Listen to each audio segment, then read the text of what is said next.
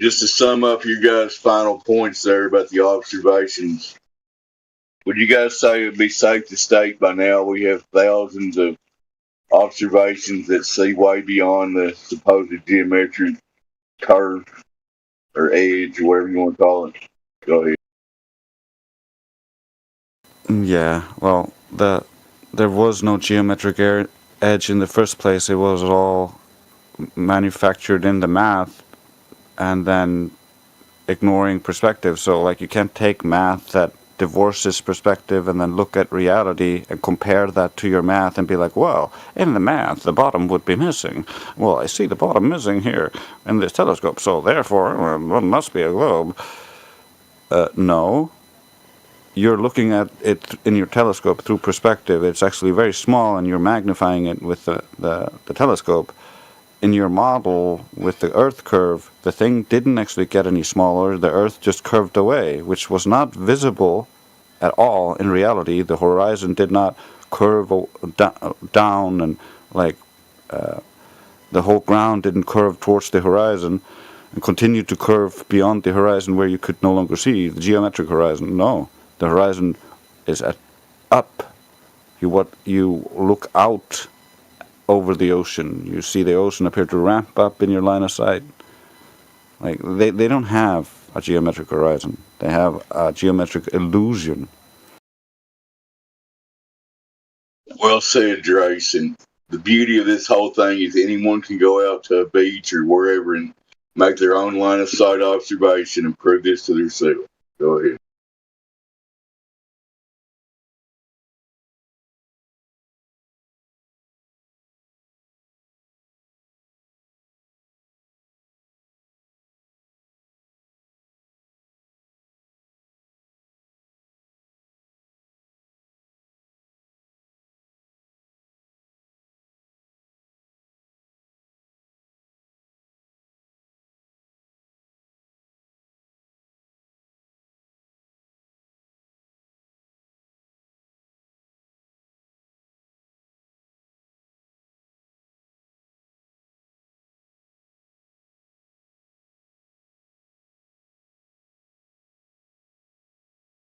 What I got things to do, I can't yap too much.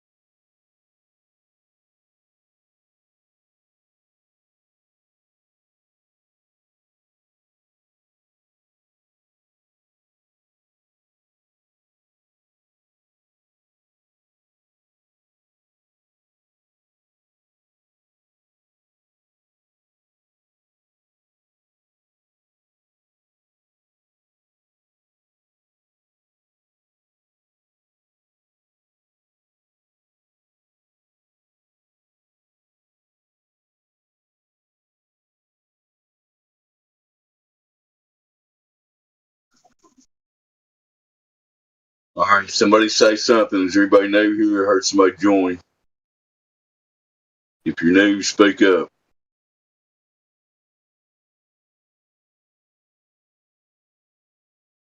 As far as I can tell, this globe thing exists only in the minds of human beings. It does not exist in reality. Someone prove me wrong. Go ahead.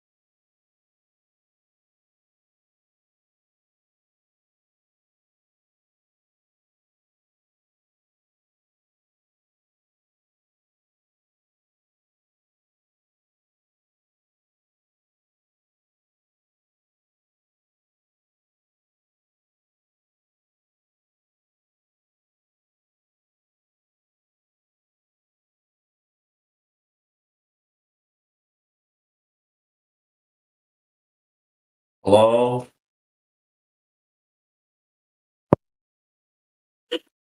You're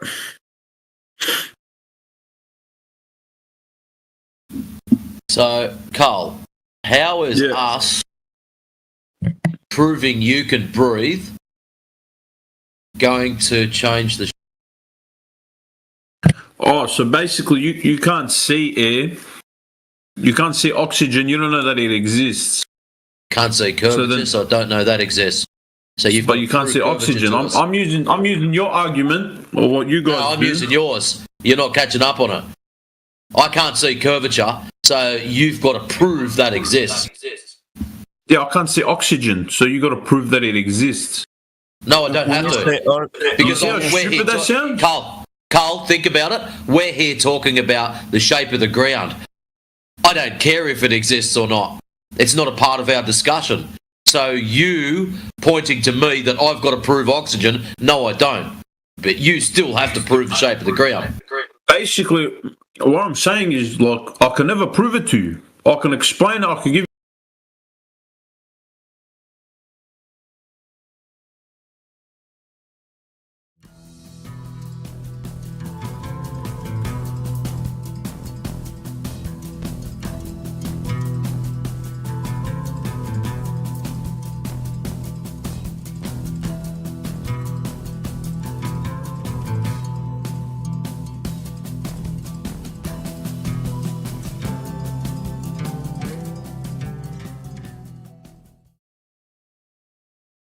Well, since we're the law there, Grace, why don't you cue us up another selection?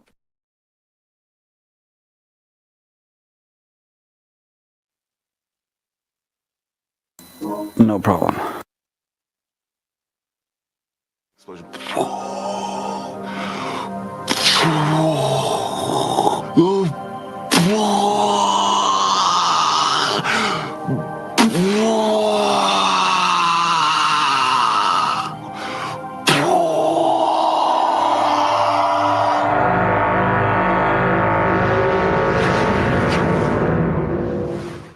Welcome to the... Sit down. Good morning, my children. Now, I am in charge of this show. Prepare your behinds for an explosive assault of your senses. Welcome to the Father Balls experience with the Lunar Tick. It's the Lunatic Show, Father. Not anymore. We need new theme music and better guests. You keep getting wrecked. These darn flat earthers are so charming and good looking, it's hard to concentrate on the holy fallacies. I understand, my child. But that is why I have a secret card to play. I invited a friend from the fraternity to come on the show. He should be arriving shortly. Ooh, goody. Who is it? I have a few friends lined up already, but this one is a special one, handpicked by Father Son himself, so he wears the vest that signifies his importance to the secret societies. Since he's not arrived yet, I will play a short clip to showcase his brilliance. I know you will know him as soon as you hear him speak. The world's most famous astrophysicist, a man in a league of his own, Wildegas Bison. Bison? But the Flat Earthers use him, and Fight the Tight Shirt said he was wrong. Flat Earthers are wrong, and Bison will prove that. Fight the Tight Shirt is just a moon caught in your orbit. His opinion means less than yours, and mine supersede yours.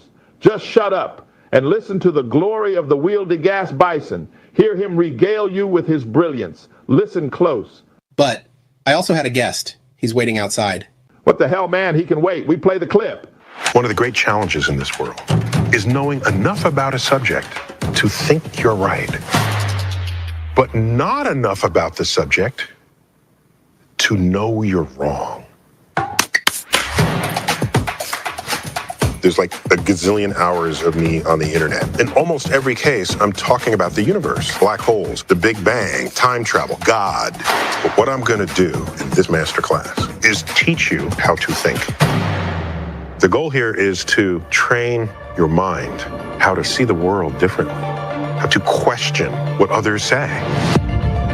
I've come to realize that there are three categories of truth: personal truth, political truths, and the objective truths that shape our understanding of the universe.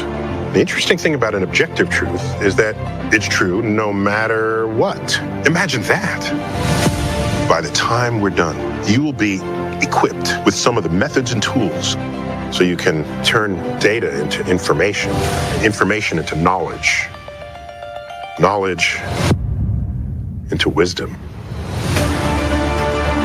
We all have susceptibility to bias. Search engines on the internet are the epitome of confirmation bias. And you're going to use that as evidence that you are correct? No. The good thing about science is that it's true whether or not you believe in it. What does it mean to be skeptical? What does it mean to be convinced by data? A proper skeptic questions what they're unsure of, but recognizes when valid evidence is presented to change their mind. I will equip you to not only find objective truths, but then communicate to others how to get there. It's not good enough to be right. You also have to be effective. The less connected you are to what is objectively true, the less likely you will be able to make decisions that will benefit your life, the life of your family, and even civilization itself. Now, that is a master class. When he arrives, you better be on your best behavior, McClune. Now, who the hell is this guy waiting outside? It is Craig McFaddy.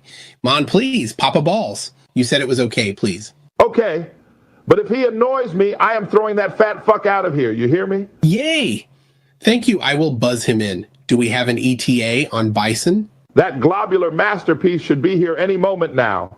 I keep texting him, but all I get back is this eggplant emoji. Do you know what this means? I don't know. I am not hip like the kids. He's probably hungry or something. Hey guys, Shut up and go to the corner over there. Take your mic with you, but don't speak unless spoken to. You got it? Sorry. but I know the secrets. Shut up, you nitwit, halfwit, fuckwit.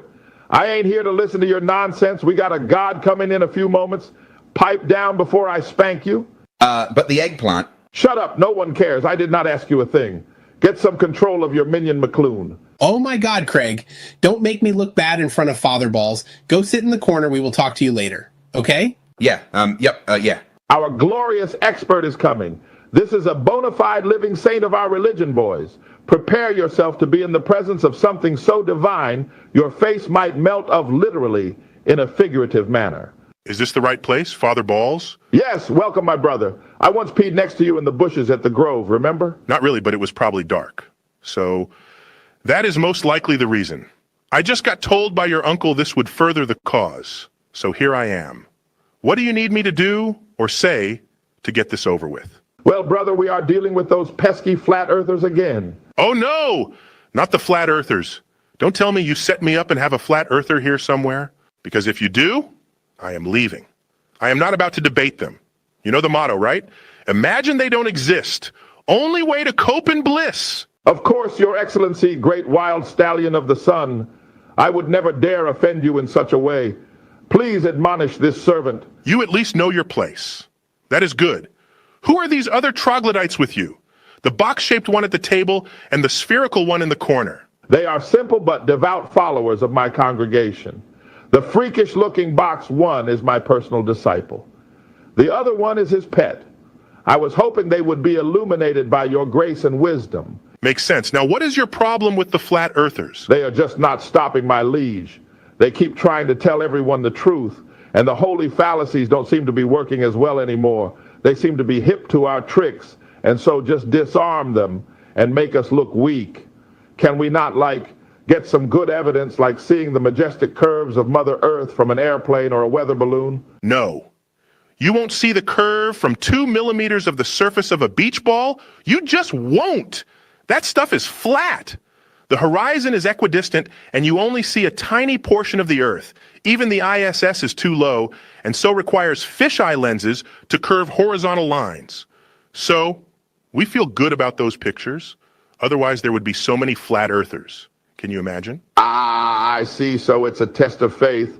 Only the truly devout can understand that there is no curve there, but still hold the faith.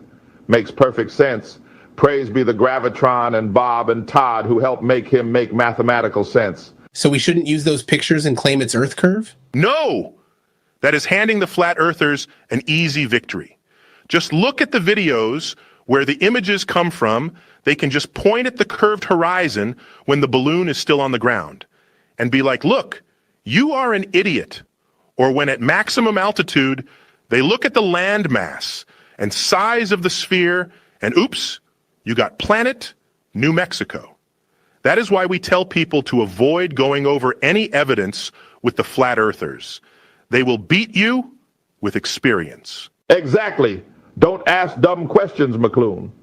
So what about our prophets? Can we not just slam them with superior doctrine? The holy sticks and shadows surely cannot be countered. It's divine inspired. Ah, you underestimate the trickery of their heresy. It does not work either. You need to look at the nuance of it. Our prophet made a few assumptions that we cannot test. And by changing those variables, the flat earthers can get the same results on a flat plane. So it proves nothing. If it did, the Chinese would have proved the flat earth doing that exact thing. So we must reject it.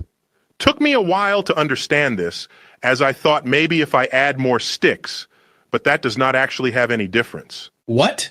4 sticks did not work? But I would have thought such a genius idea would have worked. I mean, you said so. I postulated that it might not work, but change parameters and it does. Pseudoscience is also a fickle bitch. Right, Father? Ah, yes, like an angry blue-haired woman.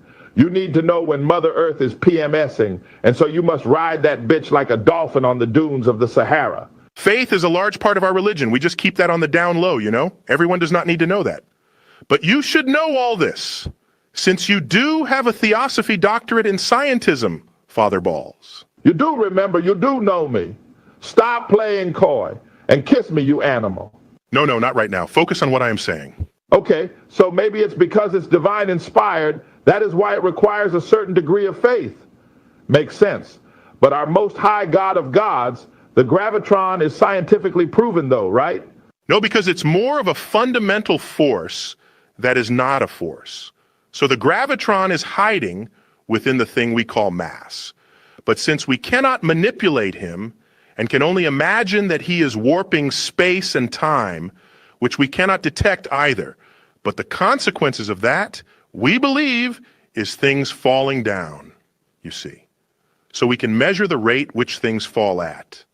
We know both the prophets Newton and Einstein were fundamentally wrong, since neither idea works with observations or experimentation completely, but working partially is enough to get people going, and it confirms our belief, so their work is sacred. Oh, okay. There is naturally going to be an element of faith because it is a religion, but there must be something that we can use to clobber the flatties with, like just saying stuff like satellites. That might sound good on the surface, but how does that prove anything either way? It's not like they can go and confirm the satellite is doing what we claim it's doing, can they? No, I guess not.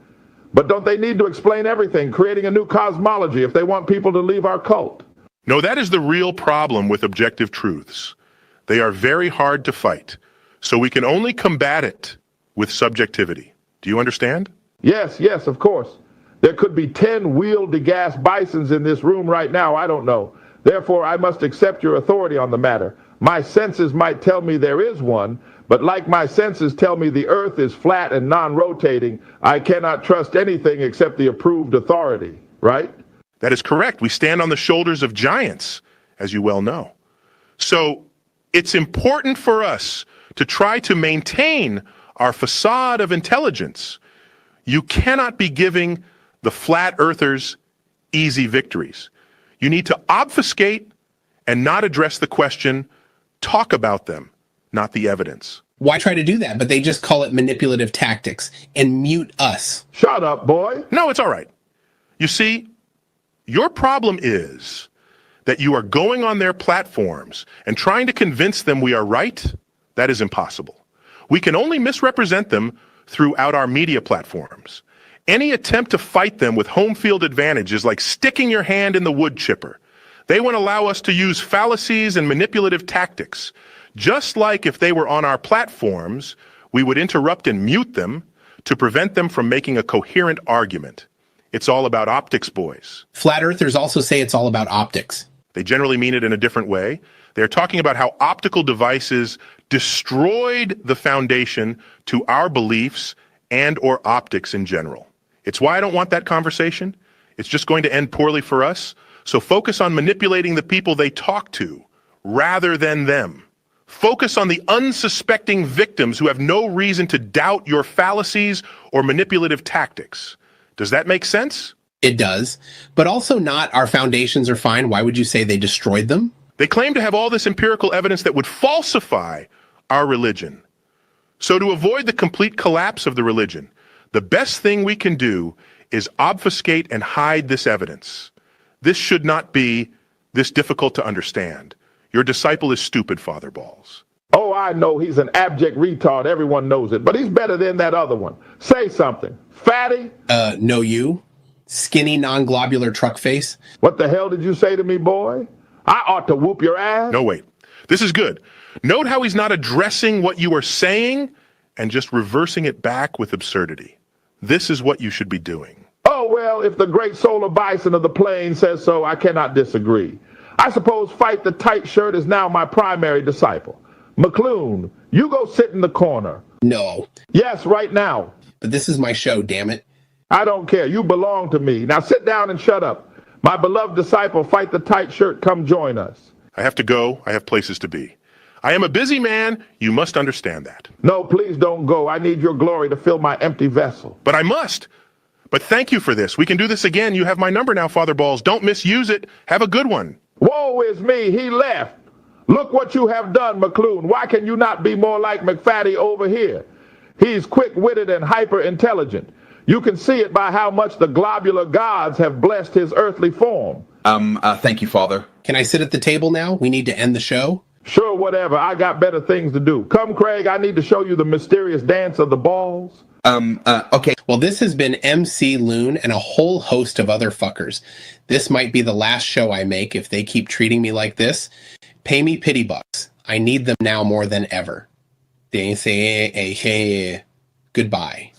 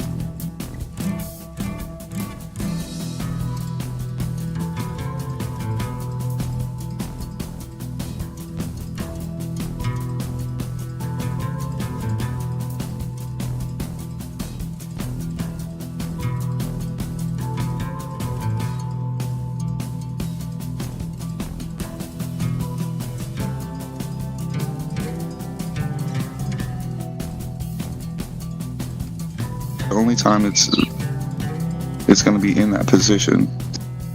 Whether it's, well, this is for a solar eclipse. I wonder if it's the same for a lunar.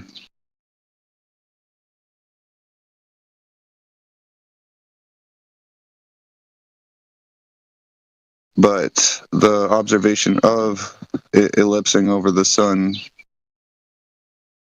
is just explained through observation.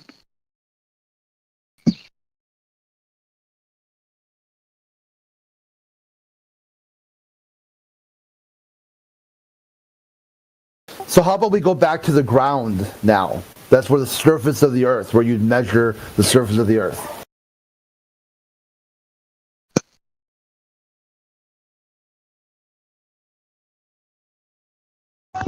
Yeah, that was going to be my original response. Like, focusing on the sky doesn't help us answer the question of the surface of the Earth. All you're doing is correlating and assuming.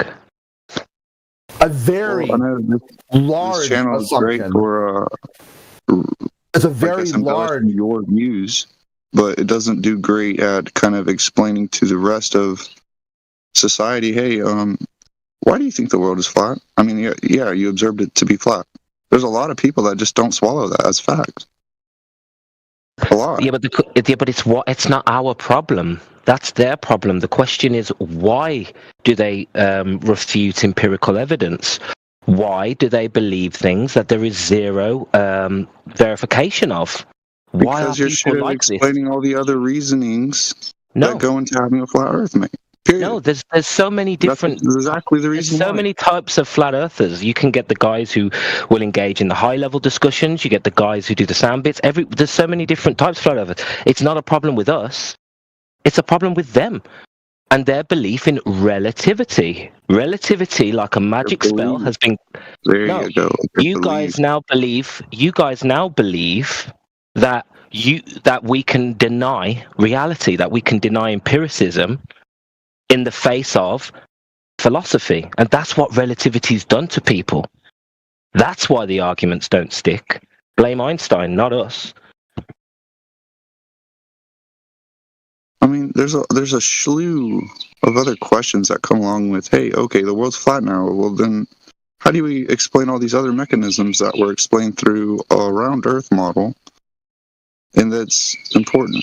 I don't see how that's not important. How is relativity more important than empiricism? Okay, no. Justify you're that. asking me something else.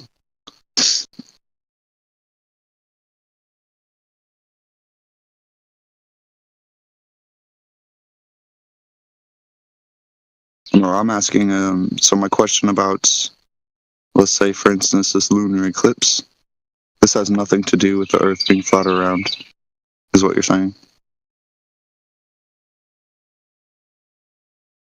Sorry, I missed what you said. Apologies. So, in an instance of like this lunar eclipse, this observation has nothing to do with the world being flat around, so we could just write it off as, well, it's whatever it is. We don't know. No, it's a good data point because it definitely debunks the claim that the moon was in front of the sun. It is a hard counter. Right, which debunks the heliocentric model. So if you use their lore, that's the best part. If you jump into the globalist worldview, there is so many contradictions.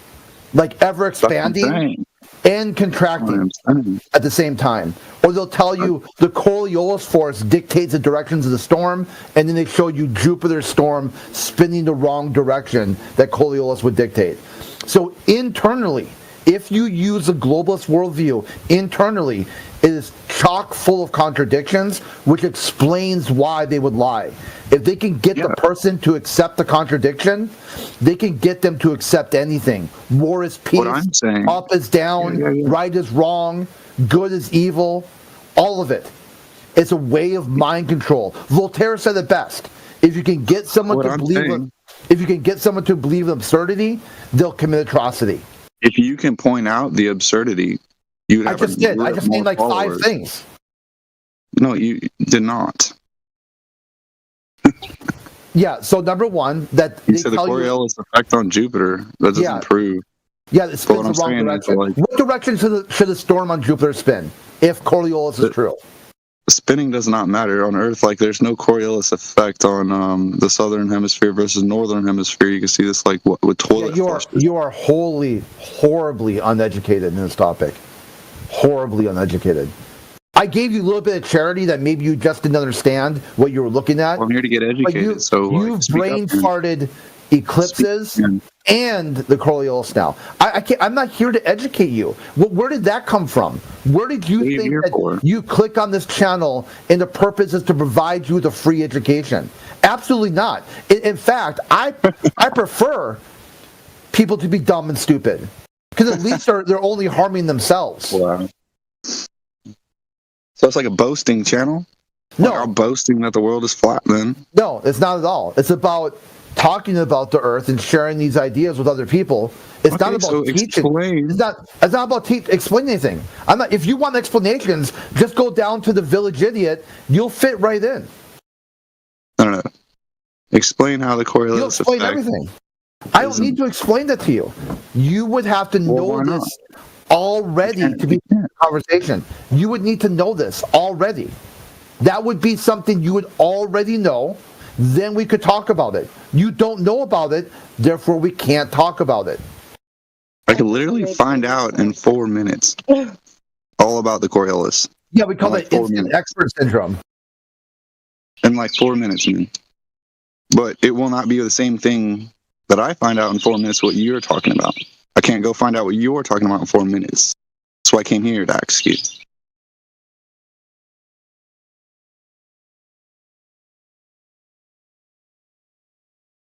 Here.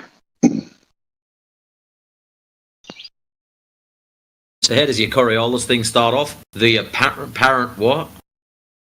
He doesn't know. He's completely clueless. Hey, I'll tell you why you can't figure this out in 4 minutes, because what you can figure out in 4 minutes is content. It takes a lot more to figure out that we're talking about the context. And a lot of the evidences that you guys think are for the globe are actually flat earth evidences. It's just the context in which you apply this evidence. But you won't bother. Fallacious. But you won't bother. Appeal to motive, logical fallacy. So not only are you very uneducated in this stuff, your thinking is very fallacious. You've just demonstrated the point I was making. You either don't care, you didn't demonstrate any point about flat Earth, don't know, which is the name of this channel. Damn it! Yeah, which is what? What's flat Earth? Come on, play the game. Two words there: flat and Earth. Which one of those words are sky? Which one of those had anything to do with the Coriolis effect? Which one? When I told you internally, when you evaluate the globe internally. See, you're not listening either. So, A, you're not paying attention. You don't know the content. I'm reading when the content on Google is given to you. And even when the content is spoon-feeded to you, you brain fart it. You're bricked. Better just move on to another caller. Get out of your feelings. We're talking. It's better off just moving on to another caller. Mate. You're too far gone.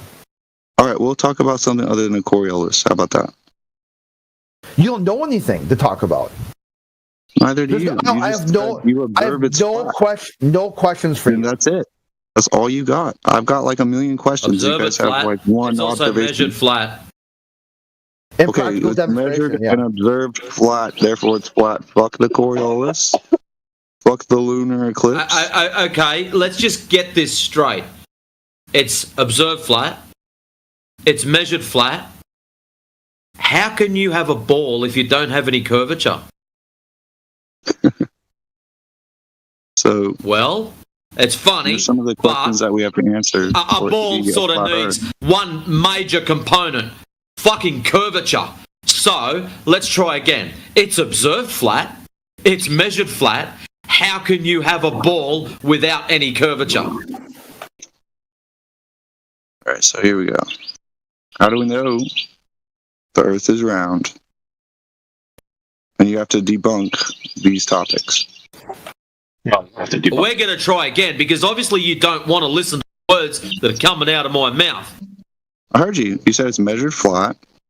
It's observed flat. So it's flat. Measured flat. You did. So Said it like 5 times. how do you have a ball with zero curvature?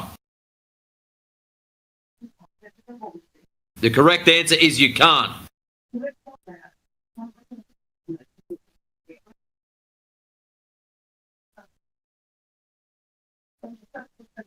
So unless you can prove curvature, measured drop over distance, anything you say is probably just going to go fucking sideways out the door.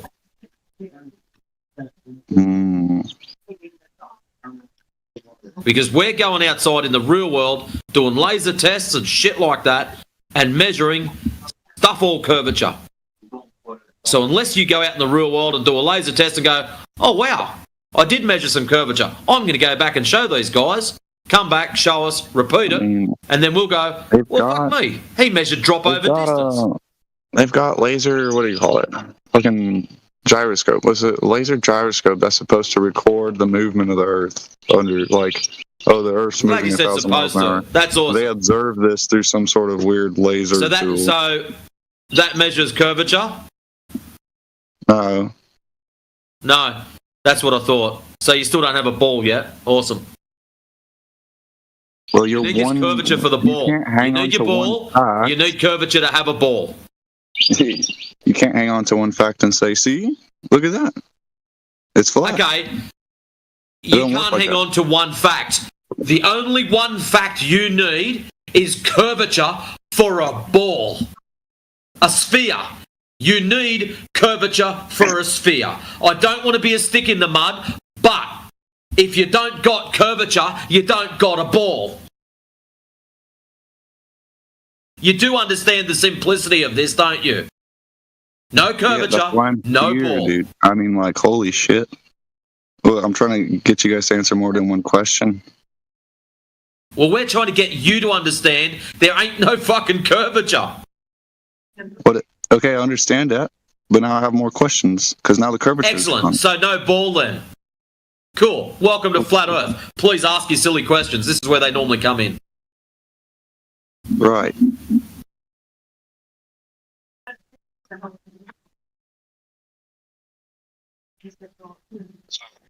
Was that Lion? Was trying to jump in earlier? I missed it. I'm tabbed out. So I heard his voice.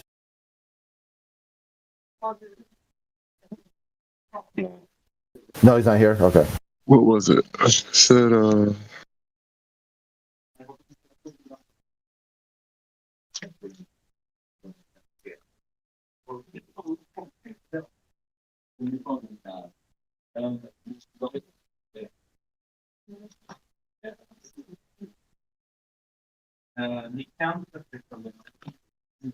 So look, man, if you Google this, you say proof the Earth is round. It's going to give you 3 sets or 3 key points. The last one, which is right off, you could write that one off because it doesn't really count. The round shape, casting a shadow during a lunar eclipse. I've still been trying to get an answer for that. Okay, stop, hold there. Shadows during lunar eclipses. No, let's scroll back up. Scrolling up, scrolling up, scrolling up. Let's have a look here. 38 minutes past the hour. Right. 39 minutes past the hour. Did he just leave? He ran away, yeah. Fucking coward. I mean, good riddance. The dude's worthless. It's a waste of time because he knows what was at 39 past the hour. A ball-tard casting a shadow on another ball-tard and not producing the effect that he wants to see. He had no idea about the solar eclipse, and that was his self-explanatory event.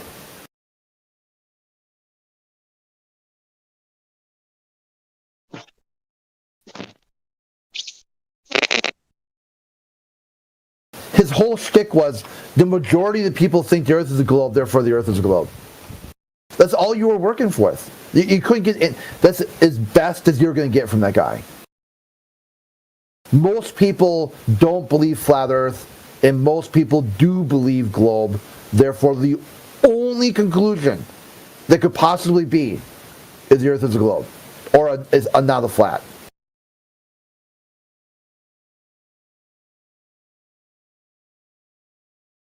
his world, he'll start looking at flat Earth once 51% of the people believe it, and then he won't understand that either. He'll just switch. Whatever 51% of the people believe, he'll switch and won't understand either idea, any of them. It'd have to come up on the 6 o'clock news. Yeah, come up on the 6 o'clock news. Scientists say the Earth is flat. He's like, oh, cool, the Earth is flat. And then you go into Globe Earth servers and say, how come everyone says the Earth is flat and you guys say it's a globe?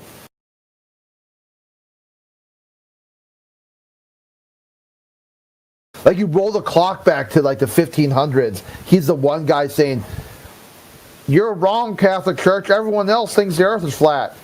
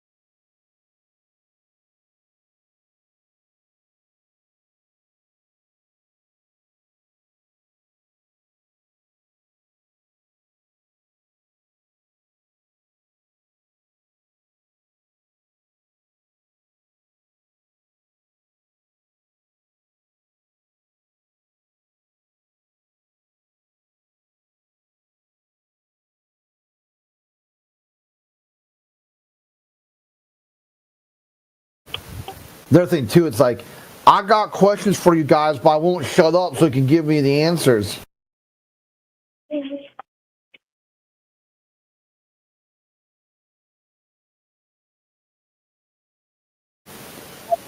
Just join the channel and try to dominate it as long as you possibly can. So let's get this straight, Clip. Yeah. Let's get this straight. If I go outside and I observed curvature, we measure curvature, and then I was to say it's fucking flat, most people would want to put a straitjacket on me. Yeah, there'd be something going on there. So why is it when we say we observe flat, and the Globers agree with us, we measure flat, it can't be a fucking ball, why aren't we allowed just to run around with straitjackets and start fucking lining these clowns up? Seriously.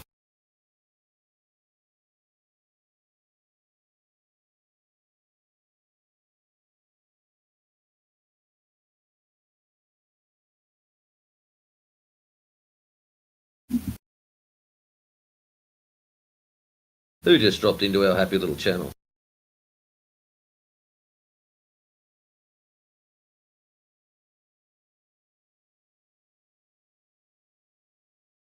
Yeah, there's more than enough of you to make heaps of noise now. I am going to toddle off to bed, and I shall catch you all tomorrow. But hopefully you enjoyed that little picture that I put up of the South Australian coastline. I do have to find out some more information on that. But yeah, if you missed it, Crit, back up at 53 past the last hour. Oh yeah. See the coastline image there. From the little car park roundabout thing right up to that point right up the top, The 143 mile. But anyways, yeah, I'll get some more data on that somehow, even if I have to go and take another one. But anyways, guys, I shall catch you all tomorrow. Peace. Have a good one. If you do get a Glober in here, just slow cook them. Peace, bro. Catch us, guys. Bye.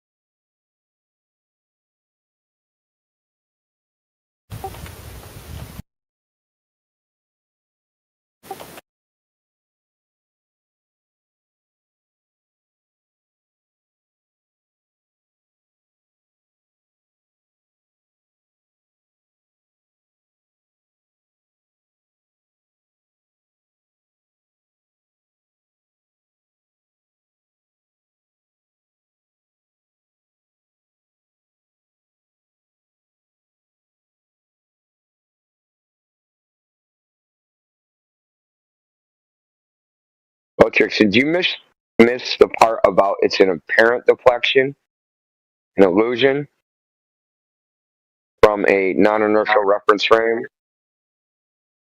relative to a rotating reference frame? Did you miss that part?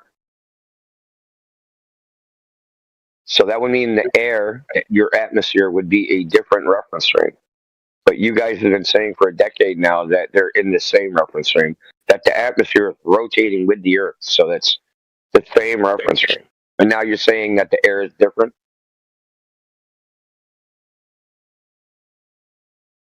No, the air isn't different. It's just that you have an initial rotational momentum, and when you switch latitude, the momentum doesn't fit anymore to the momentum that the ground has, and so you're drifting away. It only matters when you switch latitude. Yeah, and so how is it compensated for? Compensated, well, by steering against it, I guess. Lotric, you said that you got some data from the NTSB. Can you get me the instrument? Is there a Coriolis meter that you can show me and the data that is fed to us off of that? The black box data? No, it's just mentioned in... Oh, it's just mentioned. I want to see the data. I want a Coriolis meter, please, and the data that we get from that instrument. Doesn't have to be a meter for it. It just... Well, you just compared the data that we provide from the NTSB as far as pitch data is concerned, right? Yeah. So we give you data from an instrument. I want you to give me the Coriolis meter instrument and the data that comes off of that. If you're going to make this comparison, then let's see your instrument. Otherwise, it's a false analogy and you're just talking smack. It's boring. I just said the source seems believable to you, so... No, it seems believable to you. We have data. You have mentioned Coriolis. I want you to get us the citation and tell us about what it mentions.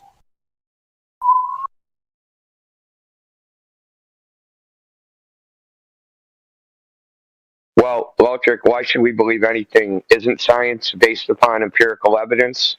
When he asks you for the data, that's what he's asking for, the empirical evidence.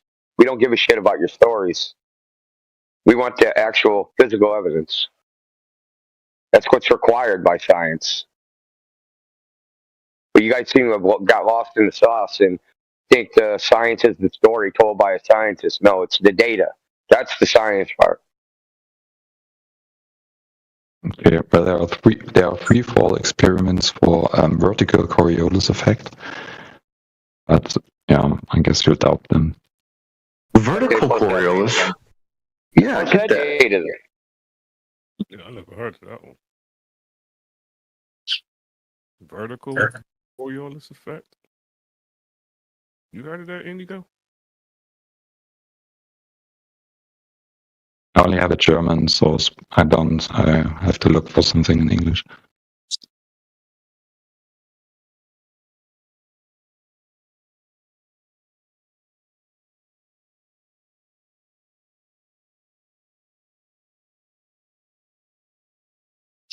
Is it in German level curved?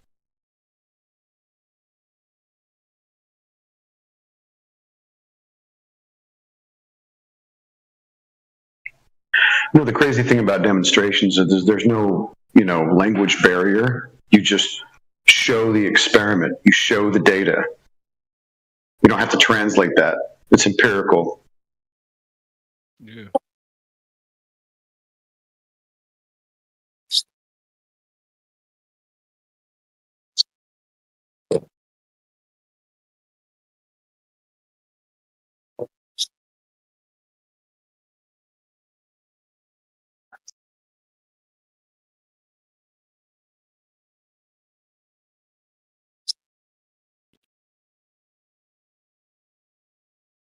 This graph I'm showing you is they did free fall experiments at different heights in meters at the x-axis, and then the y-axis shows you how much or how many millimeters they were deflected to the east. Another experiment. And Walter, who can make this diagram?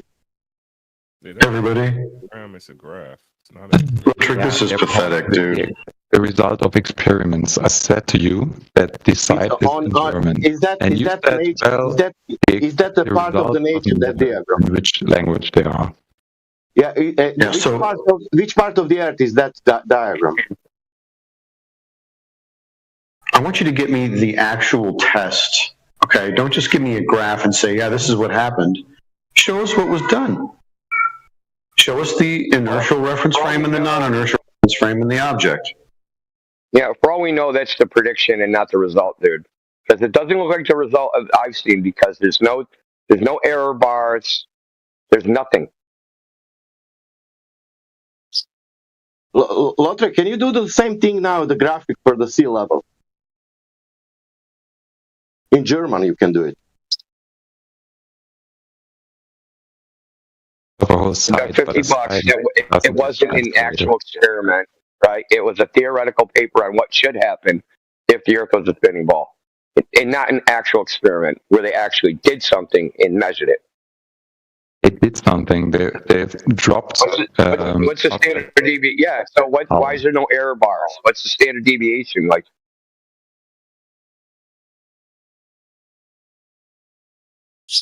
Yeah, exactly. That's what we like in science. When you do measurements, because there's measurement uncertainty, they put error bars. Okay.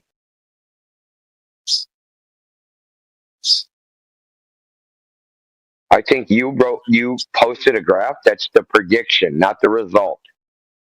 Yeah, I get confused when they post these graphs without actually. And then they fit the data to they'll overlay the data graph to the prediction graph, and then they'll measure. Hey, the measurement is within the prediction within some value.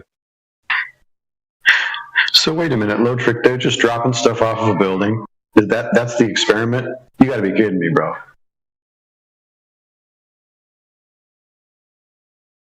That's the experiment?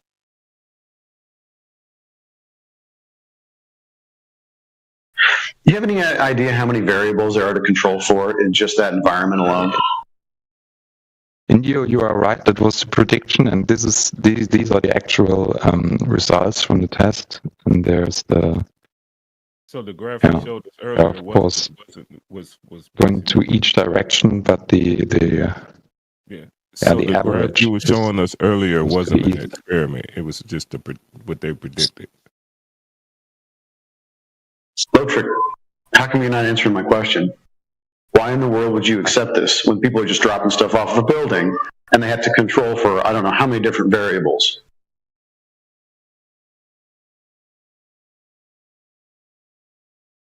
Yeah, I guess they take care of the variables. They are. So you guess they do, dude. This is hopes and dreams. You hope they did. You guess they did. Tell me about all the variables they controlled for that day. I mean, the wind alone. Yeah, stop dropping and controlled variables, mate. They shielded it from wind, would be the first part, and they made sure that there is no, when releasing the object, that there is no tendency to one direction. They get rid of the wind. Okay. Yeah. They got rid of air. Of wind, not of air. How'd they get rid of the wind? Yeah, how did they do that? They Doing did it inside. outside, or they did it inside. They didn't do that then. Are you saying that it's impossible to remove wind? And being inside of something? Are you saying that it's impossible? I always believe that's possible. Lotrick, you better get this paper. I'll run it through Google Translate. Just quit wasting time, dude. Removing wind. Let's check this out. I'm saying that it's impossible or is possible. The question is, how did they do it?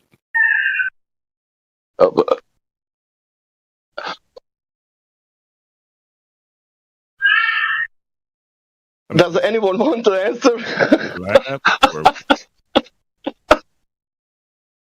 I mean, there's other variables outside too that you would have to account for as well and control as well. So I mean, it's not the wind would be probably the main one, but I mean, if it's just as simple as dropping things from buildings and something of that nature, I mean, then why can't you just take a drone and fly it in place, or take a helicopter and fly it in place and see if the Earth turned underneath it? Oh, it's been done. You're the one that brought up, since you're the one that brought it up, that you say that the ball is supposed to be thrown from its center and see if the ball curves. Reg, your mic is real low. Did you just say it's been done? Drones? Yeah, it's been done already. Everybody who flies a helicopter or a drone, there's no apparent deflection. You're telling me the Earth's spinning underneath? The term spinning underneath is stupid, but it's stupider than dropping what's supposed to be happening? How is it stupider from dropping things from buildings? It's literally the same thing. The Earth is turning underneath the rock that you're dropping in a straight line from a building. You fly a helicopter or a drone in the air and keep it in place while the Earth is turning underneath it. It should be therefore it should not be. Therefore, the rock shouldn't land in the same spot, and the helicopter and the drone shouldn't land in the same spot. That's probably more I think the drone example or demonstration will be more accurate than you dropping a rock, because the rock is not being controlled. A drone is being controlled in place. It could account for the wind and things, and in almost everything in nature, it could be held directly in place. Whereas the rock, the wind, and other various things in nature can move the rock. If you smell. No, but I mean, Coriolis I'm only trying to see happens while you move. Dropping a rock is a better experiment. Coriolis doesn't apply if the helicopter stays at the same position above the ground. What do you mean it doesn't apply? He's hovering in place. The Earth is supposed to be spinning out from under the doggone helicopter. Then this experiment is nonsense then. No, that's not. Then you have the wrong concept of Coriolis. Coriolis doesn't. We have the wrong concept. So we're not viewing something in the inertial spinning non-inertial reference frame and witnessing an apparent deflection as the particular object is moving in a straight path through the inertial reference frame. So it's not spinning out from underneath the object. Is that what you're telling me? That's not happening? You're moving from circular motion to another circular motion with less speed, and so you appear. No, that's not what it is. Give me the definition. Citation, please. Citation. Don't make. I'm sick of you making stuff up on the spot and not providing citation, Lotrick. You're boring now. Just get the stuff. Trust me, bro.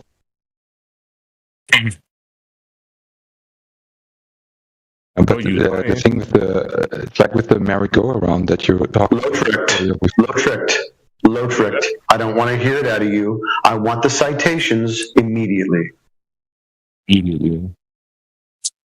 Yeah, which sources do you accept? I guess I can't. Now let's not play this game. I want you to get me the actual definition. Yeah, give us the ones that you're saying. And then I'll get you one that contradicts it, and then we'll figure out what Coriolis is, right? Ooh. So you go out and find the definitions that make you happy, and then we'll figure out what Coriolis actually is. And see if it has any relation to what the Earth is actually doing, because we don't experience any kind of acceleration. No way to detect it, no way to even observe any kind of rotation. In fact, you're essentially begging the question when you talk about Coriolis. You're assuming that the Earth is spinning. Yeah. That's what it sounds like he's getting trapped in. But, so you don't see that, or you deny that there's an apparent force or an effect in the first place? No, Excuse me, Lotrick, I want you to go ahead and give me the citation. Don't start talking about what we deny or whatever. Yeah. Okay? That's not. Knock that stuff off. You're going into complete globetard mode. Oh, you thought you was just going to show us a graph and then that was going to be it? I just wanted it's in German. You're in denial of your own paradigm. If anyone's in denial, it's you. You don't even know what it is you're arguing. Okay, then let's start. So the initial definition. So do you Post accept this definition? Post it.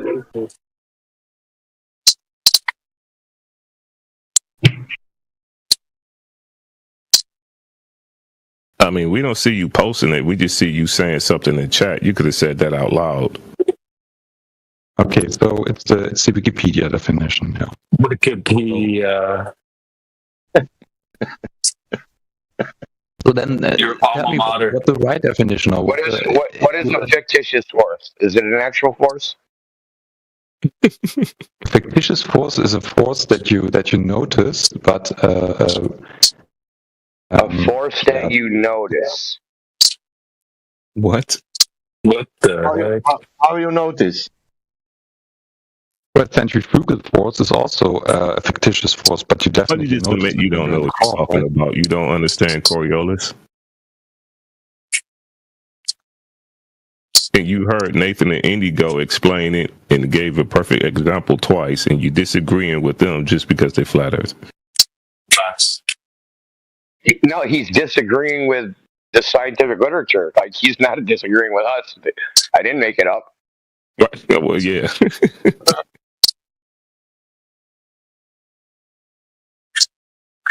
You're saying a fictitious force? You never notice a fictitious force, is what you're saying. What do you mean? There is no force.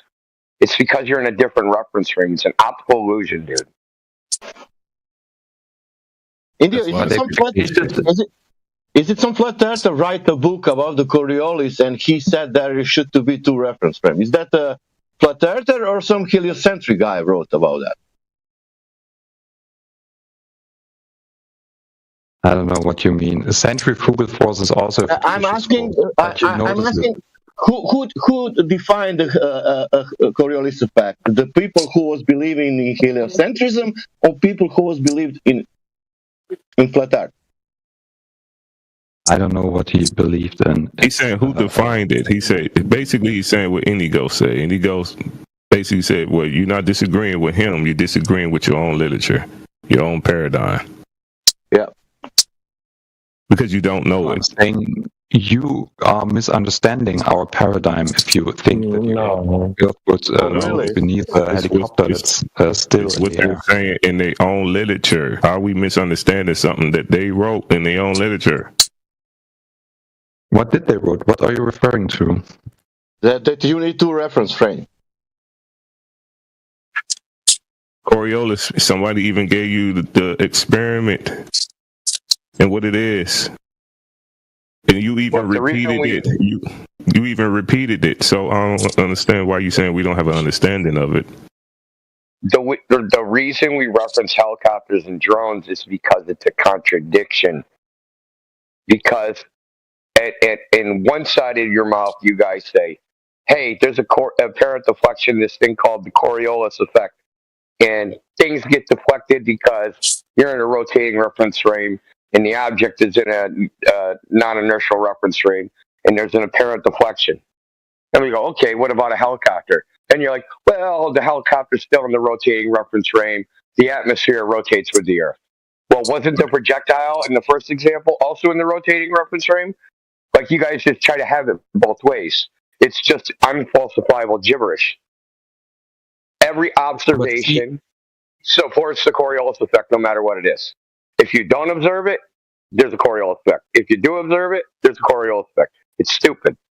Unfalsifiable. You said a helicopter that is staying at the same place in the air. That's not the same as a bullet being shot from north to south. What's the difference? And it's moving from a rotating reference frame or within a rotating Okay, we'll fly the reference helicopter frame. north-south. How about that? We'll fly the helicopter north-south. And he don't. Yeah, Indigo. He don't understand the point. He missed the whole point, or he just ignored it. The point is that the bullet in the helicopter is in a non-inertial reference frame. That's the point. In the air, simply saying. A helicopter in the air is not a inertial reference frame. Okay, no, that is the inertial reference frame. This is the thing. You guys don't even know. Hold on, Sashi. You guys don't even know the reference frames. What reference frame is the air? Yeah. Just really simple. Just tell us. What reference frame is the air? Is it the rotating reference frame or the inertial or non-inertial reference frame? Pick one, dude. Yeah, of course. You don't want to Are you rotating in the air? I mean, yeah, we can keep it simple. Are you rotating in the air or are you rotating on the ground? Both. Both. Both is rotating. So now it's both. Oh, both. That means one reference frame. So there is no deflection then. Whenever they say that there is a deflection because you're rotating underneath when you are in a non-rotating air. So that don't exist. You actually rotating with the ground when you in the air. Right? That's what you're saying? Saying Coriolis. So no Coriolis then. I mean, you're going to be going against your own team, but is that what you're saying? I'm saying in the case of the bullet and the north-south, you're switching from a what if you shoot? What if you shoot? Ask me something, and then you always talk. Yeah, but you're speaking about shooting bullet north-south. Like bullet cannot go in other direction. Are you crazy? Yeah, but you only notice it when there. Are you shooting only in military north-south? You're not shooting other direction. I mean, it seems like you kind of getting lost. It seems like you kind of getting lost when you shooting the bullet. The bullet is no longer rotating with the earth. The earth is rotating underneath the bullet. When the helicopter is flying when the helicopter is flying in the air, whether it's flying sideways or it's just staying in place, the earth is rotating underneath it because the bullet in the helicopter is in a non-rotating reference frame. It's in the air. So therefore, you will experience Coriolis. It will be a slight deflection. But you're saying, no, it's no deflection. Because even when you are in the air, the non-rotating reference frame, you would still rotate with the earth. I say the air isn't a non-rotating reference frame. That's the first thing. So the air is rotating. Holy cow, dude. Wow. Okay. So no Coriolis then. Yeah, no Coriolis. No, listen, just let me finish the sentence. Coriolis means that when you start at a certain latitude, going, I don't know, 800 miles per second in angular speed, and then you move towards the equator, where the rotation is faster, like 1,000 meters per second angular speed, then you're now, with your old slow speed, in a new or in an environment where everything rotates faster. So you appear to slower, and therefore you drift away to this in respect to the new reference. What is the cause of that? Oh no, that's not even Coriolis. That's wrong. Miles is not a unit in angle, dude. Like what the fuck? 800 miles in angular speed? What the fuck is that? That was a hot mess. He's trying to pull a fast one on us. He's trying to complicate it. He basically saying with you guys. No, you're right. Angular speed is wrong. The one at the circumference. I don't know what's it called in English. So what would be the cause of you appearing to move slower or faster? That you're rotating, or that the earth is rotating underneath you. Why are you saying we're wrong because of that, sir? You explaining the same deflection. Rotating underneath happens only when you move north-south. Yes, when you're dislocated. Yes, when you're detached from. Yes, when you're no longer attached to the rotating reference frame. Yes, like the air.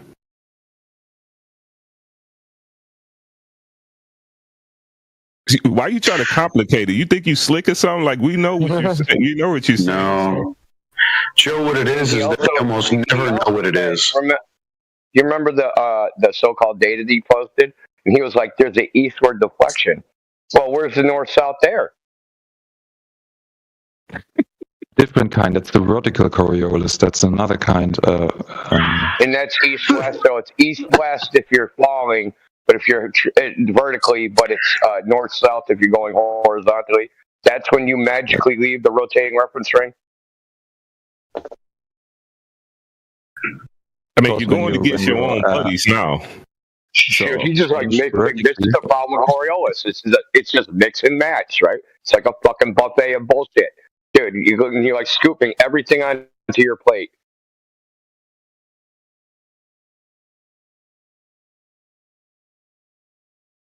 It's really simple. If you're on the surface of the Earth, you're supposed to be in a rotating reference frame.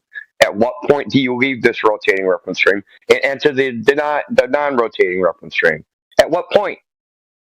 Now, you said, well, if you drop something vertically, then you do it, or if you travel north-south, then you do it. But if you just try to stand still, no, you're not doing it. You're still in the rotating reference frame. There's no basis for any of this. There's literally zero basis for this is when we're in the rotating reference frame, and this is when we're not. This is when we have Velcro atmosphere, and this is when we don't. It's silly, dude. It's silly that you don't see how shit this is as like a scientific concept. There's no way you could falsify it. But Coriolis at all. I mean, because the only way that you can falsify it is entering into the non-rotating reference frame. Stay there and see if when you get back to the rotating reference frame, is that rotating reference frame actually rotating? But you saying no, even when you go into the non-rotating reference frame, you are still rotating with the rotating reference frame. So even when you come back and you land in the same place, you just rotate it with the reference frame. So therefore, it's just basically it's not falsifiable. But then you can pick and choose you could pick and choose and say, oh, but when you travel in the air, it's because the Earth is rotating underneath you. You can make claims about it and say, oh, that's due to Coriolis. But when you actually try to test to see if it's true and see if it's actually rotating, there's no way you can actually falsify it. There is no alternative. There's no hypothesis for it at all. In two instances, he brought up examples where the observer is required to accelerate over a reference frame below him that's in acceleration to prove that the reference frame below him is in acceleration. I've heard this claimed by people that Earth-based Coriolis requires two accelerative reference frames accelerating in different directions from each other in order to establish that one of them is in an accelerated reference frame. It's messed up. You only need one inertial and one non-inertial at a minimum to observe a Coriolis effect. Why are you adding more? He try to complicate it. He try to pull a fast one on Indigo.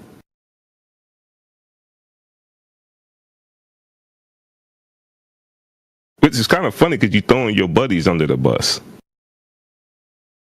I don't think Matthews would say something like that. Matthew, would you say something like that? I'm having trouble following what you're talking about. So if it's that complicated, then I don't know.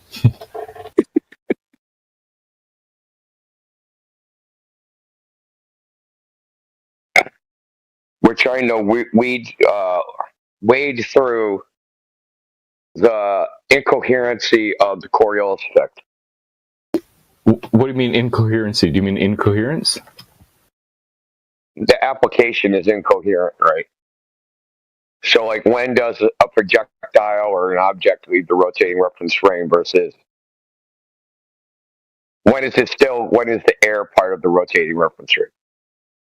Right? Because they say in one situation, such as a drone or helicopter, you're in the air, and the air is part of the rotating reference frame, so there is no Coriolis observation.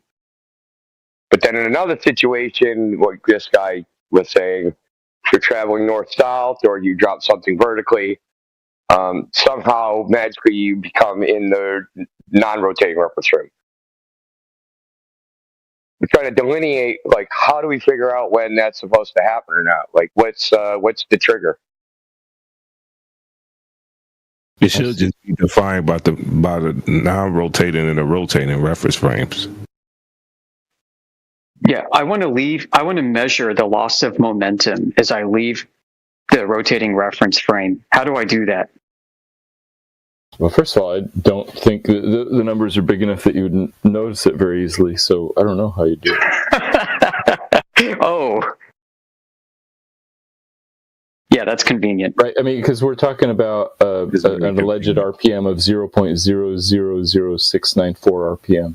So, you know. Yeah, but we put that in terms of velocity, right? So we can measure the acceleration change in the same units. Oh, sure. Matthew, Okay. If you take a drone to hover, is it that drone rotating with the Earth?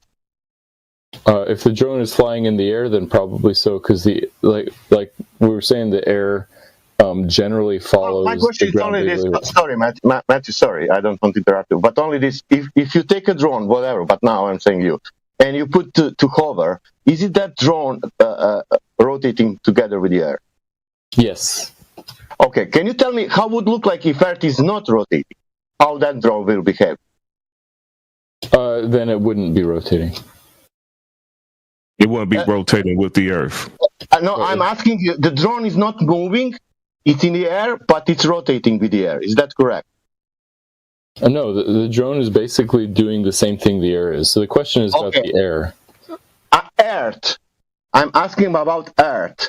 If drone is in the air rotating, does the drone rotate together with the Earth? No, the drone rotates together with the air. And the air is rotating with the... That means the Earth is rotating different from the air. If there's wind, then yes. If there's not, then no. It's about the same. Then no. That means it looks that it's stationary, but also drone is not moving. It's hovering, but everything is rotating. Is that correct? No. No. I want to understand, Matthew. I want to understand. I take a drone. I put my drone to hover in the air. Does that drone rotate together with the Earth? No, the drone is in the air, so it's just a question about the air versus the Earth. That's the only question. You're confusing things by putting a drone up there. My question is, does that drone, you said, no, it's not rotating together with the Earth, only with the air. That means the Earth is differently rotating from the air. It's about the Earth. Matthew. He's saying that the air rotating differently from the Earth. That's what he's asking. No, unless there's wind, then it can go a little bit different. So it's No, let's not speak about wind. I want to only to put drone in the air and to realize, is it this drone rotating together with the Earth or not? The drone is doing whatever the air is doing. If there's no wind, then the air... I'm not speaking about air. Yes, you are. Drones fly in the air. That's the only question is, what is the air doing? The drone is confusing things. Jesus Christ, Matthew, I want to realize if it's Earth rotating. Yes, the Earth is rotating, the air is rotating, and the drone...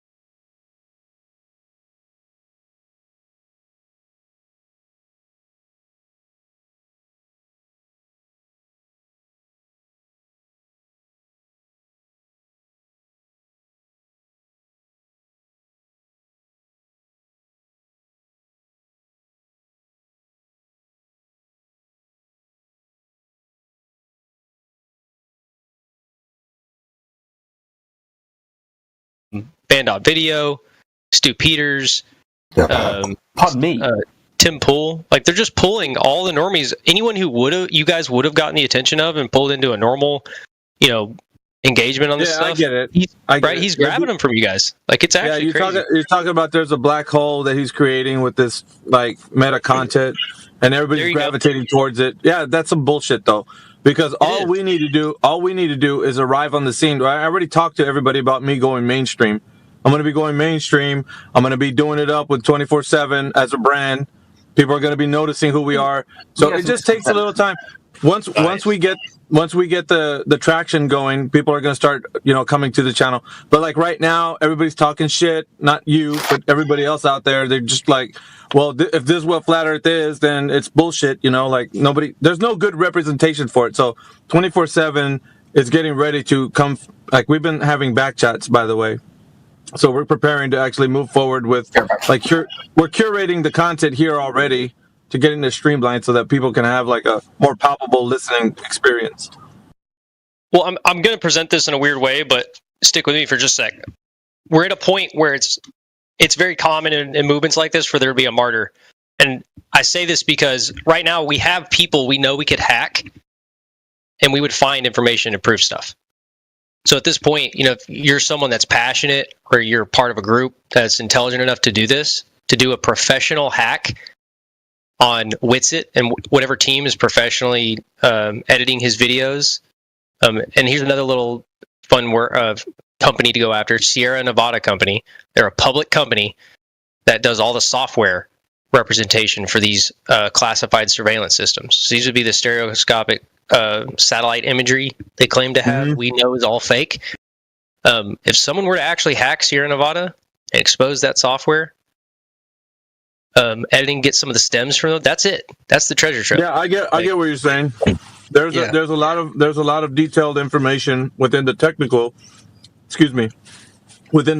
that you can actually pull up that's going to show that they're not actually doing the thing that they say that they're doing. So an end user wouldn't know that information, but somebody that's inside would. So if you had that information, that could expose a lot of the reasons why people think the Earth's a globe. Yep. Am I reading that? Was I reading that correctly? Was what you were proposing? Yeah, well said. And that means we don't have to call our attorney generals and try to convince them the Earth is flat. We just have to convince them that there's a private company lying about software representation of data. Period. We don't have to have a reason. Yeah, I get what you're saying. There's a calling for actually diving into the reasons why people have this like convoluted understanding of the Earth being a globe, because there's no real technical way that they know that it's being done. They're only told that it's being done, and they're using these systems to kind of like cover up the fact that they don't have the actual information, the data that would support Earth being a globe. So these systems are designed. They're designed on a spherical coordinate system. They're designed with the system is designed with it being already a globe. Like it's actually put into the system itself. So that's the way the operations that it uses. It works off of the system. That's the thing. And like so, we're dealing with that on a scale from anything that's technical. That's like we're talking about surveying. We're talking about like the idea that these satellites are mapping the surface of the Earth as a globe. Anything to deal with, celestial navigation, just anything any system that can be used is utilizing a spherical coordinate system. We know this. The fact is, people don't realize. Wait, Alpha. The argumentation isn't about the globe being a globe, right? It's a problem that we have straight lines on the Earth. That's actually the problem, isn't it? Well, it's not just that; it's the mapping. So we use the longitude, latitude, right, which is like a grid system, right? Can you describe? Yeah, but like it's been hijacked by the fact that they're using calculations to actually perform not the grid. Yeah, I know that, but the grid is being superseded by this model, right? So the model supersedes. It's what I'm trying to say. It's superimposing itself over the. Okay. So, what model can the flat Earth use that has an argument for how satellites are in space? Yeah, hold on a second. Yeah, I know what you mean, Luke. But what we're doing here is we're taking things for granted, like the fact that these satellites are in a region of space that's allegedly where there's a vacuum, right? So all this information that we have about technology that's above our heads, like we're taking for granted because we don't know the specifics, like the gentleman was just telling us right now. We don't know the technicals. So if you can work this stuff out with the equations, right? Yeah, I know that the equations are one thing, but they're used off of a spherical coordinate system. So if you're utilizing hold on a second. If you're utilizing the system, you're only verifying the system within itself. You're not actually finding out what's driving. You're not finding out what's driving the pattern for its your point of origin to destination. You're not doing that. I hear you, right? So the shape of the curve, like the line, the number line, 0 to 10. Let's just use 10 numbers, right? Or 11 numbers, right? 0 to 10. Is this a straight line in your conception of reality, or is it a curved line? No, it's obviously mapped out as a grid system, which would be straight. But the number line. Here's the issue. Yeah, but here's the issue, though. Okay. Yep. When we're mapping large swaths of land, right, large distances, we're going to need something a bit more useful in the sense of saying, okay, from where I'm at to let's say Chicago or New York, or we're doing longer distances in just my local area, then we're going to need some sort of model or system, right? So that system is the thing that people are looking into, and they're using the system to verify the system being that it's using a spherical coordinate system. It's like a giant circle jerk. It's only verifying itself. That's why people think they live on a globe. Do you know what Jacob's ladder is? Yeah, the biblical reference, yeah. No, it's a game. It's like an activity. What do you mean? Do you know what a stairway? You know the song "Stairway to Heaven," yeah. Yeah. All right, so there's a few presuppositions going on here, right? So a stairway, right? Each step is going to have like a property of a measurement dimension, right? And a Jacob's ladder is an idea that each step gets bigger, and as the bigger, as you go up the ladder, it becomes a team game, and you help each other because the steps in between each rung on the ladder, it gets bigger, right? So it becomes a team game. And you just have to climb up really high. Okay, but the point is that with a stairway to heaven, right, is that wait, do you understand? All right, if you don't know what Jacob's ladder is, you're trying to. Well, what's your point here in the analogy? What's your point? You know what a logarithmic scale is, yeah? But the mathematical system that you're trying to utilize with. Well, yeah. There's different in a linear progression system. Most steps are mapped out equally, right? So 1, 2, 3, 4, one at a time, right? So we just take steps. Whereas a logarithm is going to do 1, 10, 100, 1,000. Exponential. Yes. Exponential is the description of the curve, not of the graphing system, right? Yes. So we're describing how to create a coordinate system, not mapping it on with the coordinates. Yes, exactly. Okay. If we're talking about that's how it's being done with the calculation, I would agree with that. That's what the calculation is. Are we using the same base units? Are we using 0 and 1 as the base? I know that sounds stupid, but I'm being serious. I need to know. Yeah, what do you mean? As far as what we're doing with mapping? Yeah, the step from 0 to 1 is constant, and so the step from 1 to 2 is the same as 0 to 1. That's the idea. That's the whole idea of mathematics. A is not B, right? And so 0 and 1, that's the whole basis, right? So. Yeah, continue. I want to see where you're going with this. That's why I want you to keep explaining. What do you mean? Oh yeah, the Jacob's ladder. If you don't know what it is, it's hard to imagine it. But when I hear you expressing your concern about the coordinate system or the mapping out of objects inside of the coordinate system based on the coordinate system's ability to map, right? what I hear is that we have different scales, different methods to approximate on a graph. Yes, that's correct. That's correct. But we are disagreeing somewhere about what graph we're using. No, well, it's not the graph. It's the representation of the physical world to the graph. So, in other words, which better represents from graph to the field. So if you go to the field, right, it's going to have to match something. But what's happening is the graph itself, it depends on what system you're using, it's going to still be equal to the fact that you're saying I'm traveling over this distance. Distance is not the issue here. Right? We're not concerned with going from point A to point B. I think that can be estimated in many different coordinate systems. Mm-hmm. Well, that could be the case, but what we're understanding is that going from point A to point B, you can use that in any type of system that would describe your travel from that point to the other, right? So you're going to try to create a coordinate system that's going to deal with the distance and the value. The distance is not that we don't care. Like however you work that out, it could be on whatever type of geometric scale. The geometric scale that you put it on, it's still going to work out because the distance is there. You said you traveled, 50 miles from point A to point B. You get it? Wait, so if it's not about the A to B, but what is it about A to B that we care about? So what we're looking for, and this is where everybody gets confused, and I know why.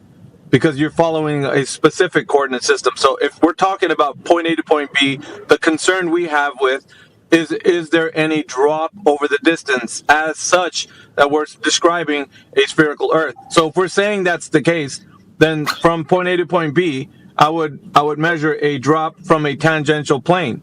The tangential plane would be from where I'm standing off into the horizon. That means that the horizon would be the maximum distance where I can't see beyond. So I'd say from that point forward, where I can't see beyond, would be obstruction of the physical curvature of the Earth. And that would be on a tangential plane, right, from where I'm standing. So beyond that, the Earth would be dropping away as it would with distance. Do you get what I mean? So now with distance, so what I'm getting is Yes. I see the horizon, but then beyond the horizon would be a drop over that distance. So I'm having to figure. I thought about this last night in bed. Right. So we have this understanding, right? We have the horizon, which could be some point in the distance, and we like to presume that the height of the observer is relatively the same height to the horizon, right? So the horizon's like X amount, and I'm standing X from the ground, and so these X's are the same, right? This is the basis of the horizon, and understand it, right? So, right, what I'm saying, right, is that so now we're at the bottom of the hill, and we're looking at the top of the hill, and the top of the hill creates our horizon, right? Now we walk away from the hill, and we keep walking away and away, and we keep walking and keep walking and keep walking and keep walking. And your argument is that the top of the hill will never go out of view, right? I think. Okay. What? So you're not. Okay, hold on a second. I think. Let me redo this. I think you're saying something that's different than what I'm saying. The person is already the one that's making the observation with the tangential plane. That guy, he's already on top of the supposed hill. Yep. He's already there. So what he's doing is viewing off into the horizon, which means he's basically looking at from his height, 6 foot. We'll just give it an arbitrary height. 6 foot observer. I understand the black swan and all these observation conundrums. What I'm saying is that if we add another dilemma into our pool of conundrums, we seem to have like a contradiction in the way that we define what we're looking at. Right? What do you mean? The horizon line is based on the observer. Okay? Yeah. All right, so it doesn't matter if you're at the top of the hill or at the bottom of the hill. The horizon is still going to be based on the observer, yeah? Yeah. Yeah. Okay. So if we're looking up or down, it shouldn't matter because technically we're just looking at the horizon at some distance. Yes. Right. Yes. No. Yeah. Right. So if you walk up to the horizon doesn't disappear; it just keeps going to the point where you exactly right. So rather than standing on the top of the hill and looking out to a horizon that's X distance away, we're going to use the hill as the reference, right? And we're going to walk because the hill is the point of because we're creating measurements for X. And we have one measurement, which is X, for the height of the hill. And now we're going to use that as reference, and we're going to walk away from it as far as we can until the point... Yep, sorry. No, I'm just agreeing with you. Okay, we walk away from the mountain until, what, we can't see it anymore because it's too small to see? Until the point of the horizon, the top of the hill meets the horizon. Okay. Right? Yeah, I mean... Yeah, but we're arguing for the fact that if the Earth was this alleged globe that everybody claims that it is, and some people do think that with this dropping away from you, right, there would be a specific distance away from the observer to the distance where you can't see any farther, right? That would be the obstruction. Yes. The point is that in our observations, there's an agreement that you can't see beyond the horizon. The fact is, you can keep zooming in and zooming in and zooming in. Yeah, but the horizon moves depending on the optic that you use and the atmospheric meteorological conditions of the day. So it moves. Yeah, so when we're on the top of the hill, we have our horizon point because that's where we're setting it because we defined it. I didn't say height. I said change your optic. So what you're basically, Jedi, saying if you use your eyes, right, you can only see a certain distance. Of course, the eyes have a resolution limit, so you can only see. You can only see, but you can only see. Hold on a second. Let's not get too hasty. All right, we can only see as far as the eyes will allow us to resolve things in the distance. There will be a convergence point. We'll talk about that in a minute. There's a convergence point off into the distance, but yet what we see off in the distance is only going to be maximized by how good you can see, right? A person with 20/20 vision probably can see at a maximum of, like, let's say 3 to 4 miles on any given day, right? Just as an average. They could see more or less based on that. But you use optics. You could increase the distance. What's happening here is that where you thought there would be obstruction due to the fact that the Earth is getting in the way of the observer's sight, it's going to be extended with an optic, like binoculars or a telescope or something. And then something in the target distance that you thought you couldn't see would be able to be seen based on the optic's resolution. So the optic that you use, telescope, binoculars, or camera or whatever, will have its own resolution limit. So it will have resolution power to see a lot farther, but not farther than its limitation will let it see. Just call it magnification, rather than resolution. Yeah, but what I'm saying, though, is you could see farther past the place where your eyes were only able to resolve. Like the naked eye. It's magnified. Well, I mean... Yes, it is magnified. But you understand the issue, right? This is why I brought up the fact that if you change the optic, then the distance to the things like the horizon changes. You can witness this with the observation known as the black swan, where before you zoom in, quote unquote, you can't see any oil rigs, you just see a horizon. And then you zoom in with the high power camera, the horizon extends backwards, and the angular resolution of the oil rigs is improved. Exactly. So what we're getting here, and by what Jedi just described, is the fact that the long distance observation that he said that we did with the optic increased the distance at which the viewer could see the observer, right? That means that the obstruction where it should be predicted to be, like blocking the observer, is not actually there. It's not blocking the observer from seeing off in the distance. What the observer had was the inability to see farther past their own resolution limit with their naked eye. Now, when you use optics, that increases that limit to a farther distance, but still it has a resolving limit, right? So what we're dealing with here is not Earth curve, because a long-distance observation provides evidence that beyond the predicted distance away from the observer, there should be curvature obstructing the viewer. We do not see that. We see actually farther past the predicted distance where the geometric horizon would be obstructing that viewer. So what we have here is an issue. The issue is the geometry of the Earth, specifically the one that's described and is the size of the Earth with a radius of 3959, the circumference of 24,901 miles, doesn't equate to our viewing distance because the math doesn't check out. We don't have a globe of the size that they tell us that it is. Well, I've already addressed this. The radius but what I'm saying is incorrect. Well, here's the problem though. You're going to have to figure out how we're going to square that circle where we could see farther past the predicted distance of the curvature. That's what you're going to have to do right now. Like, you have to show us how that's possible. I don't see a way out of this. I mean, I think that you're trying to figure how you're going to come about and say that it's still possible to see beyond this geometric curve of the Earth blocking the observer. Well, I think in forces. I'm thinking in forces, right? So I'm thinking about like orbiting, how the shape of the Earth affects the orbit, like hills and like. I mean,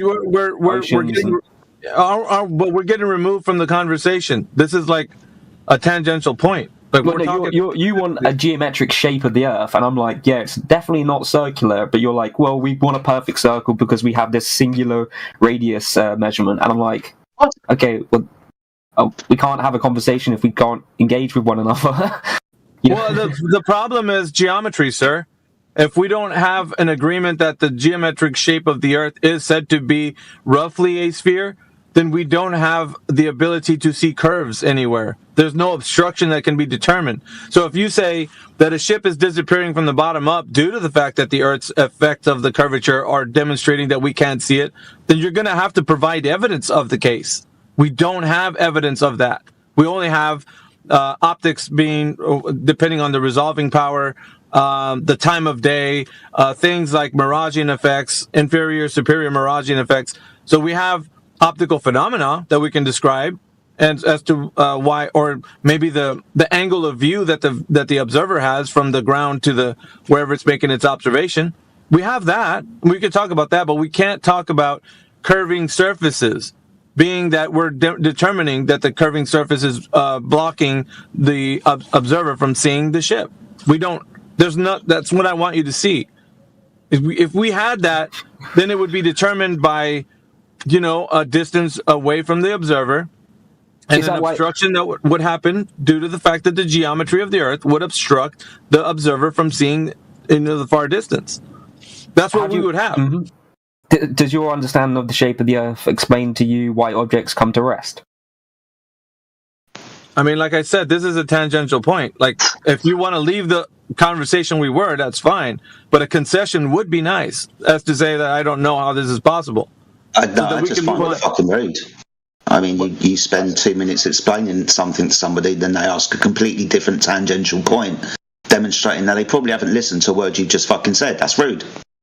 I mean, you're assuming a lot, Jedi. Thank you. Did you? So your reply? Could you at least reply to what Alpha said? Into our conversation. Excuse me, Alpha. Okay, sorry, Alpha. To respond directly to you, right? Rather than he's a mod here, dude. Like, yeah, I know I don't care. Like, this guy is going to stamp me as rude when he interrupted our conversation. Right. So to answer your question, reply to what he said, yeah. Oh my god. Sorry, Alpha, we'll have to have this conversation another time. Which one? The one that you decided you wanted to change topics to, or the one that Alpha was talking to you about that you didn't respond to? I just asked him about... Just shut up and have your conversation, you little pussy. I'll put myself on mute.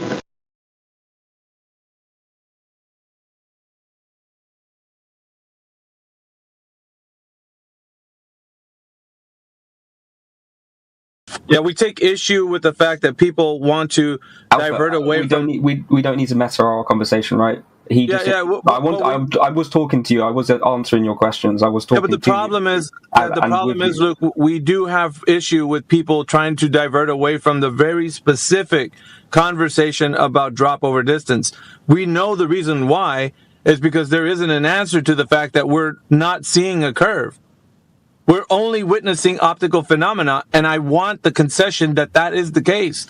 If we're saying that it's curved, then how are we figuring that out? Like, if people are out there and they're making a claim for curvature, I want to know how they're making the claim without it being substantiated. At least give me that. Are you talking to me or are you talking to the room? Yeah, I'm talking to you because it seems like you just asked me like 4 questions and you didn't answer my question because supposedly I didn't answer your question. Yeah, I'm trying you to went on a tangential point from what we were watching. Can you even remember the question I asked you? Because it's a tangential point. Why would I engage in a tangential point? It has nothing to do with what I'm saying. It has everything to do with the shape of the Earth. You're talking about me explaining the shape of the Earth to you. And I'm like, okay, well... Via the distance from the observer from the beach watching a ship. Not through this other conversation. You want to talk about satellites or something else. That's not what we're talking about. Well, if you want to be a sailor, I'm sorry. I didn't realize you wanted just to be a sailor. I'm sorry, bro. I want you to describe what's causing obstruction for somebody seeing something disappear from the bottom up, or you can't do that based on the fact that you're maybe ill-equipped to have the conversation. I don't know. You got to give me something. Why do you guys constantly assume stuff of other people? You just did it. You just changed conversation, dude. It's really frustrating. Alfred, I can't engage with your conversation. Go away, Alpha. Jedi, stop talking to me. You are a horrible person. Okay, please. Oh, fuck off, you little pussy. Alpha. What I was saying, bro. Right? Because did you understand anything I said for the last 20 minutes? You're bringing in a tangential point to talk about something that we weren't discussing. You're doing that now. Observing the horizon. Remember? We're talking about... we were doing that, and then you went to satellites. You keep doing that. I don't know why. I said the word satellite, yes. That doesn't mean that we're not talking about the shape of the Earth still. If you're removed from the surface now. You're somewhere up. You don't think we're having a conversation about what you want to talk about, bro? You're fucking deluded. Okay? It Jesus is Christ. about the surface. He's gone. He's gone? Dude, he's gone. It's like we're talking about the surface. We're not talking about space or nothing. He's back again. Are you jumping in and leaving and coming back again, Luke? No, is that what you're going to do now? Stamp your little feet? Did someone just kick me? Nobody's kicking you, dude. Well, why did it just disconnect me? People get Nobody disconnected. knows, dude. No one's removed you. Now, if you're not stamping your feet around like a little child, we'll have the conversation. We'll take that as read and that nothing happened. No problem. Continue the conversation. Just stop acting like a 5-year-old. Did you? I just want an answer, but seemingly no one can tell me anything. Okay, you want an answer, but you still haven't answered the question. How are we making observations on the surface, and people are talking about obstruction from the bottom up? I am in agreement with you, Alpha. I literally agree with everything you're saying, but you're pressing me on something that you're not listening to the words I'm saying, bro. It's offensive. Dude, I'm hearing you, but you're talking when we were finishing the discussion you're not about hearing an observation. me. You're not wanting to listen to anything I'm having to say. Right, but dude. as soon as okay, go on then. So if we're gonna talk about a long distance observation, not proving that the curving Earth is what you think you see, I'm fine with that. I need to hear a concession. Okay, I don't know that you just said right now. Bro, I agree with you. Court. This isn't court. You're trying to represent a scientific understanding. No, wait a minute. Of reality. Yeah, you're trying to say. So what you're telling me is there's not an answer to the question, is it the Earth getting in the way? Are you talking to me, or are you talking to some random person who's muted right now? I'm talking to you. Are you telling me that it's not possible to give an answer about the geometric shape of the Earth via long-distance observation? No, I never said that, bro. Are you okay? So then are you going to tell me what's causing the bottom-up disappearance to ships or not? Either yes or no to that. I didn't understand the question. Sorry, you're like. Are you going to tell me assertively? No, I'm talking to you. You're talking to I'm listening to you, bro. You are talking like I'm a retard. Can you speak normally, please? Well, okay. If you were to answer me, then perhaps I wouldn't. But if you're going to tell me that long distance observations, just take a chill. If long distance observations are showing us that the Earth is, why do you interrupt it? You could just easily answer what I just said. If you go back on YouTube and listen to the words you're saying, you've made malapropisms in your own argument. Okay, so just take a breath. Yes, take a breath. You're wasting all this meta conversation on not answering the question whether or not it's Earth curve we can see at a distance or not. Dude, just answer the question. Can you see Earth curve at a distance away from you from the ground? Yes or no? This is a trick question. I would say. How is it a trick question? Can you see Earth curve or not? For God's sakes, bro, just answer the goddamn question. when I say yes, you're going to say, well, we use magnification in lenses. Now, how do you know what I'm going to say if you don't answer me? Because fucking answer the question. Alpha, you're losing your mind, man. Oh my God, dude, because you don't fucking answer. My mind. Just answer the goddamn question and maybe we can go to the next thing. You don't know what I'm going to say until you fucking answer it. Jesus Christ, dude. Okay. Are you done? I'm fucking waiting for the answer. I already said a direct response. You're not listening. What the fuck? You're fucking clown show, bro. Like, honestly. Hey, stop. You're fucking avoiding the question because you know it's incriminating if you fucking answer. That's what it's a trick question. No, it's not. Court. This isn't court, man. It's fucking incriminating because it's going to undermine your other premise of fucking satellites and other tangential discussions you want to have. Listen to the words you're using. Right. This isn't I know. Court. Yeah, I cannot be held. The fuck it isn't. Again, the fuck it isn't, dude. You're submitting evidence. Here's the thing. You're submitting, and then why are you so afraid to admit then? Why? Because it is court, and you know that it is. Because we're being live streamed on YouTube, and people are holding everybody in here to what they're saying. And you know that other people are going to listen to this conversation later on. They're going to be like, oh, Luke didn't really have an answer to what he was asking him. Just listen. Yeah. I mean, listen to the words I said, right? Okay, so I can choose either one. We've already visited your rhetoric of either one.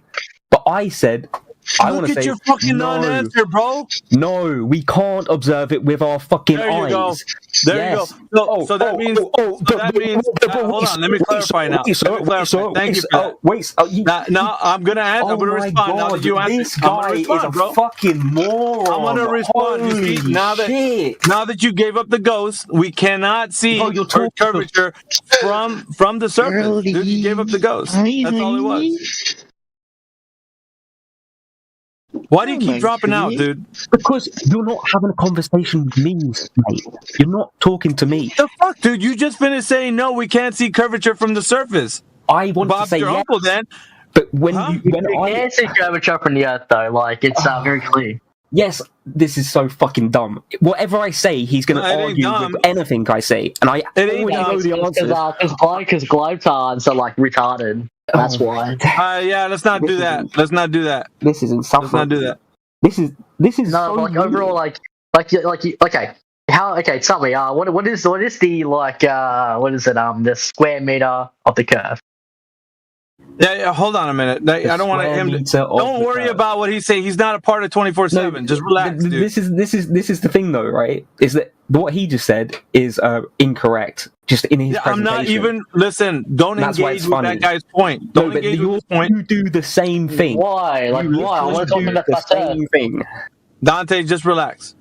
So for now, I've got a concession from you, which is we cannot see the curvature of the Earth from the surface of the Earth. With our eyes. That's a concession. With our eyes. With our so what else? With our naked eye. Bro, shut up and let him finish his point. Shut up and let him finish his point. With our naked eye, he was talking. You interrupted him. Oh my days! With our naked eye, we think we can see curvature, but we magnify the horizon line. What the fuck, dude? Wrong. Wait a minute. You just finished saying we can't see curvature. Now we can? Okay, you're trolling. Oh my god. You just finished saying we can right now. Isn't that what you said? Alpha, just sit on mute for a second and let other people talk. And dude. Like, honestly, easier for everyone. Honestly, dude, you need to make up your mind. One way or the other, can we see curvature from the surface, yes or no? I'm going to have to ask you the question again, because you just flip-flopped to yes. So which is it? With your eyes, your eyes, can you see curvature? Yes, you can. With your eyes, you can see curvature. On the surface? Yes. Really? Now, tell to me, how is that possible? Go ahead and show me how that's possible. Well, with my eyes, I can perceive a curve. With your eyes, you can't perceive a fucking straight line. Yeah, whatever. How am I going to demonstrate? How did you determine that? Show me the determination. How am I going to demonstrate something to you that you don't understand? You can't. That's a simple fact. You're lying. Hold on, Dante. God damn it! Just let him finish. So go ahead and tell me how. I had finished. Show me the method. Walk me through the method. How can you determine that it's Earth curve that you're seeing? Go ahead. Alpha, bro. I think you live in this space too much. It's damaging your brain. And no matter what I say, you just want to like You yell haven't into the said. microphone. You haven't said. That's the issue. Fucking say. It doesn't the matter method. what I say. Because you did it. Oh my god, Jedi! This guy is fucking, dude. This is what annoys people in here is that you guys are fucking just obfuscating, never giving answers. That's you're making my brain like fucking relapse into some like. What's the square meter of the curve? Like, please, what's the square meter Listening of the to you curve? spurg out about your misunderstanding of like basic elementary science is fucking. It's weird. Right. Elementary science. Elementary science. He's just insulting you now. Yeah, elementary Jedi, science. I don't care what Jedi thinks. Jedi beats his kids. Okay, I don't give a fuck. My God, dude. Like. Okay. That's too far. No, it's not too far. Like, take a chill pill, right, and maybe wake up in reality because you guys are fucking clueless. Okay, Right, is that all you got? You're just gonna hurl Is that all I've got? No, I've got a lot more. You're just gonna hurl insults, dude. Don't worry about that. Alpha, can I please just ask him one question? What's the square meter of the curve? No, You know don't what's ask him weird any is questions. He can't respond to my question. What makes you think he's going to respond to yours? Crying He doesn't know how to about, answer questions. insults, He's confused, the and guy. yet He I've says, heard no, you we can't guys see insult- curvature from the surface. Now he's saying Don't we worry, can. Duga. Yeah, He doesn't he's right. understand whether or not he can make up his mind. So how is he going to answer your question?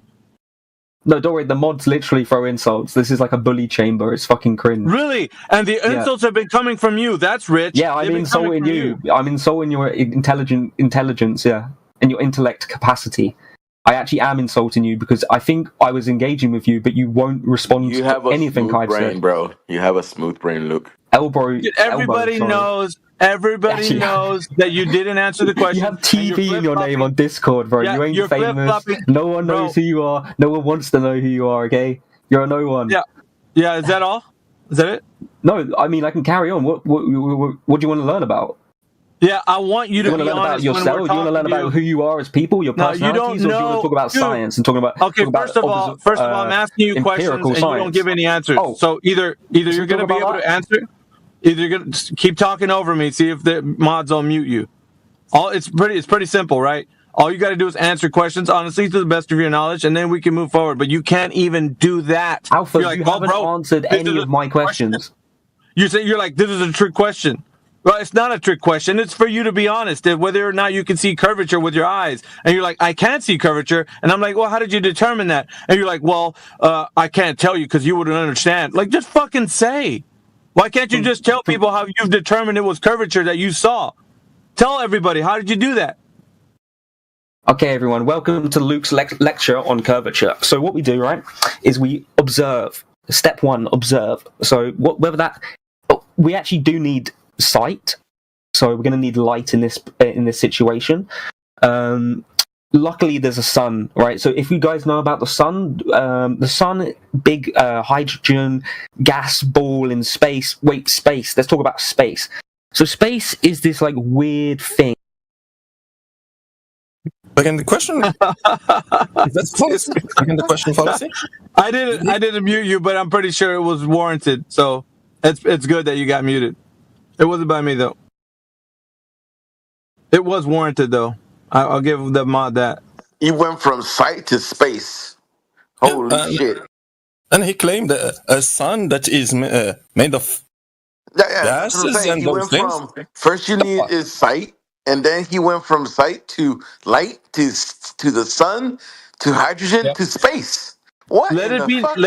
let it be noted that I gave the gentleman ample time and floor time to actually explain himself, yet he didn't do it. This was a time where he could have explained to everybody listening right now on YouTube how you can determine that you can see curvature on the surface, and he was unable to do it. So yeah, let it be Can I known. please ask him a question now?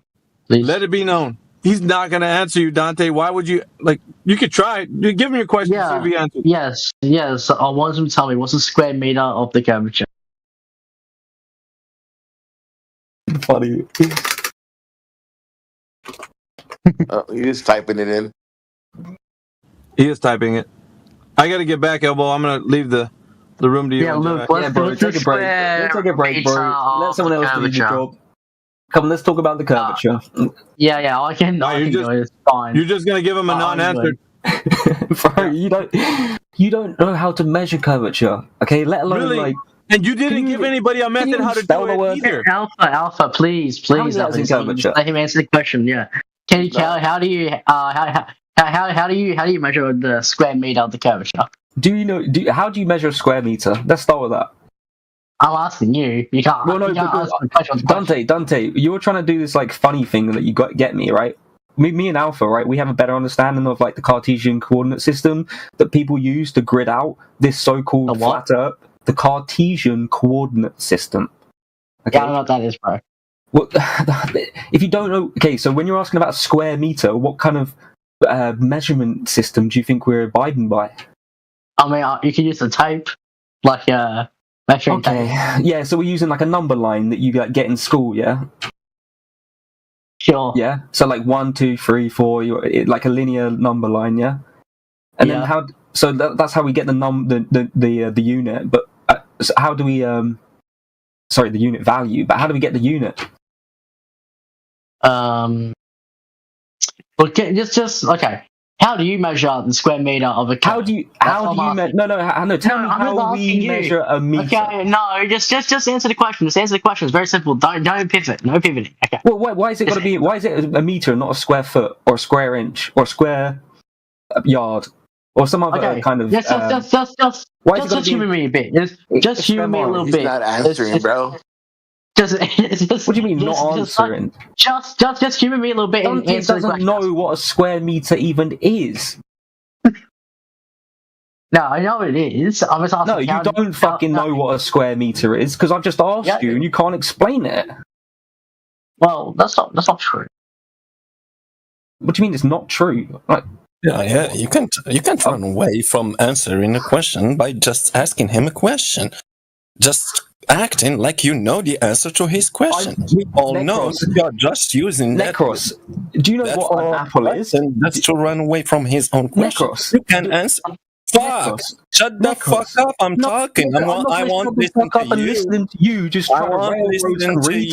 Till you shut the fuck up and I'm not hear gonna let you. Just no. I won't let you. I won't let you interrupt me. You impolite motherfucker. Yeah. So get some parents and try to learn how to be polite. And don't try to interrupt people. So don't run away from the question by asking him a follow-up question. No, you answer his question and then you can ask him your own question. Yeah, look, he's back. Unmute him, please, Luke. To have a normal conversation, you need to at least have a little bit of just humor me a little bit. If you answer my question, then I'll answer your question to the best of my ability. What I'm asking you is, to the best of your ability, how do you measure a square meter of a curvature? That's all I'm asking you. So please just answer the question. Don't pivot. Don't deflect. I'm asking you nicely. Luke? Hey, no one told me that I got unmuted. This place has no fucking etiquette at all. Hey, please. Yo, Necros, you suck my dick, you dumb. Hold on. Just answer the question, please. Please don't do this. Just answer the question. How do you measure a square meter of a curvature? It's permanently muted. I can't handle his cognitive dissonance. I didn't. Okay, Luke in the chat. How do you measure the square meter of the curvature? In the chat, I try my best. I don't actually want to speak to you, but yeah.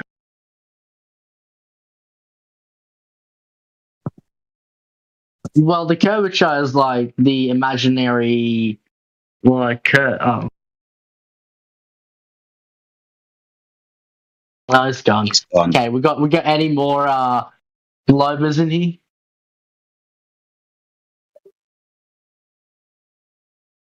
Yeah, booger smoke. Okay, booger smoker. Why do you lift the Earth as a globe? Because there's a lot of compelling evidence that tells me so. Like what? How do you measure the square meter of a curvature? You can have well, some of the compelling evidence would be like pictures they have from space. I'm asking how do you measure the square meter of the curvature? I don't know. Okay, so since you don't know, you obviously don't have evidence to prove that the Earth is a globe, so therefore the Earth is flat. I'm not here trying to prove the Earth is a globe. I'm not interested. I mean, you guys, if I showed you pictures of space, or astronauts, you'd just claim it's lies. So there's no convincing you. If you're just gonna, hold on. Let me answer your question before you interrupt. I know you love to interrupt. No. See, you can't do that. You can't act like you want to have conversations and then just silence people when they talk. Dante, let him finish, please. Yeah, it's crazy. It's like, oh, we're here to have conversations. No, you guys are just here to preach. Whatever you were saying. Forget that and from space. Yeah, I've seen a lot of compelling evidence. I haven't seen any compelling evidence that the Earth is any other shape than a sphere. You showed a picture from space, and what else you were gonna say? Testimonies. Like all the like natural phenomenon that we like observe and can predict on Earth, we can predict on the spherical model, but we can't predict it on any other model, like what? A flat model. For example, like seeing the Earth rotate in two different directions from two different hemispheres, like the 24-hour sun in Antarctica. Sorry. Seasons, the tides, all of these things. And, okay, hold up. Dude. You're preaching now. Literally trying to get in. I mean, you asked me for reasons, and I gave you reasons. This is impossible. Okay, Booger. One thing at a time. Right, don't just scatter off a load of different things that we can't address because we're interested in the conversation. Specify that when you ask your questions. If you only want one reason at a time, fine, but there's no need to interrupt me whilst I'm trying to get the conversation on point, dude. It makes the conversation harder. So let's try not to interrupt each other, eh? Yeah. So yeah, sure. If everybody can do that, I'll agree. So when you said when Jedi said for example, not examples, they said for example, like one. Go ahead, Jedi. So for example, I gave more than one. For example, when you said the stars rotate in different directions, proving that the Earth is turning in different directions, we had a problem with that. That sounded malformed. Did you want to try again? What do you mean, try again? Try again. Maybe restate that statement so it doesn't sound stupid. No, I'm happy with the way it sounded. If you have a criticism, you can voice it. Hold on, let me address. You made it sound like the Earth was rotating in two different directions. No, when you're in two different hemispheres, okay, and you look up at the night sky, you're going to see different sets of different constellations. On a flat model, if you look up, whether you're wherever you are, if it's all flat, you would see the same stars, but you don't observe that. No. That's a straw man. Hold on, Necros. No. Here, can I please talk to Booger because I was here talking to them first. Stop. I give up. Look, Jedi, just let me talk to Booger because I'm here first. Shush, dude. Shush. So when you say a flat model, what do you mean? Where the Earth is just a continuous flat plane. So a continuous flat plane. Sure, yeah. So you can't have two different areas of stars doing different things, and depending on your location is going to tell you whether you can see them or not. What? Repeat that? So you're telling us that on a flat plane it's impossible to have stars doing two different rotations, and depending on your location is going to determine whether you see it or not. They wouldn't rotate like clockwise and counterclockwise. Sorry, when you look it up wouldn't. At the sky. Sorry, I'm going with you on this, right? We observe two star rotations in the sky. Okay? What's that got to do with the surface of the Earth? That wouldn't be possible on a flat. So why can't things move above a stationary Earth? They can move. They can't move in the way that we observe on a stationary flat Earth. Why not? The things that are moving.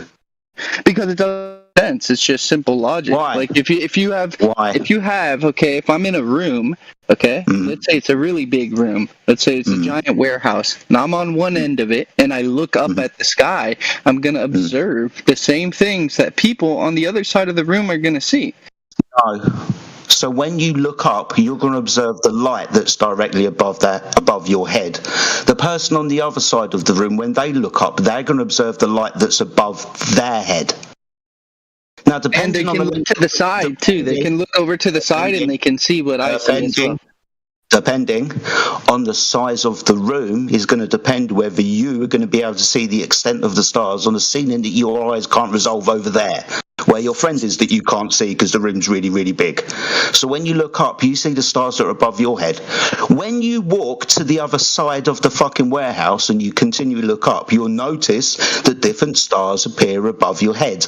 Like different light fittings appear directly above your head when you walk down any fucking corridor or so street based or on warehouse. that, you should be able to do some math and determine the overall size of the room, right?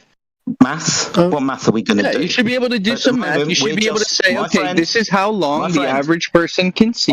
We can't see these stars as we move, so you should be able to make some predictions, right? I've got expertise in this area. When you look at in the south or in the north, right? They're actually when you look at the stars in the sky, then they're not rotating in a different direction. All the stars flow from east to west. And it's the same no, we're talking about the direction in which the sky appears to spin. We're not just talking about directionally wise. What is east and west, by the way? What is that on a flat Earth? What are the directions mean on a flat Earth? They don't spiral. They move from east to west. Okay, what does it mean to move from east to west? Like there's the east. There's a horizon. Well, there's a horizon all the way around you, right? But the east is like you get a compass and it's got an E on it. That's east. And okay, so what is the compass operating by? Like, how does the compass operate? How does it work? Follows magnetic field lines. Okay, and so in magnetic fields, how does it typically work? Are there two poles that are in opposite positions to each other, or are they on the flat plane? Points on the Earth. Okay, so it's not. So have we ever observed a magnetic field work on a totally flat plane, on a totally flat object? Dickhead. Huh? Yes or no, little bitch boy? You little fag? Can you let me finish the fucking sentence, do you reckon? Without you yammering all the way through me. Would that be possible? Did you hear what I said about the amount of convergence and divergence points of the magnetic field on the Earth? Can you remember the number? What's up, little bitch? It was 3. Yeah, you're not going to take part in this conversation. You're not going to take part in this conversation. You're hurting my feelings. There you go. See, now he has an emotional response because he wasn't listening. He's going to divert from the fact that he wasn't listening, not taking part in the conversation. So, how many divergence and convergence points are there on the surface of the Earth pertaining to magnetic fields?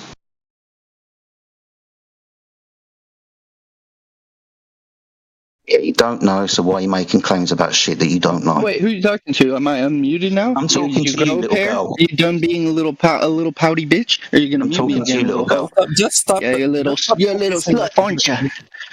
Stop showcasing your cognitive dissonance issue and try to have a shut the fuck up, you dumb bitch. Don't talk about cognitive dissonance. You're a retard. Yeah, we understand that you are triggered because you hold some beliefs and those beliefs are just being challenged and you can't just defend your fucking belief. So you want to just start spazzing and whining and insulting. So just stop that. Quit tone policing, bitch. You guys hurl insults more than anyone. This dude insulted me first. Being stupid. Yep. You can stop crying and continue the discussion. If you can't, just leave. Finally, the Rob has connected to Discord. So, I've got a religious question. Can God create a stone so big that he can't lift it? My God.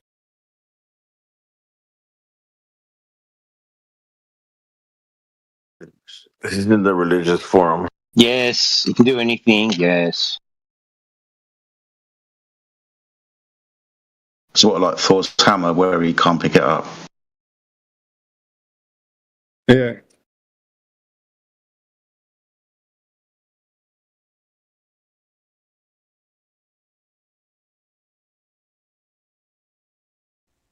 You guys ever plan on having like a conversation with people, or are you just gonna yell at him and kick him all the time. What's up, Rob? Good morning, guys. Been waiting for 2 days to get back. I think it has to do with mutual respect, like and having an honest conversation. But why would you want respect from a Glober? That makes no sense in its face. Well, if you're having a conversation with somebody, there's like a few options that you've got. If they're belligerent and they've got nothing to say but insults and they're swearing and they're not able to put their point across correctly, you could yell back at them and throw insults back at them, but then it's just noise.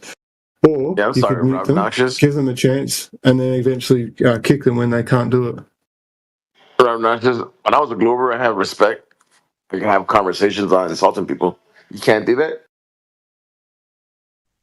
I'm not speaking for myself. I'm just speaking in general. I've been listening for 2 days, and every time a Glober gets in here, you guys just shred him apart, and then you get mad when he fights back. I don't get it. Shred him apart. So because he gets shredded, then he wants to insult people, then it's okay? Well, what I meant by shredded was you guys insult him, call him a retard, glue sniffer, numpty, dumb fuck, idiot. I mean, you guys totally do what you guys say you don't want to happen to you. Yeah, I don't like that. Yeah, and they haven't done that, Rob? You haven't been listening to the past few interactions? I listen to all the interactions, man. You guys have it in the background. Have they done that? Answer the question. Have they done that? Yeah, see, here's an interruption right there. Have they done that, Rob? Or are you going to get another answer? I answered you. Yeah, they actually react to your guys' action. That's how no, it's not a reaction. They spurg out the first time, and that's what Flames does. Rob, when a Glober says, I've been listening for 2 days. Rob, when a Glober says the Earth spins in 2 different directions, what can you say to that? They don't say that. Yeah, you just missed the last guy. That's exactly what the last guy said. I listened to him. He's trying to make you guys understand that it's perceived to move 2 different directions because you're on a sphere. No. Go play it back. He said literally said in 2 different directions. Yeah. Verbatim. Yes, visually it does, yes. And stop making excuses for him. We can only go by what the person says. That's why I gave him the opportunity when pointing it out to make the statement again. I afforded him that opportunity. But maybe you wasn't listening to that part.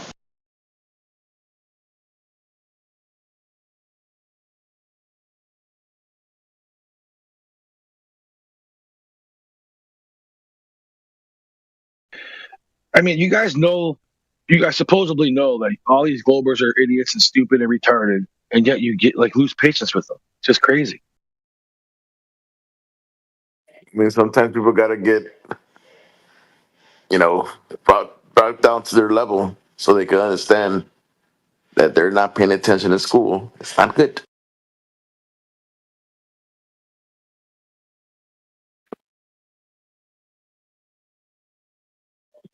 Some people think too high of themselves. They think they know everything about the globe.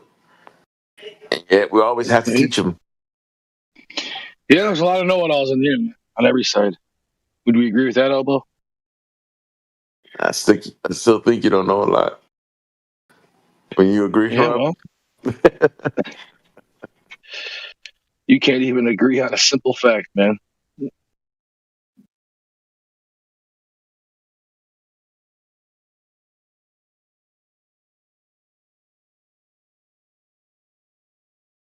You still think there is a globe, man? What can we how can we I don't think agree? Well, we're not supposed to agree. We're just supposed to discuss it. That's what it's about. We're not supposed to agree. We agree there would be a channel. Earth is not a globe. I mean, it's just a fact. And you just don't want to understand that. Well, I've been on the 2 days I was gone while listening. I was actually looking up that Salt Lake City picture. And why do you guys talk about observer height off the camera was 5 feet, but you never talk about elevation that guy was at. And that guy was actually at above elevation, above sea level, even though he's at the side of the lake there. He was actually above elevation. So therefore, the land above him sits higher than the lake itself. Yeah, we increased the radius of the Earth for that observation. If you were listening, you would have listened to the readjusted count, 0.54 or something. We adjusted the radius of the Earth because of the elevation of the lake. Yeah, who's we though? DJ. The Kangs. Okay, all right, thank you, DJ. Okay. Guy who presented the observation whilst he was doing it. Yeah. In real Well, you time. didn't say DJ. You said we. So if you would have said DJ at the beginning, you wouldn't even have to clarify this. But Well, you said we. the people that are listening within the Because call, we did it all you're at the trying to same take time. credit. Because you're trying to take credit for someone else. Excuse me, Rob. We've addressed your claim. I hope it satisfies you that we adjusted, or DJ more specifically, adjusted for the new radius because of the elevation of the lake. Yeah, that was accounted for. Still no measured curvature. Yeah, but he didn't, and you guys, that wasn't DJ's picture. That was someone else's picture. Well, the Salt Lake one.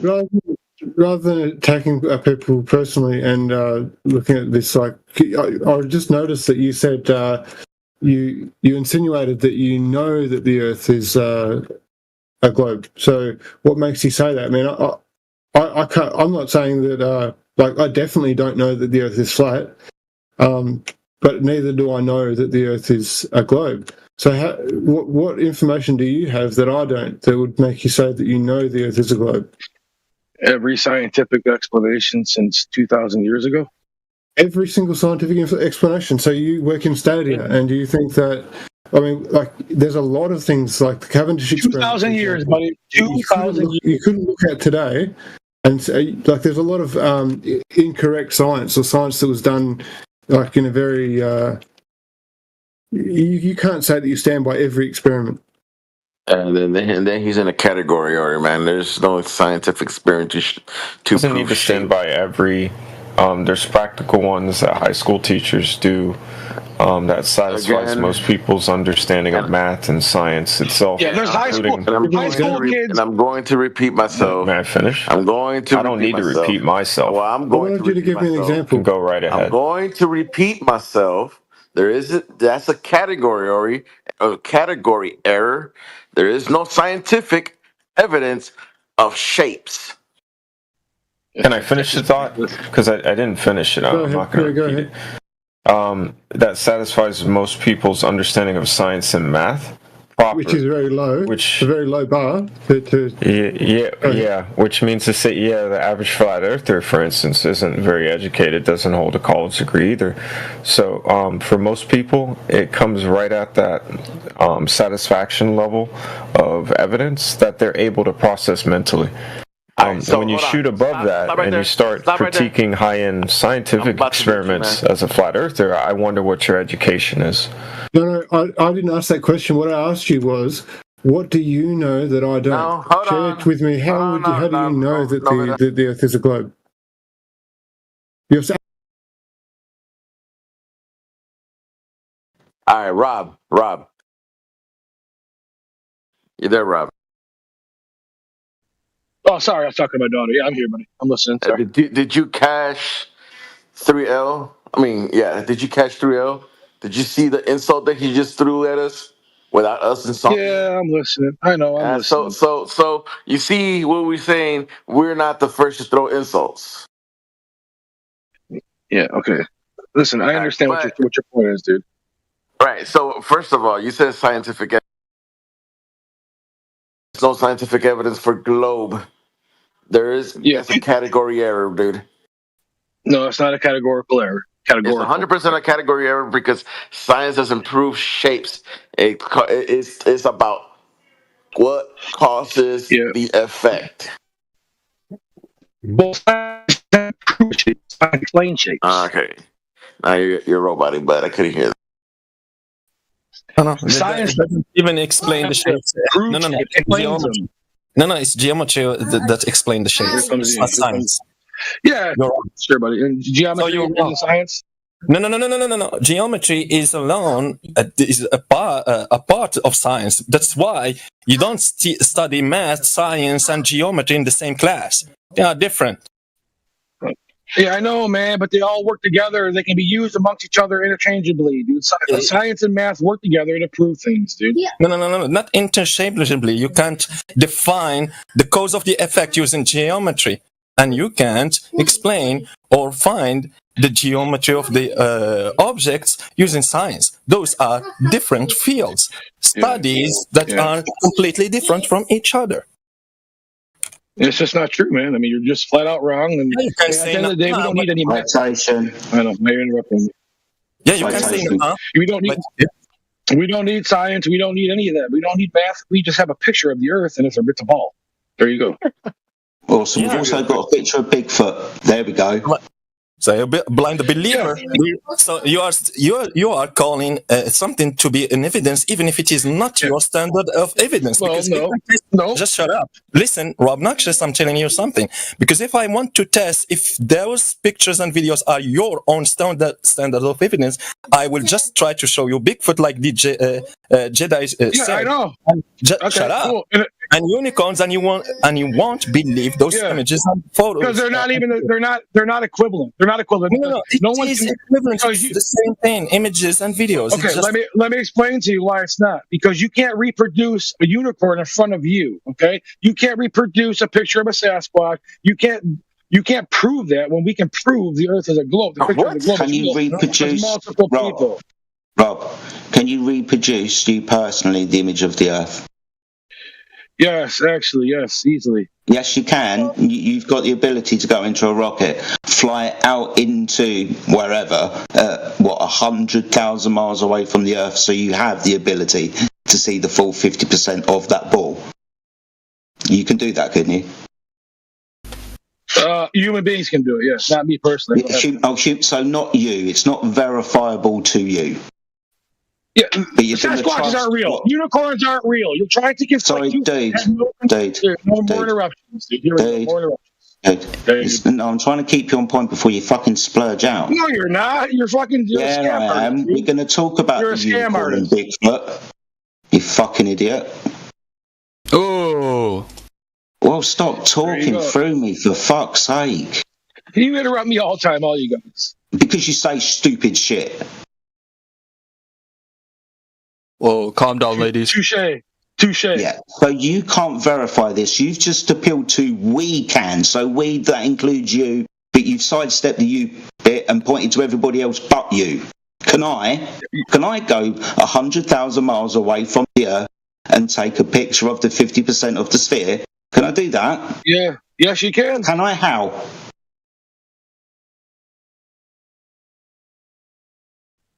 Get a rocket in the camera. I can get into a rocket, can I? But the one thing you can't do is you'll never find a unicorn. You'll never find a unicorn. You'll never find Sasquatch. So stop using that. Probably not, dude. You're right. Probably not. But we've got a picture of it. No, you don't. Those are fake pictures. We've also got a picture of Bigfoot. We've also got a picture of the Loch Ness Monster. Also got pictures of UFOs. According to you, these things must be real. No, that's what I'm saying. Your correlation between these two is just ridiculous. It's like just provided photographic evidence. Yeah, a real photograph of a real place. Unicorns ain't real. Sasquatch isn't real. Yeah, that's not a real place. Yeah, unicorns. I can take a picture of a horse with. I'm gonna use the same thing. The globe is not real, dude. That's 100% correct. And those photos are not real too. So show me a picture of a guy in a unicorn. Show me a picture of a person standing next to a unicorn. Picture of the globe in the side chat. Go ahead. Just go to the side chat. I will post it. A little girl hugging a unicorn. Go to the side. You motherfucker! You don't understand what was the point. So here is the picture. Yeah, I'm waiting.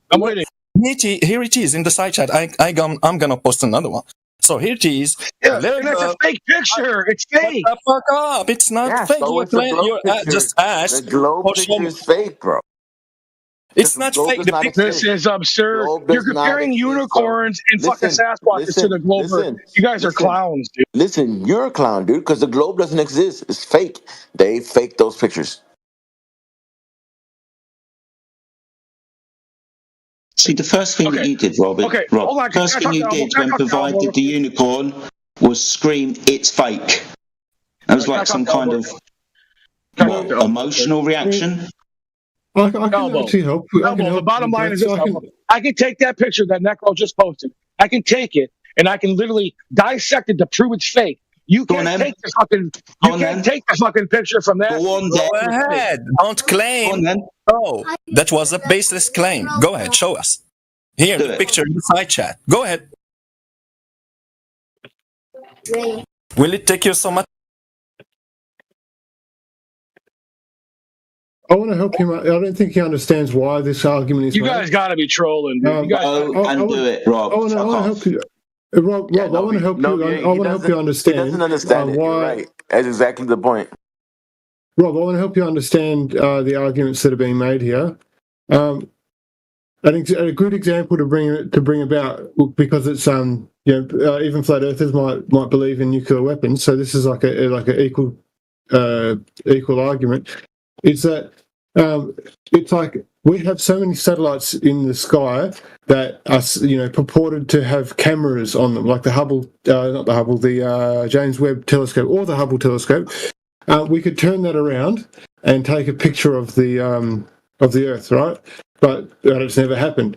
And a good example of like a good equal sort of example would be in modern day times, we haven't got evidence of a nuclear blast, like proof that nuclear weapons exist in the manner that they are purported to exist, right? Here we go. So the fact that we don't have a video of a nuclear weapon being detonated, like a nuclear weapons test, to me shows that there's not enough evidence for me to believe in them, right? So I don't believe that. So now nuclear weapons ain't real?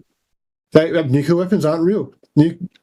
It can absolutely. I wholeheartedly believe that. So in the same way, when you're trying to say that you just believe the pictures, well, if these pictures are real, then shouldn't we be able to create a modern day equivalent? Like, because all of these these are images that we're producing from satellite data. Yeah, cool. Okay, so it's a very cool Photoshop thing, but why can't we take a photograph? Novi, if this is true, then just show me that. Look, show me an interview or some kind of statement that from that little girl that says she was next to a unicorn and talks about it. Can you show me anybody? I didn't post the picture. That's my argument. I'm talking about no. Address what I talked about, not what somebody else talked about, please.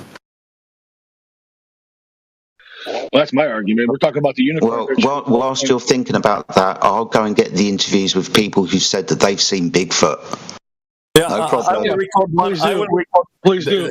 Rob Noxious, I will record one for you, and I will take the picture of the unicorn with me next to the unicorn. It's super easy. Just listen. And the image, just listen to be able to understand how it works. So I will take a horse and I will glue like that picture that you see in that image with the little girl on the next to the unicorn. It's a horse with the plastic horn glued with. So it's not a unicorn. You just admitted it's not a unicorn. You just admitted it's not a unicorn. Yeah. Unicorn doesn't exist like the globe. Yeah, we know that we don't need. Thank you. Welcome to Global Earth.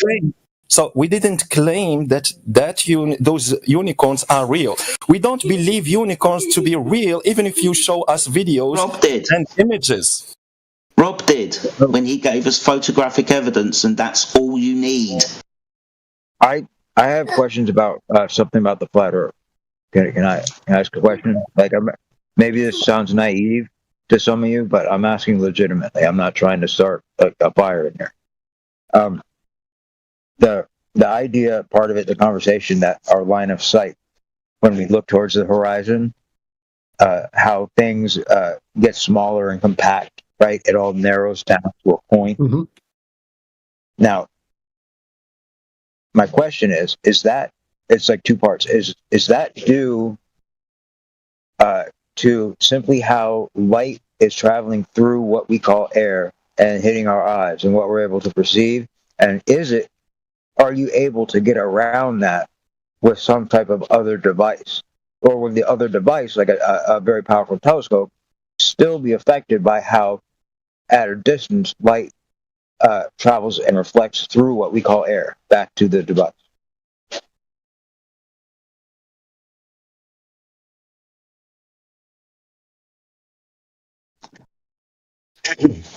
Excuse me for being ignorant, but would you mind repeating the question?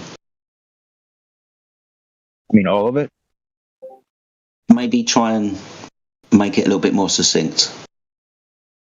So what are you trying to ask? Okay. When you look down the hallway, right, if you're standing on flat land, and you look at the horizon, you see the sky meets the ground, right? And if you're looking down the hallway, you'll notice how things point inward, right? The ceiling will point down, the walls will point in, just like you're driving down the road, but just like when it's farther away, it looks small, right? But you know it's not. Okay. So is that a result of light traveling through air and how it reflects back to us? Like the density of air causes the limit. No, it's due. Just perspective.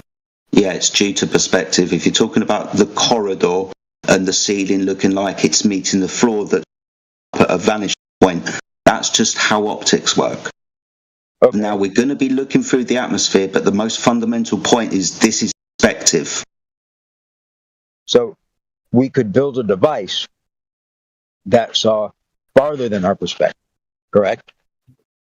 Sure, like a telescope or binoculars.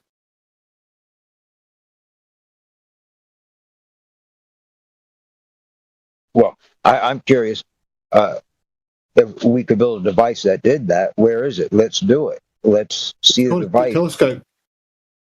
Okay, so if you put a telescope that'll see past that, like what?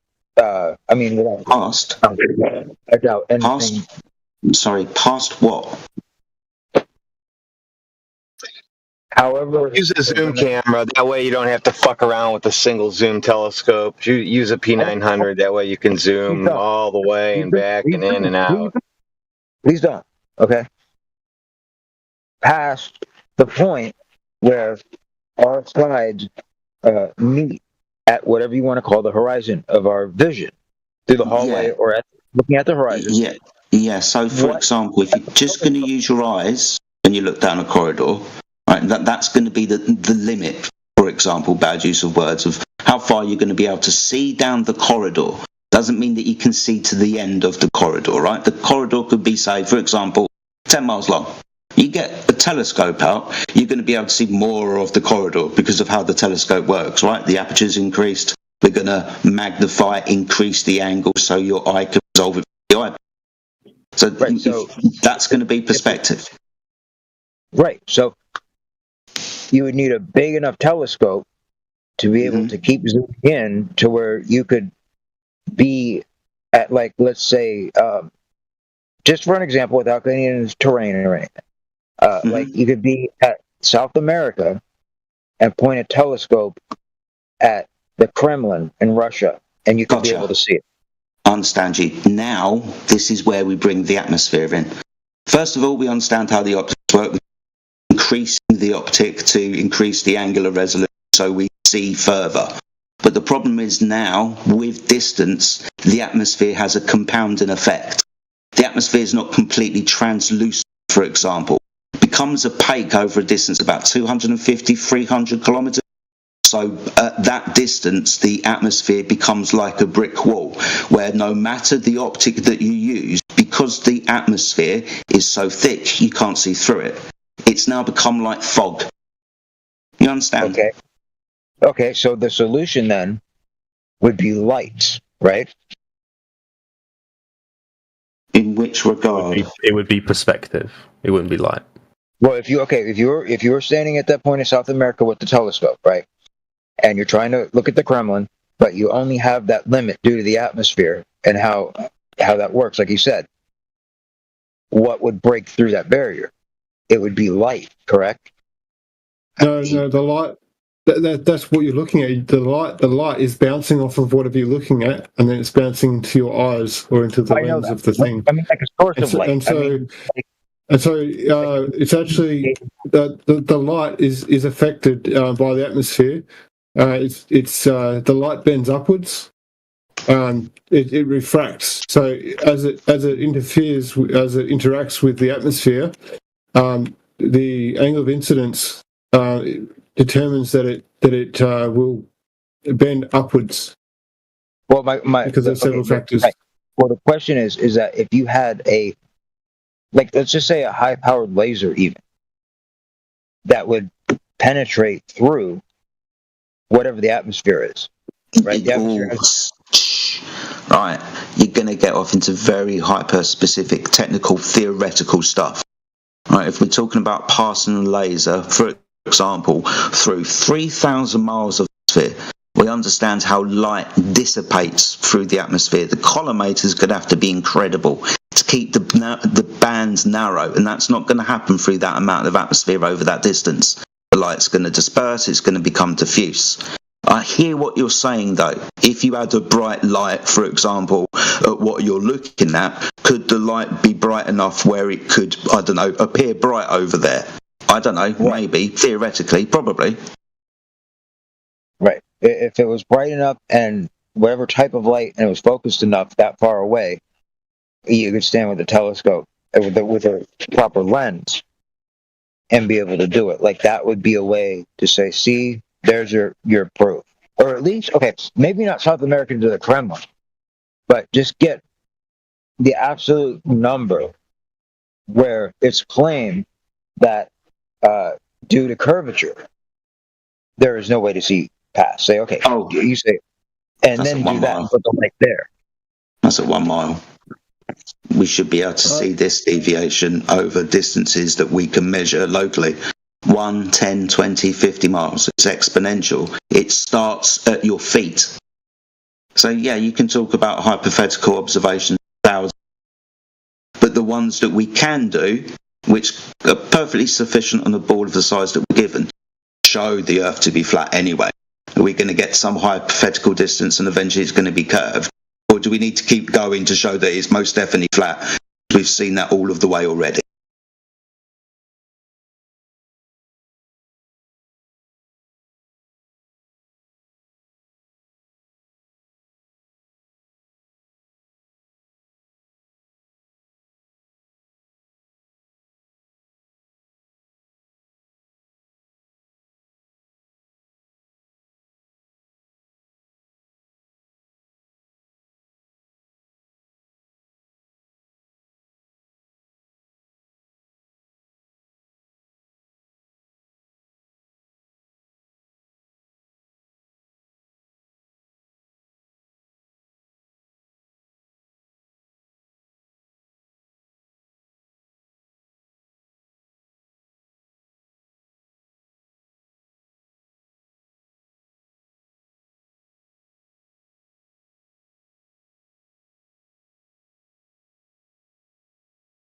Way suddenly silent.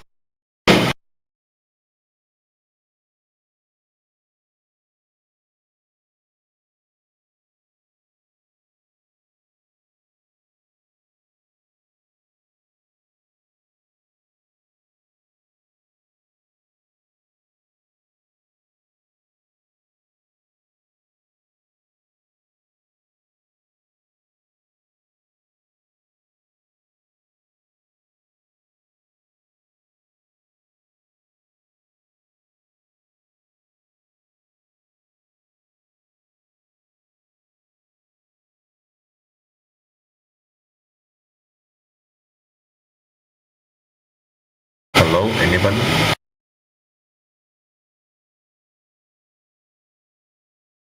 Your microphone's dodgy if you're trying to speak. If you want to get into the specifics about refraction, I'm more than capable of going into it. Okay, I'll ask.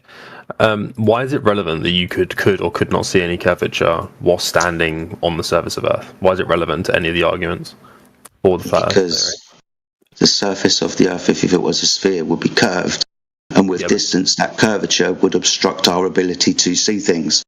That's a geometric prediction based on the eye height of the observer. According to that math, we should see the curvature of the Earth, and it should be consequential. We don't, though, and it isn't. It would be consequential if our height relative to the size of the object were relative, or not relative, I should say. That they're not to the point by which we are so infinitesimally small that we would need some degree of perspective, going vertically up into the air. Maybe you don't know. So according to the geometry of a sphere with a radius that we give in the 3,959, if you're a 6-foot observer, the horizon's at 2.8 miles away, no further. You understand that, right? It's a geometric consequence. Maybe limited by like how far the human eye is able to see, and like if human eye. But if we improve the optic, we just can't see that far away. Dude, according to the angular resolution of the human, at 0.02, then the horizon would be at 3 miles anyway. But if we increase the optic, then the horizon moves with distance. If we're on a sphere, the horizon shouldn't move with the optic improving. I'll give you the human eye is only capable of so much, and like maybe just some sort of like optical illusion, and we just don't have use binoculars, and it's the same. So I'll give you a more realistic example, like not just like what should we be able to see at ground level that far away. He said something like 2.8 miles. Well, if you took your friend, if you both had a set of binoculars and like a walkie-talkie, you can actually go out and try this. Go out to somewhere where there's ocean or a lake where there's water, because water will always be level, right? Or depending on how much like waves and whatnot there is, how much wind there is on the day, it'll be. But yeah, if you're both 6 foot, let's say your eye height is 6 foot like mine is, and your friend's eye height is 6 foot, you should both be able to stand with your feet in the water and see each other from, what is it? I think it's 10 kilometers or 6 miles away.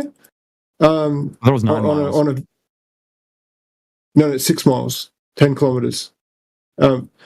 If you can see further than that, so let's say you could see your friend's knees, for example, then that would prove that there's something wrong with the globe model. Right, if you can see anything above his eyes, above that 6 foot height, so let's say you're both 6 foot, like both eye height is both 6 foot, and you can see their knees or something like that, that's like there's a big problem there. Okay, so if I'm in Philadelphia right now, right? And all right, wait, I'm gonna make sure I have an idea of a map and I can actually. For something 6 foot tall, to be able to see something else 6 foot tall at more than 10 kilometers away, then there's a problem with where you're standing. Maybe you're not standing in the water. Maybe the Earth isn't curved. So, that's what I'm saying. That's an experiment that you can actually go out and conduct yourself if you have a friend and a pair of binoculars and a phone.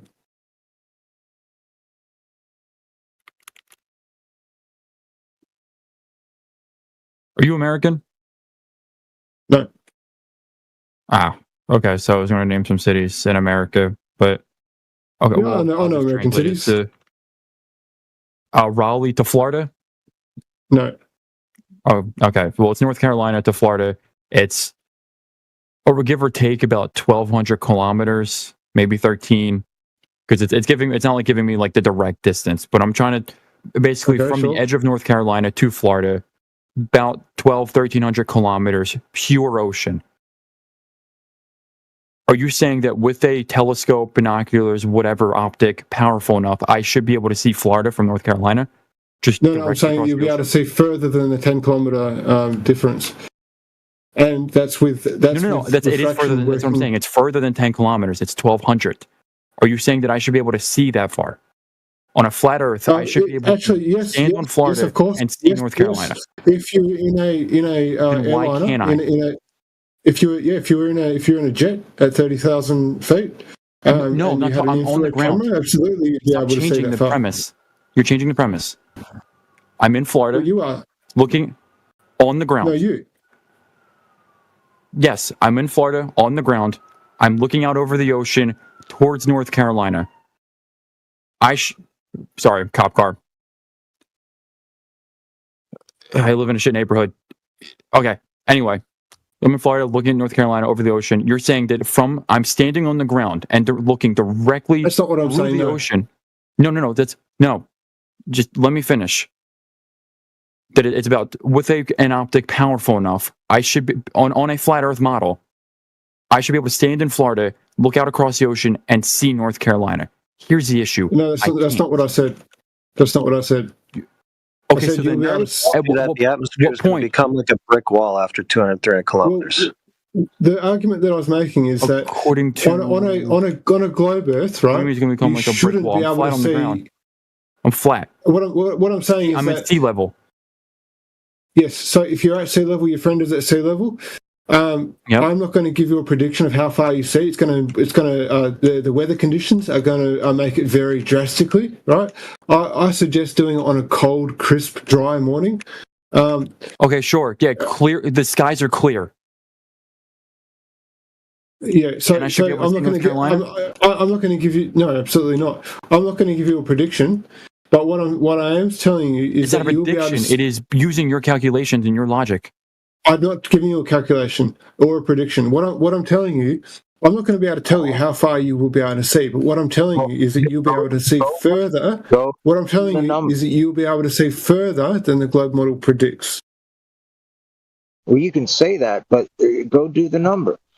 So how much further? I don't know, maybe a couple of kilometers, maybe 10 kilometers further. It really depends on atmospheric conditions, like I said. According to your research, how far does a globe model say that we can see before? We've already been through this. 1.225 miles times the square root of the observer height. No, before they disappear completely. 6 miles, 10 kilometers. 6 miles. Yes. So what you're saying is if an optic power. Okay, I'll spell it out to you. This is how you do it. So you get a friend. You go on Google Maps or something, and you get a stretch of water or like a bay or something where you can like Florida. The example I just used. Yeah. So I'm not saying look across a body of water. I'm saying both stand on the shoreline of a body of water that is 6 miles apart. Look at each other with the binoculars, and then walk even further away from each other, and you'll be able to see that you are able to see much further than you should, considering curvature. And you said 6 miles. Yes, and now the thing that I want to get through your head on this is, if you induce refraction, right? Refraction is bending light upwards. So if anything, refraction should make this even worse. So if there's refraction, upward refraction, which there is going to be because of weather conditions, then you should be able to see even less than 6 miles. But I can guarantee you're going to see 6 miles. You probably even see 12. Who knows? At 6 miles, you'll be able to see more than just their head. This is what's wrong with nowadays. Like back in the days where, especially you, Navarro, I could tell by your voice that you're older.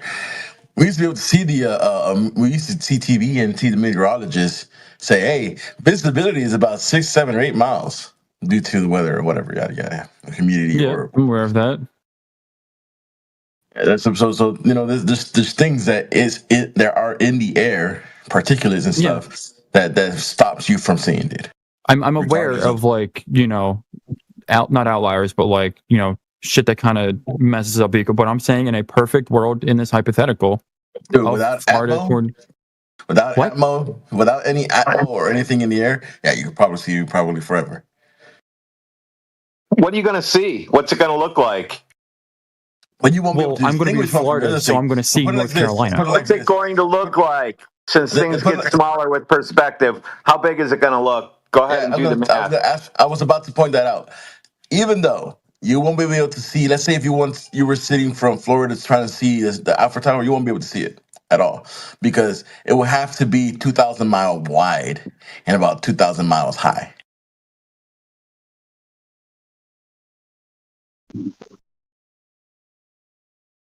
So a healthy human eye can see about 3 to 5 miles, 3 miles, 5 kilometers. Yeah, but like I said, if you want to see 2,000 miles, it has to be at least 2,000 miles wide and then about 2,000 miles high. Where are you getting those numbers from? I don't know about 2,000 miles wide and high. Yeah, go look up. Pretty big. Because it's not that big. I'm telling you why. Because I looked this up because of I was looking for a ferro light, a light from a lighthouse. being 1 million lumens, what would be what would be the distance? It says you won't be able to see it. The light beam has to be about 2,000 miles wide for you to see it, for you to distinguish the light. I'm still. Where are you getting this calculation from? It was a bunch of something I looked up a long time ago, man. Oh well, then I kind of would like a source, so I know what we're talking about here. We're on the same page. What would you need to see a 1 million lighthouse with 1 million lumen? How far can you? If I want to see it at 2,000 miles away, what will you need?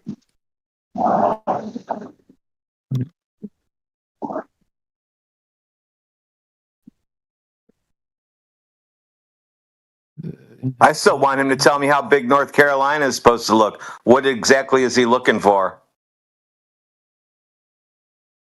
North Carolina is like a giant ass state. I'm going to see something. What are you looking for? Land, my guy. Land. Chill. Land, my guy. How big is that going to look in your view? I'm not fucking sure. It's just I'm going to see something. Oh. Am I not? So since you're not sure, and if you don't see something, then what? If I don't see anything, then yeah, there's probably some proof of the curve, or there could be an argument made. Because where we go? Yeah, the argument is I want you to tell me how big it's supposed to look in your field of view. What are you looking for? What kind of spec? How big? I don't have a fucking number. I'm looking for something to. Do the math and figure it out, and come back and tell us how big it's supposed to look to you standing there. Well, why don't you do the math since you want to say you know everything? Yeah, that's not my argument. Why are you being so hostile? Let's ask a more specific question to this person, right? So, you believe that curvature is there and the curvature exists. Why are we able to see further than the curvature should allow? The curvature should obstruct vision of certain objects, but we've got many examples of it not doing that. We are able to see much further. So what would be because you need to look further. The distance. No, the distance has been calculated. We have seen much further. Okay, but the change in height is very hard to. No, they've done this from ground level. They put the camera in from what level? Water level. From what level? Ground level. Yeah, they've put the camera in the water basically, and gotten these same observations that I'm talking about. So no one's been able to develop any type of lens and light mixture, anything, to be able to shine a light beyond what is claimed to be the limit to the curvature of the Earth. So to answer the White House question, I'm getting just a bunch of different answers, but it averages out to most of the time they can reach 16 miles or 30 kilometers, and the range of the light can be from 10,000 to 1 million lumens.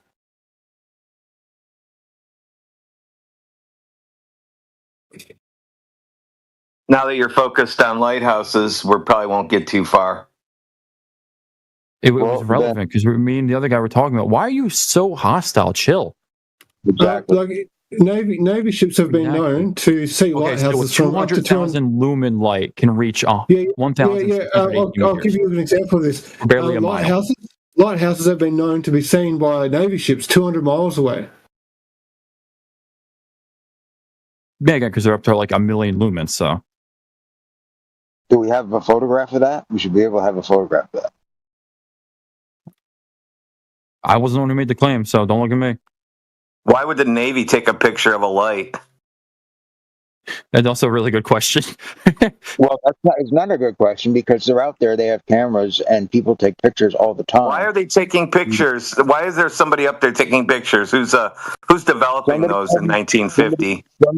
Somebody wouldn't stand on the boat and say, "Hi, Mom," and take a picture and have that light in the background. No one's ever done that. Why would they do that? Well, well then, if it's so easy to find, why can't you find it? If apparently it's everywhere. I'm just asking a question. If somebody, no one's ever done that. There's a picture. No one's ever taken a picture. So all we have to do.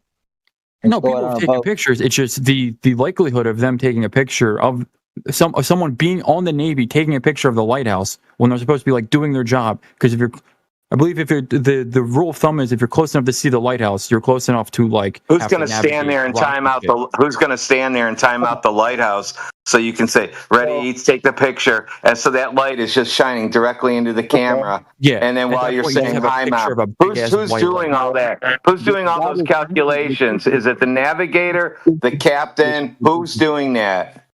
Okay, let me ask this question: only Navy ships can see that far?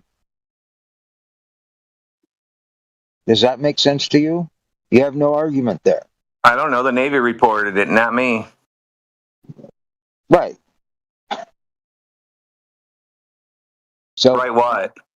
Any type on of a clear ship. night from sea level, a lighthouse can be seen from 10 to 20 miles away.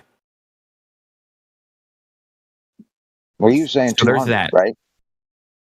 I didn't on a clear night at sea level, I can see an island 35, 40 miles away without lighthouses.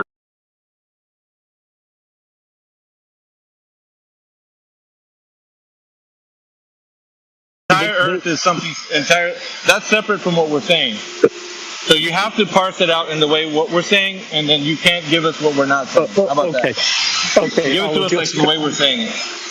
I'll adjust the P and not P. P. So P1. P in any case. The known Earth is flat. Not P. Or P2, what is basically the not P. I have no idea what the known Earth looks like. No. Oh, that doesn't even make sense. Yeah, the not P, it's not flat. Yeah. Help him out, Mary. I got to get busy doing something, but yeah, you're right. Yeah, I was talking to him earlier too, but go ahead, Mary. I think you got this. I think he needs a nice. I really tried to just break it down. Like, can you describe to me what you're talking about? He couldn't. Then Alpha tried, and he really didn't do that either. So let's get a third speaker and see where we can get this guy coming from. Yeah. So the problem is the and statement, right? Because those two ideas have to align. So you're saying, I know what the Earth looks like, as in it's flat, it's a flat plane, and I do not know what the Earth looks like. No, that is not what we're doing. And anyway, nonetheless, you're switching it around. We don't even normally say that. We are taking because we're not giving the positive claim. So we're taking the positive claim of the globe of a sphere with a radius of 3,959 miles. And we are disproving that. That is why that is the P statement, and the not P is it's not that. We've conclusively demonstrated that over and over and over with multiple long-distance observations and horizon observations. So we have disproven the false conjecture of the sphere with a radius of 3,959 miles. You have the positive claim.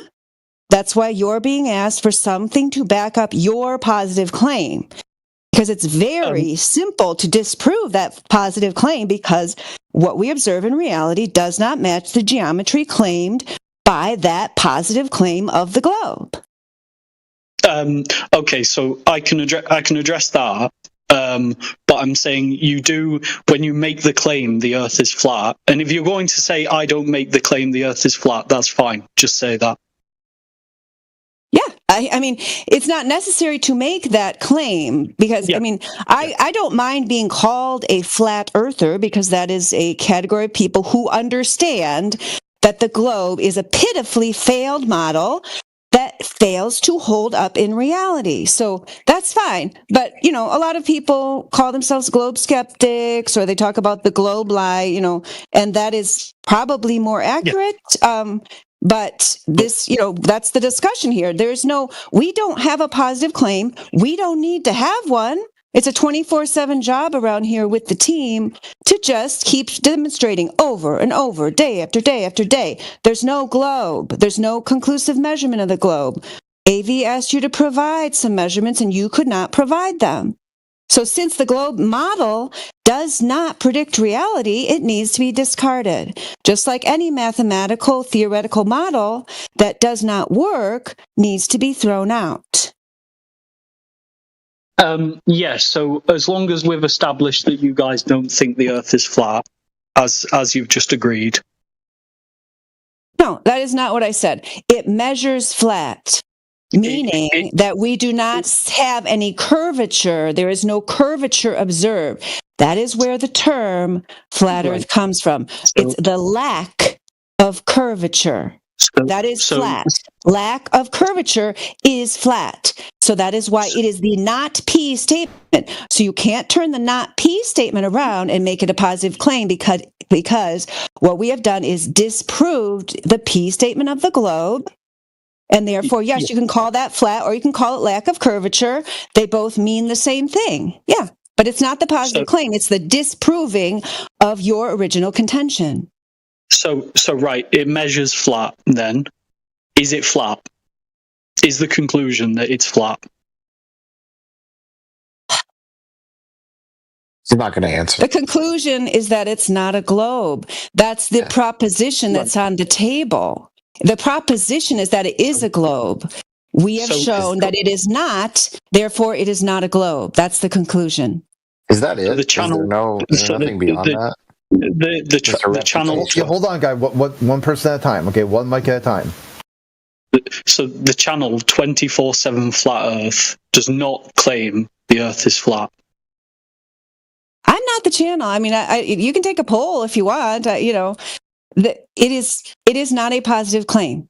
It is a disproving of the curvature of the globe. I don't know how many more ways I can say it. Do you want me to go get a thesaurus to tell you in a different way? I mean, it's not going to change. I'm not going to change what I'm saying. What do you think's on the other side? I don't know what you mean by side, Dave the freshman. Well, if you have a non-curved space, there's got to be, an opposing side, right? Yeah, I don't, like I said, it's 24/7 job to just keep repeating over and over and over the mathematics that clearly disprove the geometry of the claimed sphere.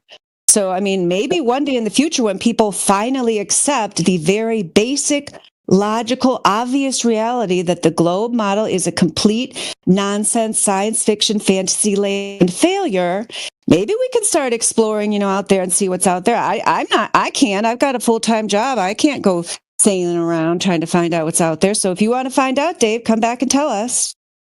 So what do you think other planets appear as spheres if the Earth is not one? When I look at my they claim you don't have to speak for us. Hey, Cosmos, you don't have to speak for us.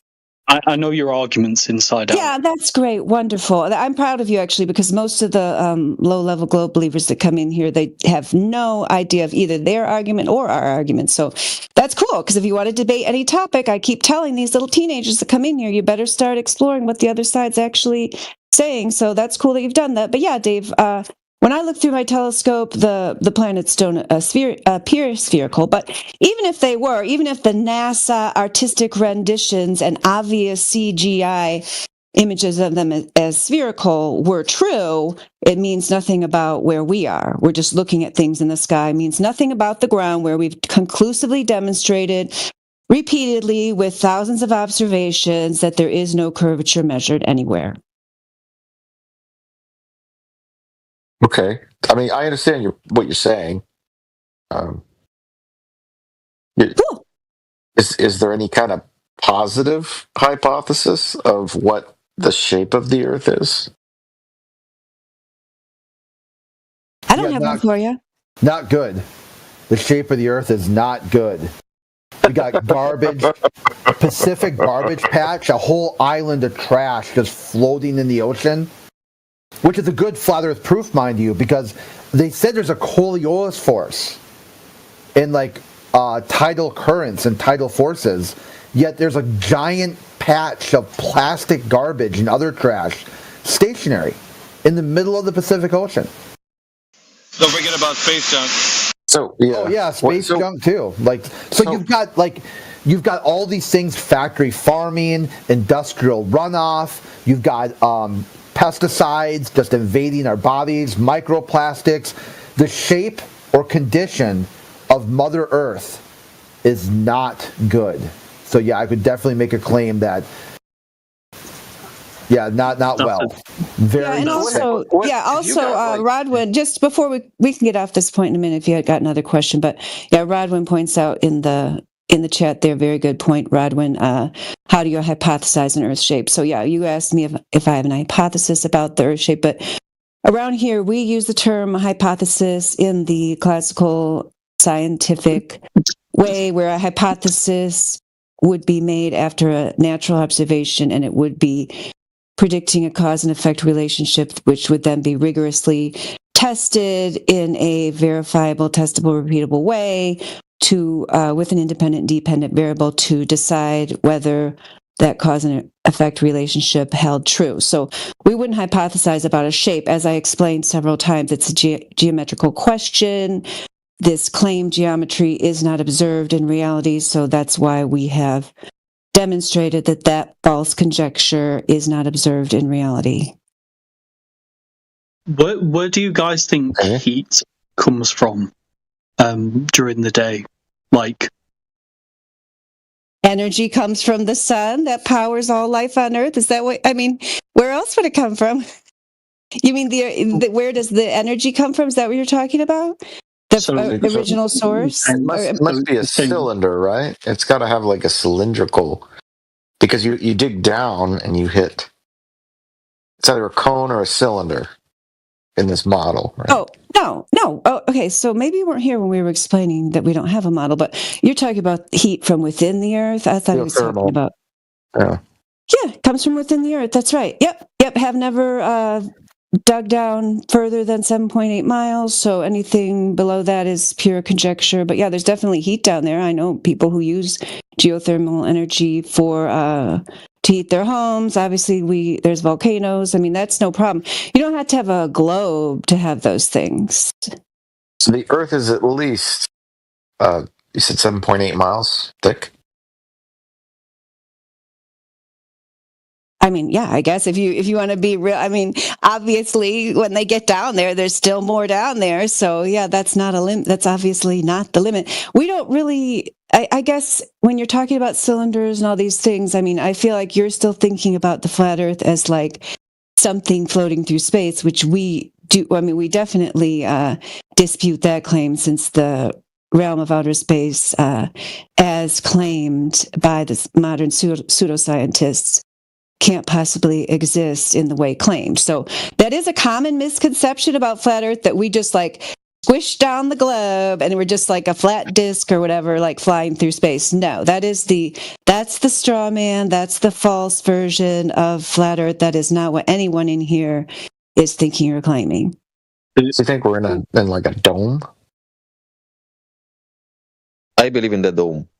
Personally, it's a dome.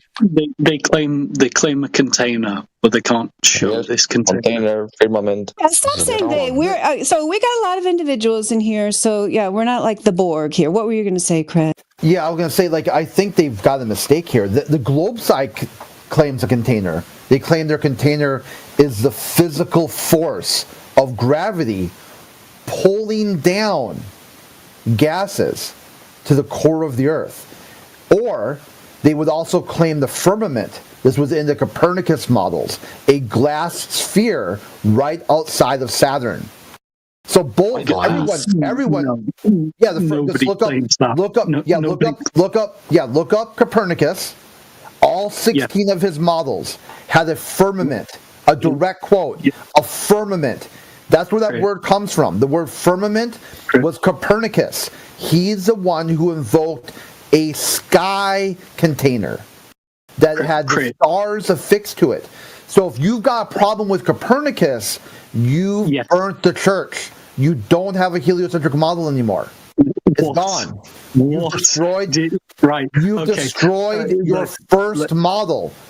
And at that, you could say at this point, okay, you've debunked some X number of heliocentric models.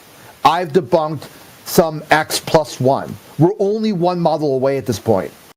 You think the firmament's a ridiculous idea? Me too. Therefore, we both know. What about all flat, man? Therefore, we both know Copernicus was dead wrong. So who's right then? Who presented the heliocentric model that you think is right? And I would say now you're just one less model than me. It doesn't matter who said what. It's who has evidence to substantiate their claim. Awesome. That's if you search in Hebrew and from all civilizations, you will realize there is a dome. All civilizations knows about the dome. So there is a firmament. The dome. Wait, so the What are dome you going to say? I'm sorry. Jedi started talking there before, Manu. Go ahead, Jedi. No, I do apologise. I was just laughing in the background. I should remember to put myself on mute when I do that. I do apologise.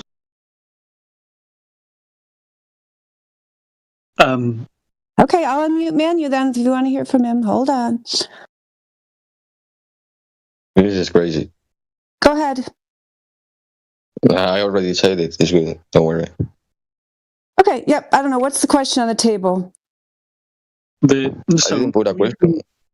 We say the sun provides heat and light, right? So how is it emitting this heat and light? What is it doing? So what's that got to do with the surface of the Earth? Well, it's celestial objects. It's part of how it works its way around the Earth. I have no idea what the sun is or how it works. It provides light and provides heat. That.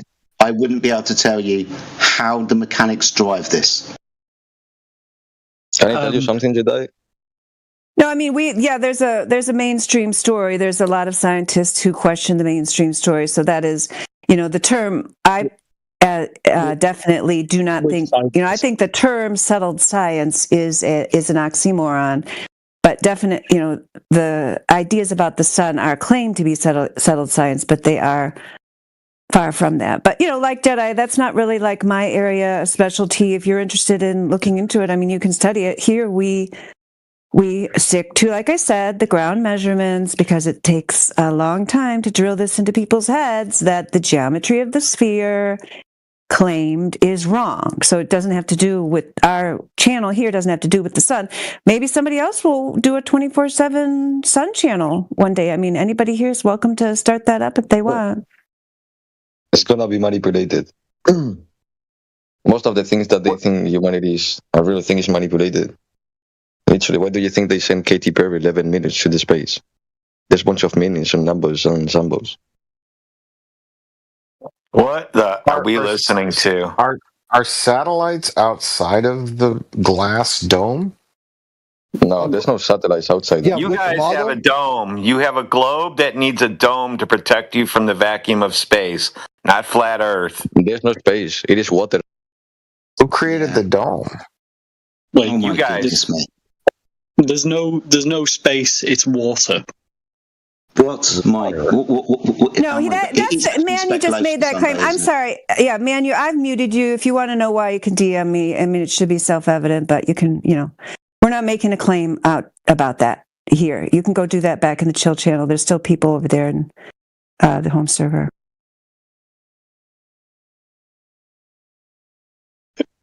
Who are these scientists who dispute theories about the Earth? About the sun, I think that's what was mentioned. I can provide you with 3 if you want. Please. Right? Do they have like any useful credentials? Do they have weight in the scientific community? Credentials now. Here we go. Yeah.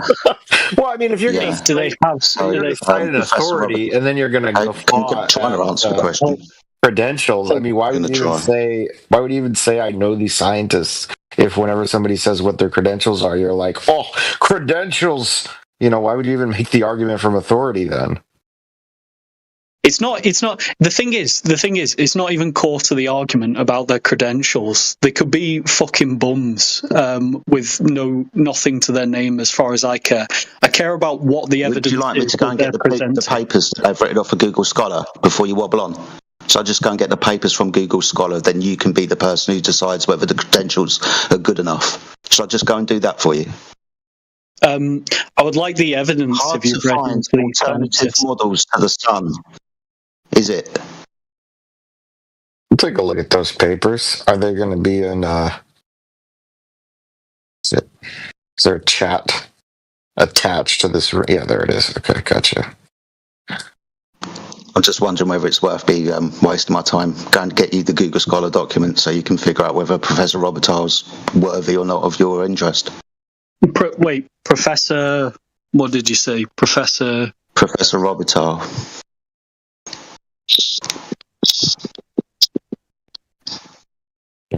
How do you spell Robitaille? I don't know, dude. Like, seriously, it's got like about 13 letters in it. I can just go and find you the documents. It's like, I've asked you 3-4 times now, but now you want to know how the name's spelled. Because I also want to look... I want to look him up to save you time. That's fine. It would be easier if I just dropped it. Then you can research him in your own fucking leisure. I'll just do that, make it easier. Does anyone else have issues scrolling in the chat because it pops up in an overlay window? Anybody else have that? It's just me.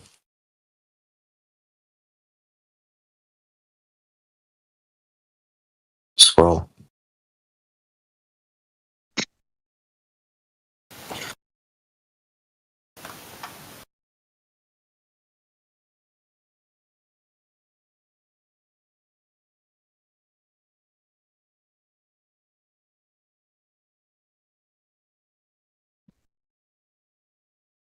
I think the main problem here is like the tools of discernment. How do you judge the difference between curved and not curved? What is the process that you used? How curved are we talking? As I said, it's what would be inferred from a flat plane if you went up really high into the atmosphere. And there's no inference which leads you to a flat plane from high up observations. There are inferences that lead you to have you done this? Because this would be the tool of discernment that you haven't used yet. I've seen loads of videos online. Okay, so videos online tell you that something's true. All you gotta do is just see it on TV. When they all are consistent. Yeah, Pickle, hold on. Pickle, shut up. Or Nate, or whatever you are. I can't remember. Yeah, shut up. Is there valid reason to doubt the footage? Yeah, because there's a thing called the overview effect that's attached to it. There's a solid claim that if you see the Earth from space, there's a instant. Okay, I'm not even joking here. They added the claim to it, an instant cognitive shift that people see the wonder and awe and beauty of the Earth in space. They wrote a book about it called The Overview Effect, written by Frank White, where he interviewed all the Apollo astronauts and asked them what's the biggest key thing of this giant leap forward for all mankind. They came up with a causal agent, seeing the Earth from above, looking down at the Earth, would cause instant cognitive shift. Because you'll see its round and tiny. Hey, Pickle, be quiet. So then you get this instant cognitive shift. So we can test for that. We can test to see if somebody is immune to the overview effect or not, to judge if they've really seen the Earth from space or not. Because the astronaut said, this is what would happen. And if it doesn't happen, then we can ask why. It's able to test for spurious causation. So you've seen the Earth from space, or you think you have, then how are you or how are you not under the influence of the overview effect? How does that apply to like videography and pictures? Yeah, they said it would even apply to seeing the Earth from a VR experience, or even describing it. There's a really powerful video on Big Think where they just describe the heliocentric model to a bunch of people in, I think in Pakistan, villagers who are very low educated, maybe our comparison 3rd or 4th grade level, and they just describe to them like the Voyager program, and they basically they tell you, hey, this is what everything's like. Well, the first thing they did was they showed them a picture of New York City, and they asked them, where is this? And they said Kandahar. They thought that was Kandahar. And Kandahar isn't that big of a city, okay? I mean, it's got 1-story buildings. It's not like something you would think is a major capital of a country. Okay, like you are not going to mistake Kandahar in New York City.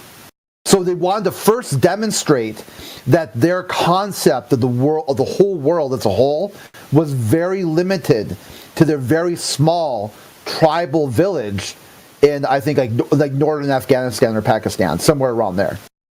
Then once they're able to fully articulate the vast glory and splendor of the heliocentric model, they had an instant cognitive shift.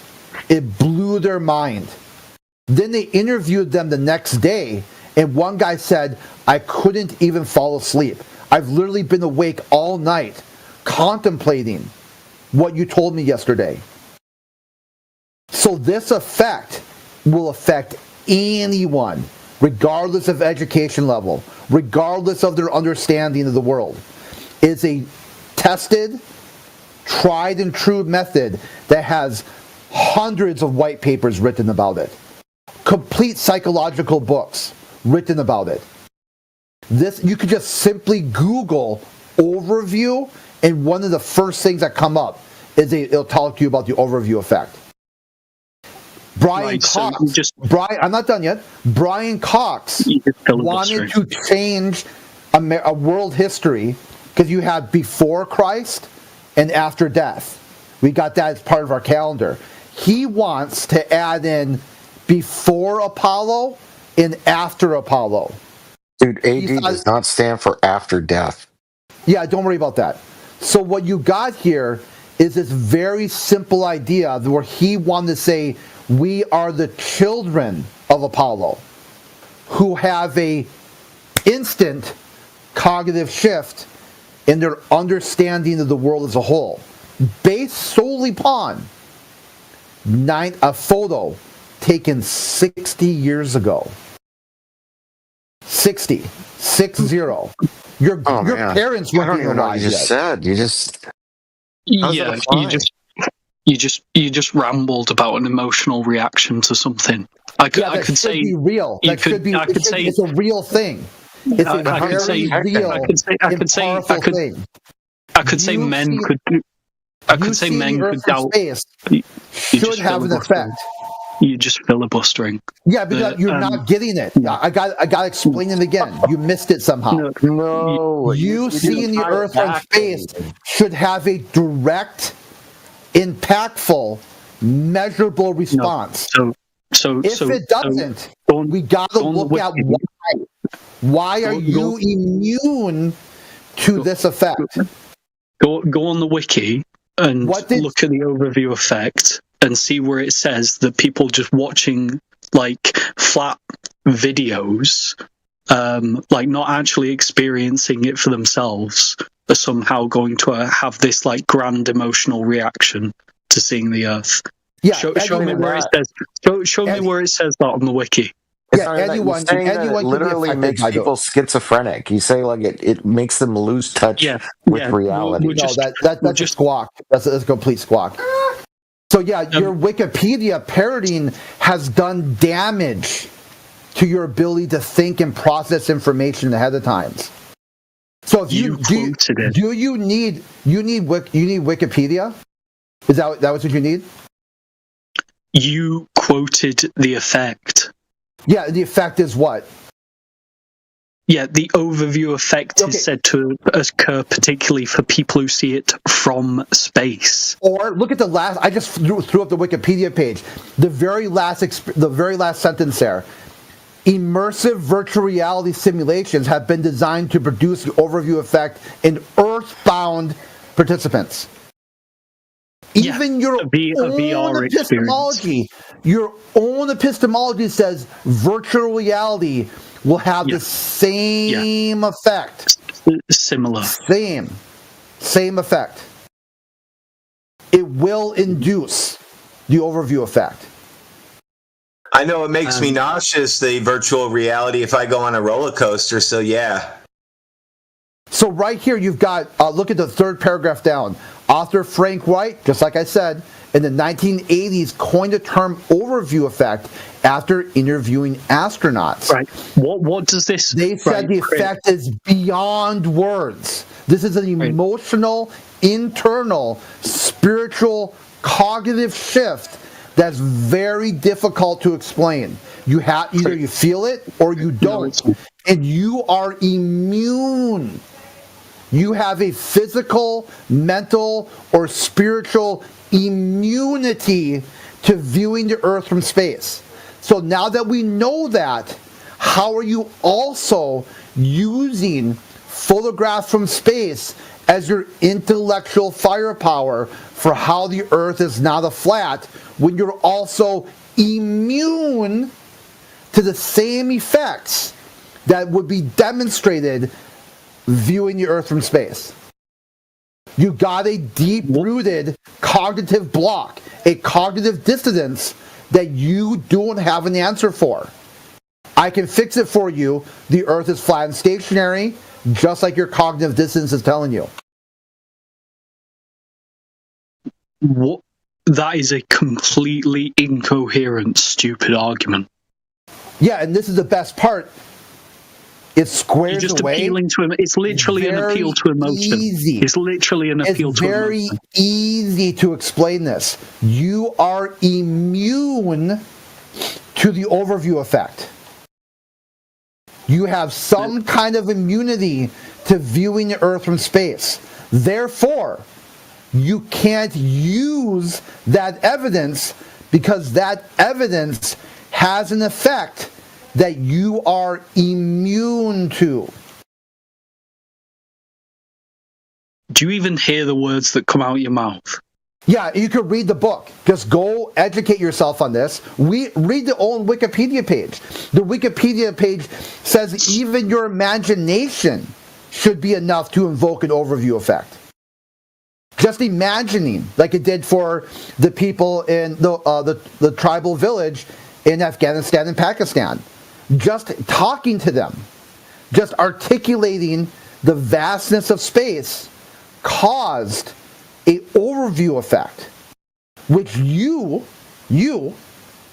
are immune to. Right. So you know then what? on the backswing, you also pretend like you're going to use that same evidence that you're immune to. You've said the word immune. Saying my name over and over again. What you'd have to demonstrate is how. What did you do to those photographs from space that have caused you to be immune to the effects? What did you do? How did you change, vary, and manipulate the photograph from space so that you uniquely have no effect from this? What did you do? Answer that. Right, Crit, I'm not your therapist. Okay, it's not about therapists. Try again. You claimed you saw the Earth from space. Check or hold. I'm not your therapist, bro. Okay, yeah, you're just going to start squawking now. This isn't about therapy. It's directly talking about the topic that you raised. How do you flat earthers explain photographs from space? Let's use that. You've got a photograph from space. How do you explain how you are immune from your own evidence? This has nothing to do with me. This is you in your photograph from space. What does it mean when you see the Earth from space? What effect did it have? Try again. Right. Okay, fine. I had a vaccine which made me immune. Yeah, that's off topic. You're done. To the effect. Don't know what to do. They have to go to Okay, that. yeah. He had to. Yeah. He had to basically squawk TOS at this point. He's trying to get the conversation shut down. I did want to just mention, I don't know if Cosmos or anyone else was interested, it's kind of off topic, but as a service to you, Cosmos Jedi, at 59 minutes after the hour, put a bunch of sources there about the challenges to the current claims about the sun. So you might find that interesting. Yeah, he needs a lot of study to do, a lot of research. He's got to look into this topic. He's got to find some tool of discernment to separate curved from not curved. Yeah, he's got a lot of heavy lifting to do. It's basically his full epistemology was Earth not flat, therefore join the channel and talk about something that he refuses to engage with. Yeah, the important thing that Crit's pointing out here is that the overview effect, when it occurs, it's only given to somebody as a process of how to think about something. So a video, an image, and so he's saying the opposite of what he actually is going through. He's emotionally tied into the fact that the Earth is a globe. So his emotions are why he's, believing that it is. Because he's shown by somebody who he thinks he holds in high regard, like somebody from academia or an organization.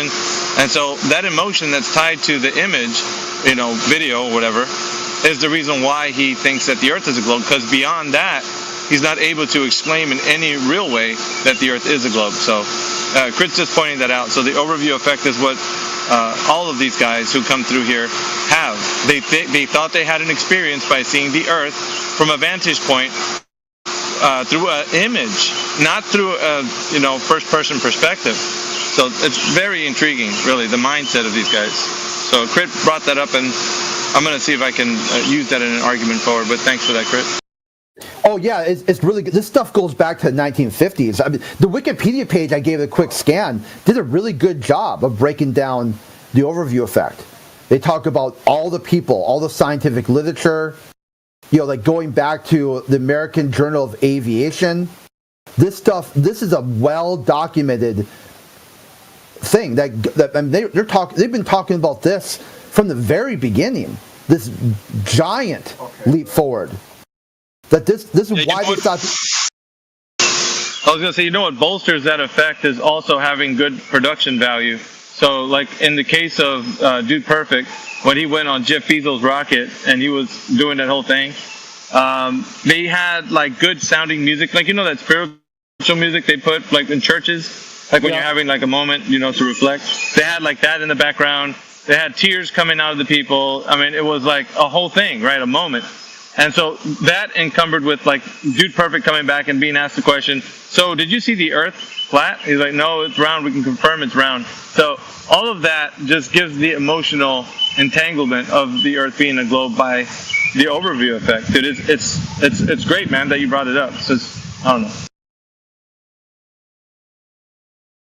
Yeah, I know what you mean. I've noticed that, about the music, and the whole, all that emotional appeal. That's in a lot of the anti-flat earther videos too. Yeah, they try to say that flat earthers are kind of subhuman mongrels because they're not affected by the overview effect. Like some of the claims I've seen. That's how I found this topic to begin with. They'll say, look how bad flat earthers are. Look how awful they are. They don't have an emotional reaction to viewing the Earth from space. That must mean they're animal-like. They don't have, like, a dog won't have an emotion from a view either. So then they try to use it to say, hey, check out these awful, disgusting people. They don't value the Earth. And then the guy comes in here in the backswing and tries to debunk the overview effect. Well, which one is it? If you're immune to the overview effect, are you a nasty, disgusting flat earther? Because that's what the claim would be. Oh my gosh, I experienced this last week. I was with my son's 4th grade class, I was chaperoning them. We went to this museum and there was a planetarium show. I was like, oh no, I'm going in here because I had my little group I had to watch. Like, I'm going to be trapped in here. What's this? Because some planetarium shows, they can go either way. You know, if they focus just on the stars, they're fine. But anyway, this one, it started out like really nice. You know, like he talked about the wandering stars. He showed all the constellations. He talked about Polaris. He talked about, you know, these certain constellations that are always in view in the area where we live all year round, so on and so forth. Taught all the constellations, showed them how to find Polaris from the Big Dipper. But then, like, probably like halfway through, he zoomed out, right? Because at first it was just like a realistic thing. Like, we were sitting there looking at the sky moving around us. Then he zoomed out to the Earth, you know, and it was a sphere. I don't know if you guys have been to one lately, but they've gotten worse. They've gotten worse. I hadn't been to one in a long time. So, yeah, and then I can just imagine. Yeah, it's really bad. Like, I'm sitting there, like, a bunch of the stuff the guys was saying, I was just, like, biting my tongue because I don't want to embarrass my son. I just wanted to shout out, like, what? You know, I had to close my eyes and like grip the armrest to control myself. But anyway, yeah. So, but the thing I was going to say related to this topic is like, oh, the kids really were impressed. The children were really impressed by the stars. They were like, look at that shape. That's so cool. Oh, I don't really think that looks like a bear. You know, it looks like a deer to me or whatever. Like, they were very excited about that. But when he did the zooming out to show the sphere of the Earth and the sphere of Mars, the adults started chiming in like, ooh. Wow. Yeah. And when he made his little claims, all kinds of like outrageous claims, right, about the surface of Mars and this and that, they're like, oh yeah. And like the guy that was like the adult dad that was sitting next to me was like ahead of time saying all the space facts, you know, because he's so smart. It was like they went into this weird program. That's what freaked me out even more. But the kids didn't really. They're just kind of like, you know, all of a sudden, the kids are really into the stars, but when he zoomed out to all this nonsense stuff and started spouting lore, that's when the adults were doing their programmed response because they're smart and cool, right? So they know all about Mars and how great it is. You know, that was the adult portion of the presentation. It was so weird. Oh my gosh, I got through it. It was like very difficult, but I did manage to get to the end. What's weird about that whole experience, Mary Mom, is that that's exactly what Crit was talking about right now, with people having this overview effect happen to them. So you saw it in real time. This is what they were experienced by this, the guy who was the tour guide taking you guys around, or the adults chiming in. So they had the experience of having that effect, and so they were talking about it with a lot of animation. So it's kind of the same way that Crit's saying this is what happened. They have like some sort of spiritual experience in some part of their life that they are starry-eyed about it. You know, like they're giddy and they really just want to talk about it like it's something that's real. But it's nothing more than just a feeling that they've had, and they're recalling in their past that they've had this overview effect happen to them. So it's what's real. It's like a real emotion. It's tied to something that they've heard about, a story of the Earth being a globe. So yeah, this is something I can now determine by all the times and just putting everything together that the overview effect is what everybody who believes the Earth as a globe is, because at some point in their life they had some sort of religious experience about it, just like the way you've seen this tour guide telling the students, and you know what I mean, like the whole thing, it kind of builds up to the moment where they're talking about space and planets and all that, and that's what is attached to a human's psyche, you know, that whole thing, that experience. Fascinating. Yeah, that's what Crit was trying to get through to him. I guess like he just wasn't able to like understand your words. So it's perfectly clear to me, you know, that they can also induce this through virtual reality, which is, you know, planetarium is you know, kind of a form of that. Yeah, and that's what they were doing. Yeah, it was bizarre. So they use I hate to say the word, but mind control, because that's what it is. It is controlling your mind with emotions. Right? That's why I had to close my eyes when he had that Mars sphere spinning around for like 10, 15 minutes. You know, I'm like, I'm not going to look at that stupid thing. Just shut up about it. But anyway, yeah. You know what the best part of the planetarium is that they've got a domed ceiling and a flat floor, virtually like a flat Earth model, if you will. I know, that's why the first half was really good. Yeah, it's just, here's how you can see the stars. Make sure you go out this summer and look at the stars. Here's the ones that are always visible in the sky. Here's the circle where those always visible ones are. And then he, explained, these other ones are, already set. So you're not going to see those during the summer. All that was like amazing. Yeah, if he would have just cut it out at that part, I'd be like, this guy must be a flat earther. And he even called the moon a disc. That's what they do. Yeah. But, then he had to go into his little sphere fairy tale. Yeah, he had to pan it out into some sort of godlike view of like. Yeah, and then you could tell that was like the part he really liked. He was really into it, and like, gosh, yeah. Hey, do you like Superman? Because if Superman flew around the sky, he could see something like this. Yeah, that's what that's what keeps the lights on for that guy, I guess. Yeah, for sure.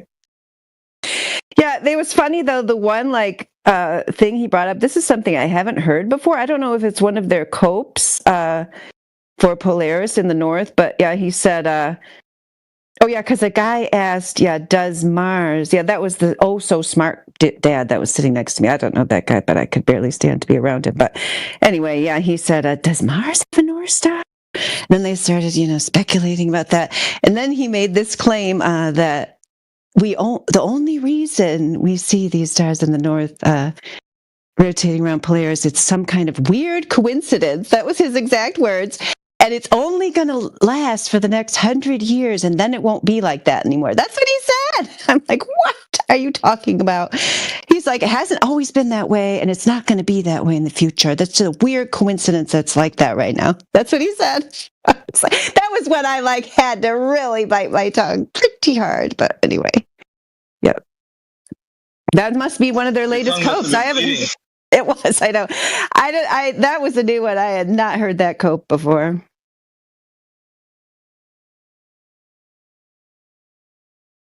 Yeah, but it feels like sometimes you just want to say, "Sir, are you talking out of your ass?" Oh, I'm just saying. It sounds like it. If I'd just been there as an individual, without my child, it would have been a different story. But yeah. But I wouldn't have been there. That's the thing. I don't think I'd voluntarily go to. Yeah, I don't think I'd voluntarily go to a thing like that. I could have just walked out after the star part. That part was actually pretty good. Talked about how you can use the far edge of the Big Dipper, draw a line up to Polaris, and then the tip of the handle, straight line on the other side. Does it go down to Arcturus? I think so. Anyway, so yeah, if you're ever lost, you could use the Big Dipper to find north. So, Mary Mom, you're saying that if you didn't have to be there, you wouldn't be there? So a forum like that would be a place that you wouldn't want to go and subject yourself to. Yet, why do these other guys do that? They subject themselves to a forum that they don't have to be here. That's right. That's a good question. Yeah, I mean, yeah. I thought that's what Crit was getting at too. I don't know if that was what you were getting at, Crit. That his presence here kind of shows he's not fully brainwashed. Really, why would you even entertain the question? Why would you even entertain the question if you were effectively brainwashed? Well, it's twofold. The first one is he came here, so he knows he's got some doubts. The number one is that he doesn't really understand or can't grasp the concept of a globe. But he believes it anyway for some other reason. So then you got that address. The other part being that if he really dove in to the heliocentric model, there's explanations baked in to other people who would disagree. He would be able to use those explanations. So then you've also got explanations on how to handle disagreement. You're all interconnected in this sort of kumbaya moment of the overview effect. He should be able to either use the model to explain disagreement or use the model to cope with disagreement. Since he can't, it drives back into point number one. He's probably a bigger flat earther than any of us. He just picked the winning side because his tribalism overrides his seek for the truth. Had it been 100 years ago and Copernicus rolled out with his model, he would have been on the side of the flat earthers. He's always going to pick the 51%. Yeah, that's good. Was that you that was saying that to somebody yesterday that was like a teenager type? Yeah, we were saying like back in he'd be anti-cult of Pythagoras back in the ancient Greece. He'd be like, "What's wrong with those guys? They're nuts." We were talking to another and I think that kid kind of acknowledged, that was the case. Probably younger people, they see the groupthink better, maybe if they haven't been in it as long. I think that might be the case.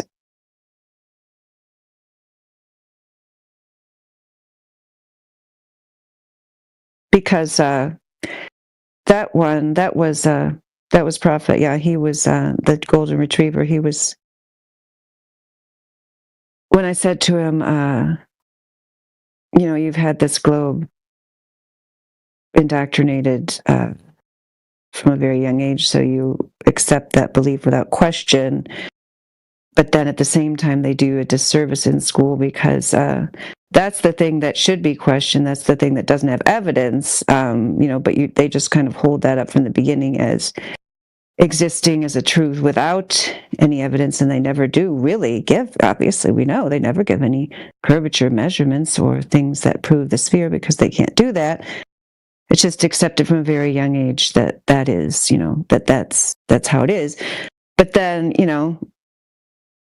once they get older, at the point when they do have more abstract thoughts but should be examining ideas for evidence and so on, then they tell everyone, any idea is valid, whatever you say is your truth, everybody's opinion has equal weight. So things that they should be examining, they don't. And then other things, they just kind of accept them as everybody can have their opinion. So then they apply that back to the globe, and they're no longer looking for evidence in that case. If they want it to be a globe, then it is.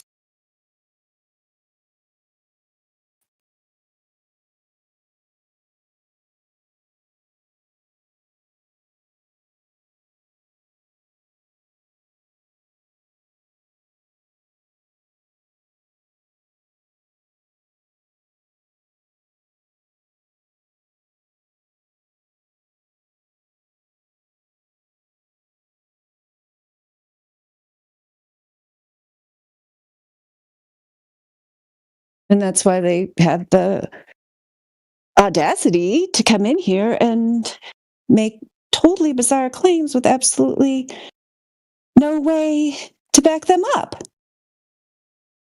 Like this guy that came in here yesterday and we were showing him the math of the geometry of the sphere and where the predicted horizon would be. He just kept saying, "Oh, there must be a mistake in that math. The math must be wrong," over and over and over. And then he got very agitated with me when I told him he had to point out the actual error. Even with math, they're going to sit here. That's what I'm talking about. It's like they'll argue ridiculous things that they could easily be proven wrong and won't even take the time to even look at it to see where the error is. Or, you see it all the time. Just they'll make some ridiculous claim that they could easily search and see it was wrong. They won't even bother to search it. They'll just keep claiming it. But with the globe, with the globe, they have to rely on somebody else's claim. It's not even really their claim. They'll acknowledge that. They don't even necessarily think it or believe it. They just know somebody else has proven it. And so they're just I know it's round because I've seen the inside. I've seen the inside of the Earth. I know it's round because I know it's hollow. It can't be flat if it's hollow, dumbass. Why can't you? That sounds like a squawk to me. When you say, why do you have to insult? What's the need? Because it's obvious. We all know it's round, right? I mean, we know that from school. We know that from everything. All the experiments that no one needs to tell us it's round, and it's bullshit to say it's not. Okay, you can say he's demonstrating my point. Thanks, gosh, you probably weren't even here with what I just said, but thanks for coming in and being like, we did this shit. We've done the things. We've seen the pictures. Where did you do it? Show me where you made it. I actually on my channel I have a video where I did the experiment with the light. You know, if you do light and you pass it over. Post your video. Post your evidence. Stop your yapping. Okay.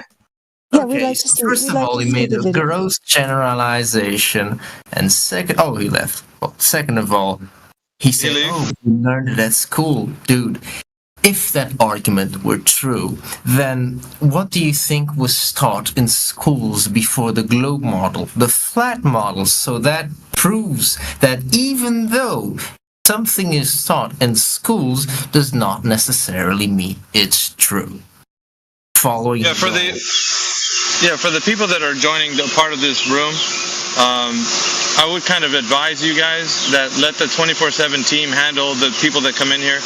Usually when they come in here that fiery hot, let the ones who are able to handle conversations like that do that, please. Because when you guys start chiming in, all that interruption does is it stalls the person who can actually handle the conversation. So just be advised, okay? That's why we moderate this channel, so that we can have good exposition, but we can't do that if you guys jump in with stuff that's sidelining the person that's actually taking the conversation. So, just saying, if you will. So, Mary Mom was actually talking to the person, so I feel like she didn't get to finish. So. Maybe he'll come back. We've got Winter Soldier, who has a bizarre cartoon in the chat. Do you want to talk about your cartoon, straw man fallacy there, Winter Soldier? So yeah, I'll just talk about it if you don't want to, but if at any time you want to pipe up with a comment or question, feel free, Winter Soldier. So, and Flatman Can has responded that, that is, we do not think of the Earth as a flattened out globe, traveling through space. That is, that's a straw man model of the flat Earth, meaning it's not anything that any serious flat earther claims. And so, that's just wrong. We mainly focus here in this channel on disproving the globe. But in addition to that, this entire fantasy about outer space in the way that it's claimed is also not possible for various reasons. So we also sometimes veer off into the area of demonstrating how that claim can't be true, as well as motion. There's never been any motion detected of the Earth. The Earth moving through any kind of space has never been detected. The Earth spinning has never been scientifically tested or verified. To verify any kind of spinning or forward motion of the Earth, you would have to be able to first observe that motion and then do a scientific experiment to detect the cause of that. But since the effect, meaning the motion, has never been measured, you can't set up a scientific experiment, and it's never been verified. So that's why your entire cartoon is a joke. Do you have any response to that, Winter Soldier?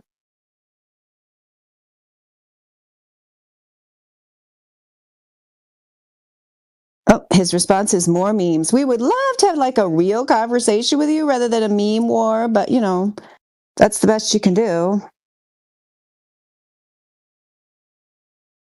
Okay, so I'll address your next meme because it is going out there in the live stream, unless somebody else wants to. I'll just say something. Anybody else can jump in if they want. 32 minutes after the hour.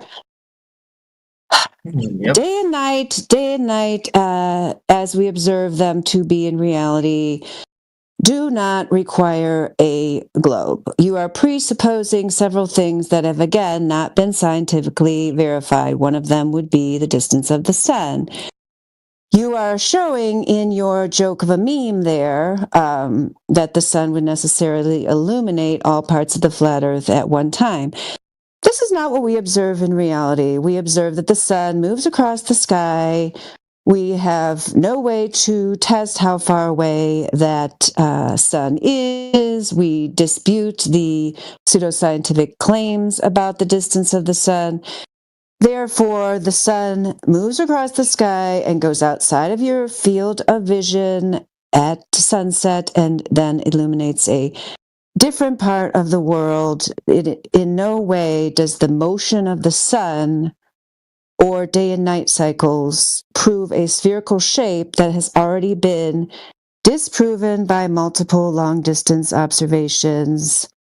And also, anything about the sun does not measure curvature, which is sorry, what we're but if we looking can't for. measure the size of the sun, how do we measure anything at all then? Like, how do we know how tall the Himalayas are? Because there's no way somebody went with a ruler and measured the Himalayas from bottom to top.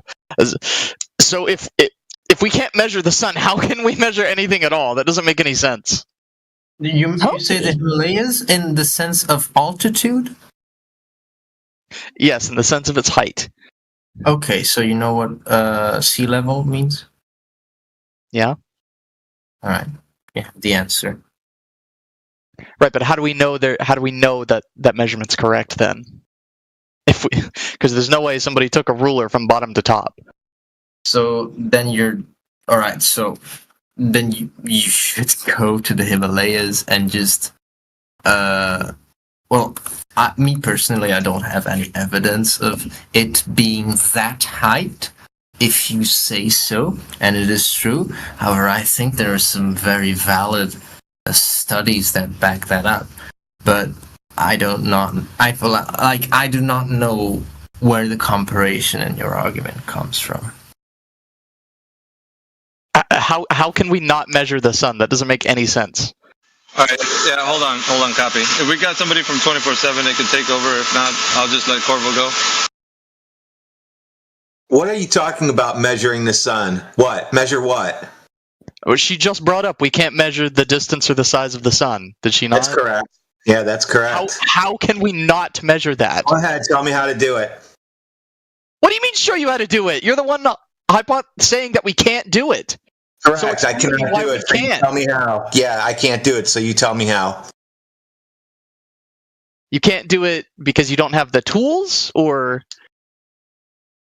Yeah, I got all the tooling. Yeah, tell me how to do it. Okay, well, you take 2 reference points for the distance, and you do Pythagoras' theorem. What's my first reference point? A star or a planetoid or some sort of object in space. Do you measure via a laser or some other form? No. You don't see stars during the day. How can you see a star during the day? It's happening in reality.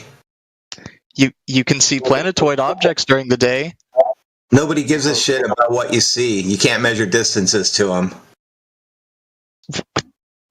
Oh, okay, if you can't measure distances to things, then how can we measure anything at all? That doesn't make any sense. Correct. So you're just agreeing that we can't measure anything ever. You're finally realizing that you're having fuck, I'm losing brain cells. Hey, he's talking about measuring things in the sky, not on the ground. Flat man, we got it. Yeah, he left. That was easy enough. Sorry, man. At least he was willing to speak. Winter Soldier has nothing but memes from like 2017. Story was that Hemlock, or I was just because he wasn't getting it. That you were saying we can't measure things in the sky. We can measure things on the ground, obviously. Because he's like, now you're saying we can't measure anything, and you didn't say that. Kopi's back. Yeah, Kopi's back. Did you hear the last thing, Rodwin? Did you hear the last thing Rodwin said, Kopi? No, and I've completely checked out of this conversation.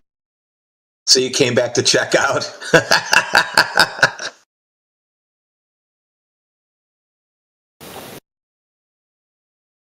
I was saying, I don't know if you heard that. I think you were gone when I said that we appreciated you at least spoke up, unlike Mr. Winter Soldier there, so that's cool. Did you Google how you can measure the distance to the sun yet?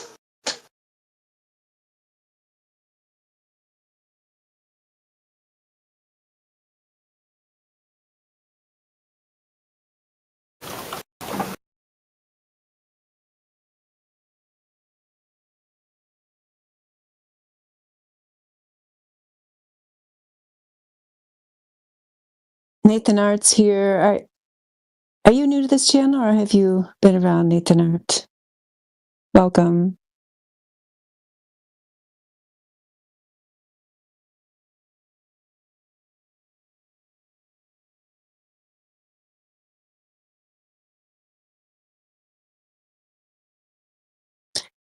So yeah, I guess Kopi conceded, Rodwin, that he can't measure it. Thank you.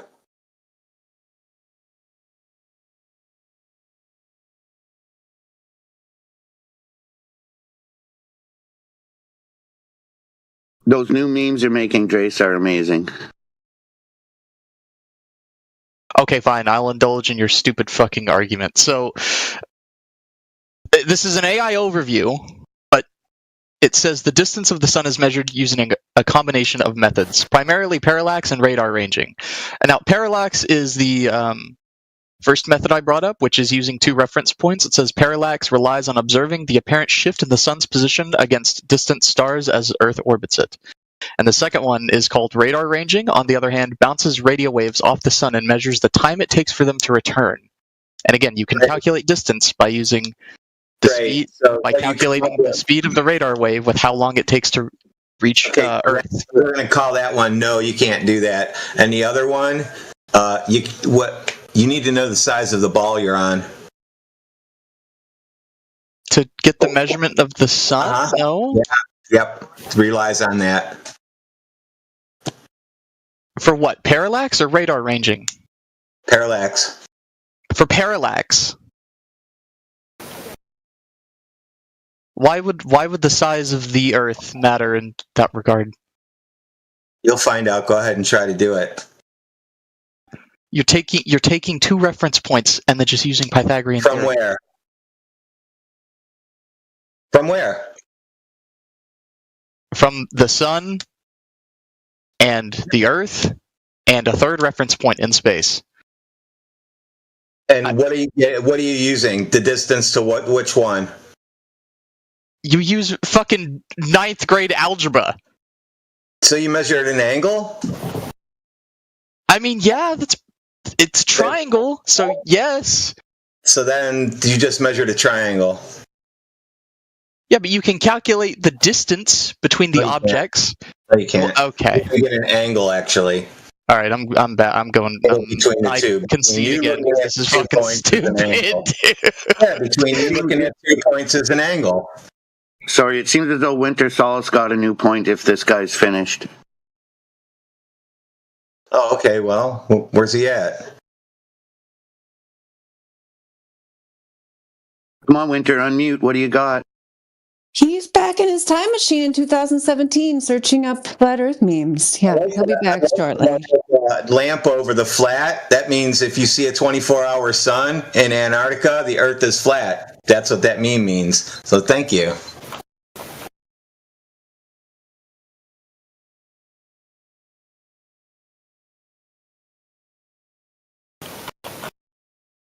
I guess Winter's too shy.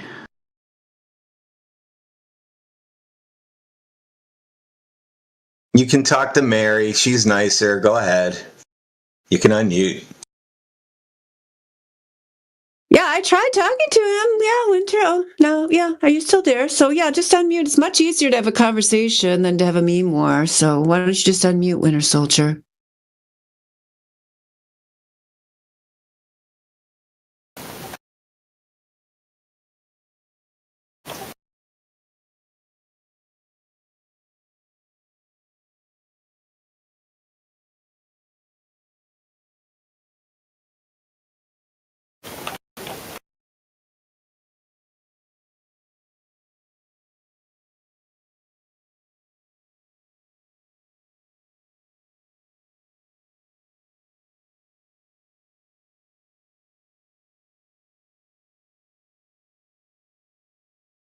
Otherwise, I'll have to go out and mow the lawn soon. I didn't purposely participate in No Mow May, but I was out there picking up sticks yesterday. I didn't get them all picked up, so I'm like, I might as well just mow it on June 1st. I don't really have a lot of lawn. I only have, enough to, It's not like outrageous, it's like just over by the road. I Save remember it and those stuff. sticks. I'm probably going to need them when we start selling them on the app. I got a big pile here. I got so much inventory. Oh, that's perfect. Yep. We're going to make a killing selling globe measuring devices. Yeah, because we could sell small, medium, large, or we could sell them a big one, and then they could break it up, and they could do a lot of quote unquote experiments, right? Yeah, you can do classroom size ones. $100, the $150 gets you like 20 sticks, so you can break off into groups. Yeah, I could go sell some to the planetarium guy that I saw last week, and he could do a sticks and shadows thing at the end of his presentation. Door-to-door sticks and shadow salesman. It will be great. You might want to call it an obelisk if you want to get some money for it, just for advertising, marketing.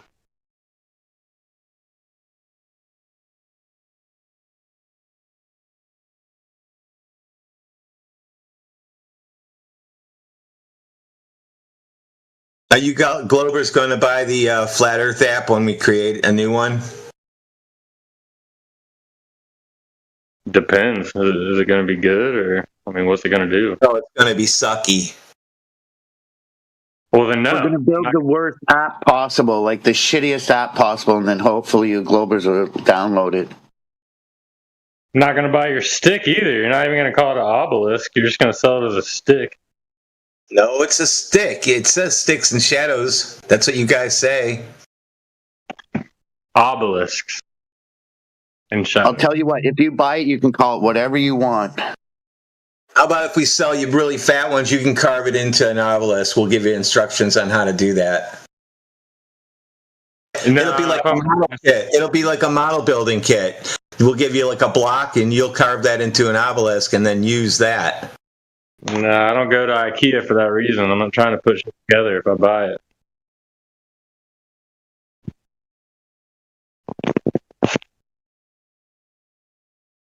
I'm sure we could sell those. Those are going to be a different dollar amount.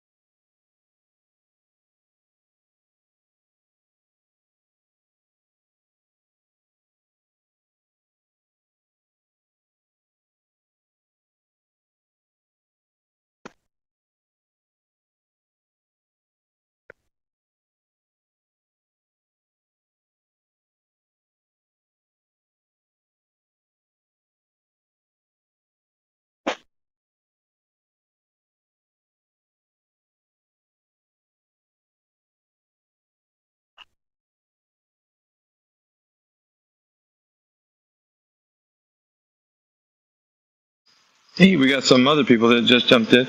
We got Drace. What's up, homie? Flat Earth Ranger, Elbow TV. John, welcome back. Hey, how you doing? Good day. Good day to everybody. Good. Another day challenging the narrative. What comes of it?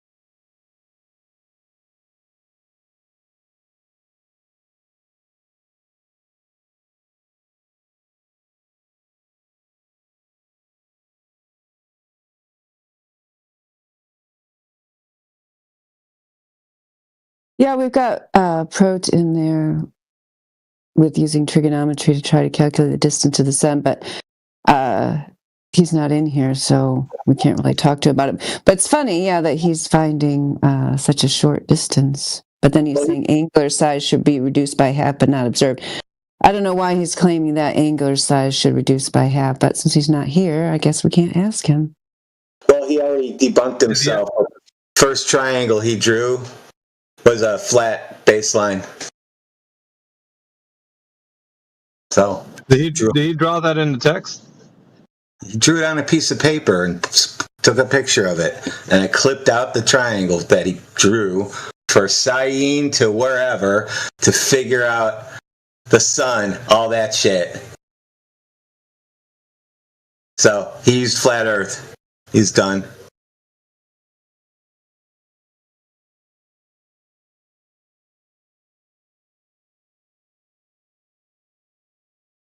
There's somebody else in the text chiming in too. He needs to join. Yeah, that's a good point. He's claiming the flat Earth, to start with, because that would be an arc if he were on a globe. Yep, good point, Rodwin. We have Copy that's in here. Maybe he wants to chime in. Copy, if you're there. He fell apart already. He melted away. He'll give it a try. He'll talk to you. Maybe he'll talk about something else. He did. He was the one with about the calculating the sun distance, but maybe he'd like to talk about a different topic. Oh, is this guy right here? Okay. Yeah, Copy the cat. I called him Copy, but that was kind of mean, I guess. We can go back to calling him Copy. So, you know the cosmic distance ladder, Copy? How they derived that?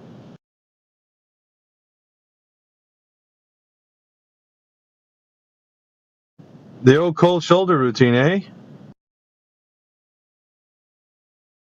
Okay. He probably want to go make a bowl of cereal or something.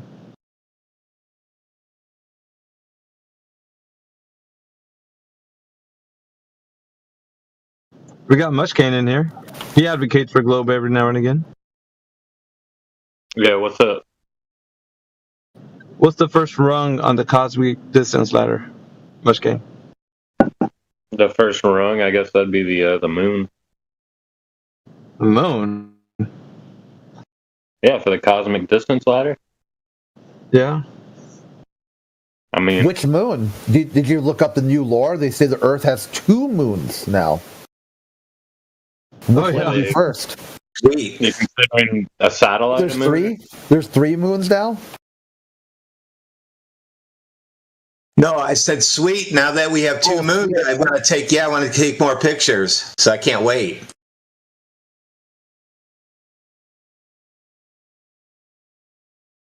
Mushkane, so you're saying the moon's the first rung on the cosmic distance ladder? Well, I've never actually heard that term, cosmic distance ladder, but that's, I would guess, the moon. Well, that's how you get 1 astronomical unit, right? You have to figure out how to derive that.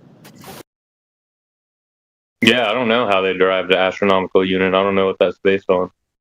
So the first closest thing would be the first unit of measurement, and you would use those units going further out, I would believe, is what you're explaining, right? Yep. Well, the first thing in the sky, or the closest thing in the sky, that would have to be the moon.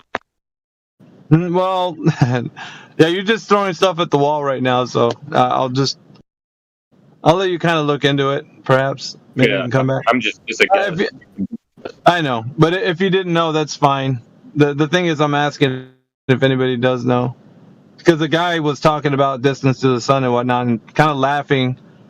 So I don't know if anybody else knows how they derive the distance to the sun.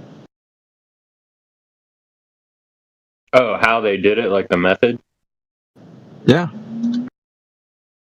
Oh, well, that's I think Matthew Learns even tried to do it. He just uses an angle measurement, right? Are you appealing to Matthew Learns? Well, that's who I've heard who's actually done it, who calculated it. Really? What did he do? He took an angle measurement. Okay. His calculation was way different than the mainstream claim, though. It wasn't 93 million miles. It was a lot closer. Right. So we're trying to figure out how they derived the 93 million mile away sun. So if he doesn't have that, then he didn't do it. Yeah, he did it and came up with a different number. So I've never really heard much more about that. And Matthew Learns is a pretty staunch glober. So I don't know how he explains that.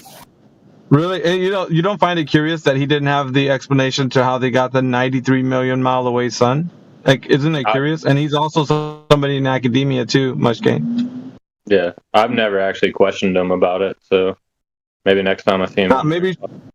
Yeah, I was gonna say maybe that should be one of the things you should question him on, because if it's not how he derived 93 million miles away and he got a different number, then what's going on with his math? Is he getting something incorrect?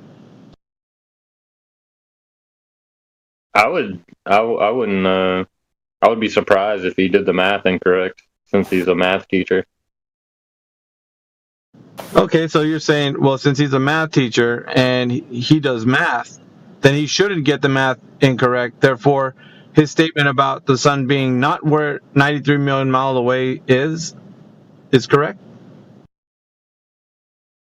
Well, yeah, using his method. So I mean, there must be some. That's what I would like to ask him. Like, so how does he explain the incongruent answer he gets to the claimed distance?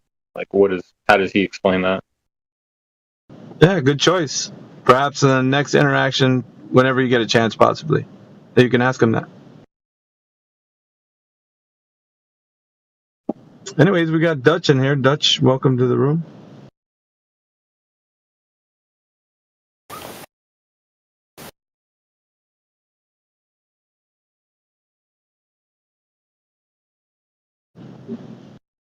Another icy cold shoulder. Okay.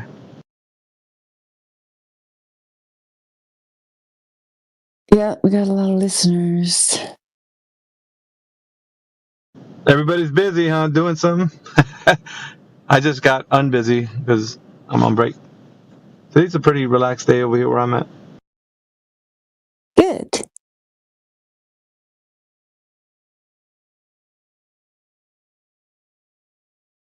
Yeah, it's a nice day here.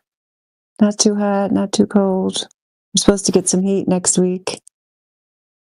I was looking at the news. Apparently, like really bad air quality, like all over like northern, like the New England because of like fires in Canada again. Dude, it sounds like there's either a fan blade that's getting loose on your fan, or there's a hog in the background. I thought he was rocking in a rocking chair. That's what it sounded like to me. He was rocking back and forth in front of the chair. It's been kind of like this thing I've been doing. There's like a loose armrest. Okay. It's like a loose armrest that I kind of like rock back and forth. And I got into a habit of doing it when I'm thinking, and I gotta stop doing it. But yeah, thanks for letting me know you could hear it.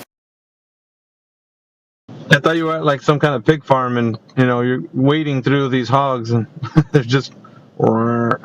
Yeah, just like a bunch of pigs. Yeah, I don't know. It's weird. It does kind of sound like an oink.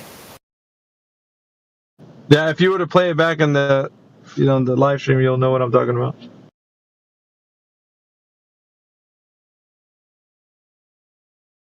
Meanwhile, back at Crit's Ranch.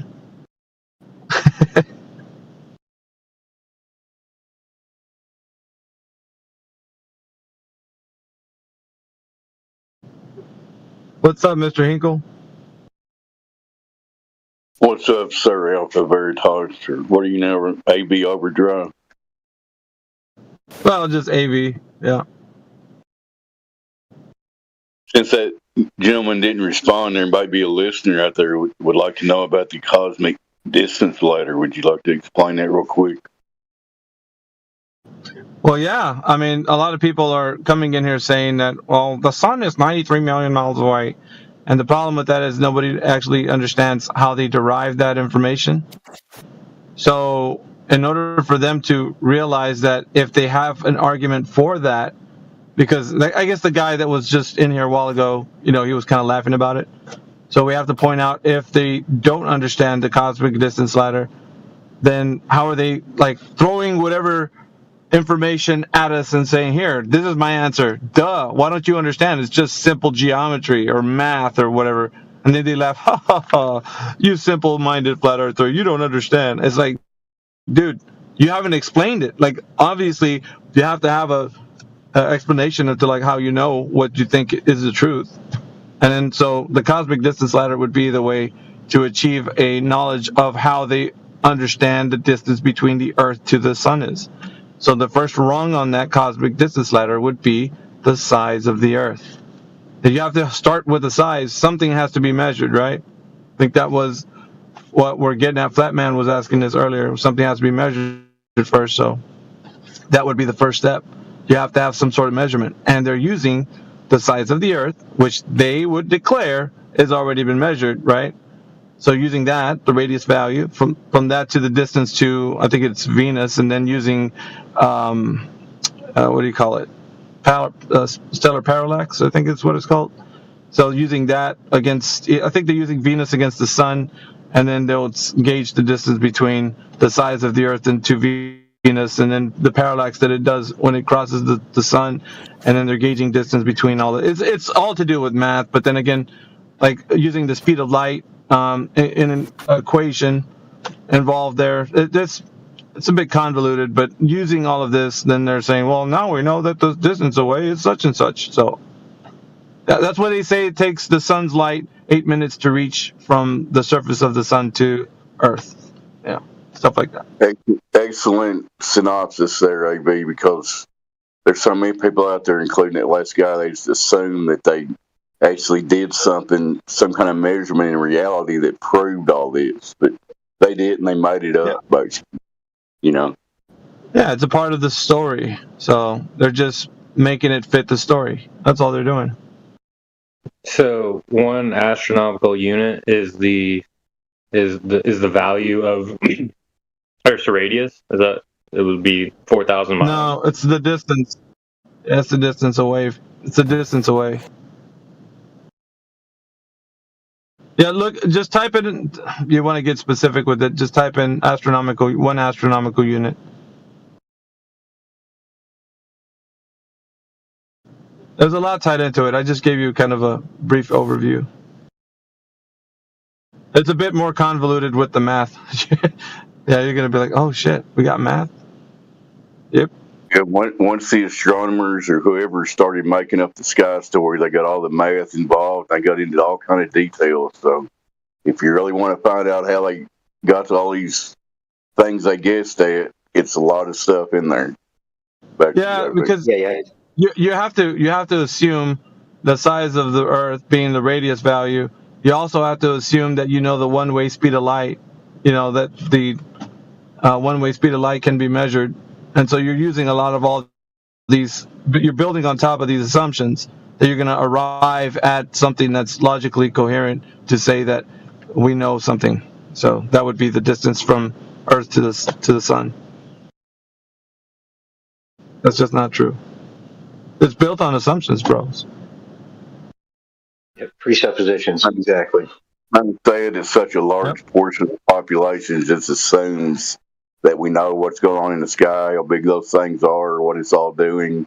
They think we've got all stuff figured out that we have no idea about, Well, the gentleman that was in here was just laughing about it because he thought, how feeble-minded we are, but he didn't stick around enough to investigate whether or not he knows the supposed claim of the distance to the sun to be discovered by him or anyone. So there's nothing that he can do right now except for laugh about it and leave. I mean, if he wants to stay in the mindset, that is. Yeah, that's the issue. So many people want to stay at that surface level, just assuming that smart people did all this stuff, and they don't want to dig even a little bit into it, me. Yep.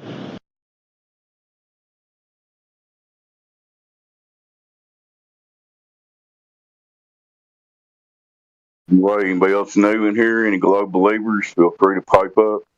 Globe evidence would be nice. Go ahead. I took astronomy in college. Like I think it was my second year, and the teacher was really cool. He's like kind of eccentric guy. He had a thing about Tweety Bird. But when we started getting into like halfway through the semester and it started getting a little bit harder, it was funny because he got up on the board and he was like, "All right, so we're going to do a little bit of algebraic gymnastics. We can call it mental gymnastics." And he started showing us. Oh my God. He did not just say that to you guys. Yeah, you guys would have got a kick out of that. He's like, "All right, it's time for some mental gymnastics." Wow, really an honest professor that prefaced what he was going to say with he's making it up? That's hilarious, man.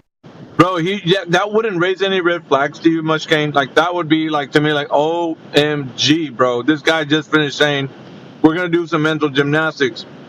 And that's exactly what all these scientific communicators say, Mush Kane. They say the same thing, dude. Like, it takes leaps of logic, like guesswork. It's all guesswork. That's Michio Kaku, bro. Like, they can't say it plainly enough to you guys. There's nothing in here that they know. It's all just guesswork, bro. They're flying by the seat of their pants. This is verbatim what Michio Kaku said.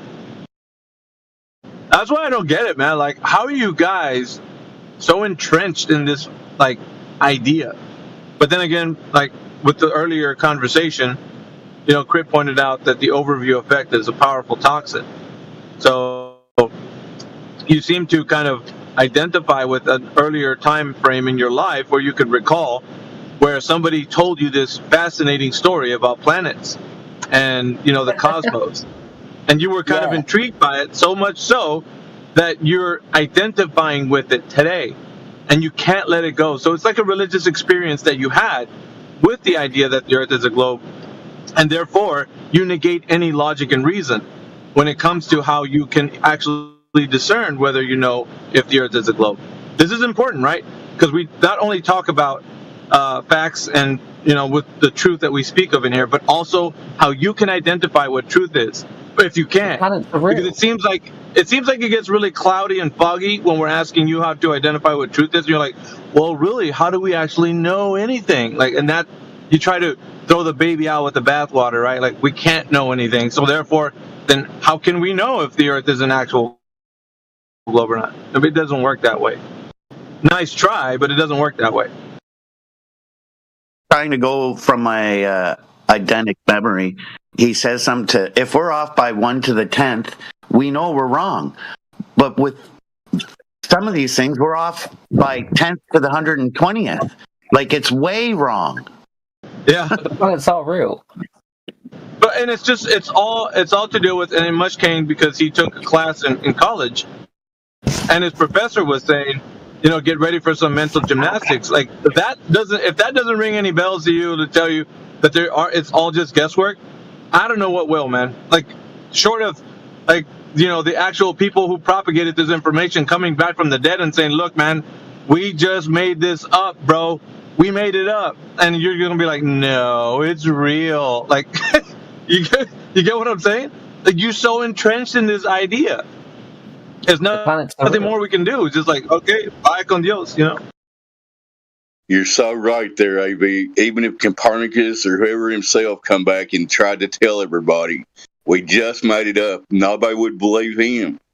No, they wouldn't. They'd laugh at him. They'd be like, dude, you're a flat earther. But those were our speculation reports. You guys think those were real? Ha ha ha. Yeah, exactly.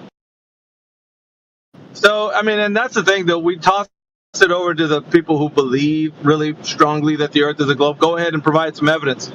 They do all that they can to reverse the burden of proof and say, no, flat earther, you tell me how the Earth is flat. It's like, dude, wait a second. You're believing this idea that the Earth is a globe, and you really don't have any way to prove it. And we're just sitting here showing you that is the case. Come in here and demonstrate with any evidence that the Earth is a globe. Go ahead and do so. If anybody's in here right now, please chime in. I hand it over to the Globers in the chat. Yeah, there's quite a few of them in here, so I'm sure one of them's got that proof of curvature. Luke, Master Capybara. There's other ones. Copy. Floor's wide open, guys. Now's the time to supply that globe evidence. Come on. Are we in dispute that the Earth is a planet? What? Is the Earth a planet? Are you asking a question, or are you giving us a statement rhetorically? No, it's a is question. Is the Earth a planet? What do you mean? Is it a planet? Well, first of all, what is a planet? What's the definition behind what do you mean by planet? You know a definition for the word planet? Just so we know that what you mean is exactly what it actually is, not what you think in your head. The word, I mean. Okay. You can look it up. It's fine. Yeah, I think planet would imply globe, Luke, so it's kind of a dumb question. Okay, a planet is a large, rounded astronomical body that is generally required to be in orbit around a star, stellar remnant, or brown dwarf. Okay, so that's our definition of a planet. It's an astronomical body. Okay. Do you need to know what a body is? Or what astronomical? Yeah, no, so now that it's defined, the word's defined now. The term means something. What are we going to use it for? Okay, so the Earth is a planet, and there's other planets as well.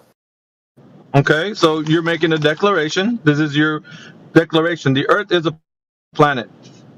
So the declaration follows what information to substantiate it? Which field of science would you like us to explore? Dealer's choice. Dealer's choice.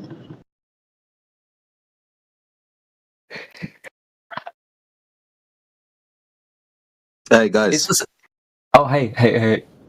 Yeah, hold on, dude. Wait a minute. Wait a second. Let the gentleman respond.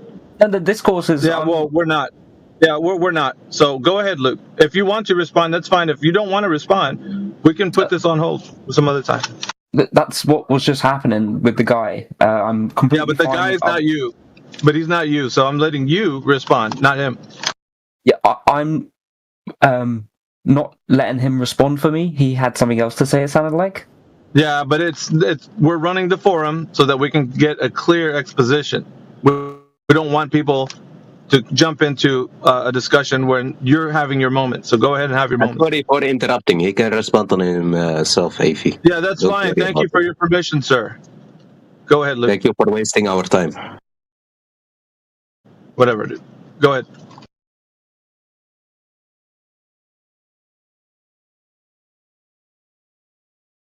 Dealer's choice, Luke.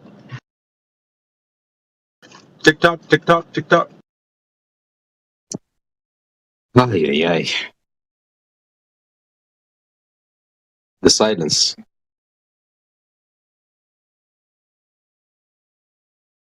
It's telling, right? That's what I'd say. Well, outside of your calculations, the world doesn't adhere to a globe, nor is it historically supported. All right, so you're saying that the flat Earth theory has been proven historically? You're going to be persistent. Meanwhile, Luke is thinking. I'm going to let him think because I'm going to let him a little bit of cover so he can think about what branch of science he wants to bring forward. Well, I only referred to the word planet because you said it. Okay. So do you think the Earth is a planet? Yes, I think the Earth is a planet, yes. Okay, so now substantiate that once again. We're going to go around second time, see if we can do this right. The definition of a planet, right, is it's an astronomical body, right? So we have to. There's a lot that goes into understanding astronomy. And when I ask which field of science you want to celestial body moving. Yeah, he doesn't need your help. He's doing fine explaining antisocial. He doesn't need your help. Let him finish. Nothing I say is like new, right? I'm just like referring to the text that states it how you're saying it is not true. So, boy, I haven't said anything yet. You have. First of all, you have to substantiate that very claim you think is the case. So I'm allowing you the floor space to do so. I'm not going to interrupt you. I actually do want you to say how you know you can substantiate the claim that the Earth is a planet. Please. What else would it be then if not a planet? That's like if I show you an apple and I define what an apple is. Why is everybody coming into this like Luke's moment is being interrupted? An apple is grown off. Dude, be respectful, Copy. I'm going to start muting everybody if you don't all shut up. Copy, come on, dude. Let Luke speak. I'm fine, guys. I'm honestly happy with other people wanting to represent science. It's fine. Well, dude, but the thing is, when we have clear exposition on somebody actually giving us the information, we don't want it to be muddled by somebody else interrupting. That's uncouth. But you are trying to make fun of someone who doesn't have knowledge, and you're wasting our time. I'm trying to make fun of somebody? What? Yeah. I want the guy to have the floor space to explain. If they want to know what a planet is, they can search it on Google. It's not that hard. A celestial body is a planet if it orbits the sun, has sufficient mass to be nearly round, a hydrostatic equilibrium, has cleared its orbital path of other debris. Can you prove to me that the Earth is not a planet?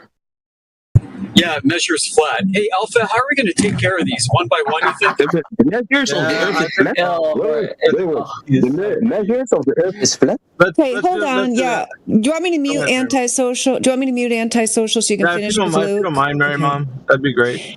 Okay, so antisocial, you can be next after Luke. Go ahead, Luke. Do you mind if I take a short break? I need to go to the store and grab some stuff. Go ahead, man. Yeah, take your time, man. We'll be here. Thanks. Take your time. Yeah. Luke's going to the store, so we're going back to antisocial then?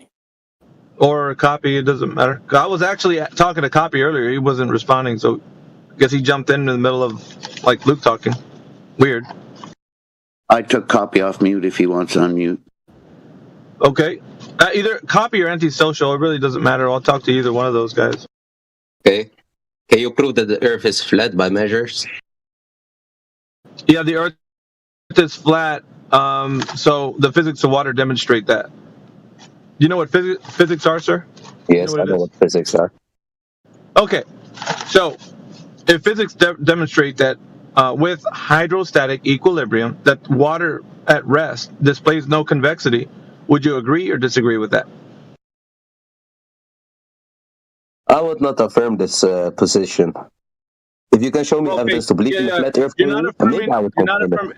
You're not affirming the position. What I'm asking for, what's already demonstrated by physics, is that water at rest lays flat and displays no convexity. Are you going to agree with applied physics or disagree with that? In other words, if you disagree, then hold on, sir. Antisocial, just a second. If you disagree, then I need to hear a clear critique as to why you would disagree with physics. Go ahead, sir. Why I would disagree with your knowledge of physics? You mean that? No, sir. It's not my knowledge. It's just what it is. So, if you don't understand what I just presented, I would then refer you back to please going to look this up. Okay, wait. I'll show you something, okay? With physics alone, okay? Gravity points toward the center of a square, right? Wait. This is a physics concept called Newton's law of universal gravitation. For crying out loud. Yeah, you're getting... What I'd like to see is how gravity is altering the molecular bonds of water on the surface. This has been proven with physics a long time ago. Yeah. Well, yeah. Wait a minute.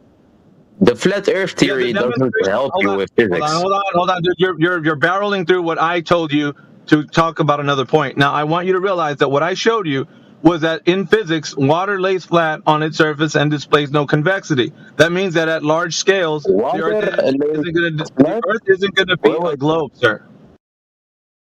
So you're saying water lays flat? That means that the Earth cannot be round? That's correct, sir. Water is a demonstration. Do you know what gravity is? Water is a demonstration of how the Earth is. Hold on. I got to tell him something. I'm going to mute you for a minute here. You keep jumping in there on the end of Alpha's sentences, antisocial. You have to wait till he comes to a conclusion. He will let you speak. He's a very civil man, very capable of discourse, but you're making it difficult for the people listening. We can't hear the end of what he's saying. You're jumping in and just grasping on a word he says and then going off, and it's just making it unlistenable. So I'll unmute you. Do you think you could agree to stop doing that? Do you agree to not abuse me every time I try to speak? Do you want to try again? Because he didn't get what I said. I guess you're jumping in at the end of his sentence, and you're not letting him finish his sentence. That's not mod abuse. That is what a moderator is for, is to make we even know what a conversations because he finished 4 sentences by the time I interrupted him. All right, let's try again. Okay, so maybe, like I said, can you say before, it in very simple terms? By the way, I don't speak English that good. Yes. So water lays flat on its surface, and it doesn't curve. Is that your statement? You said make it simple, so I did. Finish your sentence. Yeah, you said make it simple, so I did. Okay. Let's ask ChatGPT. Flat Earth because of the water is flat on Earth.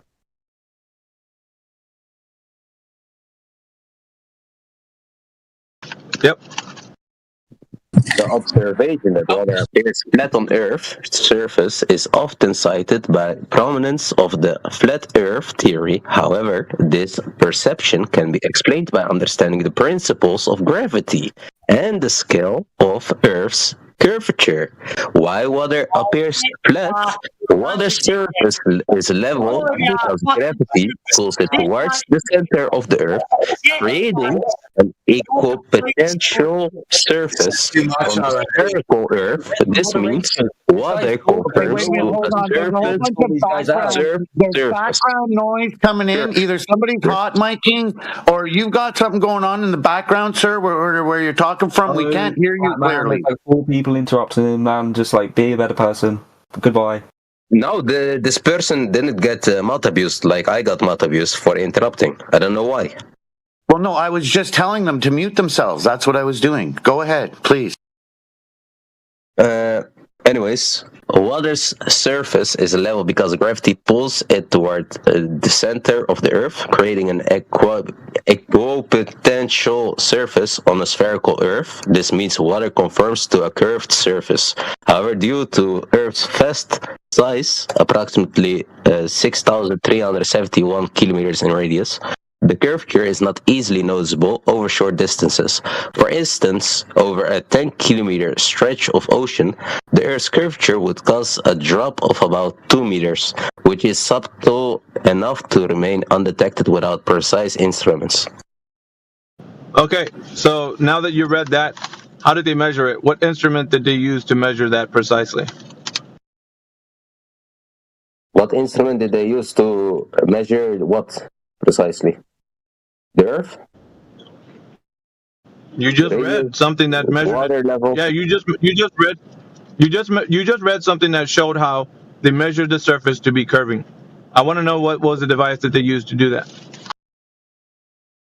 It says here to remain undetected without precise instruments. This point would be made without instruments already.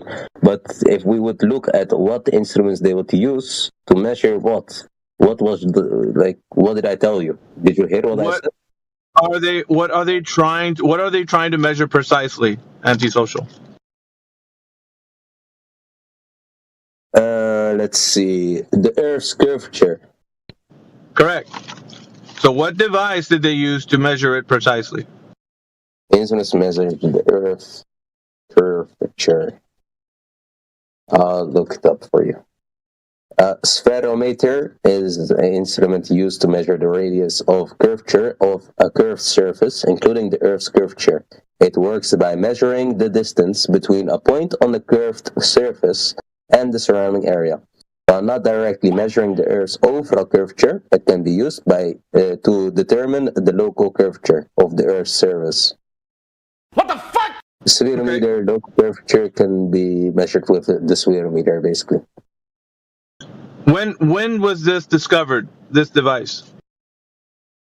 When was the spherometer discovered? What's it called? 1846. Type it in the chat so I can look it up. Here, I'll put it in the section. Did he say a spherometer? Yes, I believe so. Speedometer. Literally like measuring a sphere. Yep. Holy shit. But he said it was in what, 1891? Antisocial? 1846. 1846. So prior to that, how did they know that the Earth was a globe? Prior to that? Yes. To 1846, to know that the Earth is.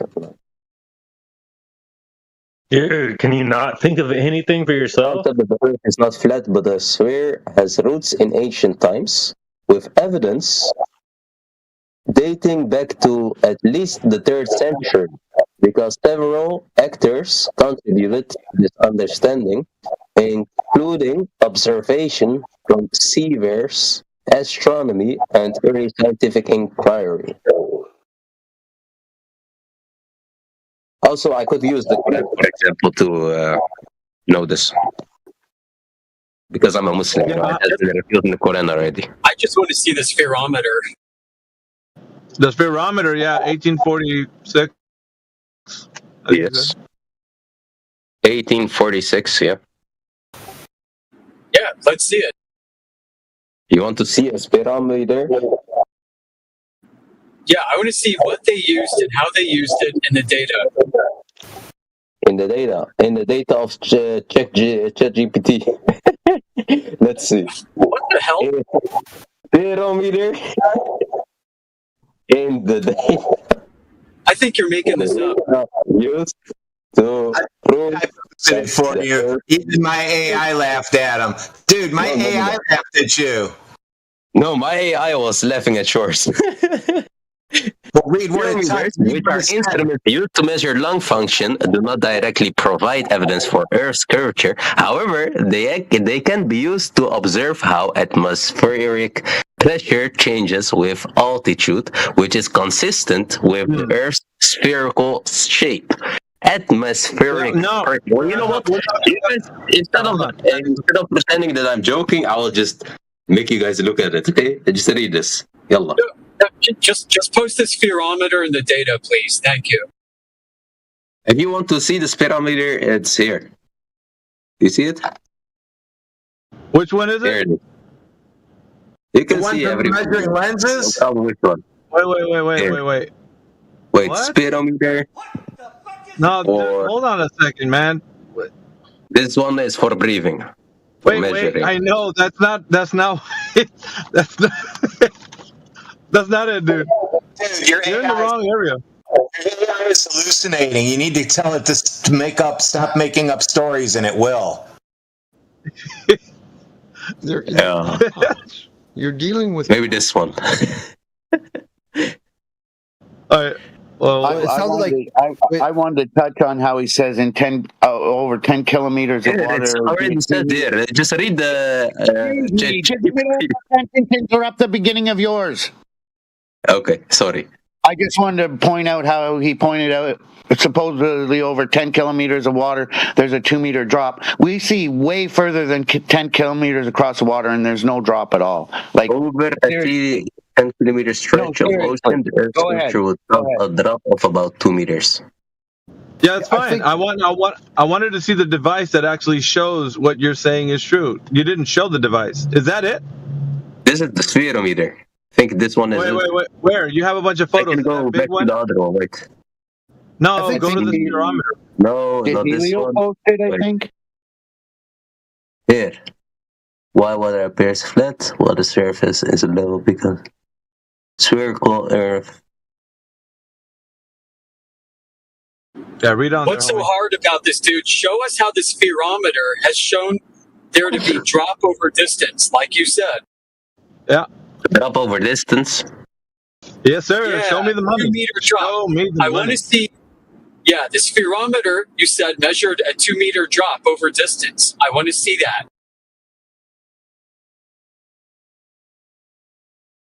Earth is not that with. I think he's short circuiting. He's worse than its free version of ChatGPT. You can mute yourself while you're doing stuff, bud, and so we don't have to hear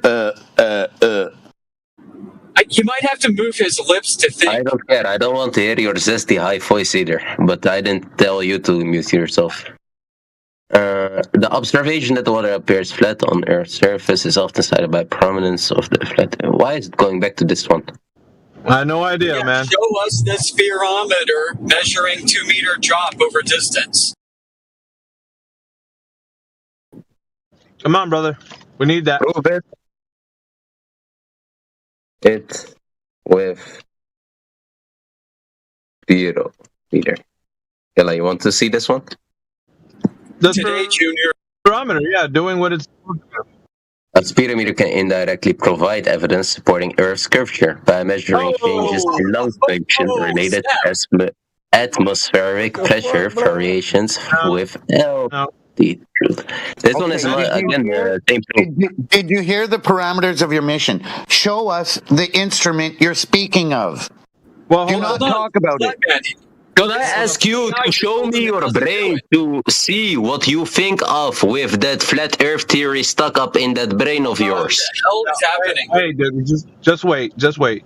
What we asked you for was showing us the device that would show us this, but what you just read right now said that it's doing it indirectly, not directly. We need a direct measurement, not indirect. A direct measurement of the Earth.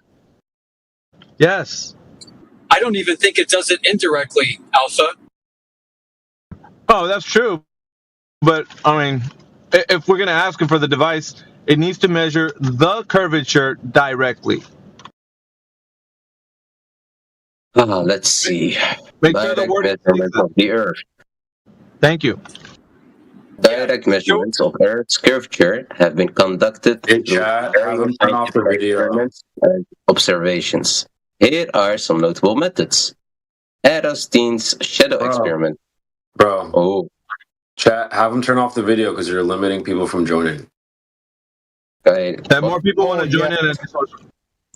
That's a good point. Just ask me nicely instead of asking the moderators to turn it off. Well, no, I mean, I didn't realize that you had your camera on. I would have said something way sooner because we don't have cameras on in here because it limits the room to 25. We're also live on YouTube and don't want people to broadcast personal information. Oh, okay. I don't show personal information, though. Don't worry. Anyways, Eratosthen's shadow experiments, circa 2040. Listen, dude, it's still Skybalian experiment, arc measurement, modern geodetic measurements, and ring. Yeah, it still limits the room to 25. If people are trying to get into the room and there's already 25 people in here, it'll block people from joining the room. Turn your... Okay, get our camera off. I think he has it off already. Okay. My mic was muted again by Matabeers who couldn't find out how to look in Discord. Oh, for fuck's sake, dude. Off my back camera. Bro, what is this, man? What's wrong with you guys, flat Earth theorists? Anyways, this shows direct evidence that you can prove it. No, not evidence. Measurement, dude. Direct measurement. Not evidence, direct measurement. Who cares about direct measurements? If you don't have direct evidence that the Earth is flat, then you can't prove it either. We can go back and forth all day with that. This isn't a burden. This isn't a burden of proof. You have to provide exactly what was asked of you. You said you were going to. You gave us nothing but ChatGPT, bro. We're waiting for the speedometer was a device that you can directly prove this with. No, it wasn't. But you did want that. No, it wasn't directly measuring it. It said it was indirectly, bro. It said so in your ChatGPT. We're looking for direct measurements. That it can then directly prove that the Earth was not flat. You didn't do no such thing. You kept talking about ChatGPT. You said it showed measurements of the Earth. That was not said by ChatGPT. You don't know any of the ways that it has been done other than ChatGPT's telling you, which is what Mushkane was actually saying earlier. He's like, bro, you can't even think for yourself. You're using ChatGPT, which shows that you've barely just heard this topic, and the only way for you to have a rebuttal is to type in some keywords into ChatGPT. If the Earth is flat, why can we not directly see a boat like riding away from us? It's too far away for you to see. Too far away from me to see? But wait, I can see the moon. So what? So what? How far is the moon away from me? Not in the water, how far away is the moon away from me? Not in the water. How far away from me is the sun?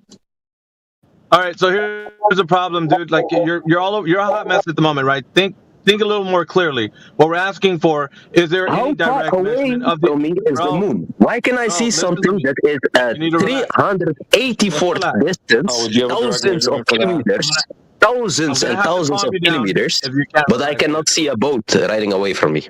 Like, how does it make sense?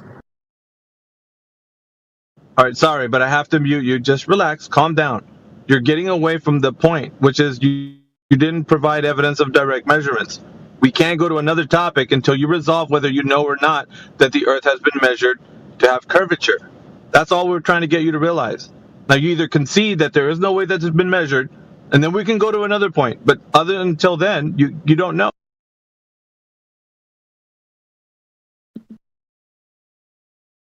Go ahead, sir. Oh, shit, I thought I unmuted him. Hold on.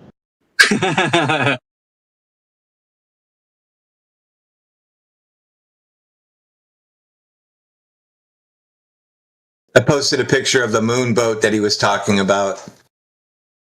Moon boat?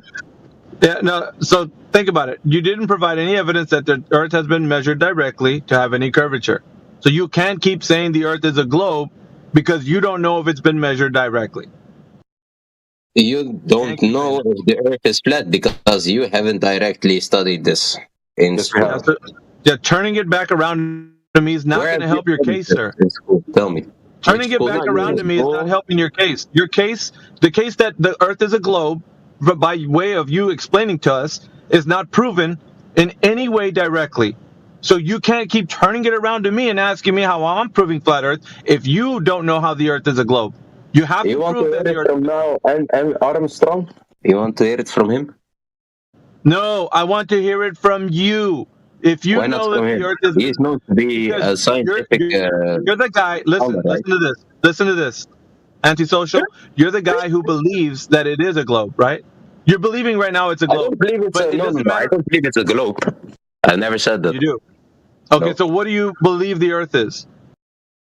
I believe that the Earth is a sphere, spherical. Okay. So how do you know that's true? How do I know it's true? I can read it in the Quran. That's why. That's direct evidence for me to believe in the Quran. All right. That's not true. Okay. It's not true. Wait, all right, so the Quran. Wait. Yeah, that's not true. No. We're not going to go to the Quran and start talking about it. Why can we not go to the Quran? We want direct proof, right? Because no. We're not doing that. We're only going for you to show us evidence of the Earth in the physical world, it being a globe, if you can. If you can't do that, we're not going to a holy book. Not doing that. Haram! Yeah, he was saying before that it was like science and physics, and now he's like, nope, it's my religion that proves it. No, you said you want the evidence for me to believe in, right?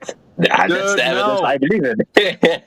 Yes. Yeah, you can laugh, but see, you still don't have direct measurements of the Earth. You don't have direct measurements that the Earth is flat still to this day. Yeah, nice concession there, reversing it, right? So you went from saying that science and physics proves Earth is a globe to, no, I guess it doesn't prove Earth is a globe. Now I have to explain it from the Quran instead. No. Yeah, you are heading from my father. Zakir Naik. 77. All right, big brain. When he sailed around the Earth, he proved that the Earth was spherical. Quran mentions in Surah Luqman, Yeah, I guess the entire body of physics failed you, huh? Like what you thought was science, you have to turn to your religion now? Merges the night into day. And Is he talking or is that a recording? I don't know. It might be prayer time over there. That's a recording. That's not my voice, no. If you couldn't tell the difference, damn. I don't sound like an Indian. Anyway, we're still looking for the evidence of the Earth measuring as a curving surface, and it doesn't look like you're going to present that to us, Antisocial, so I guess we can move on to... Can you prove me directly that the Earth is flat? I still wait for the evidence. Yeah, I gave it to you at the very beginning of our discussion. I told you that physics demonstrates... You said because the water is flat. This demonstrates that the Earth's water... Yes, say something. The Earth's water is flat on... God's sakes, dude. Like I told him I posted the 5 verses from the Quran in text. That's all I wanted to say. Everybody just kept talking and posted it before it goes away. There you go. Yeah, I was about to thank you, Radwan, for that, and I love how you have many informations about different things that people believe and scriptures. It's not even your field. You're not assuming to be a Muslim, and you know what that book is containing. Why this guy doesn't?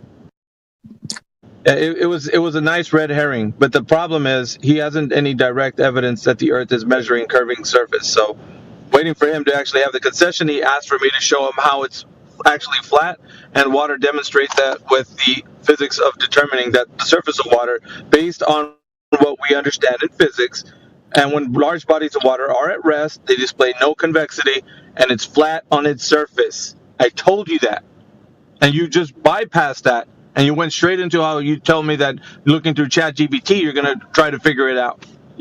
I'm telling you, it's already known in physics, bro. You can't get away from that. Now what do you got to say? Hold up. Let me just correct this guy on the Quran real quick. He mistranslated it in his own benefit. It's a red herring, bro. So what? You're just going to debate about scriptures, dude. You're going I to don't debate want about to scriptures, hear and I don't want to about do that. Muslim scripture if he doesn't have knowledge on top of Arabic. You're muted. Until you switch back to directly measuring the surface of the Earth, you're not going to go into a debate about whether it does or does not say the Earth is curving via the Quran. You're going to argue interpretations, and you're going to always side by the reasoning that you have for it being a globe. Someone else is going to show you that that's not what it means. And it's just going to be a debate. You need to go back to the physical world where we all exist in and determine whether you know that the surface is curving or not, dude. It's a giant red herring away from the point.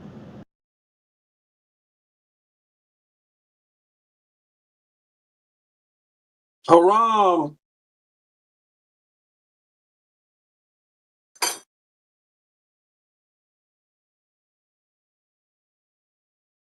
But Biggie, you don't need to directly measure it. Was that UCB doing an impression?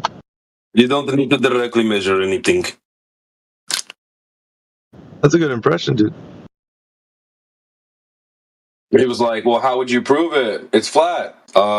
Direct measurement. Like, Wow, I didn't even know CB did impressions. You do those a lot? what do you mean? This is not an impression. Can you do an impression of me, CB? Let me hear your dandelion impression. Oh my god. CB, what do you mean? Nobody can do a Mary Mom impression. I swear, oh man, I can't do it. Yeah, it takes practice to do an impression. Yeah, it's fine. I didn't mean to put you on the spot there. No, that's cool. I like it. You be on some demon time sometimes, Dandelion. I like it. I'm here for it. All right, so Antisocial, have you had time to collect your thoughts? Not yet. I'm waiting to this through. Hold up. Shoot. I still need to type it into ChatGPT. I'm gonna leave it. I'm gonna leave it already too much in this VC. And just allow me to not abuse. Come on, bro. Yes. You're not the. Stop playing the victim, man. Come on. Just all we're doing right now is trying to get We're I trying got to muted redirect already you. for not showing the camera. I got muted for interrupting you. You interrupted me many times. You didn't get muted. So what does that tell us? That Yeah, this is a there is no curated bot abuse here? platform. We're not into letting anybody just yak and shit all over the channel. All over the channel. What? When did I do that? You shat all over the channel. How? With your incessant babbling. By having a conversation with people that believe in Earth is flat theory. Yeah. That's how I shit on Yeah, the that's chat. exactly how you did it. Yep. So maybe we can move on to someone else. No. Sounds good. Yeah, move on to someone else who is talking. Let's see how long that takes. Oh, listen, I'd rather talk. So people get muted for different reasons. Specific talking over someone. Earlier, AV was speaking to you, and you were throwing the word gravity in before he was done saying what he was trying to communicate to you. Why are you lying? You interrupted me as well. When I was speaking, you interrupted me as well. Now So it's you're 1-1 now. interrupting me. Hold on a fucking second. 1-1. The score is 1-1 now. Okay. So you get muted when you interrupt people's sentences is one reason. That's why I just muted you now. I'm trying to explain to you, when you overtalk people, you get muted. You need to let people finish explaining what they're explaining, and when you're interrupting what they're explaining, it's a sign you're not listening to what they're trying to explain to you. Now I'm going to unmute you, and you can act civil or you can leave.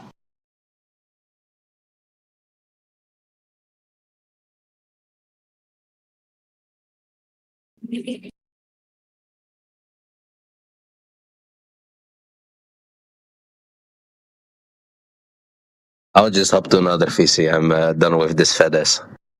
Thank you. Bye. See ya. Can we check in with Mr. Copy? Copy was in earlier. I think he was very eager to say something. Yeah, he's able to carry on a coherent conversation. We'd love to hear from you, Copy. Oh, thank God. Save us from that last guy, Copy, please. Well, to catch you up, Amish, Copy claims the distance to the sun. Oh, nice. That is sweet. How is that determined?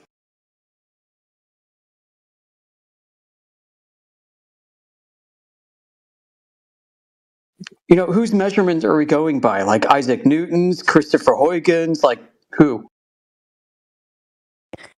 Yeah, he was going to find that. I don't know if you couldn't find that, you can ask a question on a different topic, Copy. But yeah, nobody's been able to find that. I don't know if they've been able to find it, and they're embarrassed to show it because there's a bunch of guys in chat arguing it too. I've asked them several times, show us how it was measured, and none of them want to say. They just want to keep it in the realm of imagination. CEO of Bias is here. I don't know. Hello, welcome to Flat Earth Channel. CEO of Bias, if you've got any questions, feel free to speak up. Lego's back. Mark's here. I got beef with Prot, this PROT person. They're not even in the call. What the hell? Yeah, we need that guy in here. Yeah, he's the one that kind of, was taking that to like crazy rounds. I mean, he was pretty much like trying to argue the flat Earth and then denying he was doing it. He was like twisting himself into all kinds of knots there. I'd like to hear from that guy. Yeah, I want to cook this dude.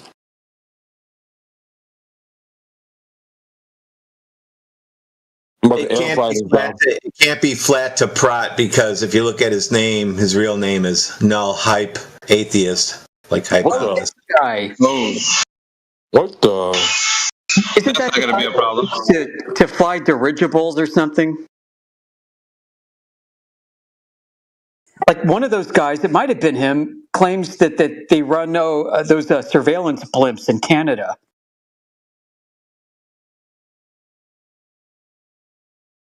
I mean, that'd be pretty cool, man. Like, don't those have infrared cameras up there? Can't you see forever? Yeah, I think that isn't null hypothesis. Isn't that dude who's just constantly coming in here, fucking up basic shit, doesn't know what any words mean.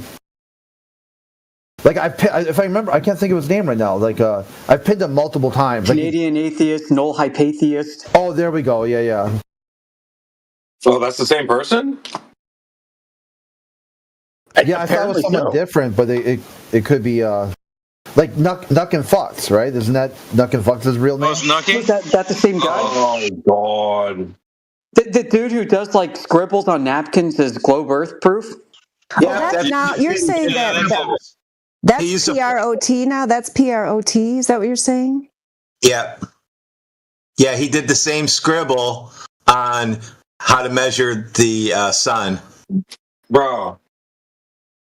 I'll show you his Samuel Robotham scribble too. I'll post it in the chat. Dude. Yeah, I got beef with this guy. Come in here. Yeah, I think it's the same guy. I have to tab in to check it out, but he'll like Nucking Futz or whatever he's gone in the past too, where dude's just gone. I mean, his mind is so far gone that I mean he couldn't even like when I sent him a link, an article that said Christopher Columbo's math was off. It was off. That's what the direct headline said. And he said, it's not off. I go, was it on? Was it on or off? And this went on for hours. I mean, just trying to get him to parse out what the word off meant. I want you guys to realize there's a drop over distance, what we talk about, and then there's hump over distance with what he brought in with his little scribbling. So hump over distance. Yeah, the hump. That was right. He did the hump over distance. Yeah. Water hills. Another one too. I sent them this article. We were talking about that all this stuff with flat Earth all came to a head because the back-to-back hit pieces that The Guardian did in early 2016. It's the same handwriting, by the way, from today's handwriting from Pratt to the other guy. I posted today's in there. I posted today's. Is it just a copy paste? Yeah, it's almost identical, Radwin. Actually, look at it. Look at the if. The word threes are the spelled. same. Looks like Yeah, threes are the same.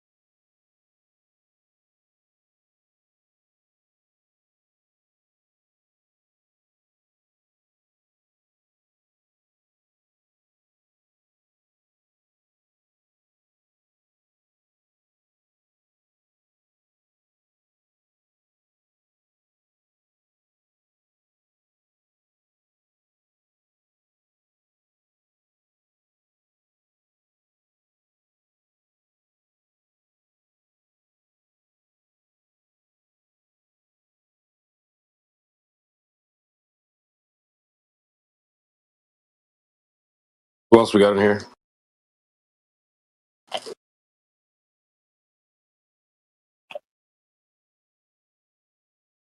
Welcome to 24/7 Flat Earth Discord. Oh shit. Is that Father Balls?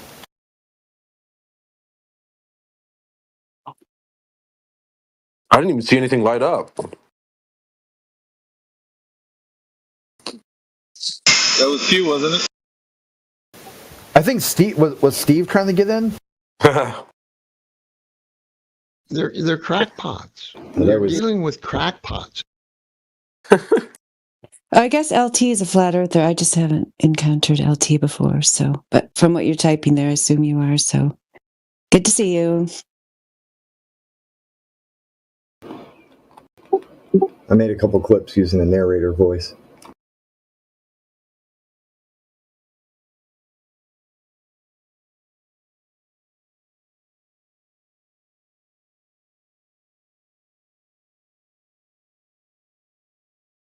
Gravity is not a force.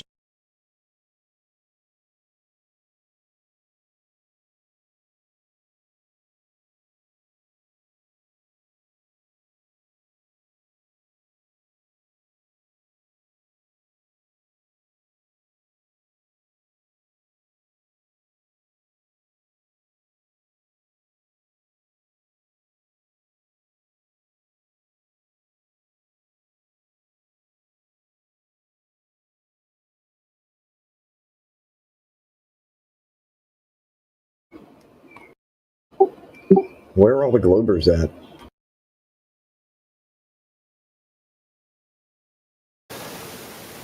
They're kind of giving up.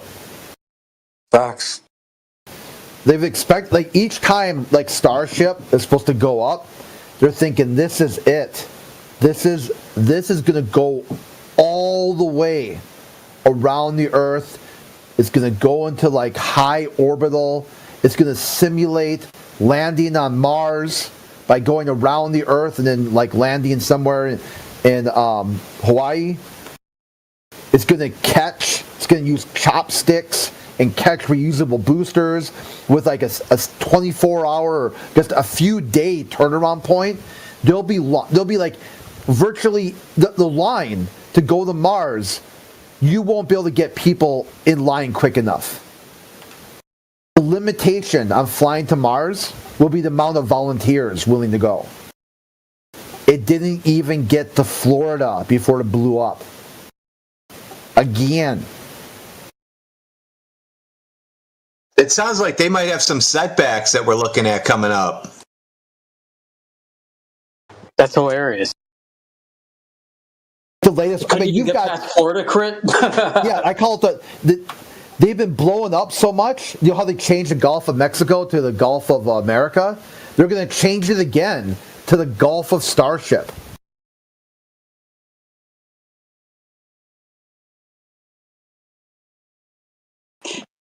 So I was just talking to some people how the Chesapeake Bay is so mangled with all the broken bridges and other debris in it that nobody, like big ships, don't want to go up into it, into the Port of Baltimore, anywhere up further anymore.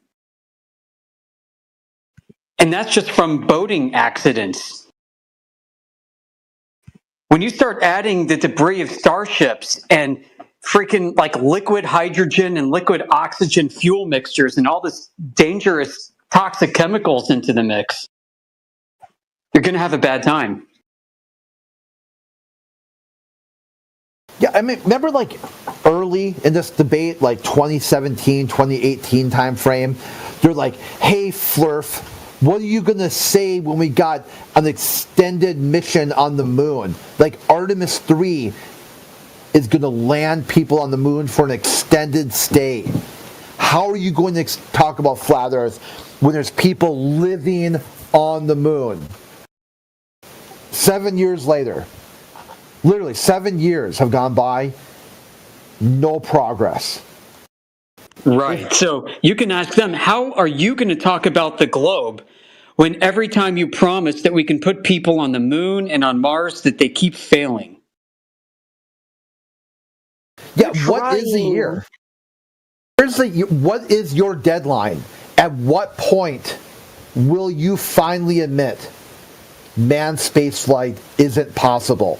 If they haven't done it by now, they've given unlimited amount of blank checks, just whatever spending they want to do.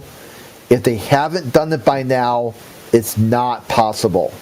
What data? Give me a goalpost so we can kick it through the goalpost and we can stop talking about photographs from space and get right back down to the surface of the Earth.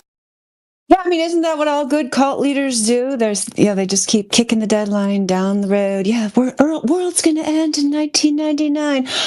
My space calculations were slightly off. Guess it will end in 2004. So keep on giving me the money so I can keep having all the women and the fancy automobiles. Facts. Yeah, at some point, it's like QAnon was always like that. QAnon said next week will be a great reveal. And that's what the globalists are doing. There's always like next week, watch this. See Venus. Or whatever.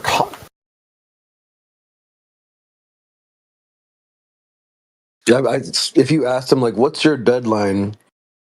They'll say, "Well, when they get it, when they finally do it." Like, at some point, all these experts in science and rockets, all these guys who come in here and be like, "You flat earthers don't know what you're talking about." Okay, how about you step up where government failed? Ooh. Do it. Make it happen. If government has failed, and you agree it's failed, how are you not stepping up and carrying the torch? Carry that foot. If government got to the 50-yard line, why go home? Why not take the ball to the goal line? Government did half the lifting for you. Just throw in a couple of Freedom of Information Acts, get those schematics and designs for the lunar rover or whatever you need, a spacesuit, and build it. Do it. If you can't do it, and government can't do it, obviously adding layers and layers of government bureaucracy won't make it any better.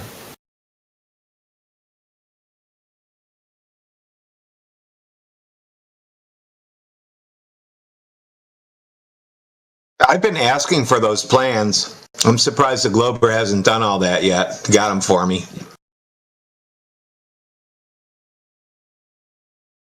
Yeah, the excuses for why. I mean, think about this. Like, after World War II, everyone wanted a Jeep. The farm I grew up on had one. It was cool. It was really fun to drive. It really felt like this sort of Americana. There's all this war stuff left over. And people are like, yeah, it's just kind of a cool item to have. And they're really cheap. They're giving away like dirt cheap. Basically like for cost. Meanwhile, you had a lunar rover. Basically an electric dune buggy that would operate in the vacuum of space. And people didn't want one. Not one person said, you know what? I'd like to have an electric dune buggy. That sounds cool as shit.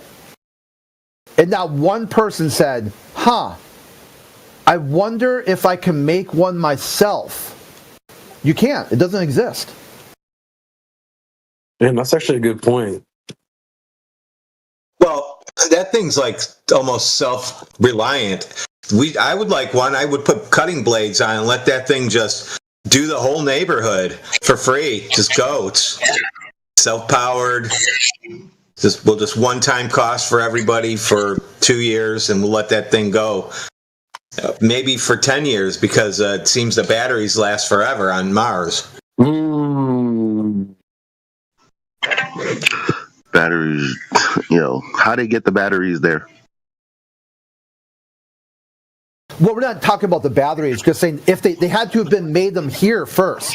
They must have been on Earth before they went someplace else. Where's the on Earth version? Where's that at?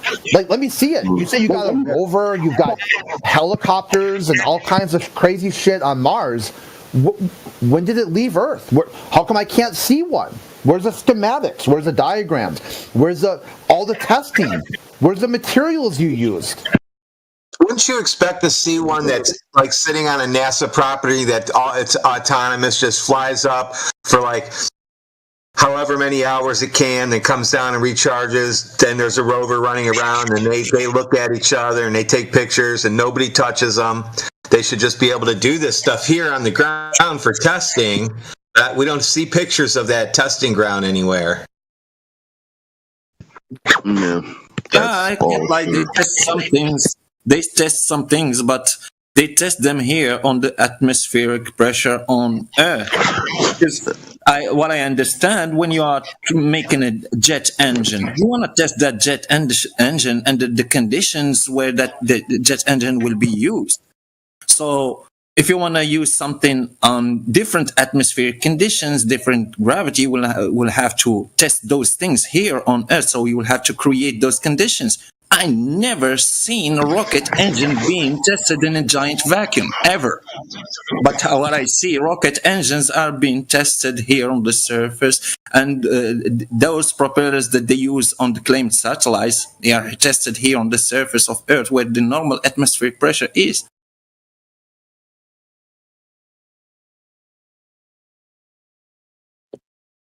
I bet you a rocket and a vacuum flail around like a bad paper airplane. Like, you know, like, oh man, it's crazy that look, guys, we've made it to the promised land. We're in 2025. We're no longer in shock that the earth is flat. I'm in shock at how stupid people are and how many programs they're going to fall for. When I say programs, like right now, they have the men hating women and women hating men program right now. And guys don't realize it because they're busy hating the 304s, and girls don't realize it because they're busy hating the broke ass bum ass niggas. Like, but in reality, most of us aren't like that. Big Daddy Flirt, we're on the total. I'm sorry, I didn't mean to interrupt. Please continue. You know what I'm talking about? We are on I've the been same trying page. Yes, I've been trying to I've been telling people yo, there's a program going on. And every time you see like a news cycle or entertainment cycle come out, the way that I know it's a program is because the same friends on either side respond the same way to every different situation. And I'm like, you're on a program. That's why you think the way you think. Yeah, there's catchphrases. Clearly a program. I mean, it's like, yeah, they all sound exactly the same, using different voices. And I mean, I found it sad when it tried to take over the flat Earth, but hopefully it's on its way out, and people will rely on actual, verifiable, measurable, testable, repeatable information, and not a program that's been imposed from someone else to create division. That's what's beautiful about flat Earth. Is like, it's the one thing that always was and always will be. Like psychology and how we treat each other, and being manipulated, from our emotions and our weakest points. That's one thing that's like super hard to get over, but the earth is always going to be what it is. Like, it's just, you can't, as much manipulation as you can do, like, the world's never going to change. The earth is going to be the earth. Yep, and I'll admit, like, my own flaw in that area, that I did fall susceptible to the man-hating program after certain events in my life. But what shocked me out of it, and I don't want other people to have that happen, was when my daughter's fiance of 5 years, who she'd been living with, who was a huge part of our family, I considered him a son-in-law, died by suicide in 2023, and that shocked me out of it, because I was like WGTOW pretty much. Like, at that point, I'm like, I'm done with men. I want to be around them. But then I'm like, I felt so guilty that I hadn't. I mean, I knew him, like, I'd gotten to know him and stuff, but I felt like I was like projecting stuff on him, even though he hadn't actually like done anything. You know what I mean? Like, they were planning to get married. Like, he was the last thing he searched on his phone was engagement rings. They were talking about baby names and stuff. Man. And and it was kind of like, oh my gosh. I mean, I got over the guilt, because he did, happily, I shouldn't say happily, but thankfully leave a note that explained, everything, what it was, how you couldn't have done it, nobody could have helped me, et cetera, et cetera. He had no warning signs and so on. But it did shake me out of that. So even though I'm very sad he's not with us, in his memory, I will. I have discarded that program, and now I be able to go back to how I was before, where I recognize men as being wonderful and different than women, and I try my best to accept them the way they are, and I think I'm doing better with that. Yeah, my respects to the family member, the person involved with the family. It's very hard, because what they do, like, I'll just be coming out of, like, I had came out of my 4-year, you guys knew me during my whole relationship, right, when I met you guys. And a couple years ago, we broke up, and I thought it was the end of the world. But I saw the programming stuff like all around me while we were in a relationship because she was susceptible to it. Like looking at these Instagrams and it's like, oh, look what this guy is saying. Don't you agree? And I'd be like, fam, like I'm not trying to live my life like everyone else. I'm trying to live, the life that we have. But all of that, we have, they have the program for the guys, which is, the red pill guys. And then you have the program for the women. I don't know what they're called, but like, it's the same thing. Like if you look at the bear or man argument, if you look at the Tory Lanez versus Meg Thee Stallion argument, if you look at I can't count Diddy and Cassie. That's just a whole mess. That's like, who knows what's going on. You got the every time there's a man and woman involved, they play. I can see, feel, hear them playing on the worst moments in my last relationship, and it makes me want to go fuck all women. But I'm like, oh, no, that's a game. You're not going to take my mind. I'm just going to have to take every single woman I meet forever on an individual basis, lest I fall victim like everyone else. It's a lot of work, but it is what it is. Yeah, you can assume good intentions. I mean, I try to do that with the glow believers until they prove differently. Which some of them doesn't take long. Same. Yeah, same. It's very quick. It's like very quick. All you got to do is ask certain direct questions, and at that point, I kind of try to step away. Like, look, I realize I asked you this question. You didn't answer it. And if you did, you're not comfortable having the conversation. It's okay. I don't want to force us into an argument. So let's just stop. And they just can't help themselves. They want to keep going. They want to act like they're actually engaging in the points that you're either bringing forth or rebutting from them. And it's like 90% of the time when I talk to them, we're not talking about problem and solution like Miggy would say. Well, Alpha Veritas would say, okay, here's the problem. What's the solution? Okay, you have a claim. Okay, what's the evidence of the claim? The claim can't be the evidence itself. But that's like 90% of where our energy goes. Yep, for sure. Why can't we just say, you know what? It's never been proven. And then they go, well, what do you mean by that? Because I know I believe that it most definitely has been proven, but clearly you think something differently, so let me know. Their mind isn't, that pathway isn't open to most people for some reason. Yeah, I mean, that's what I think. That's why, today we've had several people claim various things, and then we've sent them off to find some kind of verification. They haven't come back. I mean, I know that, yeah, AV's talked about that recently. Like, we don't need to be disputing like their claim of the distance to the sun. They're all twisted up like disprove that it's this, and this number, and then, well, why do we have to put any effort into disproving it if you're not even going to present how you came up with this number to start with? I mean, you're just going to give me a number, then I'll just dispute it by putting a big red X through it. Like, I don't have to put any more effort into it if you're not going to even like come up with any reason why you think that. Same thing with the globe, I mean, sometimes maybe people are like feeling like they just want to have a conversation, so they'll go down some rabbit hole with somebody, but which is fine if people want to do that, but it's totally not necessary, to waste your energy unless you just feel like, entertaining yourself, I don't know if any of these guys in here have some kind of proof of curvature. I mean, we've been looking for it all morning. We got Lego in here, Master Artosis. I think Artosis said he was listening, but maybe at some point you get on the mic. Who's Vitalis? Is he a globe believer? I don't remember him. No, I'm a flat earther. Oh, good for you. Okay, I'll put a little note there, then I won't have to pick on you. But yeah, we're still glad you're here. Thank you. How long have you known that the Earth measures flat? Roughly around 2 years now, something like that.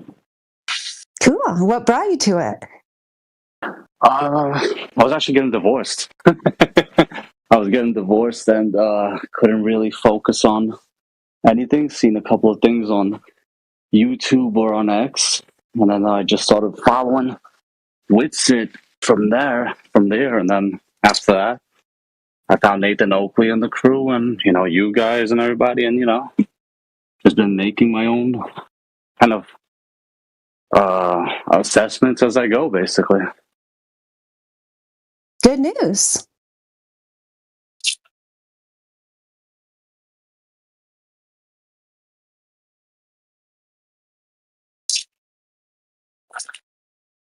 So for me, it's going to be more so that we don't seem to have any good reason to believe it's flat, and we seem to have good reason to believe it's not, more so than a proof of curvature, which I would say that the way we see boats go over the horizon is proof of curvature, but it's not a measurement of the curvature.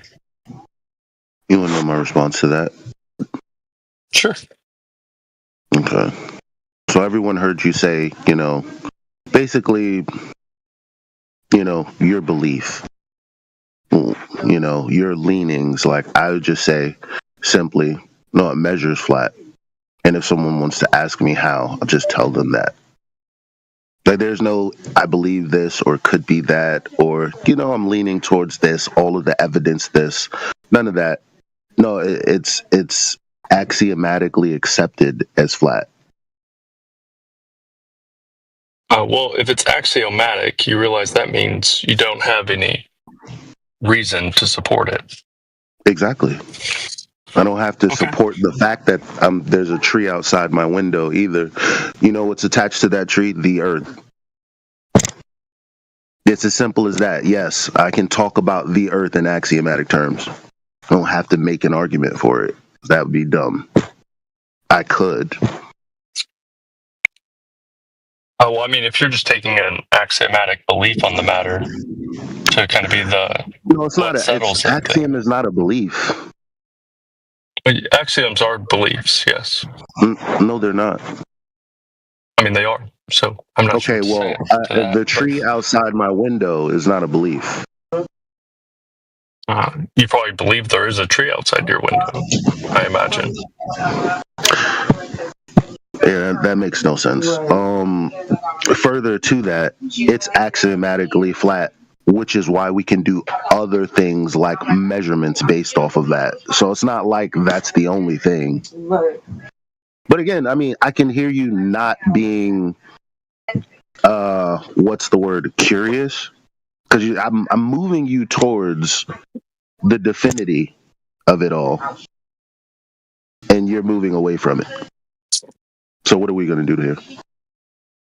Well, you said earlier that what I said didn't make any sense, so I think we should probably figure out what it was that I said that didn't make sense to you. Maybe if I clarify. I never said that. Can you put that in quotes? I'll give you like, I don't know, $10 if you can find that on the live stream. Me saying that you said that didn't make sense what you said, because I don't want to talk about what you're talking about. I know that for a fact. I'm cognizant of that.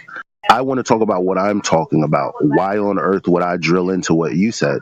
What I said you said was there's belief. I can't even remember now, but there's belief. You believe it.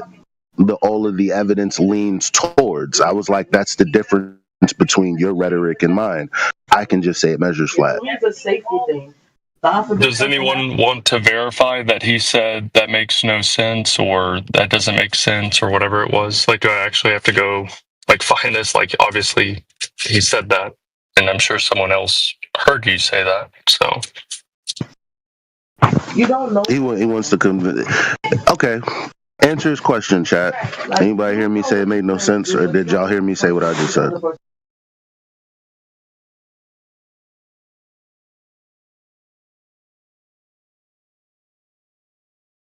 A lot was said. I wasn't keeping any tallies. okay, I said that you would seemingly believe there is a tree outside your window. If you're saying there's a tree outside your window, following what I had said about axioms being beliefs, and then you said that makes no sense. I'm sorry, I checked out because there's an important conversation going on in the background. I'll be back. But if I say that I'm 6'2", that's not a belief. Obviously, like the tree being the tree outside, it's not a belief. I don't know who's confused about that other than you, but I mean, I'll be back. I'm not confused at all. All right, well, he has to go, so I don't know if you, I don't know if you want to go back to what was your original question? I don't even remember. My original point was that.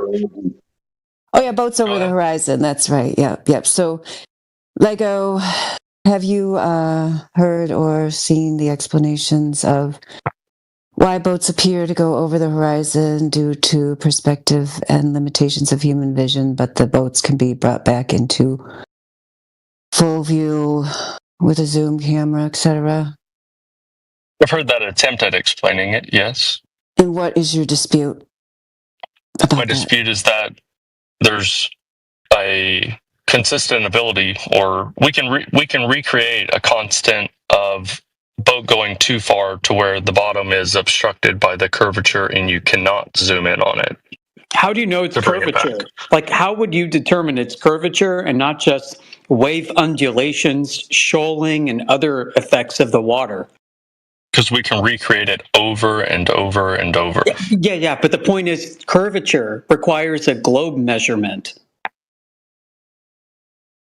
We see the boats go over the curve. We don't have to have a measure of the amount. We see the bottom-up obstruction. You claiming it's curvature requires substantial evidence. So if you interrupt me, I'm just going to go back to what I was saying whenever you finish talking. All right, I'm done talking now. Can you provide substantial evidence of the curvature measurement? Okay, so I'm going to go back to what I was saying. Whenever the boats go over the curve, we don't need to have a measurement of how much curve there is to see the boat going over the curve. We can just observe that they are. The question of how much curvature... How do you know? Listen, I'm stopping you because you keep doing the shit again. How do you know it's curved? I'm going to go back and I'm going to start over again then until you can stop interrupting me. How do you know it's curved? Like, you keep jumping to conclusions. I'm trying to get you to think through this logically. No, you're trying to prevent me from finishing my statement. All right, go ahead and make your statement. So we can observe the boats going over the curve regardless of whether we have a measurement of how much curve there is. How much curve there is would be a separate question that we can't observe a measurement. Well, I guess you can observe you measuring a thing with some tool, but anyway, we observe the curvature in the fact that we observe the boat going over the curvature. All right, that is itself enough. What makes you think it's going over curvature and not just being obstructed by waves and shoaling and other effects like I mentioned? Because we can measure for those things and we can observe those things and account for them. Yeah, that's what I asked. I need a measurement. How have you measured this to be curvature as opposed to obstruction of the surface features? No, because we can account for how much wave there is, or whatever other variables you want to point to. We can account for those things and see, okay, well, is that obstructing our view? Is that what it would be? And then we can control we can make the observation of boats going over the curvature when those factors are different. And we always see though. I'm going to stop you to ask for one example where this has ever been done, where we know it's curvature because these other variables have been controlled. Can you provide just one example, please? Well, it wouldn't be one example if we're talking about a control, because you're going to have to have multiple examples to can you provide multiple other factors? I have my own observations. I'm not giving you some proof. I have my own observations. Okay, can you give us somebody else's observations? Somebody else who's done it, that's publicized this? I don't need to give you someone else's observations. Do you have any proof at all to offer, or are you just bloviating right now for everybody to listen to? we have proof that it's not flat. The latter. Just through logic. Okay, great. Show me that proof, because you keep telling me that it's there, and you keep telling me you can't provide it. No. So you're saying I need to give you some measurement for my own observation. Please, for the love of God, I don't want to be a flat earther. Listen, I don't want to be a flat earther. Please help me. For the love of God, show me the proof. Okay, you only need reason to get you out of it being a flat earth. No, so I if you need don't want to be, you don't need measurements. Listen, I don't want your stories. Okay, so you do want to be a flat earther. I want proof, dude. Show me the fucking proof, please. Okay, proof doesn't have to be a measurement. You can have proof just through reason, right? All right, but reason you said you have measurements. Measurements I would accept. I would love the measurements. I'll accept them. Please show me, please. Okay, so will you accept reason as proof? I want measurements. So you won't accept reason as proof? You you're offered me measurements, and you're offering me reason instead. I want measurements. I didn't offer you measurements. For the love of God. I didn't offer you measurements. You told me there were measurements, and you insisted on it. Is reason empirical or subjective? Reason is not empirical, no. Oh, so it's subjective. Fuck. Okay, you don't have any empirical measurements? God damn it. No, reason is objective. Reason's objective. Subjective? You're giving me subjective interpretations and fucking opinions? Are you kidding me? Objective. You think reason is subjective? No, you said it is. No, I didn't. I said it's objective. Okay, what makes it so objective? The other guy said, oh, is it empirical? Well, if it's not empirical, it's subjective. No, reason is not subjective. At least I'd hope you don't treat reason as subjective. No, I don't. I would love measurements, because measurements are objective too.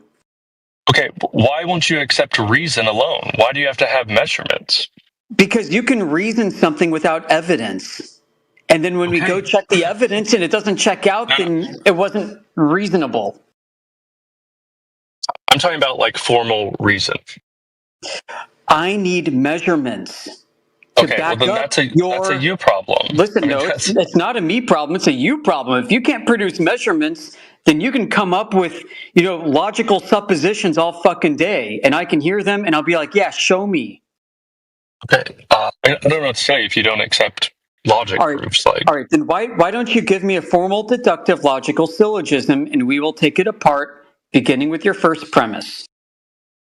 All right. I'll just try to do it from memory here. My previous one, if you have two people in the southern hemisphere with their backs, assuming a flat Earth, of course, with their backs to each other, they'd be looking in opposite directions. Their line of sight should not converge, right?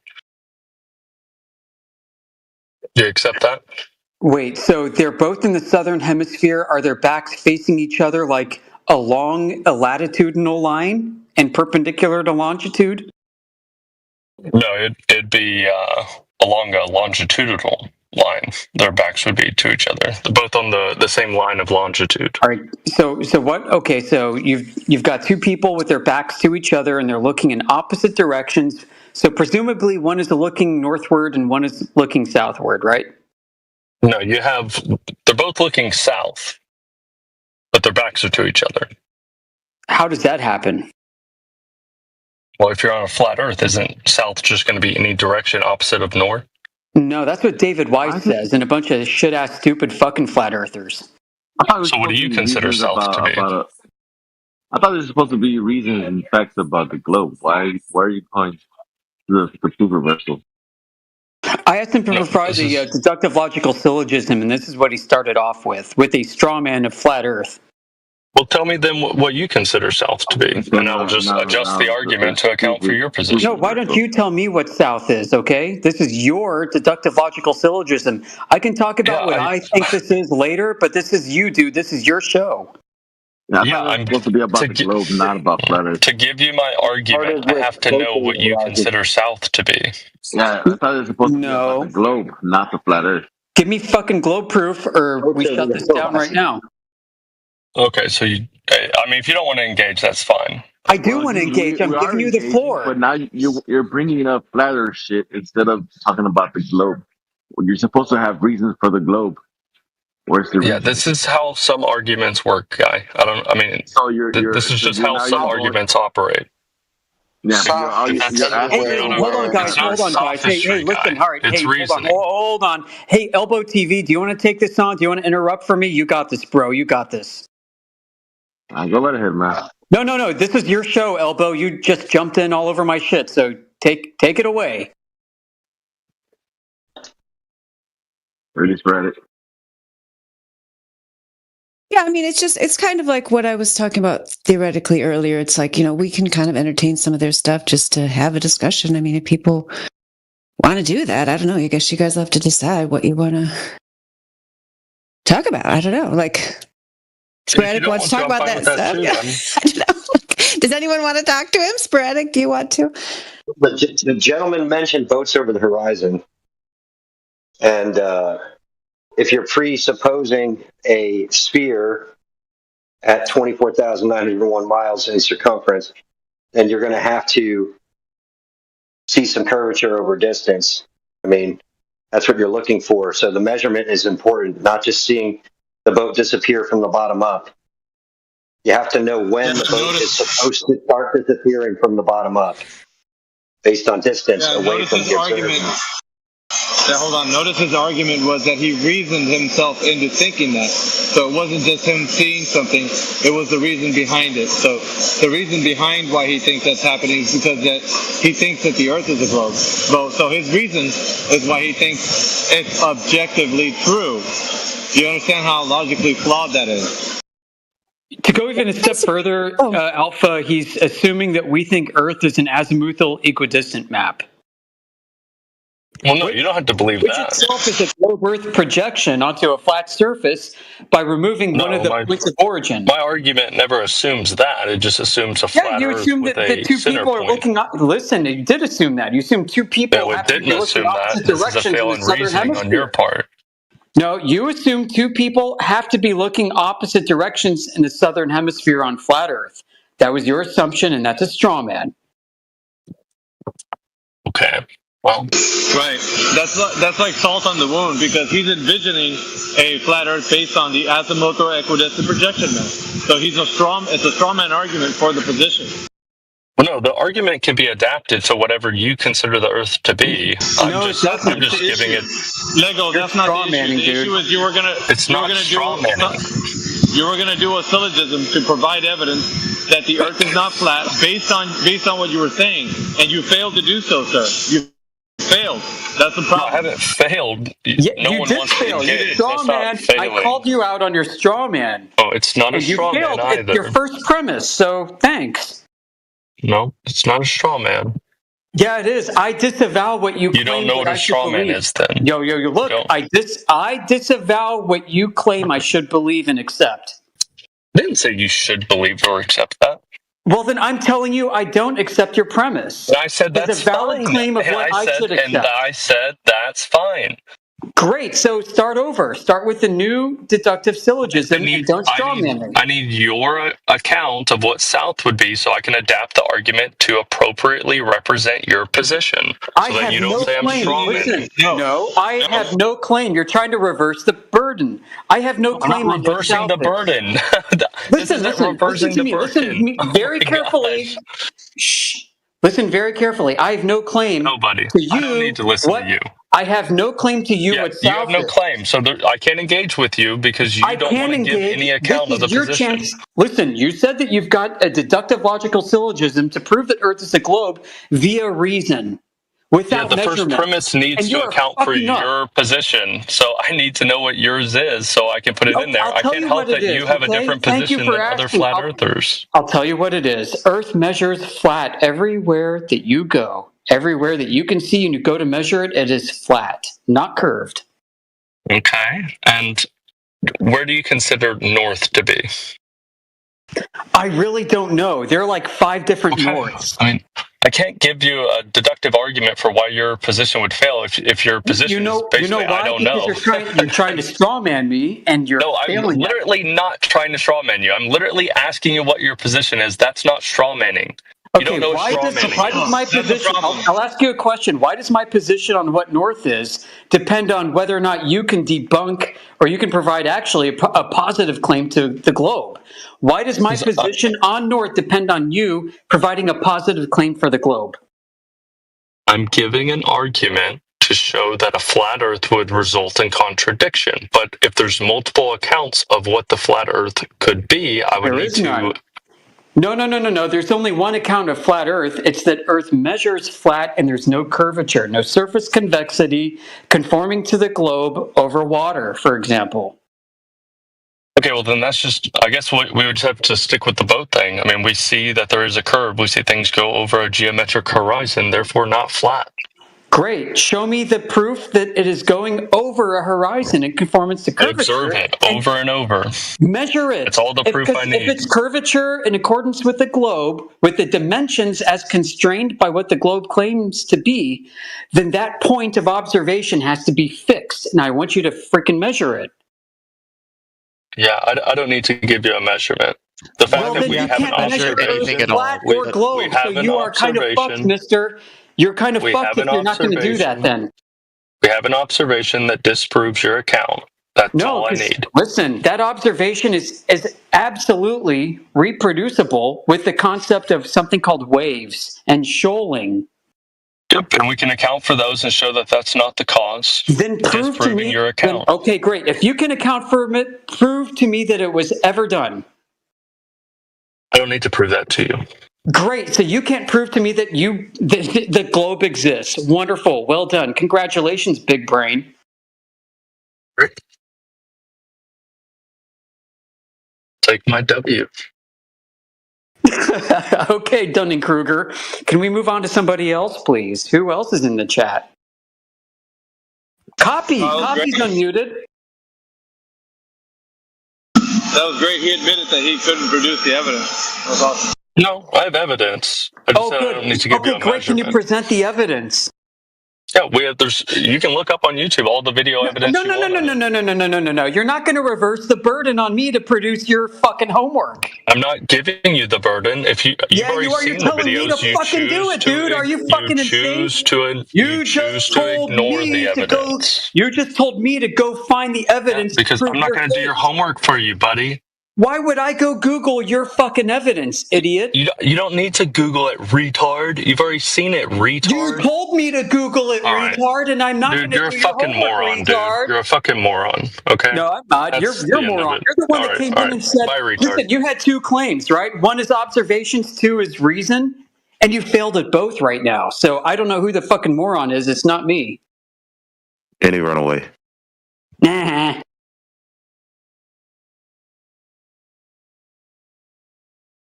Doesn't understand how perspective works. Talking about boats disappearing.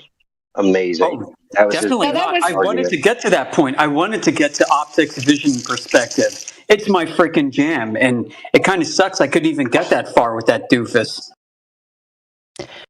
Yeah, that was his problem the first time he came here. That was the one that was talking to Indio and came in claiming that if the Earth was flat, we could see forever, and then conceded that there were other explanations for not being able to see forever. And I mean, basically did the same thing here. Yeah, but we didn't get a chance to bring it to its conclusion. That he admitted there were other possible causes. He did that before also.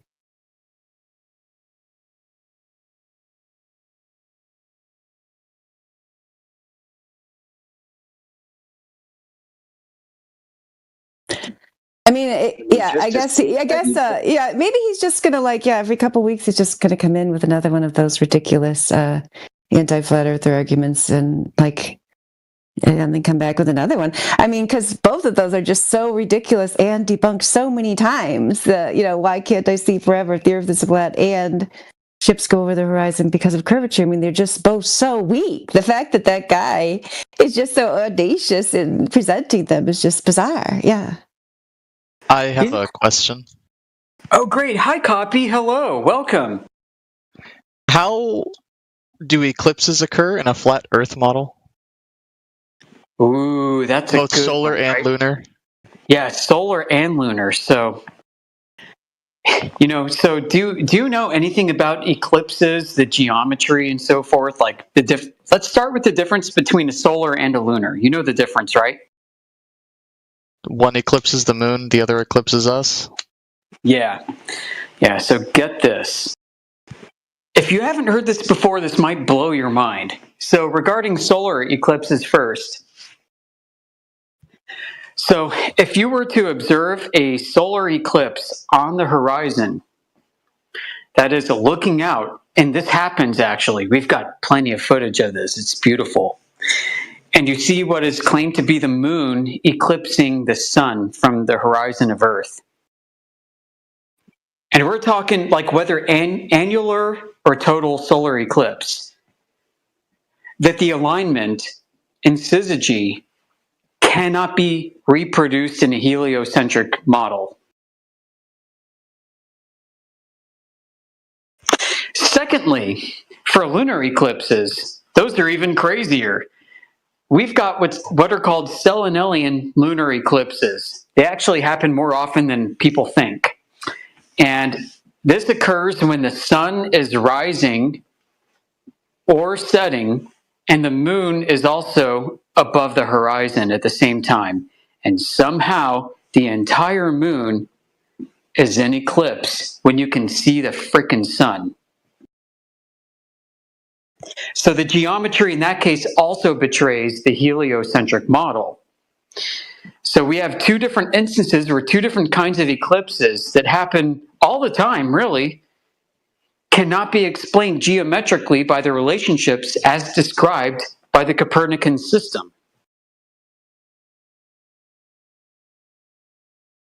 Would you like to know more? Yes, I would. All right, so here I'm going to call upon the audience, if you can, please post, let's say the Selenelian lunar eclipse, the last one I talked about.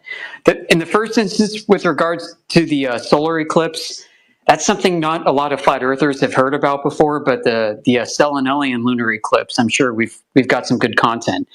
NASA even calls this on their website the impossible eclipse. It kind of defies explanation. So what happens is actually this happened maybe about a year and a half ago on the east coast of the USA. I got up at about 4 in the morning to watch it, between 4 and 6 a.m.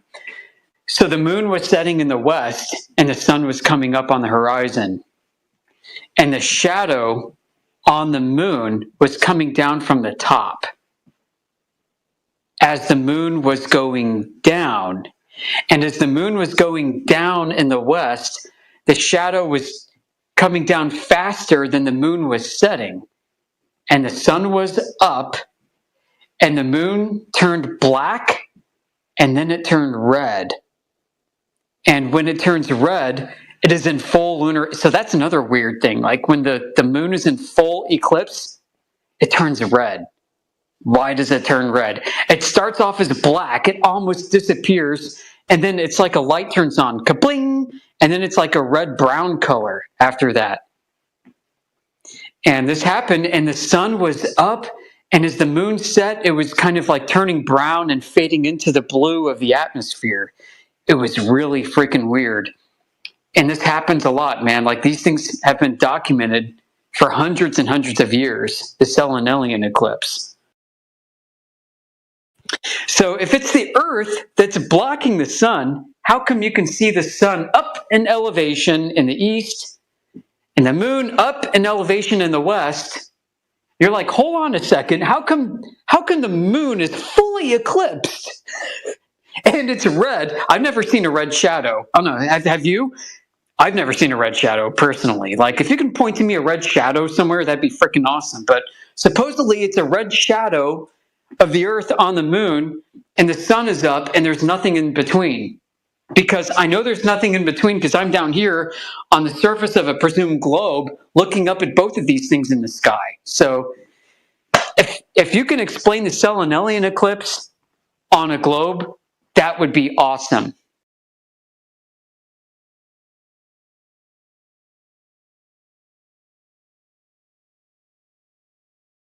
And that's that. Yeah, eclipses are what we use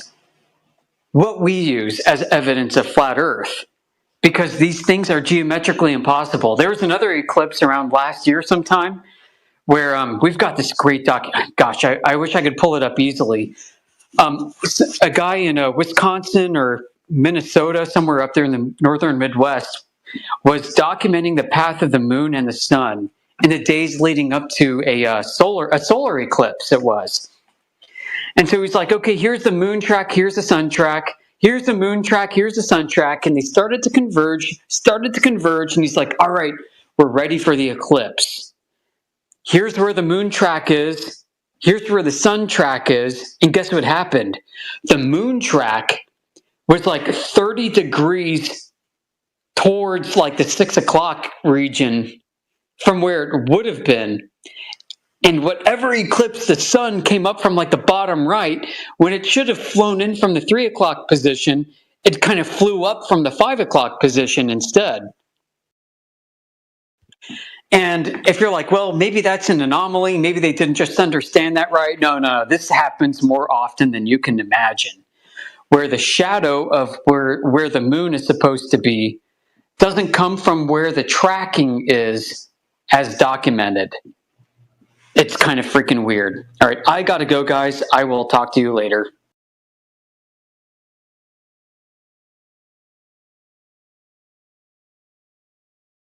Did that answer your question, Copy? Yes.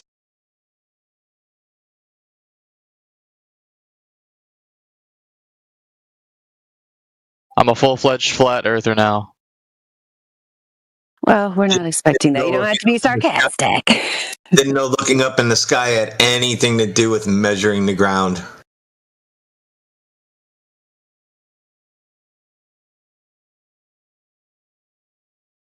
I mean, I guess hopefully you got out of that there's phenomena involving eclipses that are not explained on the globe model, and in fact, they contradict it.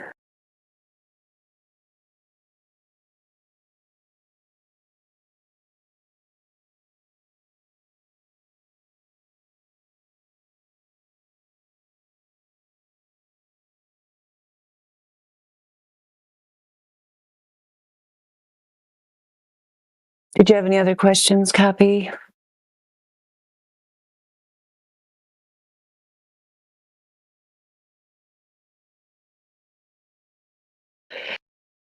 If not, I was just going to ask Lego if he's acknowledging after that last conversation that since you can't produce measurement of Earth curvature, do you acknowledge that there are other explanations for why boats appear to disappear over the horizon that involve natural limitations of vision? Do you acknowledge that, Lego? I acknowledge that other things can cause obstruction of vision. Okay, and that I'm sure you've seen. Haven't you seen the demonstrations of the boats appearing to disappear, but then being brought back into view by a high-powered zoom camera? Those are issues of angular size. Those are not issues of obstruction. You can't Well, zoom there's not in obstruction. cases but we do have cases of obstruction where you can't zoom in and bring the bottom back. So the fact that there are cases of angular size being the problem does not preclude there also being cases of geometric obstruction. I'd like to see what specific cases you're referring to, but nonetheless, the obstruction that should be there is not there. So that in itself is enough to disprove the globe model. The obstruction should be there, and it's not. No, because you can also, just like you can have cases that cause obstruction that are not geometric, you can also have cases where atmospheric conditions and such cause visibility to appear further than what your line of sight would allow. So it doesn't disprove it, actually. No, you'd have to. Well, now you've made two different claims. I don't know which one we want to look at first. Why don't you first? Drace wants to see your claims of the geometric obstruction. We want to see the evidence for that first. let's first address, do you accept that if it is the case that there are conditions that can cause you to see further than line of sight would allow, would you accept that if those cases do exist, then your counterexamples would not disprove a globe Earth? What conditions are you talking about?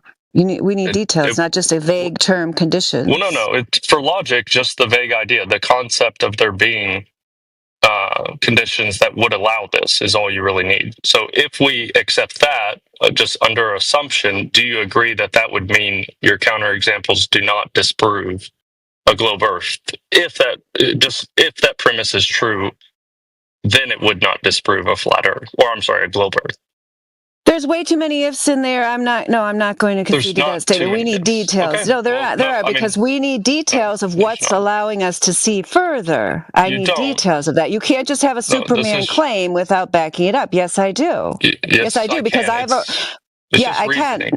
Okay. I've already reasoned and demonstrated and measured that the claimed geometric obstruction is not there by several long-distance observations and horizon observations.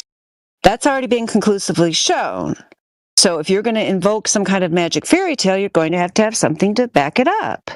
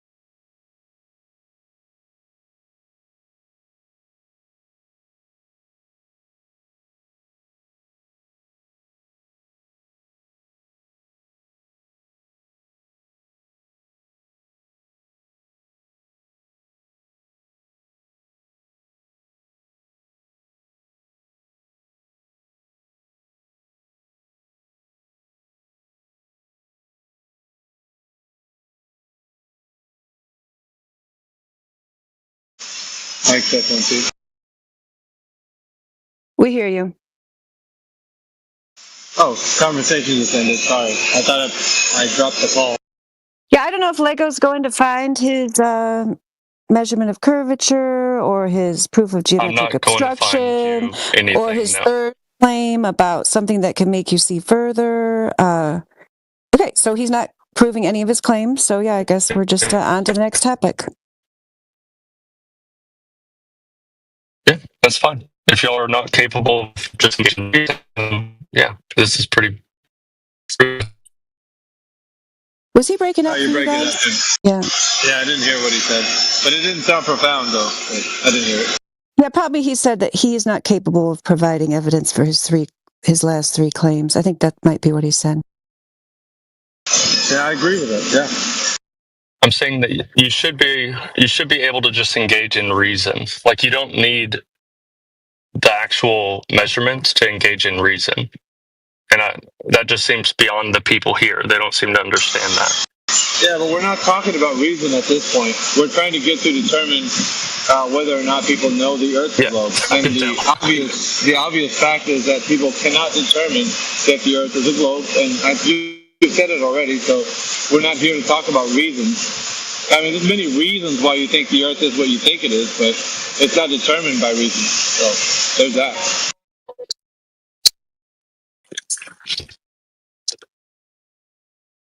Yeah, I mean, you're saying, yeah, if I can prove Santa Claus, then will you accept him? It's absurd on its face. It's not absurd. The fact that you consider reason to be absurd is a problem with this community. It's not about reason being absurd. It's the fact that reasons do not help you understand to determine whether the Earth is a globe. I don't know how many times do I got to say this. You can say it as many times as you want. It's wrong. I don't know.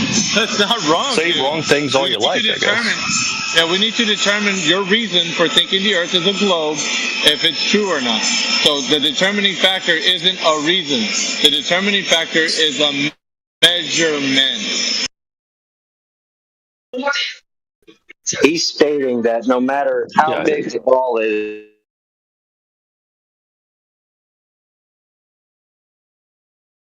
You broke up there. it doesn't come up is his reason for believing that. He's saying that the reason he believes it is curved is because boats disappear from the bottom up. It doesn't matter how big the ball is. He just knows it's curved based on that observation. Yeah, but like I told him, reasons aren't going to help him. The determining factor is a measurement. Like this is like the fourth. Yeah, that you think that's the determining factor is just wrong. Like we can arrive at conclusions without measurements. Yeah, no. Yeah, we can actually. That you don't think that's possible is a problem with you. That's how you know what a shape is, because the determining factor is the measurement of it being what it is. Nope. That's what gives it the definition. Nope. I can know a triangle is a triangle without knowing the measurement of the sides. I don't need to know the length of the sides to know it's a triangle. What? Let's test this. Lego. Here's an experiment, thought experiment. Did If you you're just on say a that? ball, right? If you're standing on a ball, Lego, and you're let's just say you're on a calm sea, you're out in the middle of the ocean, you can't see any land around you. There's no land around you within 20 miles, right? But you got your Nikon P900. You could zoom out in any direction, standing on that platform on that calm sea. You could see that there is no curvature. There's no rate of drop. If you're on the top of that ball, everything around you in a 360 degrees should be falling away from you at a rate of drop that increases exponentially for you to be on a sphere. If you cannot determine that rate of drop or where it starts, then there's no reason to believe that you're on a ball. There's no reason to believe that curvature is present anyway. Well, the important thing is too, when I told him that measuring determines, like he went to use a triangle, like he says, like, well, you don't need to measure the triangle. Then how do you know the measurement of its sides don't equal 180 degrees? That would make it not a triangle. If you don't measure that, you need to have the measurement of those angles to be 180 degrees to be a triangle. And if it's not measuring that, then it's not a triangle. Hello?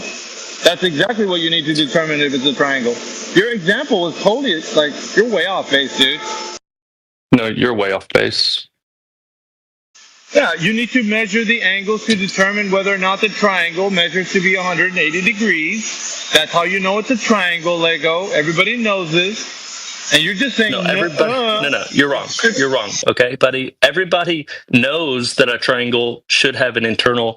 when you add up the degrees on the internal angles, that it should add up to 180. Yes, that's true, but we don't actually have to measure the internal angles to know it's a triangle. Let's test that. Okay. Yeah, test that. I'll go ahead and post it right now in the chat for you. This is a NASA IQ question. Don't talk when I'm talking. Which of the figures below are not triangles? Okay, so good. This is great. We don't actually have a measurement of the internal angles, but we know that some of these are triangles, don't we? Right? Without measuring the internal angles, we know that some of these are triangles, correct? Correct? You're not allowed to ask help questions during a test. I'm not asking help questions. I'm proving the other guy wrong. He said that we can't know it's a triangle unless we measure the internal angles. But we know some of these are triangles without measuring the internal angles. So therefore, we can know it's a triangle without measuring the internal angles. So thank you for showing this very helpful example of why the other guy has no idea what he's talking about. So go ahead and answer the question then. So we know that I've answered the relevant question that we can know it's a triangle without measuring the internal angles. Which of the figures below are not triangles? Let's see if you can even do that part. Do you agree that some of them are triangles? I'm not giving you any hints on how to answer. I'm not asking for hints. I'm pointing out that you should be telling the other guy he's wrong because you're giving an example of triangles that we have no internal measurement of the angles, but we know they're triangles. So the other guy is wrong, and you should be correcting him so that he can stop making that dumb argument. But instead, you're wanting to pivot to whether I can name the triangles, which I can. But the bigger issue here is that y'all just allow people that are, as long as they're a flat earther, you allow them to just sit in here and say dumb shit. When you should be pointing out to the other guy that no, we don't need to know the measurements. We know they're 180 because it's a triangle, but we don't have to measure them. You cannot read, can you? It doesn't say anything about name the triangles. Okay, so you're not gonna point out to the other guy that no, look, dude, we don't actually have to measure them. We know it's a triangle. Yeah, he really you don't doesn't point that out understand what no help questions means, does he? You don't seem to understand that You're going to run you're out just of time letting a on your guy test. run with saying something that's just obviously wrong. Worry about And yourself, maybe Lego. you just can't tell that he's wrong. Can you just not tell he's wrong, even though you've given an example that shows he's wrong? Triangle is before we can go on any farther. Yeah, well, I guess we can't go on any further because you guys are not being honest to just Yeah, I to any wasn't degree at all listening. I here. just got here, and all I hear you doing is avoiding the triangle test. Okay, so what happened before you got here is the other guy said we can't know it's a triangle unless we measure the internal angles. But You're we going to can, take right? the test since you're the expert on triangles. Hey. Take the damn test. Since you're the guy who gives tests on triangles, I'll ask you, do you think that we It can wasn't know a me who triangle? posted it, Einstein. Do you think that we can know something's a triangle without measuring its internal angles? Can we? Well, you seem to not be able to. Oh, Do you want to watch me take the test? I can. You're trying to change? Oh, yeah. How about that? Let's watch you take it, because surely without knowing the internal measurements, you shouldn't be able to identify any triangles, right? According to the other guy. A and C. Oh, but how could you Lego, possibly you're- know? you're How off could you topic, possibly dude. know without You were measuring the talking internal about angles? boats over the horizon. How could you Talking about know? boats How over could you the- know which of those are triangles if you didn't measure the internal angles? The other guy said that was impossible. It's almost like he was wrong. Oh, interesting. So are you taking the test by telling me I got the right answer, or what's going on here? No, I'm not taking a test. I'm pointing out that the other guy is wrong. Yeah, worry about yourself, Lego. So I'm right. I don't need to worry about myself. We're going to summarize what happened really quick so you can be out of this. Yeah, I'm already out of it, buddy. I already know what because he happened. couldn't answer what You're is dodging. which figures below are not triangles. He would not answer that question. No Glober is really able to answer that question. Yeah, y'all have a flat earther in here who thinks you can't know something's a triangle unless you measure the internal angles, which has been shown to be wrong by these other flat earthers. So I hope whoever that guy was, I hope he internalizes that. Lego, and stops saying something that's so obviously wrong. Lego, weren't you the one that was talking about logic earlier? I was, yeah. It's very useful. Okay, so just real quick, just in regards to, I get what you're saying in regards to not seeing an actual degree on that photo, but wouldn't you be able to logically conclude, as long as there's 3 straight lines that are connected, that those internal degrees will equal 180? Yes or no? Yes, and that is my point, that we can, Okay, we can just know that. Okay, so hold on. Wait, let me finish my answer. Oh my god. My entire point is that yes, we can know that through reason without taking a measurement. That's the point. So hold on though. But we have taken a measurement. Okay, so for instance, you know what a 345 is? 345. You mean like for like a hypotenuse? Is that what you're talking about? No, okay, so like when you're building something, there's something like 345. So like when you want to make sure that you are square without having a square, and you can just measure it, and you'll know that as long as this equals this, this equals this, so you take the measurements, and then you could logically like say, okay, yeah, then this is good. Like this works. We don't have to get out the level and square because we have a measurement. Okay, it's on the reverse of that though that I'm trying to get at you. Logically, you can deduce that, okay, as long as we have 3 straight lines, we know that what that measurement is, because no matter like how you do that, that's going to equal 180. But I think the point that he was making though was that the reason why when you have a triangle that's composed of 3 straight lines, and it will be always 180. Anything outside of that, you no longer have a triangle. And and I get why you're trying to say, oh, you don't know the measurements. Okay, you're like grandstanding for no reason No, I'm not at all. grandstanding. I'm making the same point you're making. No, I'm not. I'm not grandstanding at all. I'm sorry. Okay? I'm sorry. Maybe I used the wrong term, but you're trying to act like you won that argument. No, I'm not here to win arguments, Guy. I'm not here to win arguments. Okay. So let me think of another way to say this. You had it right with grandstanding. What was that? Okay. I said you hit it on you had it right with grandstanding. Okay. All right. I was just maybe I just need a different word so he understands what I'm trying to say. I understand what you're trying to say, but I think you're misreading the room here. Because you told him like he was wrong and you think you're right.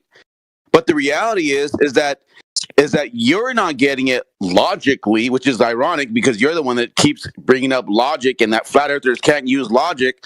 But the point is that you're not understanding what's going on. And I think that's the problem here. What do you think I'm not understanding? Before we get off this triangle thing, because we were supposed to be talking about boats over the horizon, let me just say, I mean, I know that in a lot of geometry textbooks, they'll show you an image like that and say it's a triangle if it appears to be. But in reality, and in the old days, you would have to actually have some kind of measurements on there because it could be like, less than a millimeter off or, not perfectly level or, so I don't really think that your argument holds water there. I think to really know what it was, you would actually have to measure it, or usually there's some kind of given in it. So I feel like all of this is just nonsense. I mean, weren't we just talking about boats over the horizon? How did we get on these triangles? That always happens when you're talking about. Probably because they go to curve water, and then I think maybe Miggy was just trying to talk about how if you have a baseline, that would be like that triangle, the elevation. I think it always comes back to that. But in regards, real quick to what you just said, it's interesting that you said that it could be off a centimeter or something like that. Well, that's the cool thing Not about a centimeter, if you were actually trying to find a precise measurement, it'd have to be something that wasn't visually apparent. Yeah. Right. So, but see, that's what's really cool about triangles is that you don't have to be level, square, plumb. You just know that if you have 3 straight lines, that will always be 180. That's what's cool. Yeah, but you'd have to measure them, and determine that they are straight and level. Yeah, which you can't just do visually. Yeah, I get what you're saying. Yeah, I get what you're saying now. That was the whole beef, though. The whole thing was that he couldn't determine whether it was a curved surface or not. He's just reasoning with his own mind because he's been told a narrative that it is a globe, that he's looking at boats go over a curve. So that's what he thinks is going on with his reason. But he didn't determine that with measuring it. So it all goes back to measuring. So that's what it's... The point I was making is that there are conclusions we can come to without measurements. And if no one wants to accept that, well, that's not one of them. So okay. Do you accept that there are some conclusions we can come to without measurement? Yeah, but this is not one of them. How about that? Well, I mean, just that alone. I'm happy just to hear that you said yeah to that. But... Yeah, because if somebody says, I'll do it. If somebody says they're a man and they're autonomically correct, then they're a man. So it doesn't matter. I don't have to do any more than just know that. So what we're doing here, though, is trying to figure out whether or not the surface has a specific curvature due to the size of the Earth being what it is. And you're saying that you're trying to reason with your mind because of a story that has been told to you that, I see something happening, therefore it's curved. So it could be that the disappearance of the ship disappearing from the bottom up, which is what Radic was telling you earlier. Well, you can't determine that, but just reasoning with yourself. Can't do it that way. That's not a conclusion. That's a conclusion to you because you want it to be so, but confirming your bias. But it's not doing so in the fact that it's actually being determined to be curving on its surface, physically.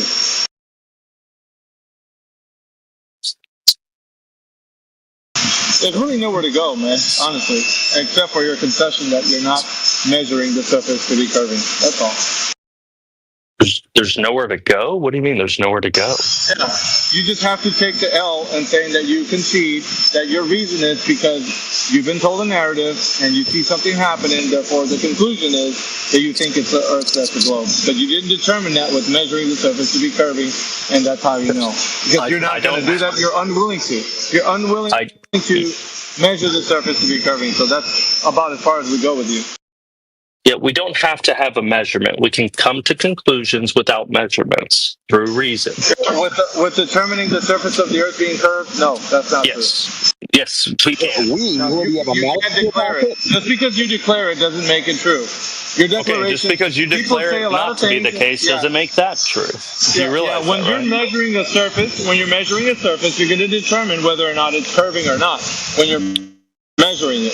So if you're saying just by reason alone, no, that's not a way to determine the surface to be curving or not. You have to measure it.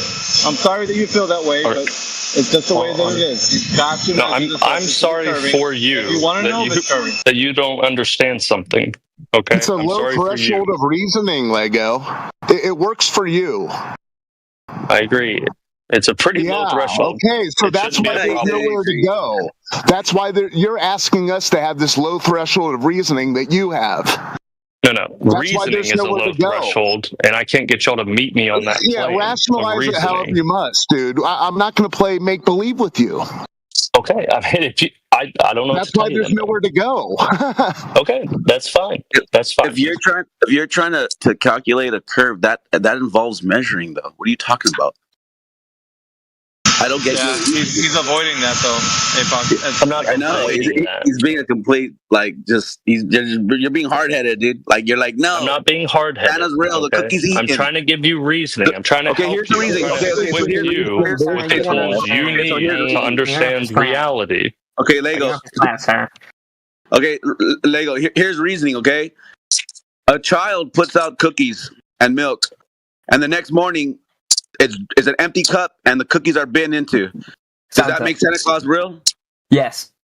To the perception of the mind of the young person. It's perception, right? Yeah, you're right. But are they wrong? Yeah, there you go. Thank They can you. be wrong. They can be wrong. Yeah. Do you need me to explain to you why? Do you need me to explain to you why? So now, hold on though. I'm not done. So now, hold on, Lego. He's not done.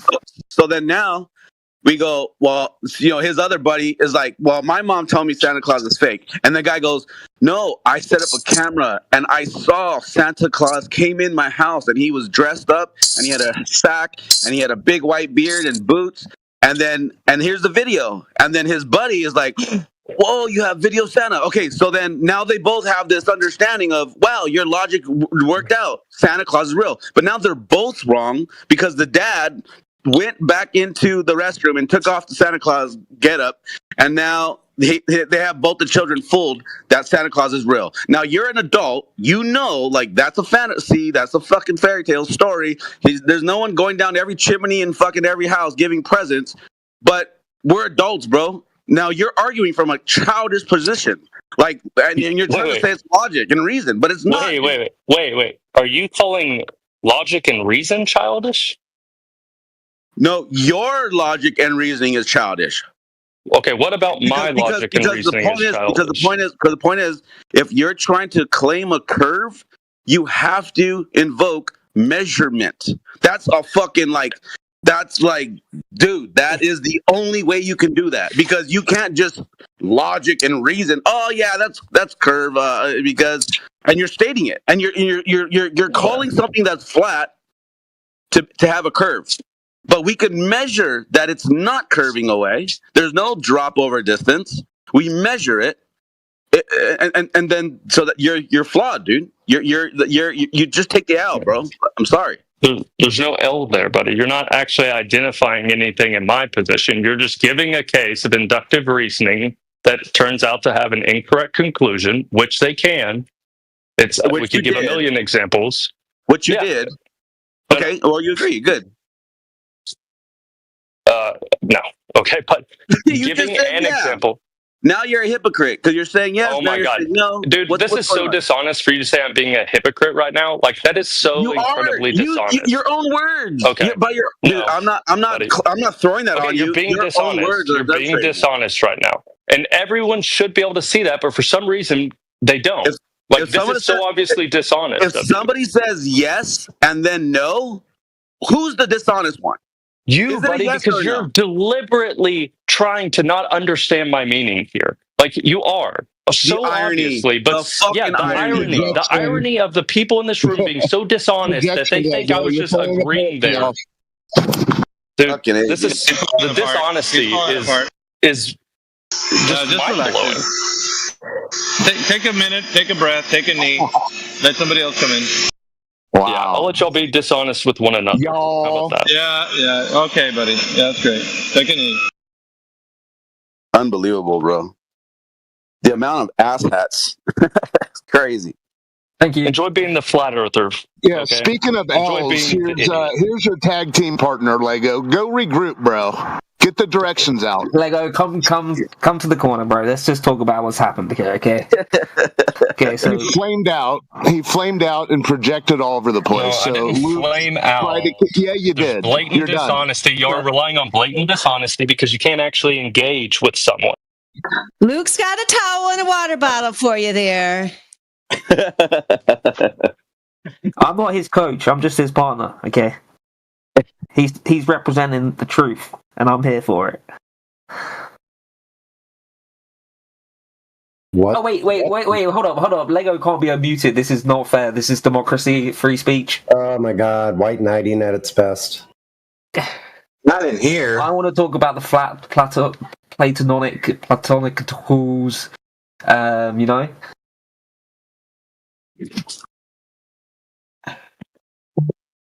I know none of you understood what I just said because I just said a load of random words.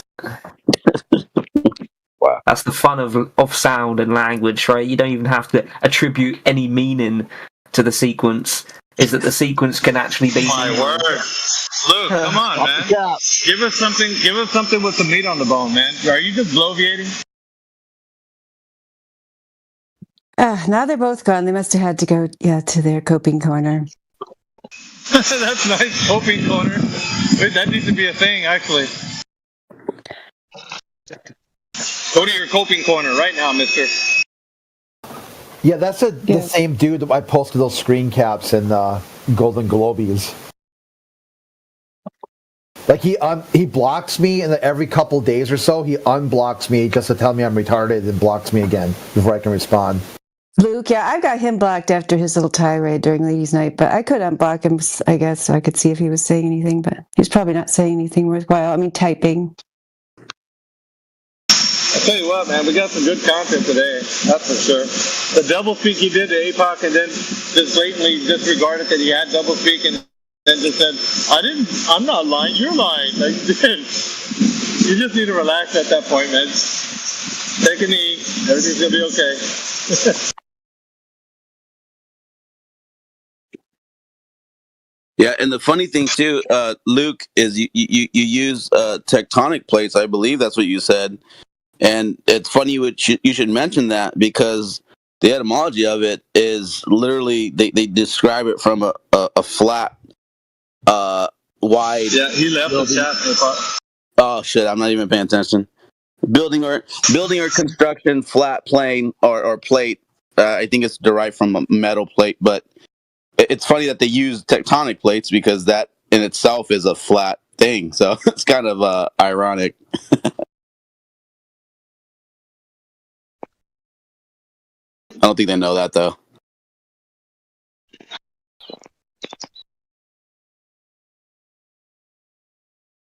Yeah, I know the Earth is globe because, well, reasons.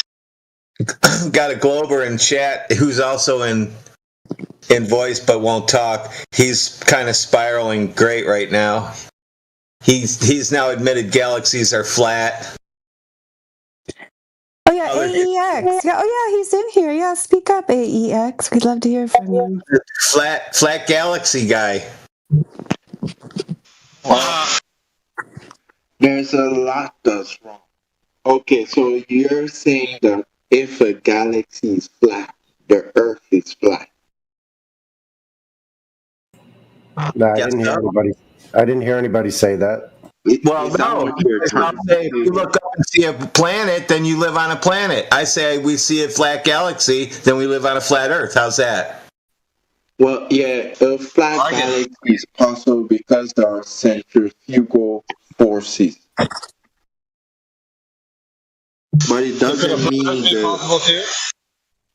Yeah, gases on their own can be scattered, so there is a flat wave distribution. You say gases are flat, then? Everything's flat. What's the crazy background noise we're getting? Oh, it's John Luna.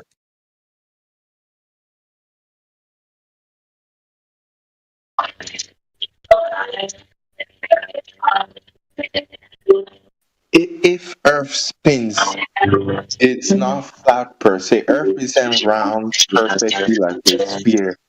That's a huge lie. Earth is oval in shape. But Earth is not spinning, so It's that's a spherical ellipsoid. Yeah, Earth is not in motion. Well, then that's not possible because the sun would be orbiting the Earth and every other planet. What do you see the sun doing every day? You yourself. What do you Going up see it? and down. Oh, it goes up and down like a yo-yo? Yeah, well, not up and down in the sense of. Yeah, what do you see doing? What do you see the sun doing in the sky? Well, it rises on one side, goes to the highest point. And what is it doing in between rising? Visible to that continent. Then goes on the other side of the Earth, which is you see it. So you see the sun crossing the sky, moving across the sky, just like everyone else here does, right? Yes. Yep. So welcome to Flat Earth. The sun is moving across the sky above us. You're welcome. Snacks are in the back. Sir, Yeah, it is moving, and no one's ever measured motion of Earth by any means, and you don't sense any motion. Neither does anyone else or anyone else. when you say nobody, do you mean nobody here? Nobody anywhere. No, nobody anywhere in all of human history has ever measured motion of Earth. Do you know what, like, a minute is? Well, how do we explain the multiple? You think time is? Do you think time means motion?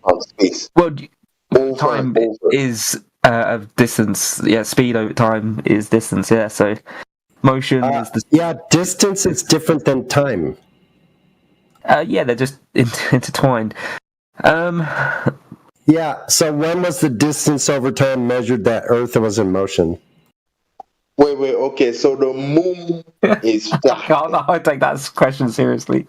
The other Glober's losing his mind. Only one of you can talk, so pick who it's going to be. Yeah, Luke was interjecting. We were talking to AEX. So and he just said now. He just said he made a claim that the moon is flat. No, fuck. Yeah, we were not moving on yet from the motion of Earth. So when has anyone ever measured the motion of Earth? What means were used? Satellites, artificially made satellites. Okay, so you're claiming now that satellites measured the motion of Earth. Walk us through step by step. How did satellites measure the motion of Earth? Go ahead. So, when you launch a rocket from Florida or whatever, it's already on a tilt, at least 24 degrees. You can go higher up and adjust towards the equator and perfectly find the distance where you are matching the speed of the Earth.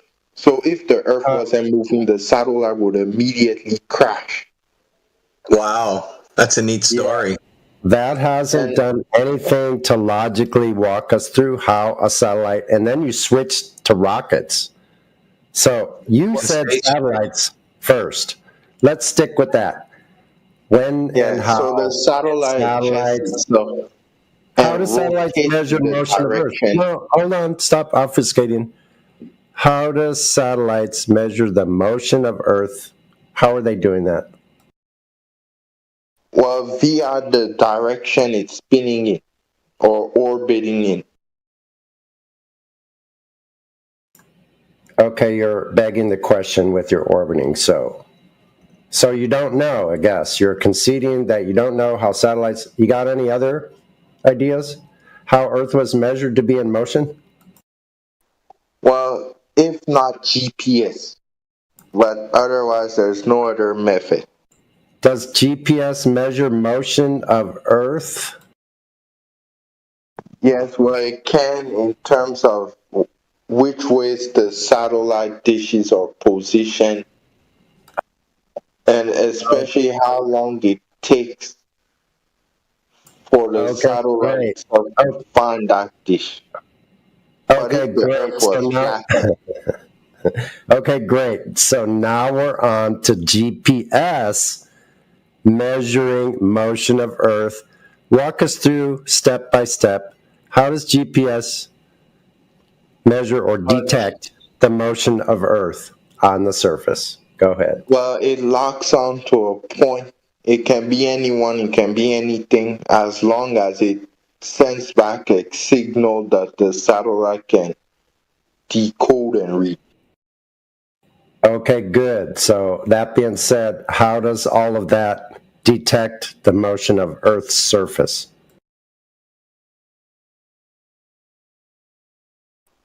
Well, you could... Well, that breaks a few things because the satellite is spinning in a direction opposite to the Earth. How does that equate to motion of Earth's surface? Go ahead. Well, you could look at the way clouds move. Clouds don't not move. Satellites. What do clouds have to do with satellites measuring the motion of Earth? You're just tangling yourself up in a web. Earth was frozen, clouds would stick in one spot, and there would be no wind. The sea would be as still as a tile floor. No movement. Okay, so you're digging a deeper and deeper hole. Let's first of all, you talked about satellites. Do you know how they locate satellites in the sky? Well, no, because it's not even your. No. Well, I'll have a flat earther myself explain to you how satellites are detected to be in a certain location in the sky. They use elevation angles from the horizontal plane of the, mimicking the horizon. From the horizontal plane, they measure elevation angles. And you also mentioned GPS. Does GPS use latitude and longitude? Yes, you got to use both. Okay, great. So GPS uses latitudes. Do you know how they derived latitudes in the first place? From mapping out the globe. They did what? Mapped out the globe. Wrong answer, not mapping out the globe. No. They got latitudes by measuring elevation angles to Polaris from the horizontal plane, just like we do when we're celestial navigating. You must have a straight line adjacent. The adjacent would be the line from the observer to the GP of the celestial body. The adjacent is the line or the angle next to the right angle. So you cannot have a curved adjacent when measuring elevation angles. This is how they got latitude. So Your GPS is based on flat Earth measurements. Yes, but if the Earth is flat, how come ships don't fall off and begin launching into the? Did anybody here? Did anybody here? Okay, so you have an idea of what flat Earth is that no one here thinks. That there's an edge that boats can fall off of. Yes, okay. My question is, if the Earth is flat, how come when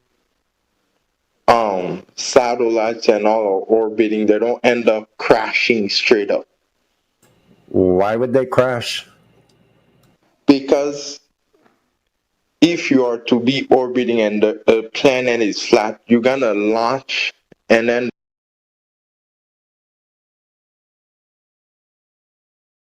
with the spacecraft, it will crash head into head. Yeah, I mean, Sonny, you're being extremely patient with him. Yeah, he sounds like he's imagining the Earth as a flattened out globe. Yeah. But still keeping the heliocentric model. It's okay. It's all right. Because he's just digging himself a deeper hole. He's got no explanation. So by flat you have no measurement. You have no measurement. Hold on. You have no measurement of Earth's motion by any means. You basically conceded on all counts. You want to try again, or do you want to go with something else like Earth curvature? Earth curvature. Yeah, because if Earth is a ball or a sphere, it would require curvature on the surface, correct? Yes. Okay, so do you know when, where, and how Earth curvature was ever measured, and what method was used? Well, celestial mapping and constellations in the sky. Okay, I'm talking about the surface of Earth, and you went to maps and then to constellations. Do you see how that's doesn't make any sense? What about the surface? Celestial mapping uses constellations. It's not out of. Well, great. I'm glad you're using the sky for something I didn't ask for. So I'm asking you the surface of Earth measuring to be curved, not the sky. The surface of Earth, when was that measured to be curving?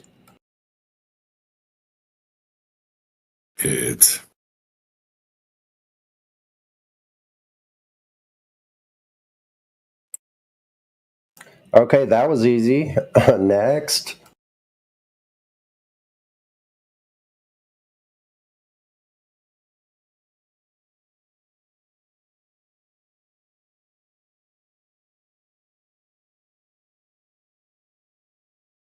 Oh, Lego jumped back in, of course, muted.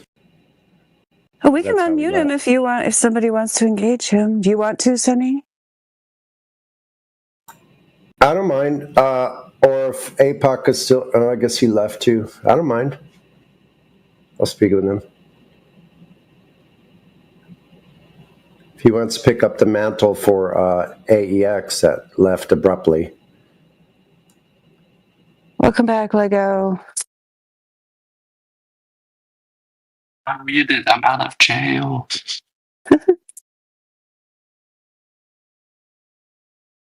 Yeah, I had to mute John Luna because he was hot micing, but if anybody happens to notice that he's back later, make sure you unmute him.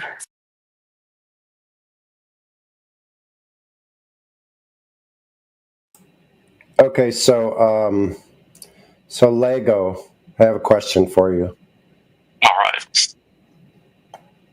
Do you know of, or have you ever heard of an actual practical demonstration of gas pressure existing without a container?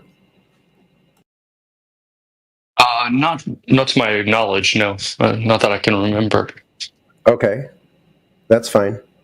So we have gas pressure here on Earth. Yeah. Constant gas pressure requires constant volume. In other words, it has to be a constant volume, which requires a physical barrier to contain gases in order for them to achieve pressure. It's actually in the definition of the word press. The gas needs to press against the surface of or the walls of their container. In order to have gas pressure, you must have a container.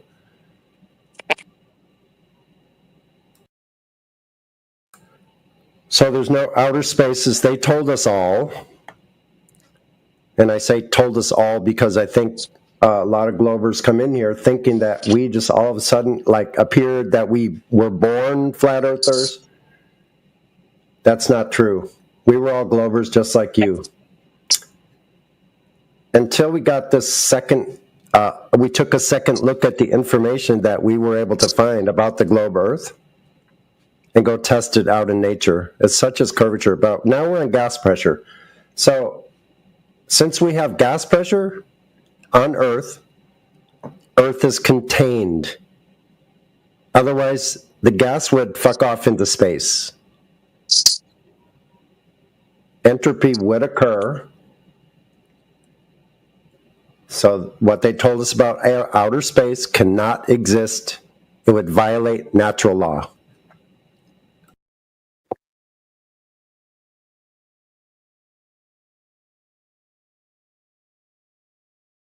Mandela effect, because it was back in late 2015 for me. And I was on the internet, and there was somebody at work that told me about the Mandela effect, and that's a whole other rabbit hole, right? But I was researching that stuff, and on my feed, the timeline, the feed on the side, it popped up a video that said, Bruce Lee proves the Earth is flat, and it had a thumbnail where it looked like the pizza disc Earth, the one they show everybody, and it had a glass of water tilted on its side like it was spilling, and I'm like, this video looks like pretty stupid because I've never heard of this flat Earth. What is this, right? So I thought it was just like a nonsense video. So I clicked on it. I think it was, if I'm not mistaken, I think Eric Dubé's 200 Proofs was the premise of the video. So I started looking through it, and it was talking about a bunch of different flat Earth points, 200 proofs. And one of them was that water lays horizontal and is flat on its surface. It doesn't matter the extent of the water. I mean, you can go from pool to lake, pond, or whatever, and it's always going to lay flat and horizontal on its surface. So I started investigating that claim. Right, I was like, that can't be true. I live on a globe. So, and I started looking into it. Right, and I wanted to know from an academic standpoint. I didn't want to learn from like bobbleheads on the internet. That doesn't make me change my mind. I want to know from a standpoint where I could look up resources and figure this out, like I said, from academia and not from just people speaking about it, like anybody.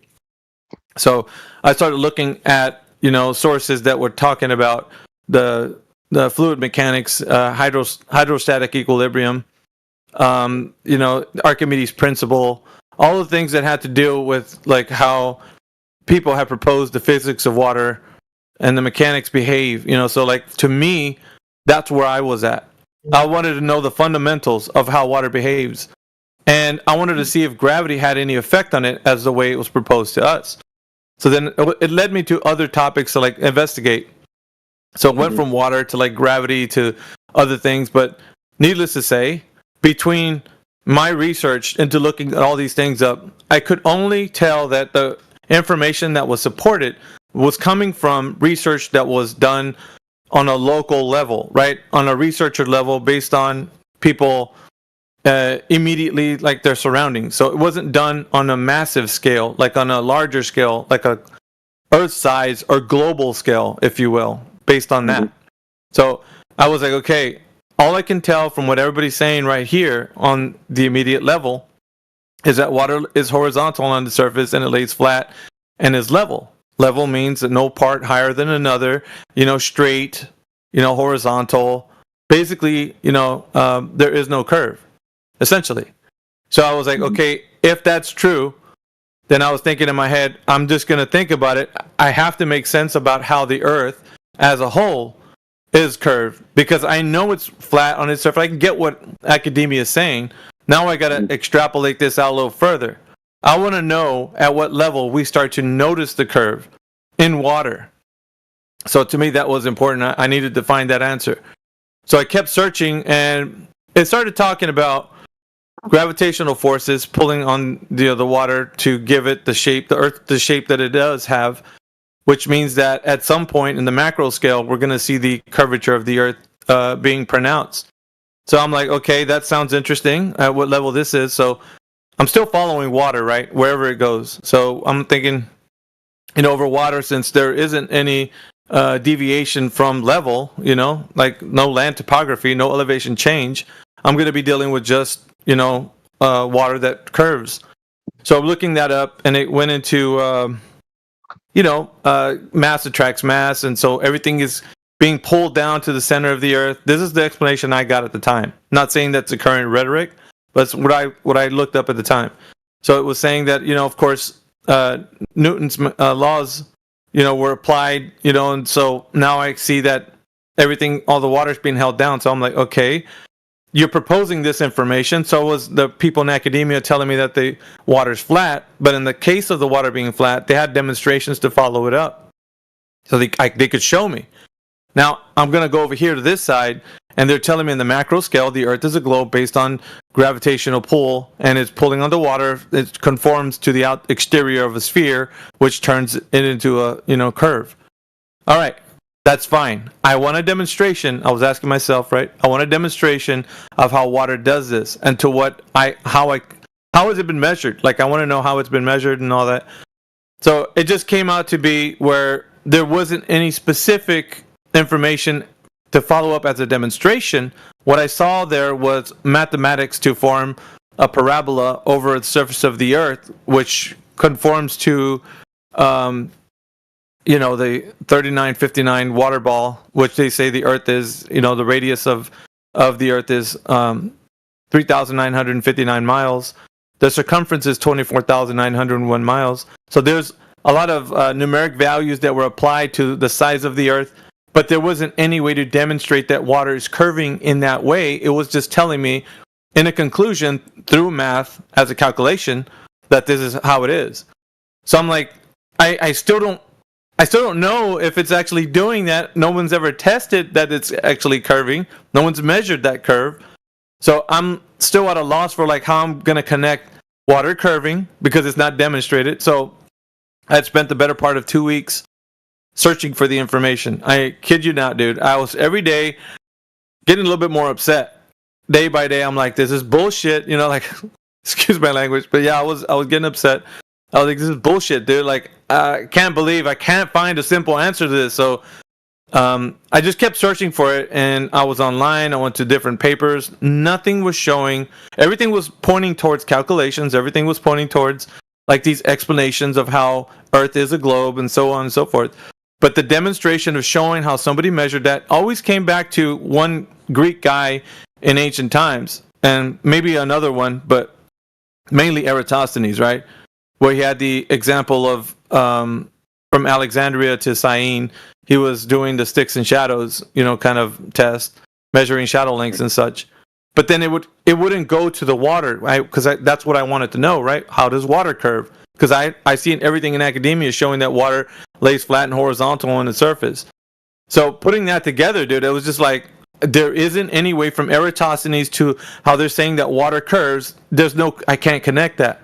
It's just giving me these calculations. And that didn't really win the day for me. So I was pretty upset at the end of 2 weeks, or right about 2 weeks.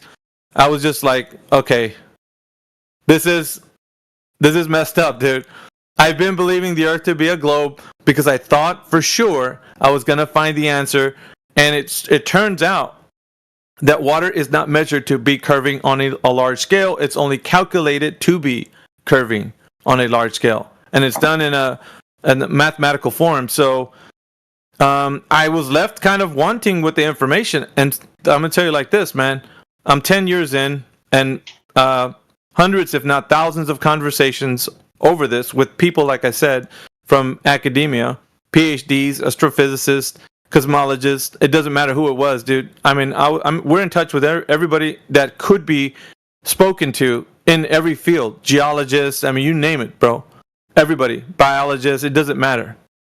And so everybody doesn't know how the Earth has been known to be curved in a demonstration, water, let's say, over the surface of the Earth in a grander scale. So the conclusion, and still to this day, is that water has never been measured to be curving like the way they say it does for the Earth to be a globe. Now, there's a lot of assumptions. There's a lot of ideas, boats disappearing from the bottom up. There's no measurement whatsoever, or how to measure it. So I'm giving it to you just like the way I came about it. I'm not saying that it's not gonna wake you up or anything, because you are your own person. You do your own research. That's what woke me up, dude. Because I stared academia in the eyeball, and I asked them directly, not a person, but the information. I'm like, I'm looking for this very specific thing, and it doesn't matter how hard you look, you're never gonna find that. It's always gonna point to it being a calculation and an explanation. That is it. That's all you're gonna get. And that's not gonna do it for me. Where academia actually, on the other side, demonstrated how water is flat on its surface, and whatever scale you go up to, it doesn't curve in any way. There's no convexity that's formed on the surface of large bodies of water. So that was it. And of course, they give you the information that the surface of the Earth as a globe, 70% of that globe is covered in water. So think about it. If they're giving you 70% is covered in water, and you can't find how they demonstrate that it actually curving, what else you got except for flat? So, but you could look into what I looked into. It might wake you up. It might not. You probably want to know about rockets and why would they lie and all that kind of stuff. That'd be you. That did it for me. So. Yeah, so I have just one question. I just thought of this too. Sure. It's like a way to kind of engage. So one of the arguments I remember from science class, because we had this topic back when I was in like 8th grade, because I'm almost 30 now, I'm grown. And the topic came up, people would ask about flat Earth, and the science teacher said that flat Earth cannot exist because if it did, we would not have seasons like spring, summer, fall, winter. He said, how could that happen on a flat Earth model where you would actually need a globe that rotates for the seasons to occur? So what is like your explanation of how seasons happen on a flat Earth? Well, that one's simple for me. The sun's moving across the sky from east to west, depending on where you are, right? So I put it this way. Yeah, are you in North America, Zachariah? Yeah, I'm down in Florida. Right. So the sun moves from east to west, and you're from horizon to horizon, right? I mean, pretty much notice that every day. So we're saying that the sun is in motion, not the Earth. So think about that for just a second, because you witnessed that, don't you? You see the sun move across the sky? So yeah, so we would say the sun's in motion. And the way it causes seasons is that every day it has a path, right? And as its path through the sky, it moves from tropic to tropic. So Tropic of Cancer in the sky would be like this, where the Cancer and Capricorn. I mean, if you're going to be looking at the zodiac in the sky. So from Cancer to Capricorn, the sun's moving, from those two positions, and it's moving east to west also. So as it's moving away from you and coming up closer to you, because now it's moving towards Cancer for us. So it's moving up towards Cancer, and as it's doing so, it's becoming summertime until it reaches solstice, and then it comes back down again to where it's going to go back to Cancer again, or Capricorn. I'm sorry. So it's moving from tropic to tropic, and as it's doing so, farther it gets away from you, it's colder. I mean, I'm sorry, it's that redundant, but it is. So as it moves away from you, it gets colder, and as it gets closer to you, it's summertime, so it's warmer. That's what causes the seasons. The sun's proximity to your geographic location. That's based on the observations that we can do from our perspective. In the original question that you asked about your teacher or the claim that seasons wouldn't work on FE or flatter, right? But remember, the idea of what that means in his mind, flatter, right? Whatever the picture that forms in his eyes mind whenever he says that term flat Earth is a strawman version of reality, and he's saying this fictional thing that I have in my mind, the sun. Because remember, when he says the sun or the seasons and the movement of the luminaries, he also has another visualization of what that is, right? And he has an idea of the mechanisms of what how that works, and he's amalgamating a version of a reality in his mind, putting it against another version, right? He's making two strawmans and saying this strawman works, but this one doesn't work, right? He's creating two versions and he's picking one, but he doesn't even know in reality how the luminaries work in reality. That hopefully what I'm saying, when he's saying this thing wouldn't work, right? He doesn't even know in reality what the mechanisms of the luminaries are to determine what should be working and what shouldn't be working.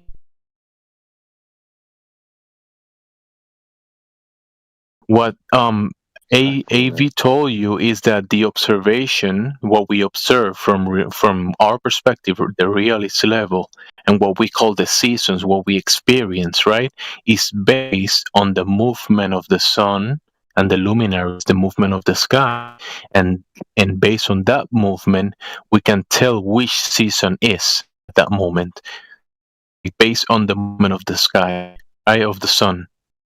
That's what we observe. And then, the sun is in this position, it is this time of the year. Or the stars are in this position, is this time of the year. Right? That's what the seasons are. Does that make sense, Zachariah? Yes, but then my question would be, like, how do you get these tropical climates? Like, say, Middle Africa, they don't have a winter. Or like yeah. Well, you think so about how would you answer that? Well, it's simple, right? So the sun moves from, it still does the same exact thing that I just said, except for in those regions, it only moves, in their perspective, not like the way it does to ours. So like in North America, it has a very different path. The path of the sun matters, right? So like in Ecuador, because that would be right where the equator is. The equator is up in the sky, not on the ground. So where the equator is in the sky, let's say Ecuador is underneath that. So that means that they're getting sun equally as the sun moves across the sky. So it moves directly across the sky from east to west, and then it goes from the Tropic of Cancer to Capricorn, but in a very different way, because in Ecuador, it just moves straight across. So, and it goes from, like I said, Cancer to Capricorn, but it's going to be moving straight across the sky. And it does so back again from Cancer to Capricorn, from Capricorn back to Cancer, and they always receive equally the same amount of sunlight, because of the fact that the path of the sun determines how they receive sunlight. So that means that in North America, you'd be getting a northeast to northwest, horizon to horizon sun movement, right? So they would probably be getting this very same thing, but only it'd be going straight across. Whereas yours would be coming, the hours of the day would be different. You'd be seeing the sun a little bit sooner than they would be, or later. Just depending on where you are geographically on the Earth, you'd be receiving sunlight differently than you would if you were in the right round the equator. So the path of the sun just make sure, determines I'm that. sorry. Just make sure you make a separation between what we observe and what is, right? And how is. Because the question that you're asking is, how does this happen, right? But the answer in reality is what is. The movement of the luminaries are what they are, and the answer of how is that, it might be something else from what it is. Yeah, we're just showing that the movement of the sun is what's causing the seasonal change. Yeah. Go ahead.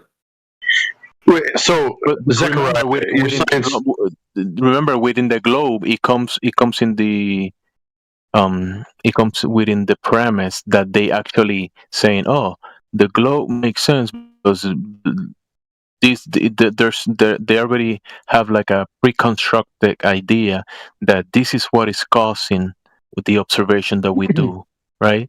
We observe and the cause of the seasons because we observe the effect we call the seasons because the cause is this and this and that.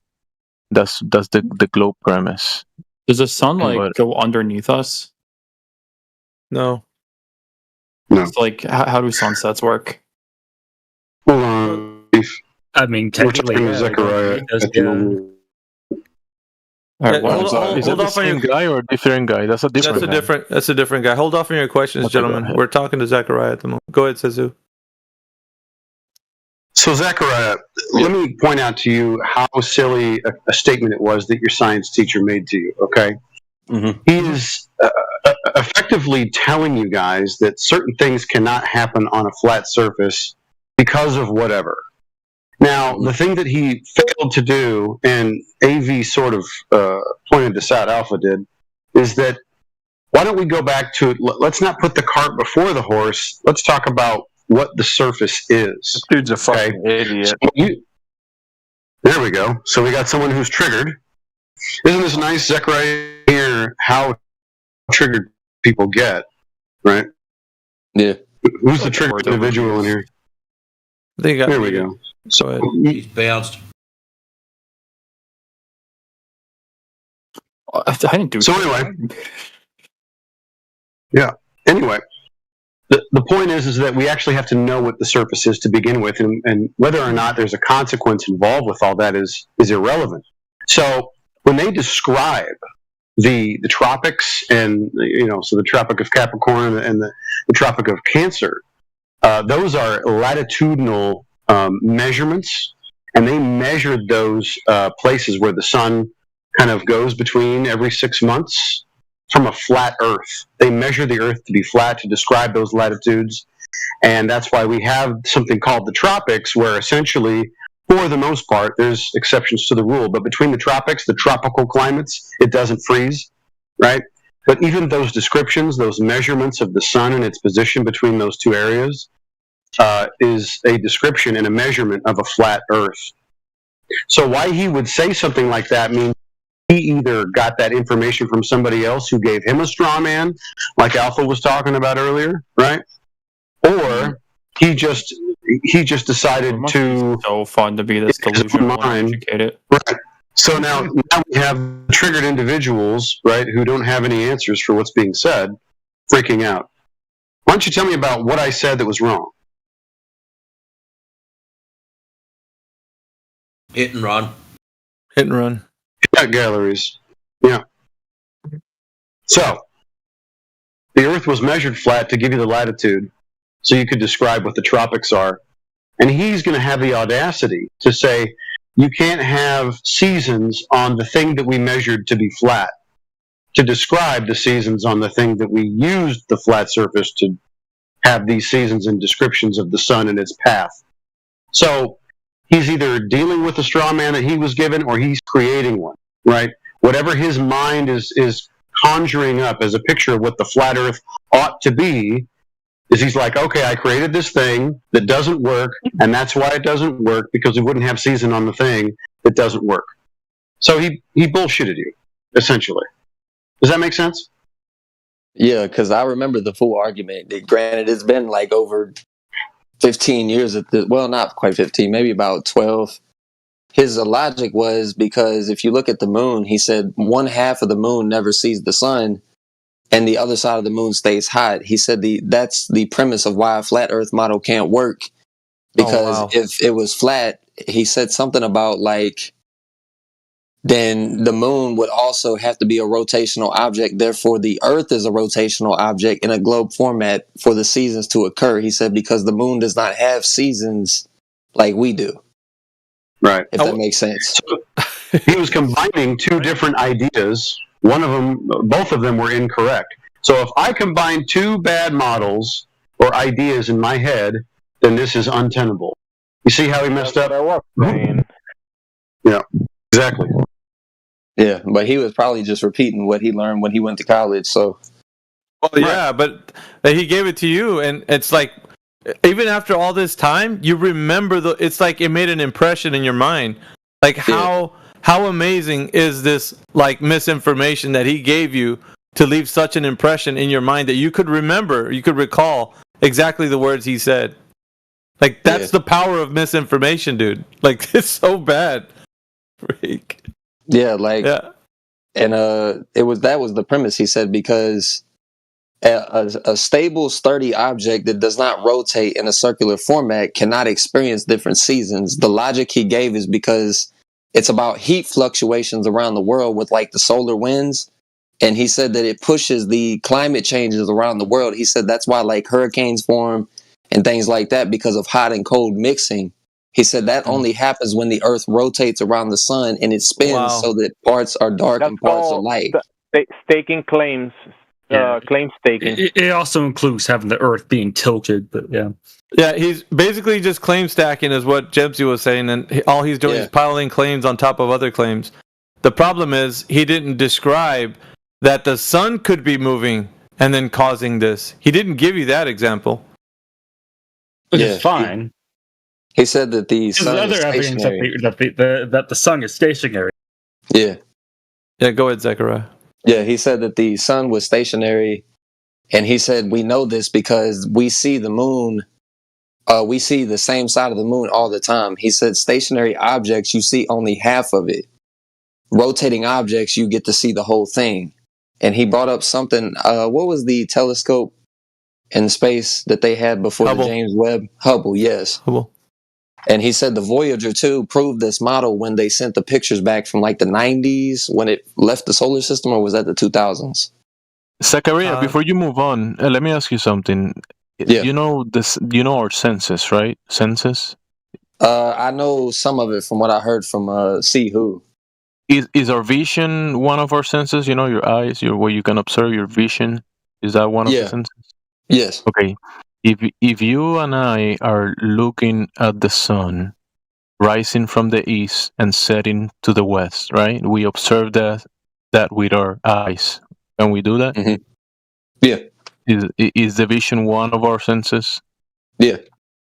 So if I say we just observe the sun setting from east to west, moving across the sky, we just observe that, right? And I say, what makes sense? That the sun is moving or that the sun is stationary? What makes sense? You realize. Oh, okay. I see what you're saying. Yeah, it would have to be the sun would be moving across the sky. Yeah, so if I say, no, the sun is stationary, is that nonsense then?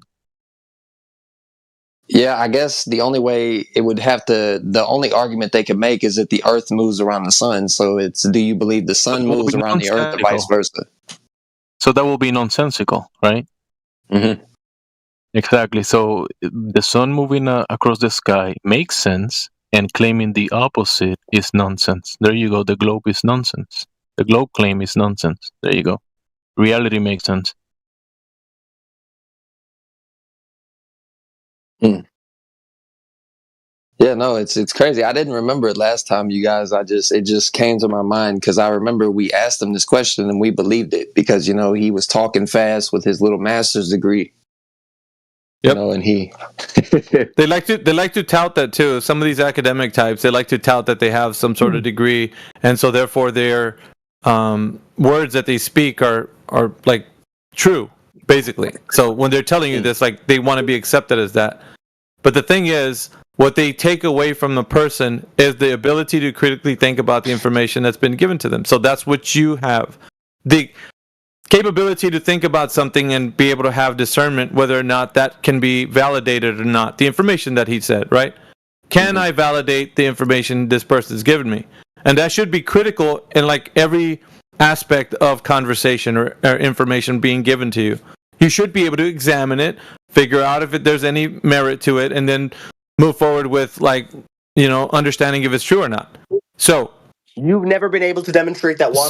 So if that was, you've never been able to demonstrate that, and you never will because you So if that was true, then you'd be able to figure it out and find out that any of the claims that he laid to you were actually something that could be verified. And like right now that you brought it up and you recall that, we can actually attest to the fact that he was just stacking claims upon another claim, and he probably gave you a model that he thought about flat Earth in his own mind, and then said that just wouldn't work. So he gave you the impression that flat Earth is just nonsense. So now's the time to actually go back and figure out what was said and see if this actually does have coherence to the physical world. So. Yeah, I mean, when you're, 8th grade is like 13, 14-year-olds, I think. I mean, we all believed it, because he had that, fast demeanor. He knew all the equations. He knew the calculations, the stuff that they teach these scientists to teach about, like astrophysics and the solar system and all that. And basically, yeah, we got so much on applied science and physics, dude. I'm telling you. We got so much information to verify that the physical world is exactly as real science demonstrates, as real physics demonstrate. There's a lot of mixture of pseudoscience, things that aren't science, like astrology or astronomy. Anything like that's not science, but it masquerades as what they would claim is science. And they give it to you like we could do observational science, which is laughable. Because it's not science at all. Science is a systematic study of the physical and natural world. And in order for you to understand things to be true, you have to investigate the how-why claims of nature. Like you see phenomena occurring, you want to know how and why that's happening. So you're going to be asking very specific questions and doing a hypothesis test on a hypothesis that you were thinking about based on a phenomena occurring in nature. So to you, as somebody who's doing the research, you're going to investigate some of the claims. Now, if it falls outside of that where you can't investigate, then that's pseudoscience. They're telling you that things can be known, such as, Jupiter being a gas giant. You can't put any validation to that, basically, because there's nothing to research, only the things that you see, but there's nothing else more than that. So they're giving you kind of like a story about what science is and philosophy.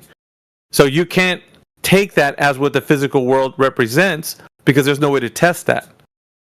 Do you understand what I mean? It has to be able to be done something by you to figure out whether or not the claim can be validated. Because if it can't be validated, it's unfalsifiable. You can't test it. You can't verify it. You can't validate it. There's nothing you can do with it. You don't know if Jupiter's a gas giant or not. You have to take somebody's word for it. But even that came from somebody having an idea about what Jupiter is, handed down to you as something that just is. So you on this side of the information are believing it to be as in like gospel truth. On their side of it, on academia side, on the professor side, they're saying it's their best guess.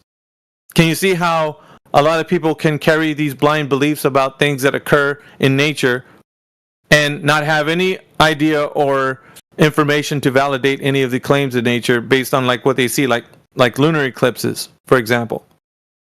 They see something happening in nature, but how can they determine it's something like the Earth getting in the way and occulting the sunlight to create a shadow on the moon when they don't even know if the Earth is a globe or not? You get what I'm saying? You start stacking claims upon claims, and you can't find out if that's true or not. You're not doing science. These are just like people's best guess based on a cosmology that they built up in their mind that they can't verify. So hopefully I'm making a little sense here, because I do want to see if you have some feedback on what we've been saying so far. I mean, I'm taking the information and I'm still learning, like I said, so I don't know the inner workings of everything you're saying, but I do take like kind of mental notes, and then I, go research the terms, because, I'm not going to be intellectually lazy. I need to make sure I actually know what these terms mean. Yeah. This and by no means as a belief, by the way. I think that term can get thrown around a lot. Belief is acceptance without evidence. That's not what we do here. We don't want anybody to come to here and just accept anything that we say just based on what we are saying. But we do want people to do the research and figure out for themselves, to critically think about all the things that we say and then examine them for themselves and see if they could figure out any of the claims to be true based on things they can investigate. So we did.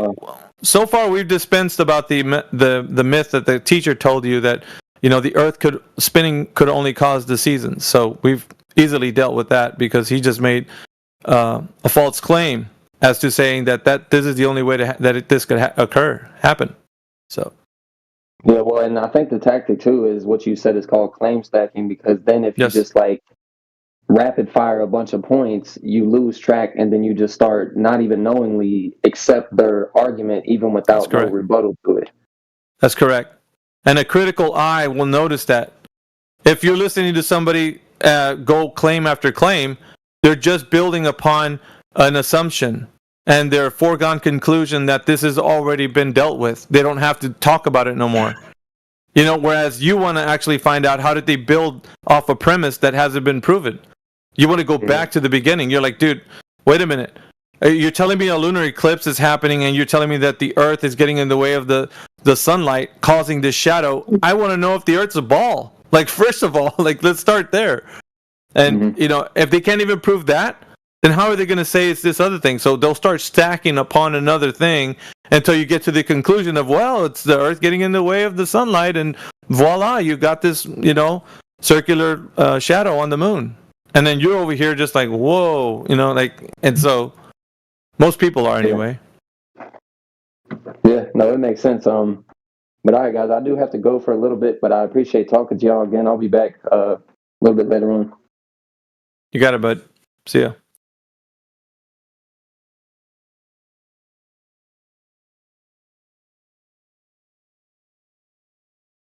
Did you notice there was about 5 guys that jumped in here while we were talking to that guy? Yeah, they can't hear someone having a honest conversation. That cannot happen. Again, they get triggered. My goodness. Someone is being honest. I think what it is you're in a public VC. People are going to join in. If you want to have a private conversation, probably best you go more in a private section. Oh, you're trying to micromanage our forum, Three Dogs? No, I'm just saying you're in the public. We can all sit here and yell at each other, and no one can hear a thing. Which is better, one-on-one conversation, or we all just dogpile? Let's use his logic and all speak at the same time, and then that's the conversation that he wants to have. Everybody speak at the same time.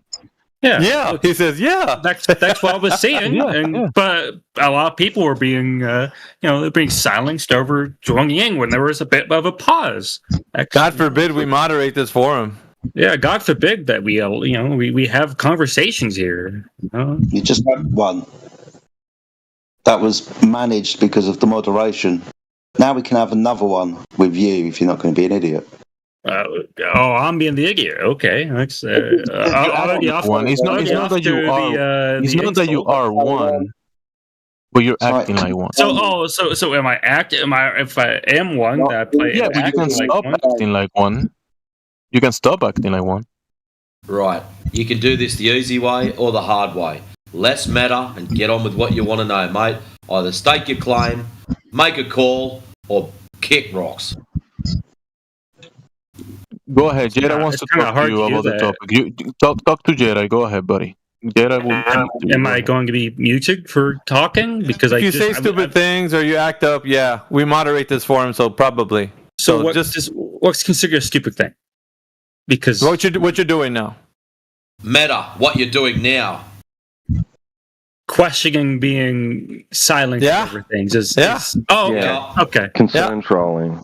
Yeah. Well, worry about yourself. Let us moderate this forum. I am worried about myself. And if I'm being if I'm not allowed to say my piece because and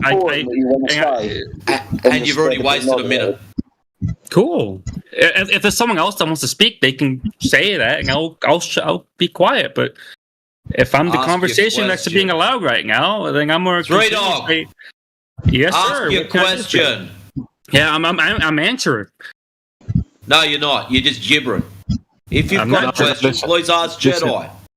Listen, he's living up to his name. He's like a dog barking to a tree, like a tree. He's barking to the tree, but bro, we're not trees, and you're not a dog. So now behave like a decent person and have a I am. conversation with the people in here. Stop acting like trying a to. dog. And I'm saying it's to a wrong tree. to mute people over joining. You're not, bro. You're not muted. Forget about that. Move on from that. You're not muted. He You had his haven't been fucking muted chance. for the past 3 minutes. So All right, go ahead and ask your question and go from there. less meta, or it's going to keep happening. Don't tell us how to run our room. If you want to run a room, step off and go and make your own. Run it however you like. We've got no problem with that. If you wish to ask anything FE related, please do so. Go ahead. Ask your question to Jay or to anybody. Go ahead. Ask First your off, I'd question. Ask your like question. to respond to. I'm not telling you how to run your room, but I'm saying it's dishonest to how you run it. No, just quit it ask your already. question. Quit it. Just ask your question. Go ahead. You got a question. Go ahead. Apparently, I can't. So. Yes, you can. You ask your You question. won't get muted for asking FE related stuff. If you believe you live on a ball, say, I believe I live on a ball because of I see sunsets going backwards. Whatever your stupid claim is, we don't care. We don't want you to tell us how to run the room. We want you to either ask something FE related, stake a claim about where you think you live. That's it. Please, proceed. Oh, I've got to do that if I'm going to be muted when I'm trying to explain.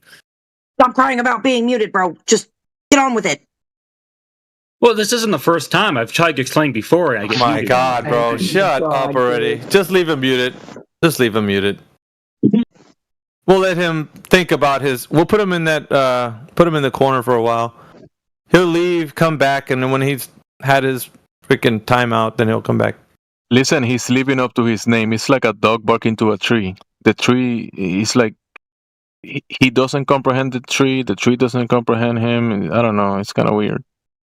Gravity has affected his brain to the degree where he doesn't understand when he's unmuted. He shouldn't talk about being muted. He should just ask his question. It's been explained to him 4 times. Yeah. Or make a claim, yeah. So we can ask him, what was it he was going No, to dude. say Fuck before he that. first got Hell muted? nah. Fuck that. No way. This is the 5th time. I mean, dude, there's like 4 Boy Scouts helping an old lady across the street. You don't need that many. Like, just fucking, that's enough. Enough's enough. Okay, where's Hush? Hush, when someone cites something, there's a source and there's a particular piece out of that source. You don't have to hand somebody the entire fucking document, which may be up to multiple thousand pages, for me to sit there and sift through your piggy shit. You cite the particular paragraph or line or section, that is it. If there is a contradiction within said source, that is not our problem. You take it back to the numpty that wrote it and you argue your ass off with them. He's giving somebody a no true Scotsman fallacy. Why is he doing that?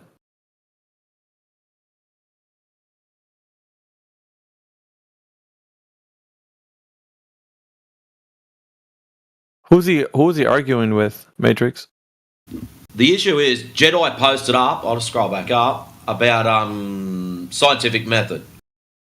And then out of that, Hush decided to go reading through the source and posted up another bit that contradicts something else that Jedi had cited. Okay. And he's got this opinion that we must cite the entirety of a source, not just cherry picking particular sections out of it. Well, that's what a citation is. What's he thinking? Oh, go ahead. Either way, no, it's fine. Either way, whatever claim has to be demonstrated. Citations are great, but if it hasn't got a demonstration, like an experiment or something, then it means shit. So, going back through what he's gone and looked at, he needs to demonstrate that claim of gravity causing gas pressure.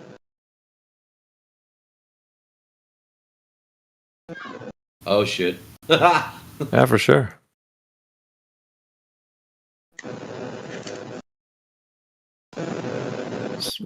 Oh, here we go. Oh. No, you don't have to cite the entire source. Just make sure there's no contradiction. So if I find a particular paragraph that clearly explains my demonstration, I still then have to read through a 2,000-page article to make sure that there's no contradictions whatsoever.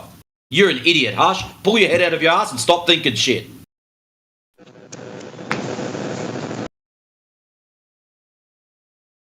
Yeah, that source isn't 2,000 pages. It's like 2 paragraphs apart.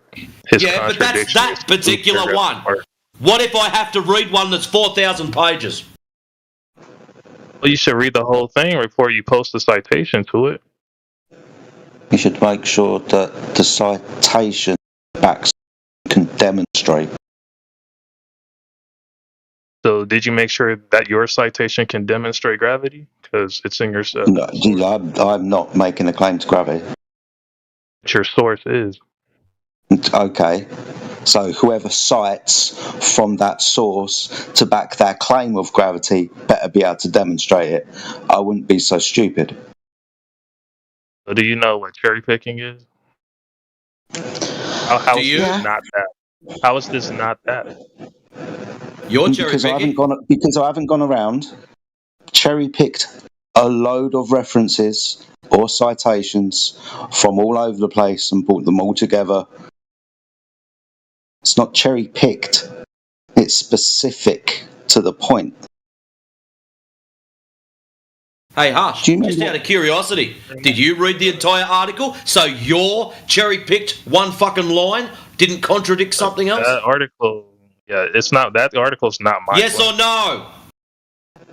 No, because it's not my claim. Why am I reading? Exactly, no. So here you are lecturing Jedi on what he should and should not fucking do, and you have not done the same thing you're lecturing him on. You're an idiot. Because that's not my standard. I'm not held to that same standard. He posted. We his know. claim Your from standard his is to source. come in here, talk bullshit, and then fuck off. We know. No, just to pick out that cherry picking. That's what I do. No, I cited from the reference. don't have to. If you want to go and get another citation, that's. But you can demonstrate it. I haven't gone to this. It's not part of my claim, so it's completely fucking irrelevant to me. It is no. It is part of your claim if it's from. No, why are you trying to attach this to me? Because you posted it from your source. No. I posted the citation from the source. You've gone and dragged out another point from that source that I haven't referenced, and you're trying to attach it to me. That's fucking dishonest. No, it's not. Yes, it is. You're trying to attach something that I haven't said to me. It's written by the same guy, so you have I to. couldn't give a shit. I couldn't give a shit if he fucking wrote children's stories. This is what I've cited because it's relative to the point. If you don't understand what a citation is, then you should probably go back and find out what it is, and then come back and apologise when you found out what it is. No, you should find out how to proper not have citations also need links to the original works? That's what is there, and that's what is Hush trying to claim that Jedi has to reference the whole fucking lot. So Jedi's put forward his citation, he's put forward his source. Hush, zip your fucking mouth up now. You're wasting our time. So anyways, for the young chap down the bottom, Jedi has cited, he's also posted up the source that it came from so people can reference that. And that's what a lot of the guys do in here, because we always get, oh, you just got that off ChatGPT. So we put the source where it come from there for your convenience so you can go and check out where it came from. Now, Hush is in here telling us we've got to take the source in its entirety. Interesting. Thank you very much. Yes, there's nothing wrong with doing that. Take the source in its entirety, or don't do the source at all. But you haven't done that. Hold on. Sorry, Matrix. I'm not citing the source in its entirety. I'm citing a paragraph or two from the source. Like the citation is fine. That's not the issue. It's Good, the thank source you. So concentrate on what I've cited. Concentrate on what I've cited, not something else from the reference material. And then why are you just citing it in general if it's contradicting your citation? Why even source it? What's the claim that I'm making? You're saying water is level. That was the claim. Okay. And the contradictory piece of evidence is. I can scroll up to it. You can read it for the class. This pressure can be provided by gravity from a vertical height difference or by a pump. Okay, so does that stop water being level? Hold on. So if we're talking about water being level, we're just talking about. If we're talking about water being level, then if you want to cause it being level by gravity, then please do so. That's not my claim. That's the burden. Well, is it up to doesn't you stop because you my claim provided from the water source. being level. The burden is up to you because you provided. What, the water's level? Water is level, yes. Yes, thank you very much. That would be horizontal. Good. Yes, but then good. So that's what I'm referencing. Water, not what makes it level. Why are you trying to misunderstand me? The claim is that water. I'll explain again. The claim is that water's level. I provided citation for that. You've stumbled through the reference and pulled this out, which still says that water's level, but is caused by gravity of vertical direction downwards. Okay, vertical is perpendicular to horizontal. The water's still level. Are you saying water can be level due to gravity? Otherwise, no, I'm saying the water is level. No, I'm saying the water is level. Probably about the that's what time you're I said this saying, now. Source is not Hush. just saying. It's probably best you hush. I need to understand that you're listening to what I've said instead of speaking through me, because I don't want to repeat what I've said several times, which I'm starting to do so. You're just not seeing what I'm seeing. What? The water's level? What? The water's level? We both listen. We both agree. Is it a contradiction that the water's level? We both agree the water's yes or no? Yes. Game over then. Water's level. That's what Jedi's proving. You agree with that? That's all we fucking need, Ash. The water is level. You agree with it, so that's game over. Jedi's sight has done its job. Thank you.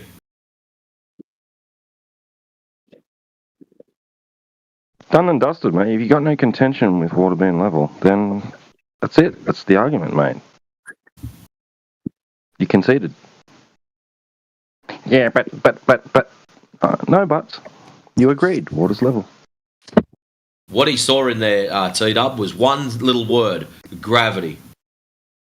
Yeah, and he's taken out of context. Yeah, what Jedi he didn't. I don't think he even listened or read through what Jedi was talking about.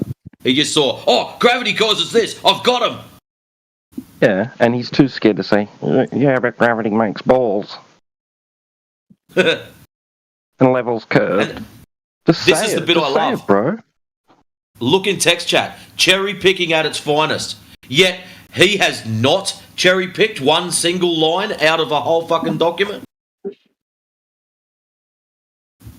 Yeah, he deliberately looked for something that contradicted, the idea that water's level. It's not even an idea, it's a demonstration. But I mean, so because there's this G word in there, and he associates two balls and curves, that somehow contradicts water being level. Nah.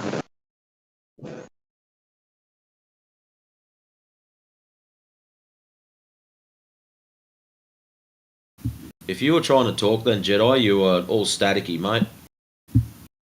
No, mate, rustling in the background. Oh, good. Yeah, just checking. Because I know sometimes your phone plays up, that's all.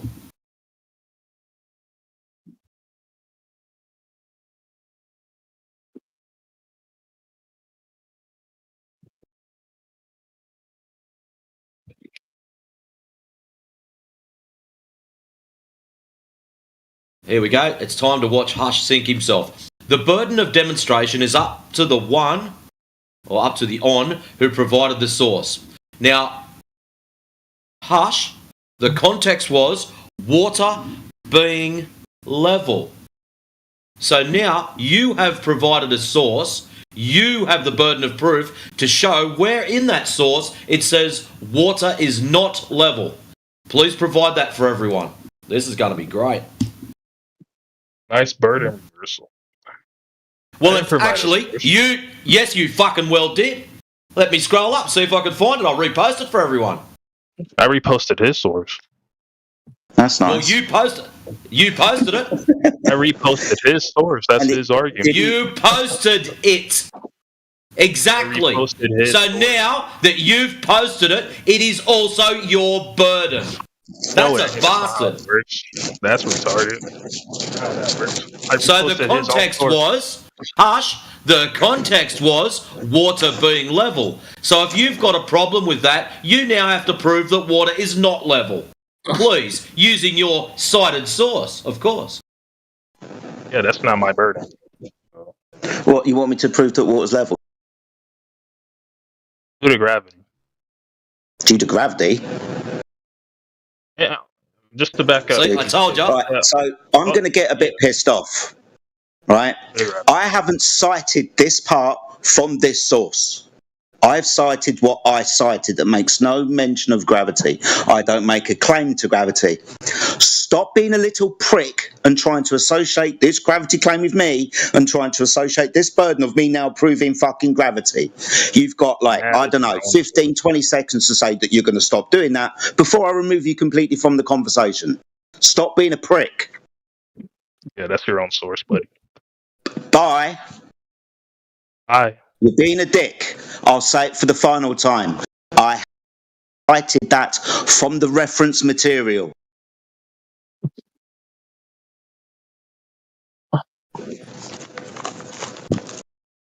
Yeah, Jedi's not really concerned about the why, right? He's just concerned with what is. If you want to concern yourself with what the source says is the reason for it being level, then you go for it and you support that.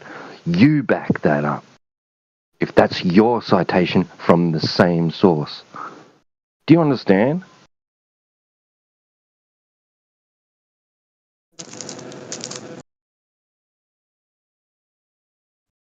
No, it's just going to go fucking silent again. How many large bodies of level water do you need to make your spinning water ball in space?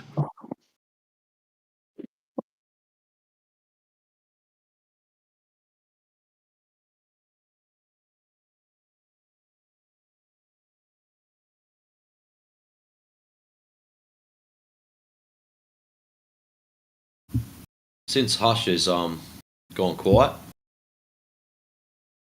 Three Dog, have you got a question to ask us yet?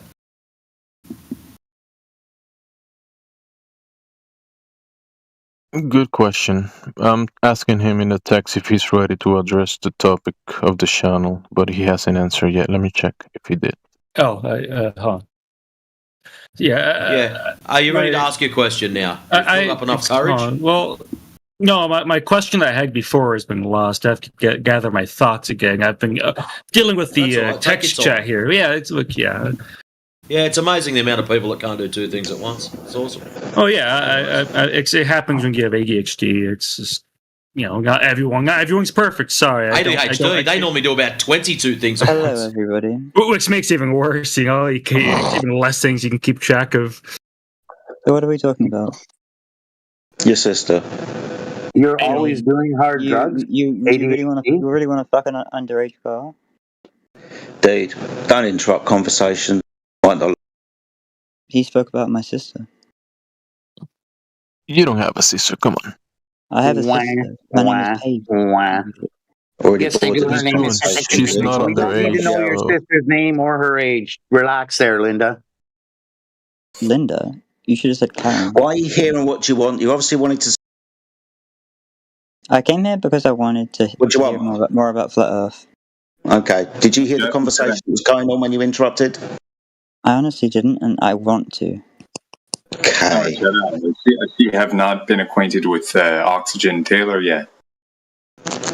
You mean either or? Well, since we're all already engaged in a conversation, why don't you just, when you join the room, just kick back, listen, and try and gauge what's going on, and then wait for an appropriate moment to interject or add to the conversation. That's a really good note. So Three Ducks. No, let's go back to Three Ducks. He forgot his question. Just formulate a syllogism about the globe claim. Go ahead. The claim? What? Oh my God, this person's got. I'm sorry, there's evidence. Okay, you can do it. Go ahead and make a globe claim. Me? Yeah, you or your sister, whoever. My sister is in a different place right now. Okay. Okay, so you then, not your sister, not your sister, you. I will do it. I will do it. Okay, good. Just for you. All right. I'm Jedi. Go ahead. Go up into. In fact, don't even go anywhere. Just go on the International Space Station live stream. Don't go anywhere. Go on the International Space Station. The live stream, you silly goose. Okay. You clearly see a curve. You can clearly see a curve. Come on. Okay.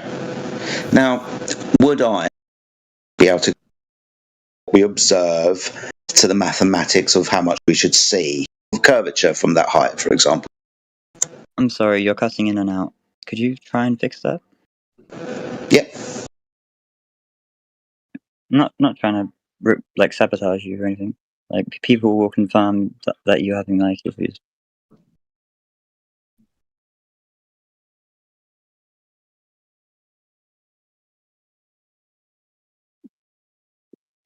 Just let me know.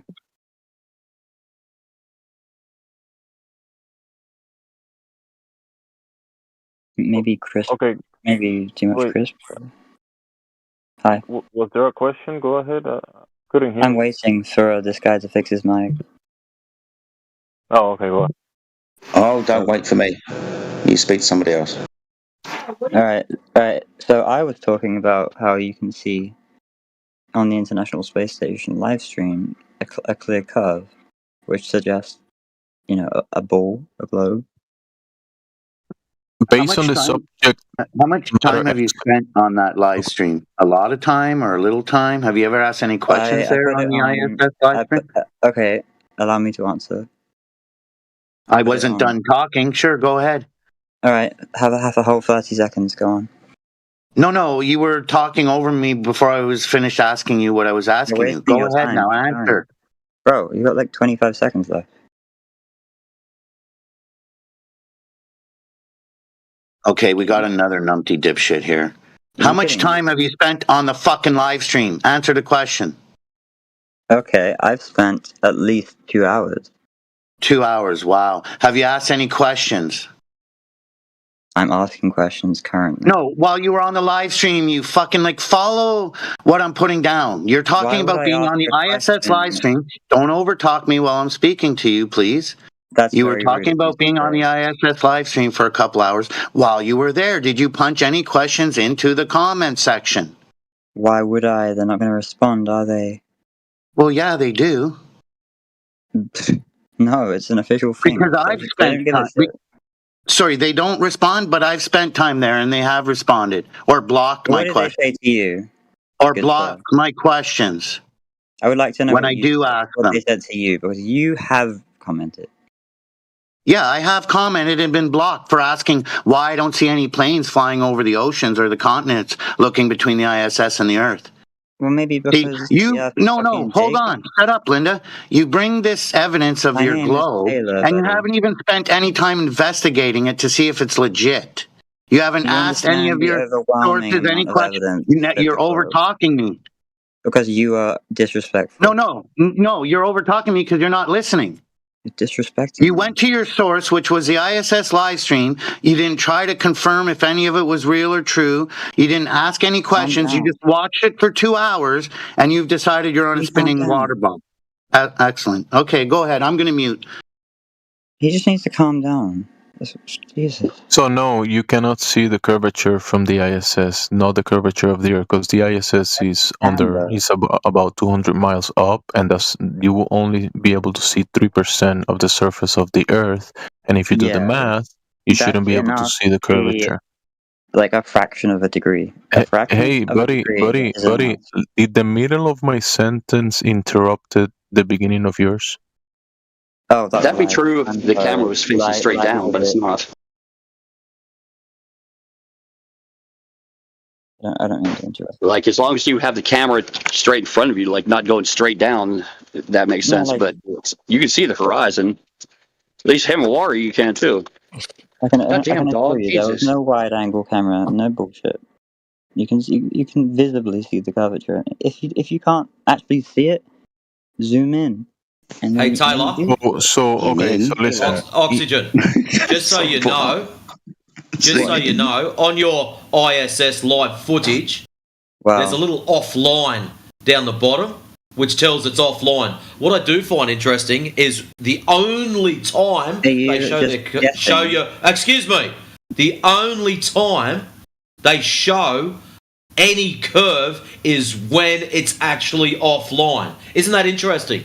And something else I'd like to point out. That's not true. Well, hang on a minute. Aggression. That states it clearly. Now, also, the image that I posted for you, 53 minutes past the hour, there's a dirty, great big stitch line that runs across the image. Why the necessity to stitch an image together if it's live footage? Perhaps there are two cameras. Yeah. So there's two cameras doing live footage. Yeah.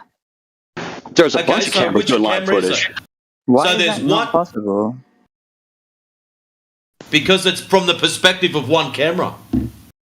Bruv. So if Earth is curving, if Earth is curving from the space, that means it's curving also from the ground. Yes, sir. Can So you we'd check be able that to on measure the it. ground? Oh my god, how small do you think the Earth is? How you will check that? You go up. But how you will check on the ground that it's curving?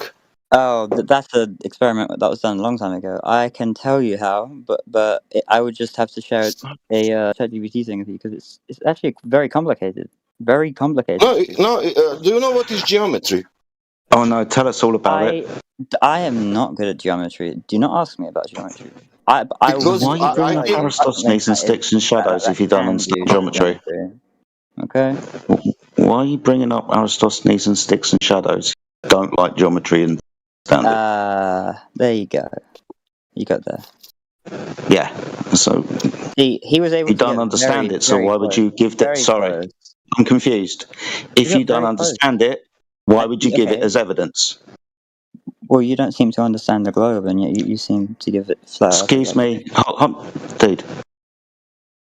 I'm sorry. You, who doesn't understand geometry, why would they bring a geometric claim that they don't understand?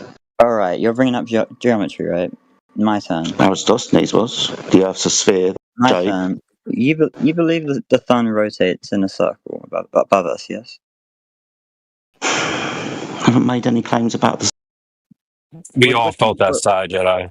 What do you believe about the sun's rotation? I don't have beliefs about the sun. You don't have beliefs about the sun? No, The sun follows its circuit. There you go. You probably should have a belief about the sun. Because why would I have a belief?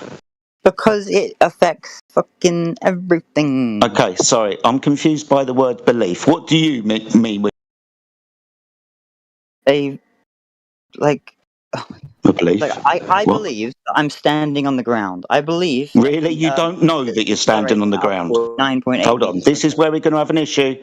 You don't know, for example, standing on the ground. You believe standing on the ground. I know for a fact I'm standing on the ground. Good. So there's no need for belief then, is there? No. There is belief and fact at the same time. I believe in the fact. Belief and fact, what you're not sure. No, I believe based upon the evidence, you might be standing up. I believe in the fact. Got a quick question for you, Sunshine. How sure are you right now that you're speaking on Discord? Sorry?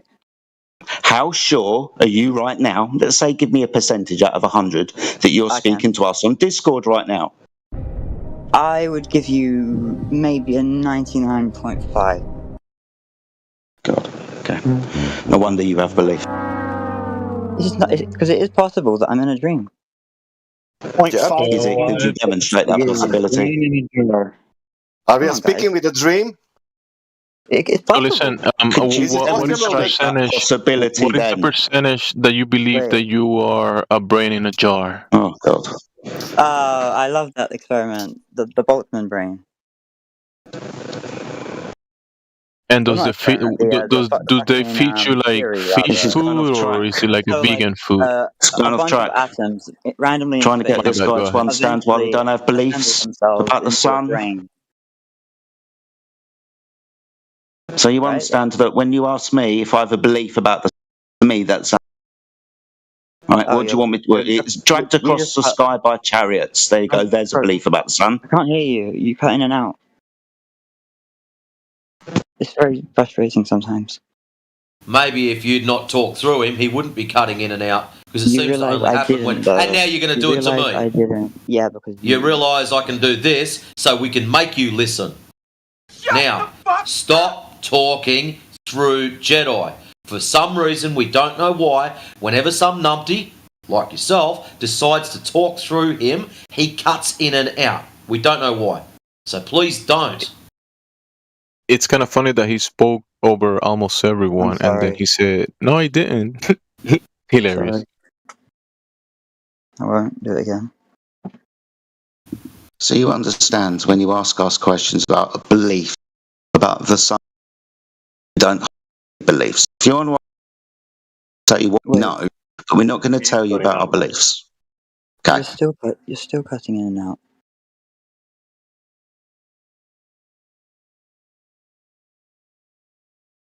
Bro?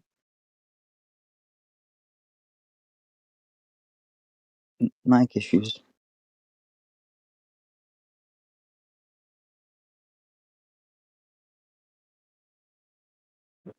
So that was not me. Man, don't say ever 99 point ever. Say 100% if you're sure and you will be okay. Is that right? What? Say that you're sure 100% when you're sure and that will be alright, man. Come on. About what? When you're sure, then you're 100% sure. If you are eating something, you eat something, and there is no 99% that you didn't eat, or that you are in dream.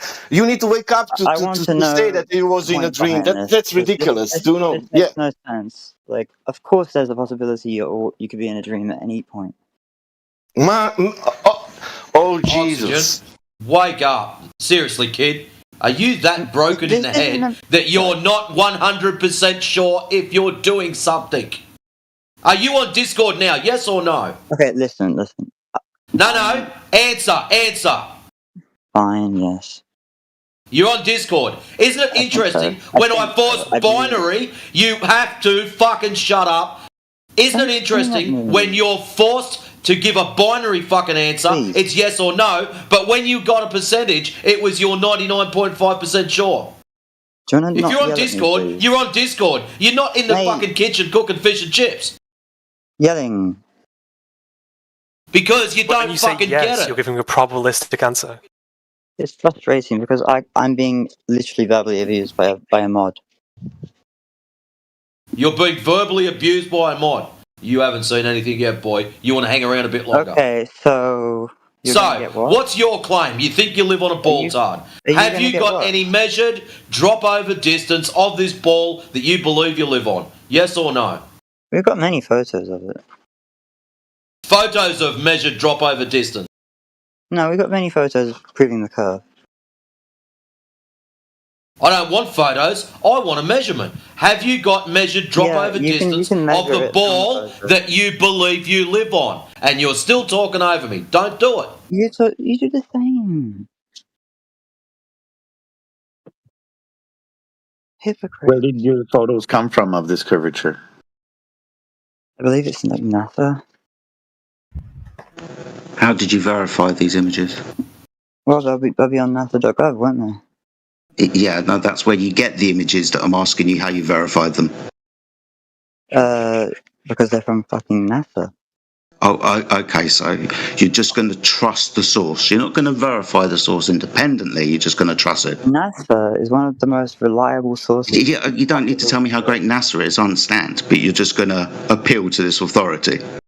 Of course I'm going to filter this off. Okay, no worries. It's just belief at this stage, dude. If you're not going to check the information, if you're not going to check the information and verify it, then it is just trust. Well, the thing is, I've seen so many images now proving the curve that it's hard to believe anything else. I've got photos of Santa Claus. He must be real. I like this. I like this. A bullshit response. You ain't gonna get anywhere with the photos. This is fun. So I've got in the side chat. I've got an observation for you, a photo. Can you tell me how much curvature is measured in that photo at 3 minutes after the hour? Oh, that's a difficult one. The sunlight, the water, a lot of reflections, the heat infractions. Well, when does that not occur on the Earth? I'm curious. Well, it's not about that. If you want to... It is about that. You just went ahead and appealed to some things that would throw the measurement off. So when is that not the case on the Earth? I just want to talk about an ancient experiment of sorts. If you were to hammer a stake on the ground in two different areas and move across the distance and measure the shadow at the same time of day, you can do some basic math. I wasn't talking to you. You must be the white knight. So to the gentleman earlier that talks about the photos and the measurements, how much curvature is measured in this photo? I would have to measure that myself using some. We'll measure it right now. There's the observation. There's the observer height. There's the target distance. But I can simply Google it for you and find. Okay, no problem. So target height is 1 foot. Okay, and distance to yeah. No, we're gonna choose a higher distance. How about? No, this is the observer's height, friend. This is the observer's height in this photograph. So this is going to be a very small number that you're not going to really comprehend. No, I'm sorry. I'm talking about the observation that we made in the side chat that I gave you a photo for. Listen, real quick. The height and the distances to these observations are not in question. This is established. You can check, double check, triple check this. This is an example. Listen, this is an example that is being provided to you, so you can compare and contrast from the observed reality and the claim on the table. You know, the globe. Well, I just find it hard to believe that so many people could doubt it. Oh, so now it's going to be an appeal to people's motivations or their fifis? Why do you? I need you to go ahead and measure the photograph that I gave you, right? Brother. Right. We have rules, don't we? So just they're here. The rule is that you said we're going to measure photographs, so we have a photograph. Measure it. Right. Can you just measure the photograph that we gave you? Send it to me. It's already in the side chat. I already told you 3 minutes after the hour. Fine. Let me help you. Let me help you a little bit. First off, you're coming in really low. Like I can barely hear you, bro. You got to turn yourself up. Crank me up, bro. Second, he's trying to explain to you what's involved in the image that he shared in the side chat. So you don't change those parameters. You can't say, I don't want to look from a 1 foot observer height. I want to go to 8 feet. He's explained to you the evidence that he's presenting. The third thing is, the evidence he's presenting and trying to explain to you is something that can be verified, unlike a photograph from NASA, which, if you do look into it, can be verified as a CGI image. But back to the main topic, it's the photo he posted in the side chat. There's no changing the parameters. Let him explain to you how it works. If it's the right one, okay? All right, so now 6 minutes after the hour, we have a photograph. Can you tell me the curvature measurement from that photograph? So this image that I'm posting in side chat, that one, is that what you're talking about? Dude, it's right above where you posted. You don't have to play dumb. Just go ahead and measure me the curvature in that photograph. Wait, the boats one?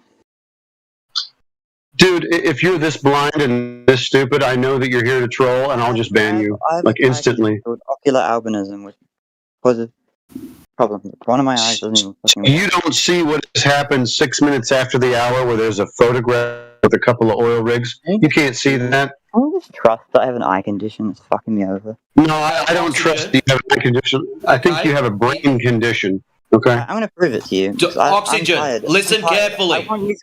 You're not talking. You're not making excuses for yourself. Listen, we don't care if you've got an eye problem. Every second person in this channel has got some kind of medical condition. I can promise you that. Just deal with it like everyone else does. Now, directly above where you just posted is what you are looking for.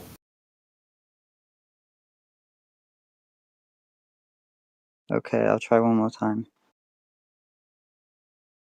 So you posted something inside chat, a link. Directly above that is an image. When I said the boat, that was right, and then you muted me. These are not boats. Oh, so that's how bad my vision is. Okay, so if your vision is this bad, you wouldn't know if the Earth was flat or round anyways, right? So we are not going to be talking to you at any point, right? So any photographs that you have seen at this point in your life, you wouldn't know what the hell you were looking at in the first place, would you? I just need you to understand. I just need you to understand that you're too blind and too stupid to understand whether or not you live on a globe. I'm not. Yeah, no, so blind and stupid, because the other part would be if the Earth was spinning, you would feel it. Do you feel any spinning going on right now? Even though you're blind, can you feel it? You wouldn't feel anything unless there was acceleration. Okay, so you wouldn't feel the Earth spinning, even though it's an angular velocity and an acceleration, right? You wouldn't feel an acceleration? I just want to hear you say it out loud for the entire audience to hear. I want you to stop muting me, and then I'll... Okay, no, I just need you to go ahead and confess that you would never feel an acceleration. I want to hear it out loud for the audience. Clipcord is going to grab it. He's going to play it for the entire internet later. So just tell me, I don't feel accelerations. I'm blind and I don't feel accelerations. Go ahead. Okay, I'm going to respond with an elaborate answer. Yeah, it's impossible for him to feel the acceleration because he's stationary with Earth. So his elaborate explanation is not going to be tolerated. But do we have any new players?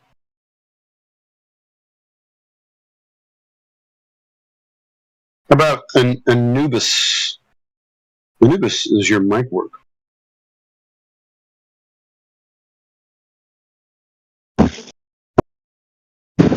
I'm a globe earther that doesn't think that humans have been to the moon. Congratulations. Here's a cookie. And I think that deep blue line. I think that deep blue line on the black swan is don't the even horizon. say it. No, it's not. It's just a change in water. It could be a slight ripple. What kind of change of water? It's salt water. It could be a slight ripple or wave. That's it. That's pretty drastic. It literally can't That's be. pretty Well, drastic. One sec. Tony, no, one sec. listen to Tito. One sec. It cannot be the horizon because the definition of the horizon is the place where the land and or sea appears to meet the sky. Now, does the sky appear to meet the sea at where you're thinking is the horizon? Yeah, but there's definitely some atmospheric problems Answer the question. Does the sky? There's nothing straight. I am answering the question. There's nothing straight. Just answer the question.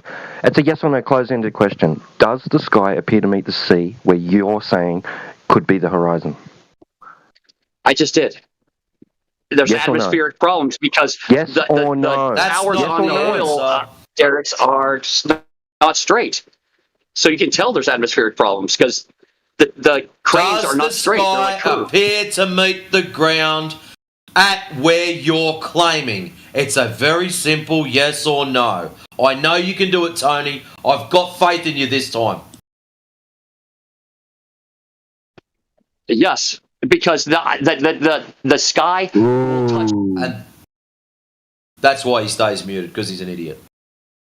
The sky appears to meet the ground where the dark blue line is. Oh my God. So what are the oil rigs happen to be standing in? Bueller? Quick question. Should I leave 3Dog on mute, or is he allowed to talk? Well, let's see if he's going to cry about meta or if he's just going to ask his question. Oh, he's one of those, huh? Okay. Yeah, I don't have a question to ask anymore. I'm just going to be muted again. So yeah, I won't talk. If you want to let me unmute, I won't talk. I'll mute. Okay. Yeah. He's going to have to control his mic if he's off mute. Like, stay muted while other people are talking. Okay. So it's not an acceleration because we're at the same rotational speed. Are you aware that angular velocity is an acceleration because it's a change in direction constantly? Are you aware of that?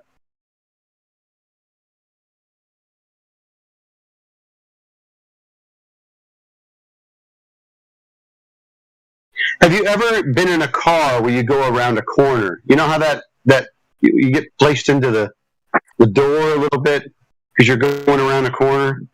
That's an acceleration. So the Earth is at a constant acceleration. It's an angular speed. Are you aware of this? Or are you blind and stupid like the other individual? Test 1, 2, 3. Oh, blind and stupid guy, back again. Hey, blind and stupid guy. Are you aware that the Earth is accelerating currently? Can you feel that acceleration? Do you realize that your units are fucked up? Hey, blind and stupid guy, can you measure the acceleration of the Earth currently? What do you measure the angular velocity in? What unit? Don't measure angular velocity. That's the whole point. No, I want you to tell me which unit is used.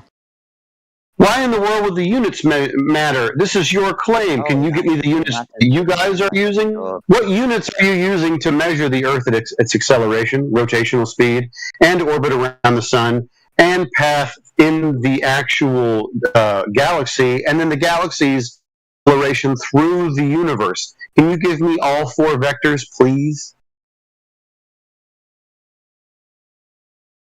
Honestly? I'm not blind and stupid guy. I just need the units that you would use to measure these accelerations. Blind and stupid guy.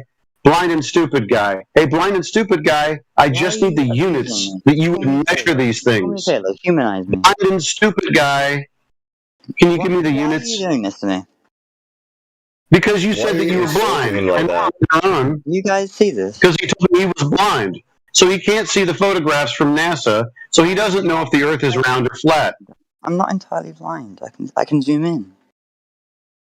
Okay, zoom in on the photograph I asked you to zoom in on and tell me how much curvature I should be measuring in that photograph. Can you give me like 1 minute at least so I can try hard? Yeah, 6 minutes after the hour, you get 60 seconds.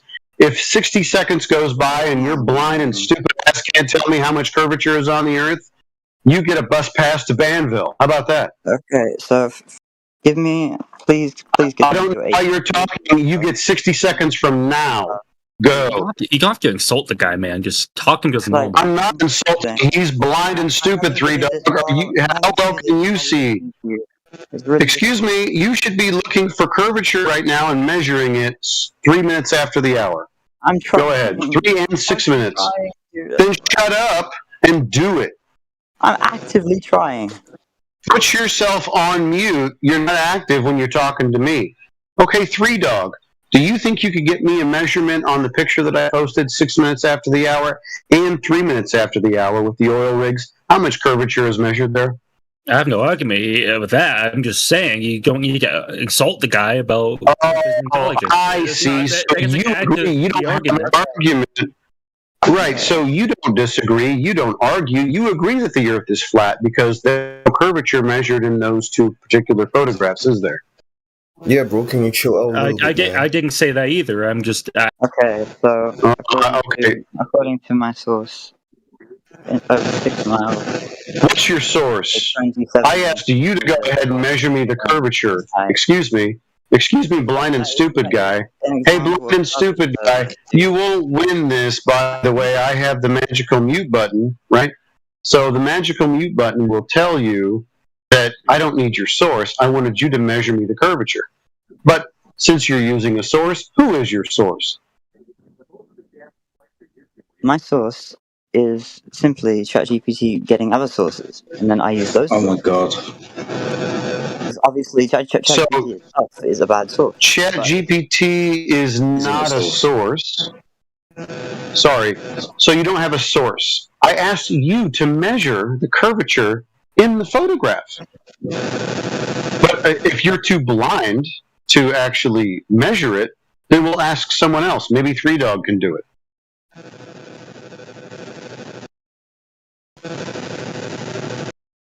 Jedi, you've got a weird background chattering thing going on.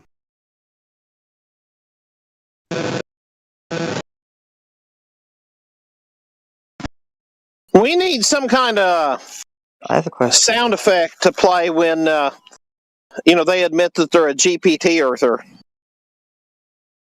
Like something for CB's soundboard. Well, hold on, J.E. So far, he hasn't given me any measurements, and he hasn't even given me a source, because he doesn't know what a source is. So AI, at this point, what should we classify AI as? It's not even a medium, is it? It's a...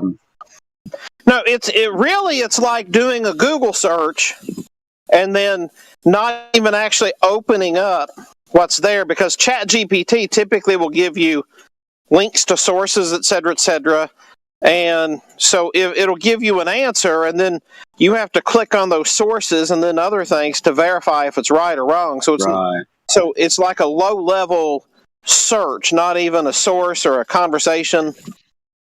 Yeah, it's a biased medium. Yeah, it's a biased tool. So the biased tool that you decided to use is not going to fly here. Can you measure, blind and stupid guy, the curvature in the photograph that I posted for you? Unfortunately, that is incredibly low to the ground, and you cannot measure curvature. I'm sorry. There are things on Google called a distance to horizon or curvature calculator, and you can use things as low as 1 foot. In fact, you can use inches. So don't give me this nonsense, it's too low, because I know the calculators will go ahead and do that for you. So all I need from you is to give me, if you want to use a source, whatever source that you find would be fine, but I'll even allow you to use the medium of Google to get yourself a distance to horizon calculator, and it will tell you how far the horizon should be at 1 foot observer height. And then we can compare my photograph with your calculator and see what happens. How does that sound? I think you're just trying to trap me into... I'm not trapping you into anything. All I'm showing you is a photograph, which earlier you said is more than sufficient, but apparently it's only sufficient if it comes from, I don't know, NASA, like a military, agency of the United States government, from the executive branch. The photographs from the NASA is the only thing that is acceptable.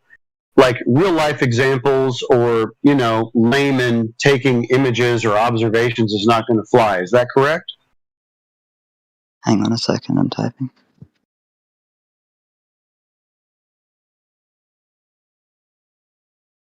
Okay. What did you say? So you didn't listen to any of that. You're only going to accept images from the United States military. You're not going to take real-life observations. I just want to see if that's clear.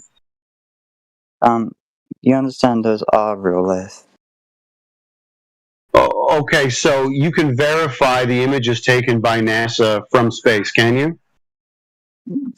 Yeah, you actually can if you download the raw file. Okay, no problem. So I want you to verify. I want you to take the same image that NASA did from the moon and tell me if that's the same image.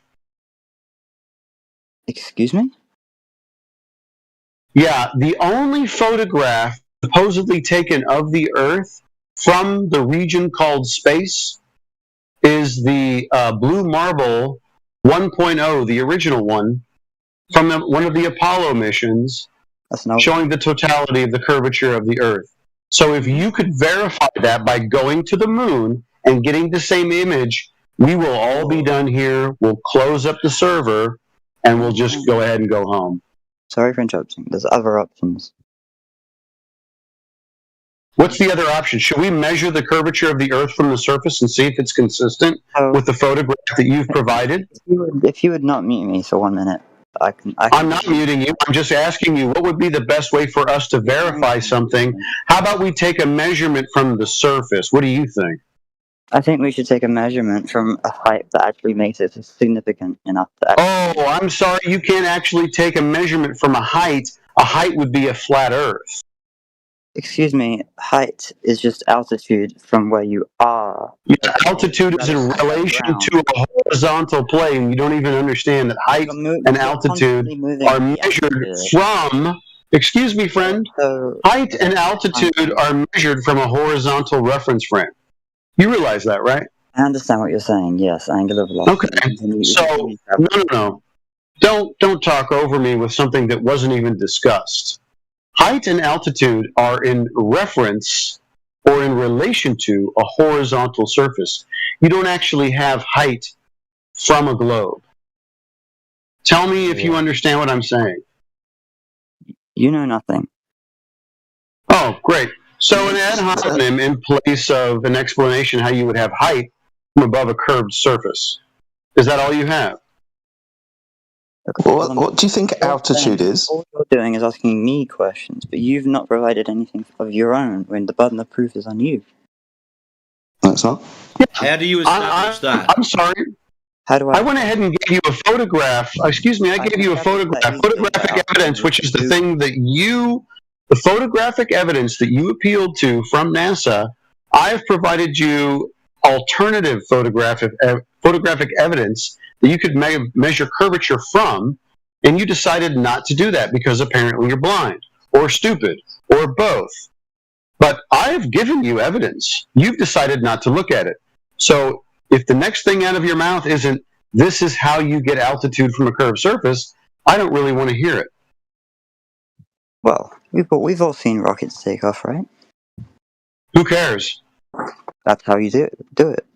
Oh, so you just see rockets take off and then Earth globe? That's affirming the consequent, my friend. That is that is how you do it. Have you done this? When that fucking thing is spinning. Have you done this? You'd be resisting. You'd be resisted by the atmosphere. Wait, what? Have you done this on a rocket? With the Earth, right? Can we agree? Oof, I don't know. I'm trying to be logical. Kind of illogical. What do you mean? We experience hold on. We experience a stationary Earth. It's what we experience every day, isn't it? Yes. Well, if you're traveling up at 9.8 meters per second, you would still experience a stationary, reference frame. When do you stop experiencing a stationary Earth? What? When it starts accelerating or decelerating. Say that again. When it accelerates or decelerates in terms of rotation or speed, rather.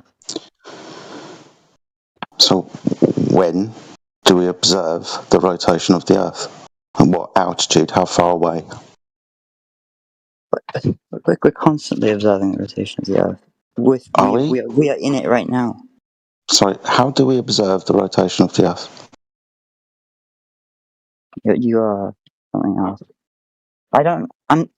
You're asking me questions I'm not qualified to answer, but I do know that there are ways to see the curvature of the Earth, and it's just layman stuff.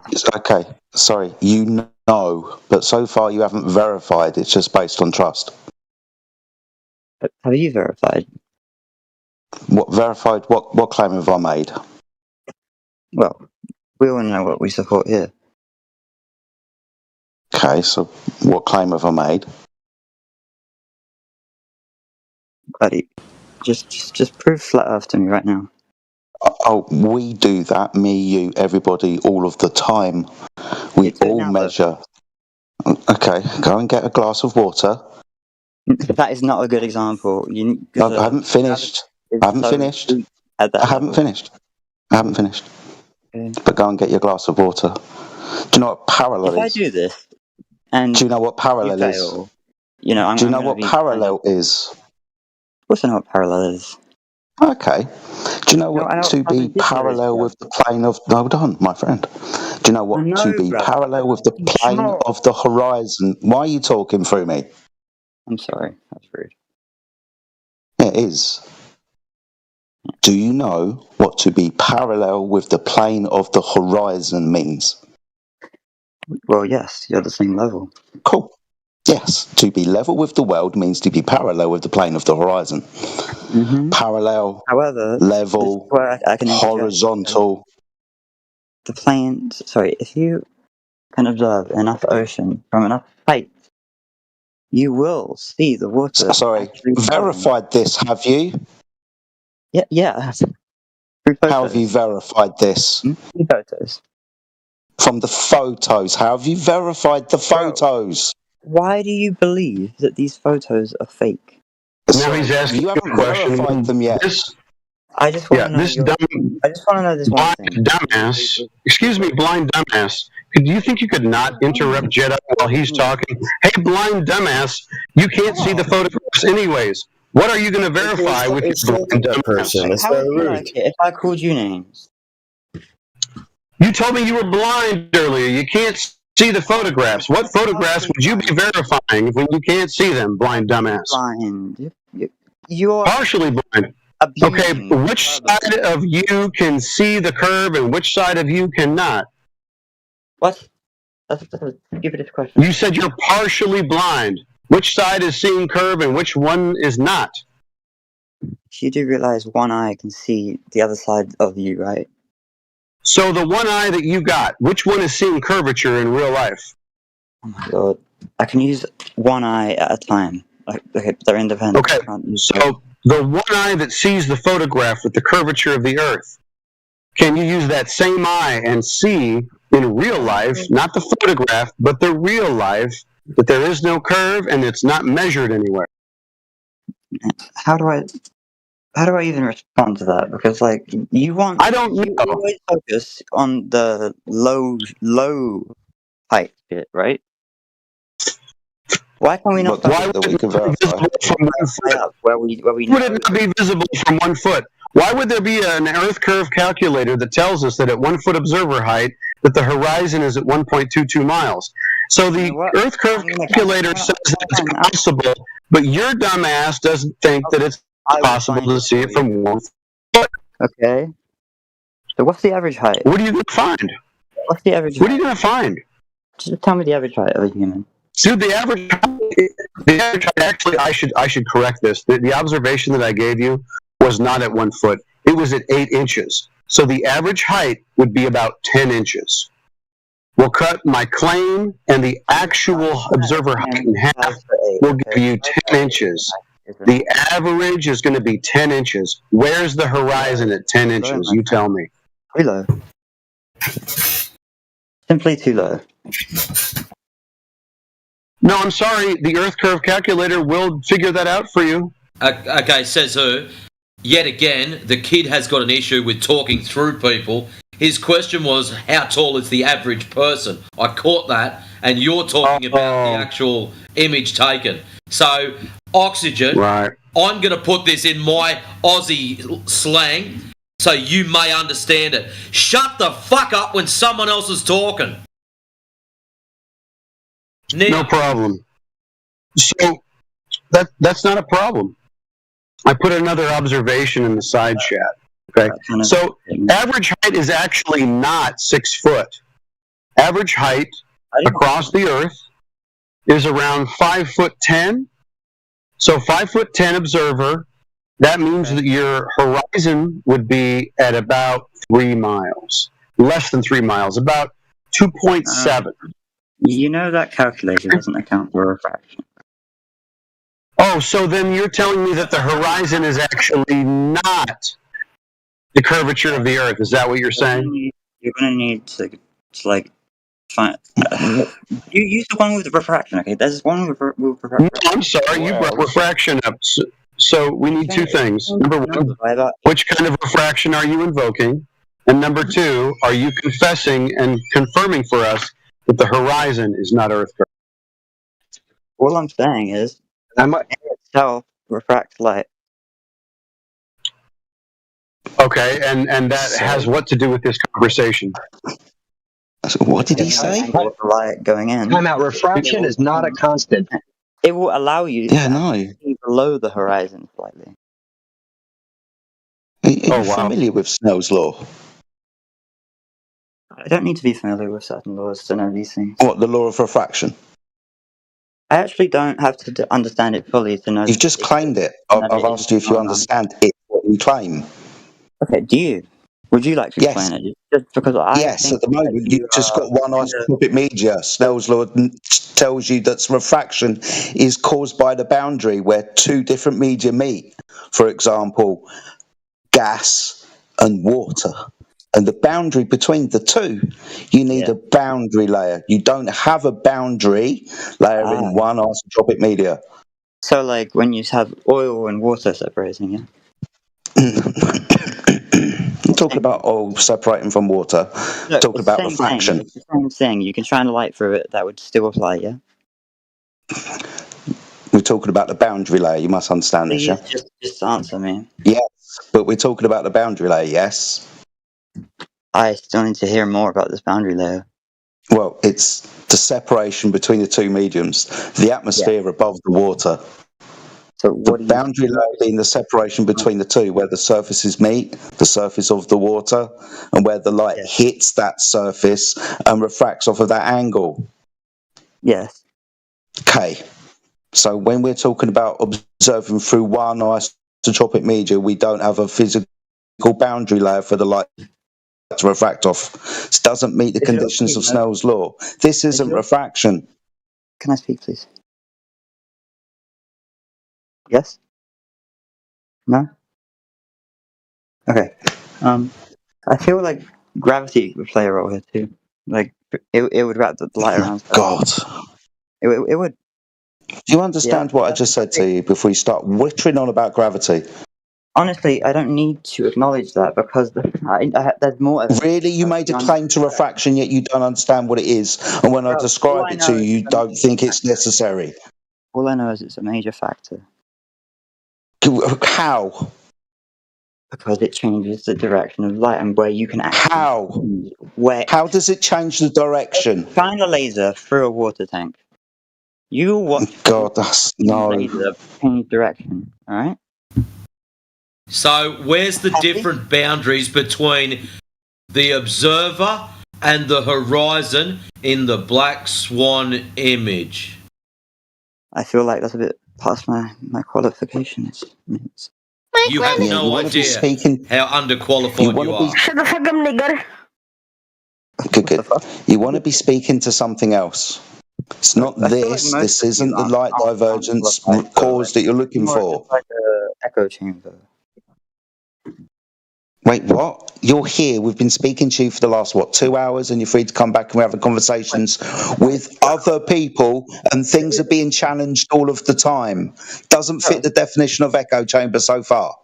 It's been in 2 hours already. Do you understand the words that you use that come out of your mouth? Yes, and I'm asking, has it been 2 hours? So why do you use them then? They're not fucking correct. This is not an echo chamber. Demonstrated by you being here and us talking to you for 2 hours. Please listen to me. Sometimes I'm going to make a mistake. No, why? You're an idiot. You're going to make a mistake too at some point. Everyone does. How? You've given nothing to this conversation for the past 2 hours. We've been trying to chase you down, but you're a slippery little cunt, aren't you? I just know what I'm talking about, roughly. No, you don't. What's refraction? When light goes through a medium and it changes direction. Okay. How? Incorrect. That's incorrect. Okay. Maybe that's not the real definition, but that's what happens. No, it's not the real definition, but that's what happens in your imagination. Because you're an idiot. No, I don't need to prove your poor assertion incorrect. What you would need to do is actually provide us the evidence for your assertion. You made the claim. See? So give us the actual definition. I'm going to mute your dumb ass at this point, okay? You just talk through people when you've gotten exposed, essentially. So I want you to give the definition of refraction, and then I want you to go ahead and recant or admit that you were incorrect in the way that you defined it. That's all I need from you. Perhaps I was incorrect, but that does not. No, let's not talk about perhaps. I want the citation. I'm not going to listen to anything else from your blind, stupid ass. I want the citation and a recant or a concession that you're retarded. I want you to be a better. There we go. So when you get the citation in the side chat, because we're done wasting time with you, then we'll talk further.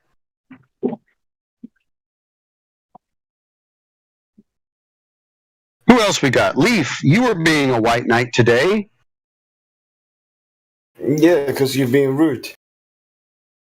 Why am I being rude? The man says he can't see, so what would he be able to determine from a photograph if he can't see? Well, I don't know which part of the picture he doesn't see. Oh, so you decided to pick up the conversation somewhere in the middle, and you didn't know what the hell was going on, so you didn't know anything about the conversation, and you decided that I was rude? You're an asshole. How about that? You see, now you're insulting me again. No, I'm not insulting you. This is a direct examination of your attitude towards me. You're an asshole for calling me rude, and you didn't understand the situation, did you, Leaf? No, I won't disregard people just because of their behavior. I'm not disregarding anybody. He can't see. He wouldn't know what he was looking at in a photograph, right? Yeah, he's being agnostic about it, right? Like, doesn't mean that he's... No, he's not being agnostic. He was making definitive claims about the shape of the Earth. You dumbass. Yeah, he's being agnostic, and you... Just because he's being agnostic, he was making definitive claims. Agnosticism is, I don't know what the hell's going on. No, he's going, the Earth is a circle or a sphere because I saw it in a photograph. That's not agnosticism, you stupid piece of shit. You keep using this word. I don't think it means what you think it means. Wait, what's the picture? You got the picture on section and like that? Oh, it's too late for that. Of what's happening, just... It's too late for that, bro. You came in midstream. You didn't know what was going on. You thought I was being rude, even though the guy even told me I can't see, but the Earth is still a ball.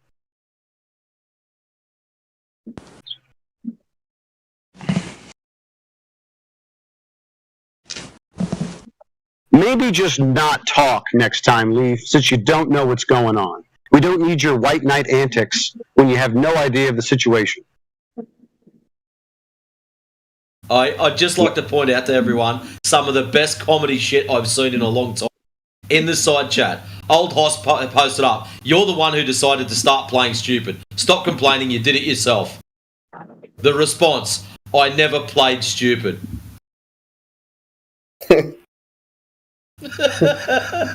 That's gold. Hey, mate.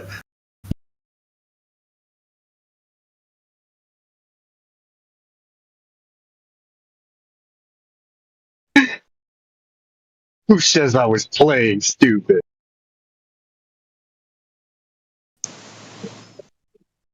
It doesn't leave many options, does it?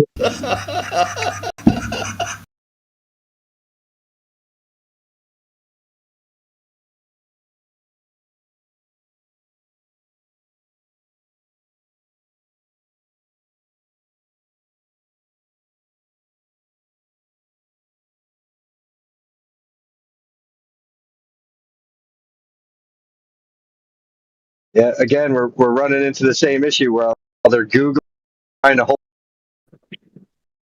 It's like they can't keep up with it. Refraction. Yeah, that's the answer. You're kind of breaking up a little. Oh, apologies. I'm on the road. I guess the connection's not good. Oh, okay, then never mind. Yeah. So, wait, so you're driving right now?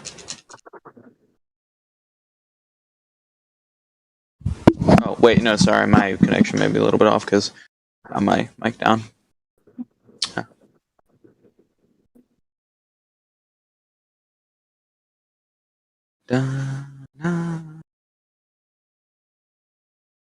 Dun, dun. So the globe's been debunked.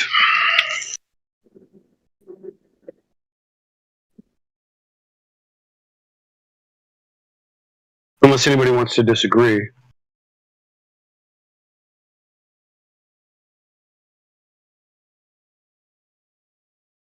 Cool. Globe debunked.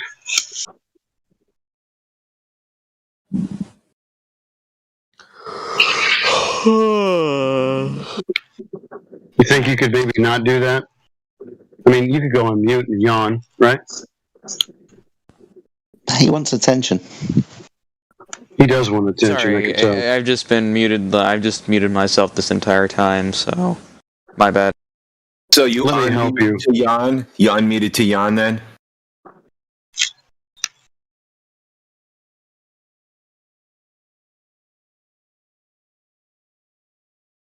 You have some kind of disorder where you can't be on mute for a certain amount of time, and you just have to unmute, and we have to listen to all your stupid shit.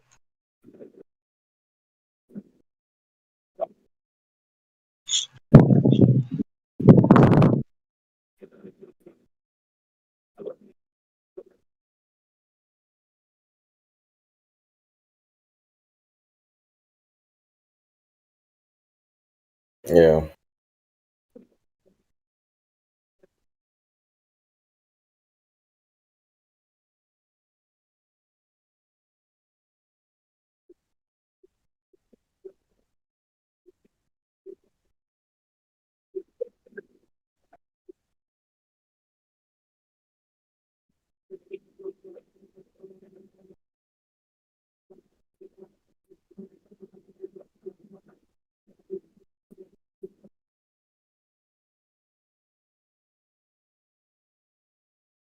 Yeah.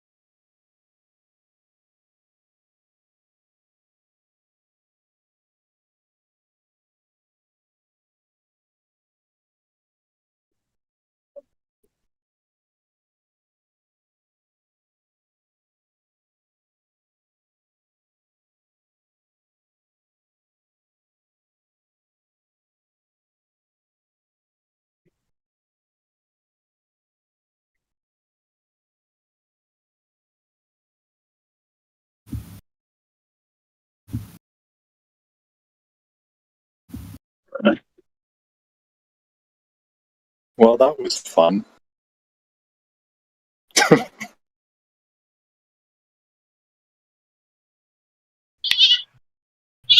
Is Oxygen not going to provide his citation? No, probably not. I wish we were back on home base. His name would be changed to Lack of Oxygen Taylor.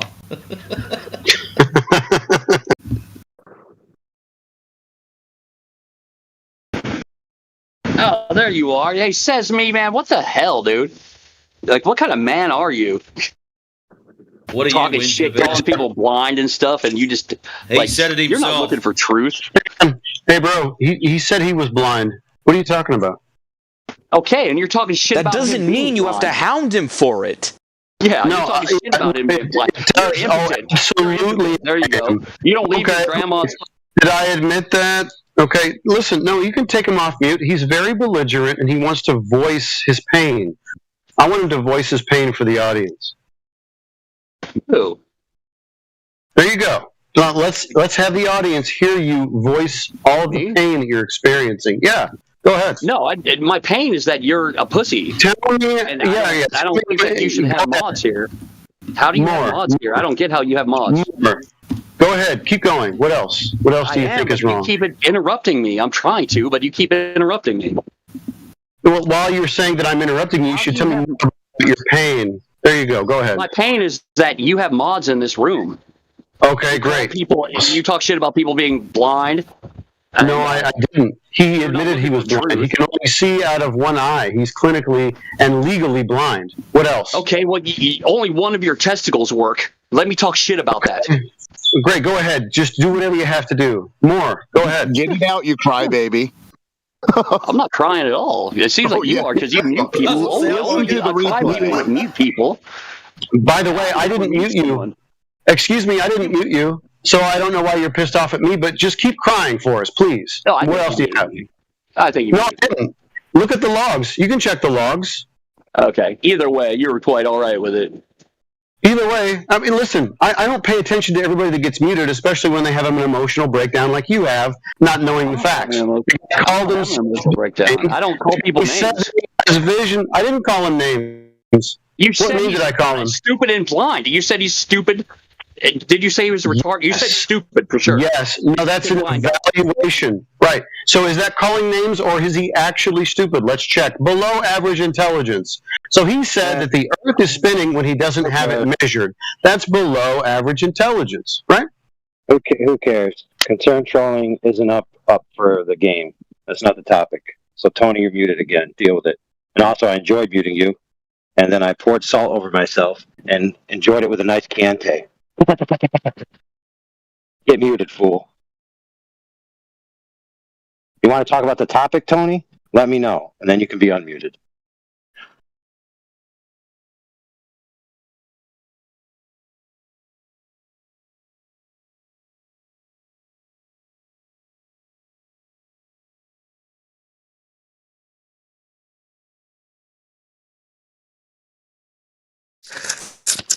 What's going on, guys? Hey, Cyclone. How's it going, mate? All good, all good. How are yous? Yeah, we've just been somewhat entertained by Tony V and Oxygen Taylor. Oh, nice. Full of glow proof, no doubt. Oxygen's not having a good time. I told him space was fake, and now I don't know, he might be having a fit, like, in person. If we could hear him, he's probably screaming. Oh, man. Yeah, too much carbon dioxide. We end up having to put them on mute in order to protect themselves from making themselves look too stupid. Yeah, that's just to protect themselves.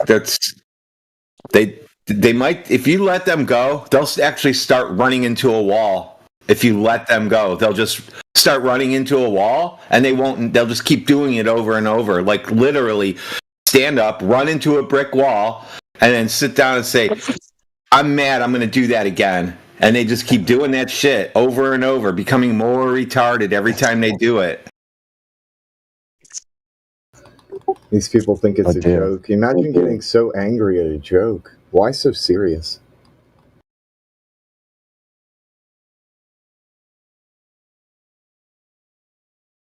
Because flat earthers. So are you done talking to them? Or are we going to keep talking to them? Well, we could... if you want to play games with them, mate, it's up to you. Ooh.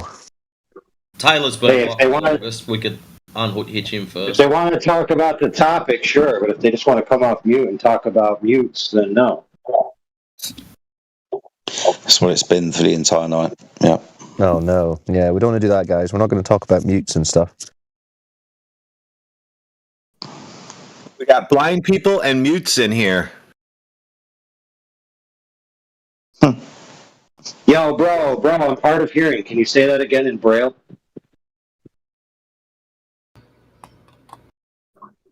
Who do we think was the most capable of conversation? Any of them or none of them? If you're tired of both together... just do Lucky Dip. Probably don't want Oxygen. He wants to suck on guys. He keeps saying that, so he's probably not a good candidate to speak.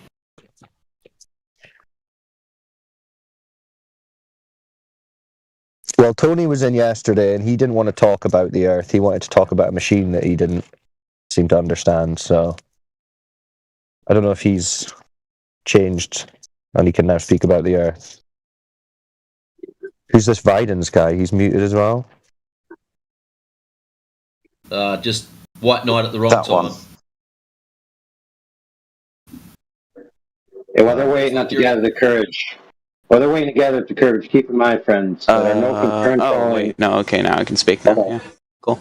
Hold on, bro. Just hold on for a second. I just want to point something out. Our no concern trolling rule isn't just for the Glovers and stuff. It's for us, too, to make sure that we don't go down that track of spending 30 minutes, 40 minutes talking about people's concern trolls. That's why we just put it in. Make sense?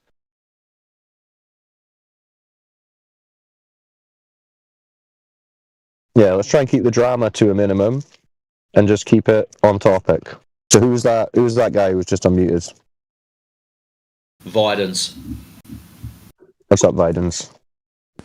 Hello. How's it going? Good. How about yourself? Very well, thank you. What brings you to the Flat Earth channel? I think I've seen you in here a couple of times, but I don't think I've heard you speak. Oh, that's fine. I just like to sit back, listen. You find the topic interesting? You'd say that. Cool. What are your thoughts on it based on what you've heard so far?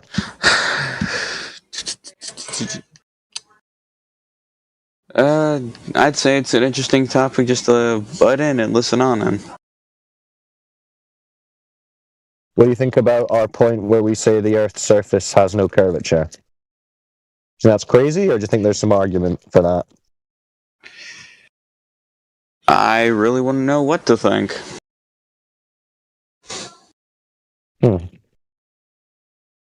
I don't want people telling me what to think. We must think something. You must think, well, no, there is curvature, or there isn't, or you just genuinely don't know. You got an opinion? I've heard both points. I just have a hard time figuring out which one's valid. That's fair. So what evidence have you seen for the curve, do you think? Well, I've seen maybe, I don't know, I heard the lighthouse thing. There's also, I don't know, I heard something about the horizon. What do you mean by the lighthouse thing? Some guy by the name of like Robert or something. He said that he lived on a lake in MI.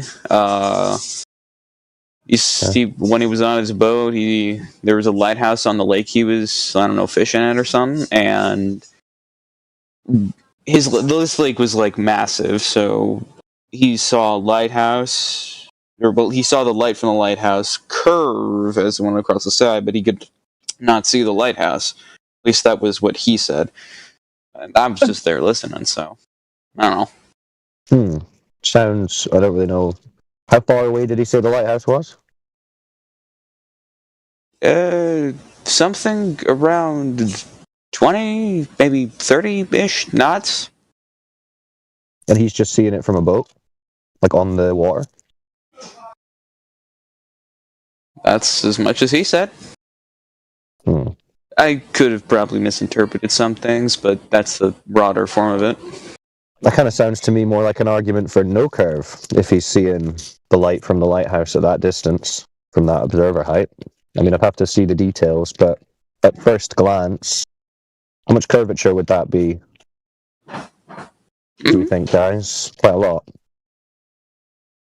20, 30 nautical miles, he's saying? That's what I inferred from it. Well, yeah, I wouldn't really suggest taking my word for it.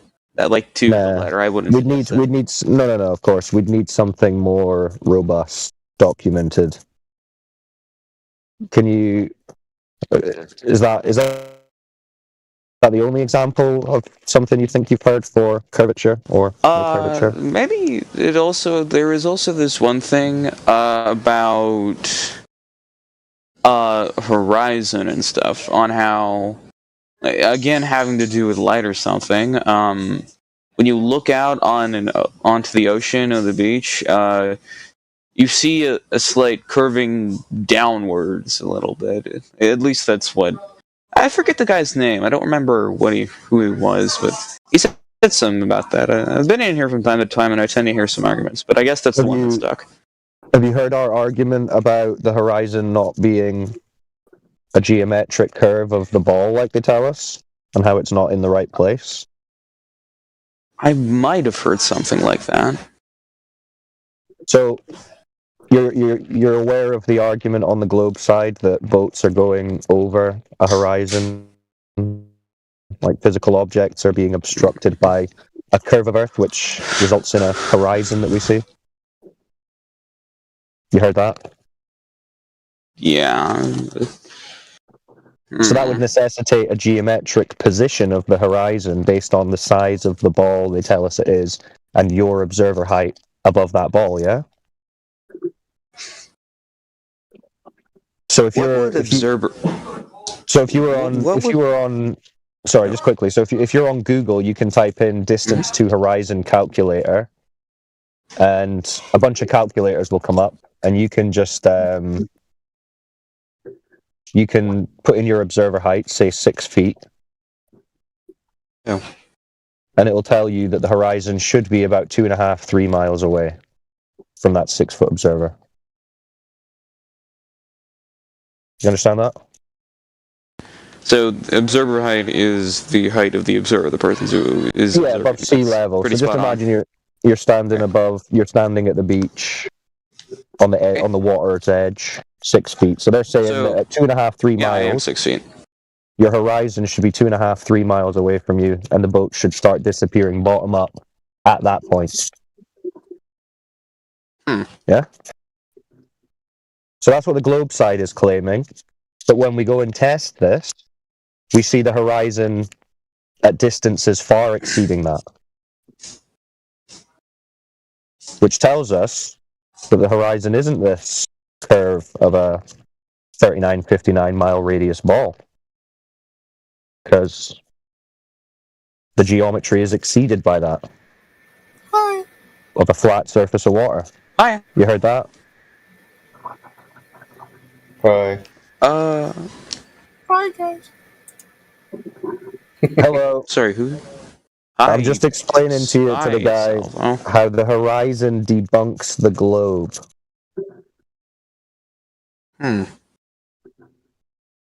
Which is funny because they teach you in school that the horizon is something that proves a globe. But, when you start actually thinking about it and looking at the claim from the globe side, you'd be able to debunk that claim yourself just by going to the beach one day. What a fun day out. You get to build some sandcastles and debunk all of heliocentrism in one day.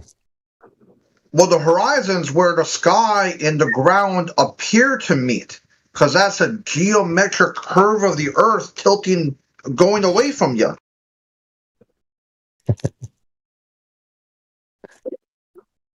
Nah, it's not that.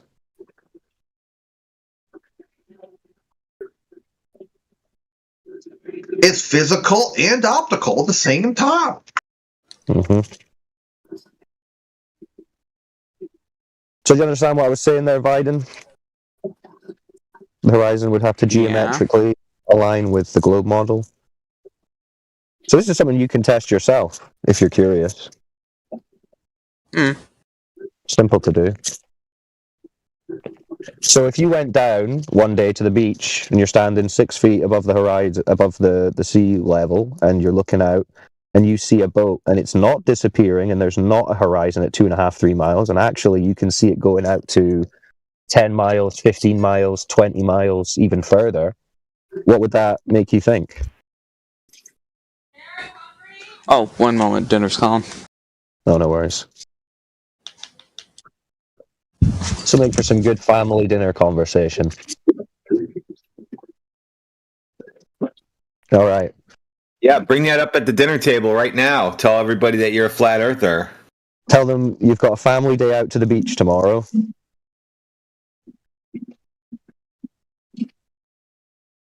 All right, well, he kept it together for the conversation, so that's fine. So who's next? That's a pretty good combo.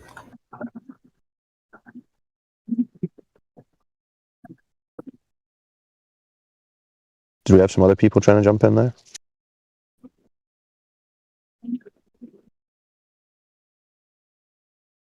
You guys are going to have to be my eyes in the chat.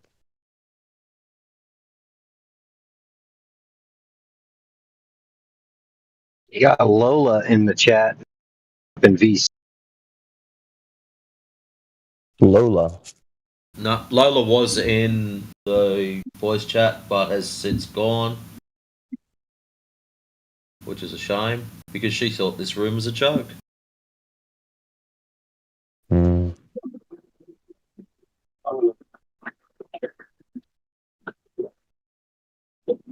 Yeah, a lot of people come in thinking that, but they quickly realize it's not. And then they go one of two ways. They either smarten up and say, okay, I'll have an actual conversation then, or they just totally spaz out. Or they just leave.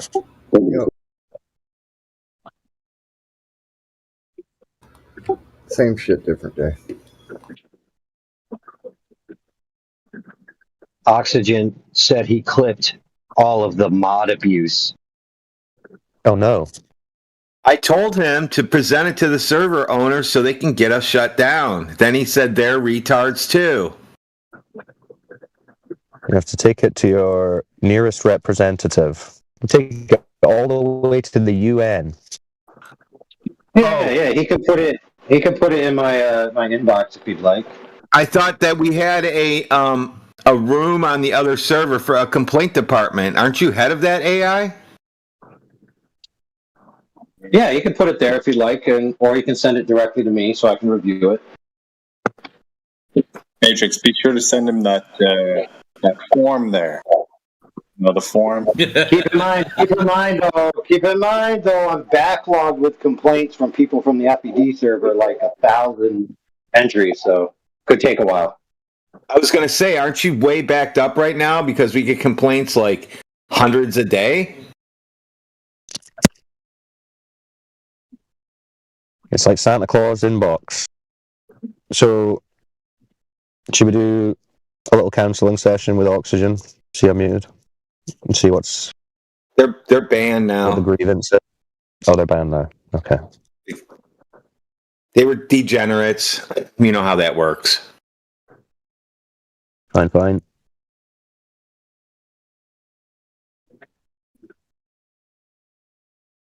I do like to hear the complaints. Just out of curiosity, did Tony leave his own Steam or was he helped? No, he left when the other guy got booted. Isn't that interesting? It's like they were in love. It's like they were in love. I have to keep an eye on that.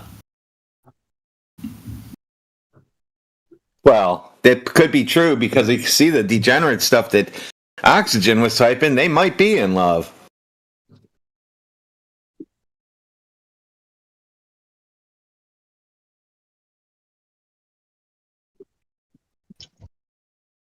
I didn't even think Tony V ever opened his 5 days and saying anything. Now all of a sudden he's a big dick.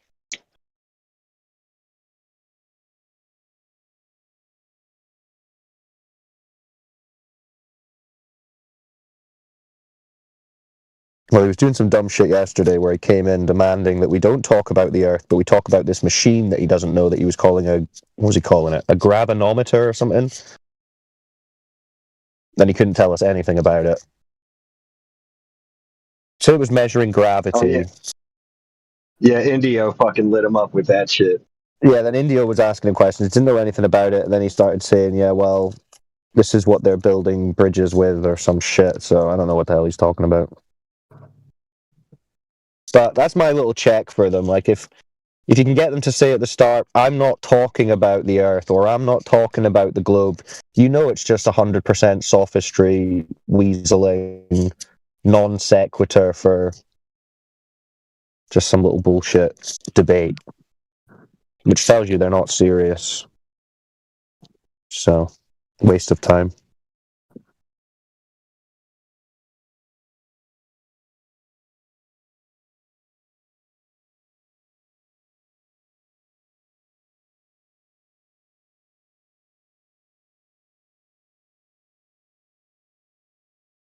Yeah, his excuse for believing in whatever that machine was because it cost a lot of money.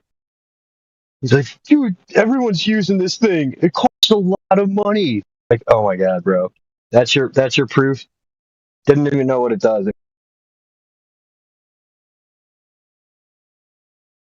Yeah, it was just desperate. Yeah, he said it measures gravity.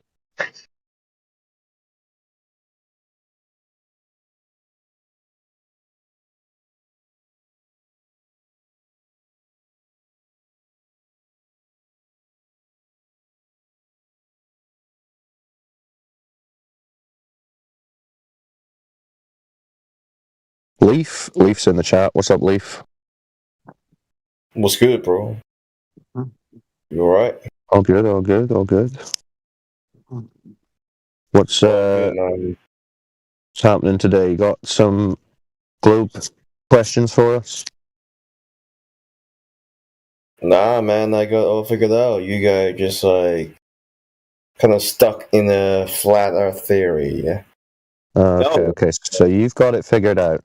So you figured out that it's a globe, you mean?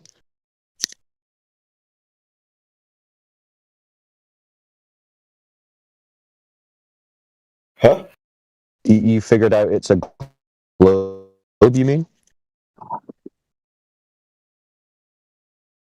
Oh no, I'm not saying that, bro. Okay. So what did you figure out? Something that you don't know. Like what? Like dimension type shit, bro. Dimension type shit? Dimensions of what? So Cyclone, the other night, Leaf was telling us, and this is almost verbatim, right? Yes, the dimensions of Earth will always measure flat, but in reality, it's curved. Whoa. Is that correct, Leaf? Am I misrepresenting you? Yeah, you're getting there, students. I'll give you like A- this time. Oh, you were almost exactly right on. So the Earth is flat, but it's curved. It's a curved flat. Crazy. Is that the dimensions you meant, Leaf? The flat dimensions of the Earth? But you think it's actually curved? Yeah, because curvature was bent by gravity, right? So, yeah. But if it measures flat, how's that curved? Yeah, because the observer is literally being stationary with the gravitational force itself. That's why it's measured flat.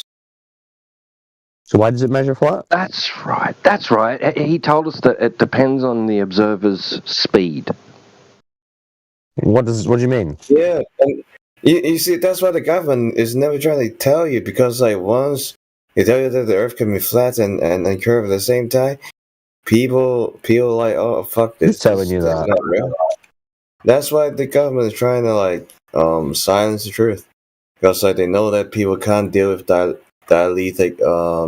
You agree with the government, don't you? You're saying it's a spinning ball in a vacuum like the government believes. Is that not what you're thinking?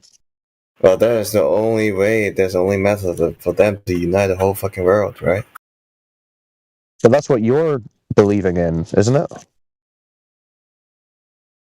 I mean, it doesn't take me to live too long to realize what the fuck are they doing. Well, you think they're telling the truth? Well, parts of it. Obviously, they're not telling you the Earth is flat. No, they're telling you it's a ball spinning in a vacuum. Yeah, it's both at the same time. No, it's not. What are you talking about?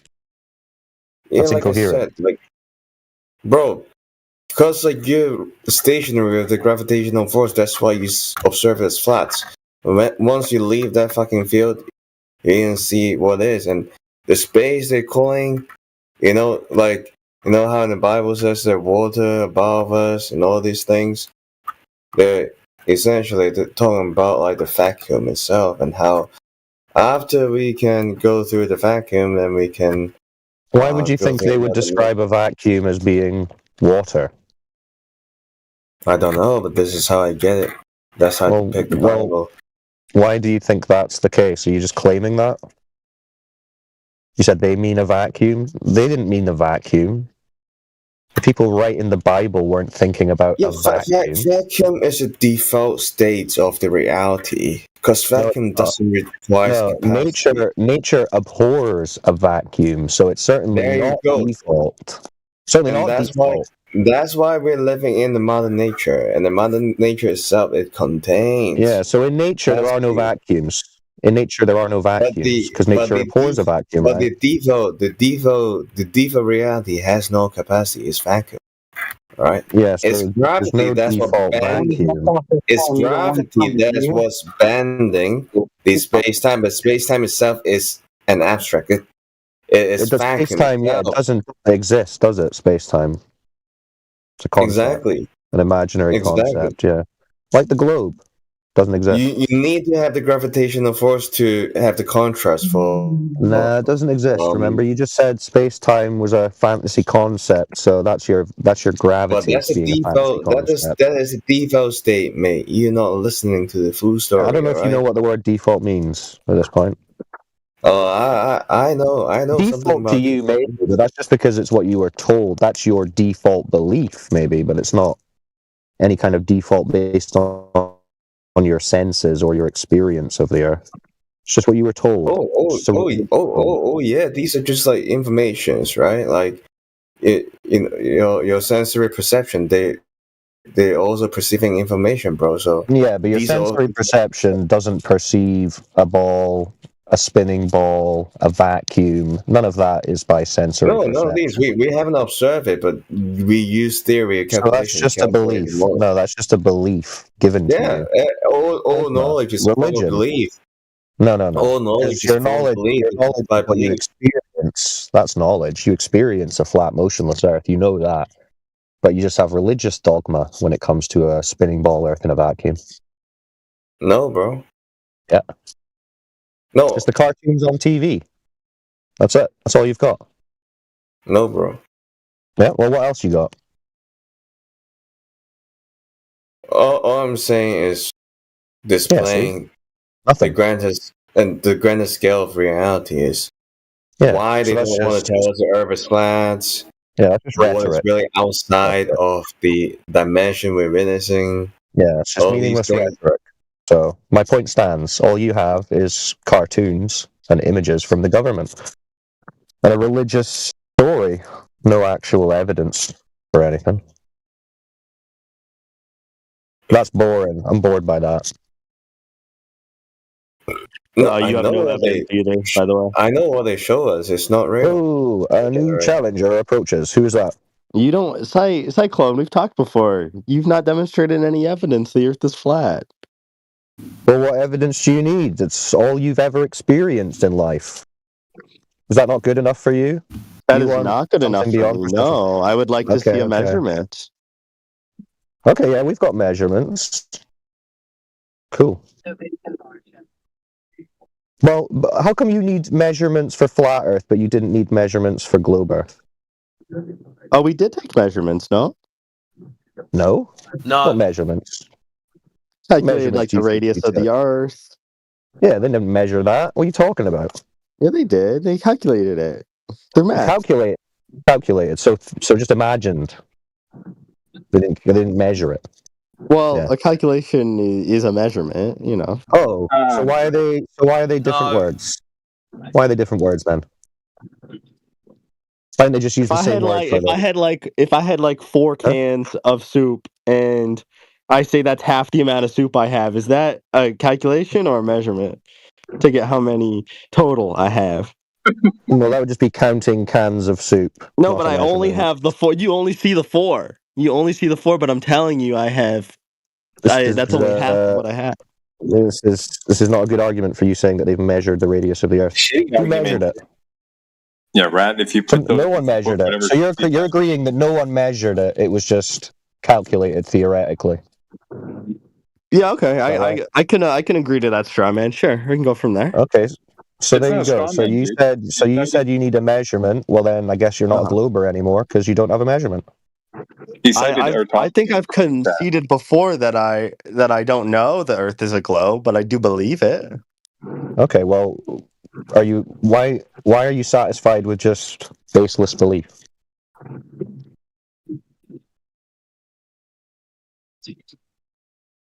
Because remember, what was that? observable reality. Well, you said you believe it, and you don't have actual proof or evidence for it. But bear in mind, you're believing something that's contrary to your everyday experience of the Earth. And Well, isn't that everyone's also true for experience flat of the Earth Earth. as well? For stuff No, like no, lunar no. eclipses, stuff like the No, because horizon. we experience the Earth as flat and motionless. So that's not a contradiction at all. But We then how do you experience it explain this a way. lunar eclipse? I'm not required to. I'm not making a claim about it. Well, it exists. I've experienced a lunar eclipse. I'm not a flat eclipser. But yeah, but it doesn't matter. We're talking about the surface of the Earth. It's not to do with the wouldn't the eclipses. surface of the Earth, it could not be flat if a lunar eclipse exists. No, that's got nothing to do with the luminaries. The Earth is Oh, the it ground absolutely beneath your does. feet. Oh, well, how do you know that? Well, are you denying that there's stuff up there in space? What? There's lights. There's luminaries above our heads. Yeah, they are not the Earth. Do you think there's a moon up in space that orbits the Earth? Yes or no? Define space. I don't. You know what space means, my guy. Come on. No, I don't know what you think space means. Yes or no? Is the moon a thing? No, it's a Yeah, loaded you need to question, tell us what you think space means. Do you think the moon is a spinning ball of rock in a vacuum? Is that what you're asking me? I do think that. Yeah. Is that what you're asking me if I believe? Yes. Do you believe No, that? no, I don't believe that. Okay. No. I see. No. So moon deniers as well. Moon deniers? No, I didn't say the moon doesn't exist. You The moon said it's exists. not a rocket. Yeah, it's not. Yeah. Because what evidence do you have for that? I've been there. Oh, so just liar. We call you a liar then.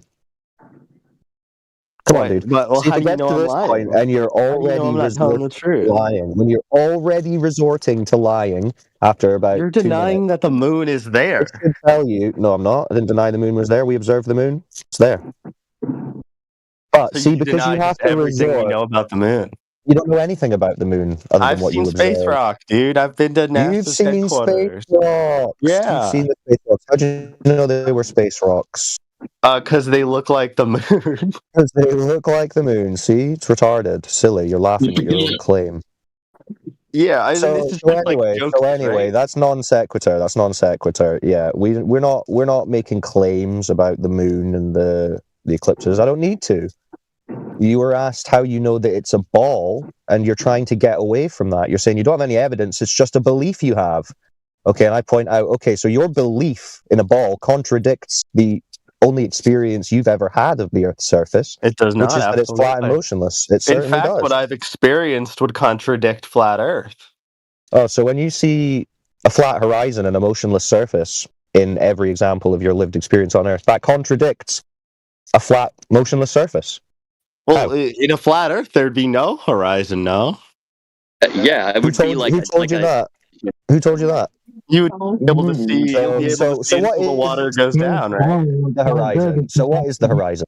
What do you think the horizon is? Leaving at the same time. The horizon is like the point of the curvature that you can't see past that. Who's just talking through here? Dude, shut up. Hold on a second. I'll mute that kid. Flatman, you're hot mic and you're muted. All right, continue. All right, so what is the horizon? You can't see past the curvature of the Earth. Well, it's not a point, for starters. Okay. It's a line of you can't see. It's the apparent line that divides the ground and the sky. Yeah? It's the point where it's the line where you can't see land because of the. Right, so if you're at the beach, it's a line. It's a line between the ground or the sea and the sky, a horizontal line. Okay, so on a flat Earth, what do you think you're going to see? You said there'd be no horizon. So what are you going to see? All ground or all sky? I'd be able to see all the way to Europe when I'm on the beach, but I can't. Who told you that? Hey, can I help out for a If the second? Earth is flat, why would I not Please be able do, to AI. see Please all the do. way? Yeah. So, you ever been in an art class, my friend? Sure. Yeah. Okay. So when you draw and they teach you perspective, you only have so much angles available, right, when you're drawing. So, like, you'll notice you put a dot in the center, you draw the lines to it, then you draw your buildings, right? And your buildings keep getting smaller and smaller and smaller and smaller towards the little center dot that you made. So at a certain point, the building size is actually smaller than your pencil lead, right? Does that make sense? Yes. Yep. Right. So if that's true, then that means you can't actually draw those buildings, right? And the same works with your vision. You have a limit to your vision that has essentially the same exact thing. Because keep in mind, artist's perspective is trying to mimic natural perspective. So why would you expect to see things that you can't even draw with a pencil? Like, do you think you have an infinite resolving power with your eyes or something? Well, I just looked it up, and it said that if the Earth was flat, you would be able to see Europe from the east. Well, no, that's not true. I mean, dude, I don't know who told you that, but I just explained to you the principle of ChatGPT why just that told would me be that. possible. Yeah, I know, dude. ChatGPT isn't the source. Just I just because told like you the something doesn't work principle. on paper doesn't mean it doesn't I work. know that, dude. Yeah, dude. The human eye has a resolving limit. Yes or no? The answer is yes. That Yeah. resolving limit is calculable by an equation. Period. Then Right? couldn't So you the see human eye. Europe with like a really strong telescope? Yeah, does it have a limit when you have a telescope involved in it? Oh, hold on. No. Your eye doesn't have a limit when you use the telescope. It's then limited by the telescope. The telescope has its own limit, but here's the problem. So Mr. Rowley not only is famous for the Rowley criterion, but he's famous for the Rowley extinction coefficient. I'll explain what that means. So the Rowley extinction coefficient is a ambient occlusion metric of the atmosphere at ground level. And what happens is, after about 300 miles, the atmosphere is opaque. So you can't see past 300 miles if you're looking out horizontally, no matter what, no matter how powerful your telescope is. You can see the moon, though, can't you? You can see the moon. And the moon's more than 300 miles away. Yeah, yes, you're correct. But notice what I said. I said horizontally. The moon is not horizontal to you, is it? Wow, so you just changed it to where your argument would win. But I if got the you. if the moon was on the horizon, wouldn't that be horizontally? Hold on, friend. Do I have a time machine where I can go back and tell Rowley what to do? Is that what I just did? I just went back in time and told Mr. Rowley to make the Rowley criterion and the Rowley extinction coefficient. So you are correct, sir, that there's a difference between looking straight up or diagonal and looking out horizontal. You're correct. But notice how I was talking about looking out horizontal. You said if the Earth was flat. And if the Earth was flat, then yes, it would be horizontally straight. So no, you wouldn't be able to see from East Coast of the United States to Europe in any way, shape, or form. So what about when the sun is Well, I mean, setting you on can the see horizon? you can see the moon. Why can I see the sun on the horizon? Way far off in the distance. How about one of you talk? How about that? There should be like Eiffel Tower Day, where like a certain day, certain time of the year, You're not required you to. can actually see the Eiffel Tower in the sun. Well, my bad. I feel like we should be able. Pick who's going to talk. You guys need to pick who's going to talk. You guys need to pick who's going to talk because I'm going to mute the other one. Diprat was talking already. Okay. Yeah, I muted it. We were speaking to Diprat. Yeah. That's who we were speaking to. You'd be able to see the sun on the horizon, though, and you can see it from Well, that's really a far. claim. That's a claim. That's a claim. But see, the problem is that the Rowley extinction.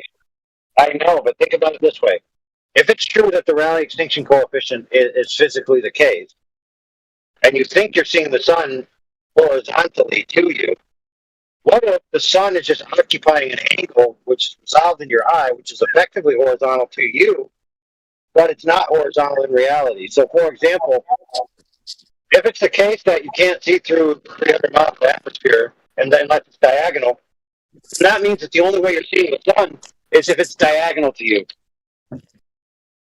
So then you say, well, but it looks like the sun is moving. That's correct. Now go back to art class earlier that we talked about. Things merge into the horizon. We know that. The angles start to merge as they reach those angle packets. So it would look like the sun is touching the horizon, but it's not. And that's because of atmospheric refraction? No, it's because of atmospheric occlusion and perspective. Interesting. I posted it for you. You can see it happening. I posted the image for you. Sorry. So this Yeah, is so the our sun friend going pointed at it. below the horizon, right? Well, dude, it's the sun appearing to merge to. into the horizon, dude. There's no evidence that it's from what you see that it's below the horizon. You can infer that, but you can't see that. So in the arts, we have this teaching thing that we teach kids called "draw what you see, not what you know." Because when you start trying to draw what you think you know, you start to make errors in the way you're drawing because you're trying to draw three-dimensional relationships that you understand, but it's not how they optically appear. So, for example, a really hard one for people to learn is foreshortening and perspective effects on the human body. Because you know that your arm is a certain length, but when you're looking at people from certain angles, the forearm appears much, much shorter than the upper arm, even though it's technically about the same or sometimes longer. So we know that things can appear differently than they physically are. That is obvious, isn't it?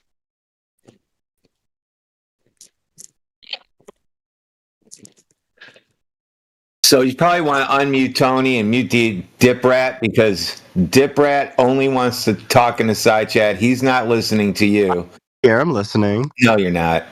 You can't be listening and typing at the same time. I'm sure that's Dip Rat, extremely hard for don't flat distract earthers to yourself. do. Yeah. Don't distract yourself in the text channel. Focus on the VC. It's okay. You can tap in the other. I'll tap in the other guy. He's gonna own you guys. He's gonna own you with facts and logic. He's gonna own you. What, like you did when you conceded that the globe was just a belief? I did own you. No, you just conceded that the globe was just a belief you have. I just want to unmute Tony. Unmute Tony. Let him own you with facts and logic. I just want to say something real quick. Bop, skip it up, boom, bop.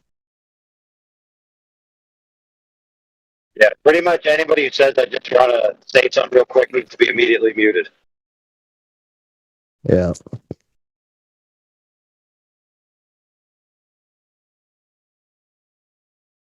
Well, unless they're on our team, but they're on our team, we do have something to say. Tony was unmuted. He's tapped in.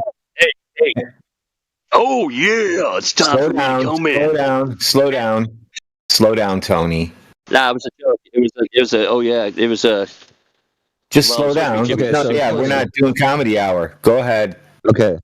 So Tony, yesterday I asked if you wanted to discuss the Earth. Tony, it's all right. I asked you yesterday if you want to discuss. If you want to discuss the Earth, and you said no. Do you want to discuss the Earth today? I guess I don't know. We'll go as long as I can go. I guess I'm outside with a fire going, so I'm pretty docile right now. Okay, nice. Well, we're looking for some evidence that the Earth is a big. So not everything is pulled to the ground, then, right? Fire goes up. I know the smoke goes up. What did you say? Right, so Tony, we're looking for some evidence that the Earth is a spinning ball. Can you think of any? Well, I'd say the stellar aberration. I'd say the way that stars move. Yeah, I'd say stellar aberration is probably one of the best ones. So that and the northern and southern stars, the way they rotate, those two are pretty unbeatable. How does I the might not be stars able even to tell argue you them that the very Earth? well, but I'm sorry. What? Right. So, you're talking about motion of the stars, yeah? Yeah. How does that tell you that the ground is a spinning ball? Well, in the northern hemisphere, I mean, the way the stars rotate from the equator, or actually, let's just go with the vernal equinox. That's the best way. Vernal equinox is 100% proof that the Earth is a globe, unless it's a simulation. Well, could you explain that? Well, just there's a logical argument. Yeah, well, there's a day in the year out of the 365 days. There's a day that the sun goes directly east to west. There's not a curve in this path at all. It's directly, and that wouldn't happen. There's not in. So the sun's moving in a certain way. No. It's moving straight. Like there's not a curve at all. It's completely straight across the globe. There's not like a curve. So it's moving straight then. So it's moving straight, no curve. That's great. Yeah. Oh wow. So that's the sun's moving straight above the ground. Okay, how does that tell you that the Earth's a ball? Well, because that's the only way. Like in the flat Earth, you have a it's complete circle. Like the sun and the moon are they're never going straight. There's never like a straight path. It's always. No, I'm not making a claim about what the sun's doing. Well, of course you're not Whoever going to. wants You're a to flat do. earther. You're not going to claim what anything does. I'm claiming I'm that talking about the Earth, though. We're talking about the Earth. Yeah, but I'm claiming that the Earth is rotating, and at a certain day. What evidence do you have for that? Vernal equinox. I just told you vernal equinox. No, that's the sun moving. You said. Yeah, over the Earth. Yeah, so the sun moving over the Earth. That's the sun moving. Well, it kills two birds with one stone. Not the fact that it's round, it's a globe, and that it's spinning. No. You didn't. Well, you didn't mention anything about it being a globe, and you just said the sun is moving, not the Earth. Okay. Well, no. It's the way that it rotates. There's the only way that could happen. Well, and stellar aberration. Like every star moves exactly the same. Like no star beats another star. Like the moon. Okay, but either way, you're just talking about the sun and the moon and the stars moving. You haven't proven that the Earth is moving. Well, that's how you prove it. I mean, you can pretend it's not. No, that's not proving it, though. That's assuming. Well, not to you. Not to you. Question. To people. No. It's not to anyone. It's the sun or the stars moving. Of course it is to people. I mean, there's a whole like industry based around this. You see a car moving, does that mean you're moving? No. Oh no. Well, it must prove that you're moving.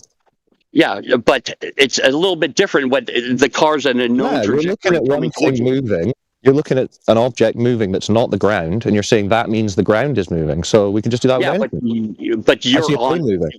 But you know that you're grounded on the ground, seeing it come towards you. Yeah, I know that it's not we're moving. Rotating. You don't think we're rotating, but I think we are. No, you know that the argument doesn't work. Stars are moving. You just but said the argument that. doesn't work because we're both so different on this. We're never going to get anywhere, except for you're going to say. Because I'm asking you to justify your claim that because you see the sun moving, that means the ground is moving, and you're not justifying it. You're just repeating the claim. I'm asking you to justify how the sun can go east to west one day out of the year. I'm not making that argument. You're making the argument. Because of course you're not. It's your claim. Fair. It's your claim. Your claim was, I see the sun moving, therefore I know the ground is moving. Yeah, there you go. Right, okay, so justify that. I just did. No, you didn't. You just said the sun's moving. That's my justification, whether you agree with it or not. That's my justification. So that would be a begging the question fallacy. More solid than yours because that'd be a fallacy.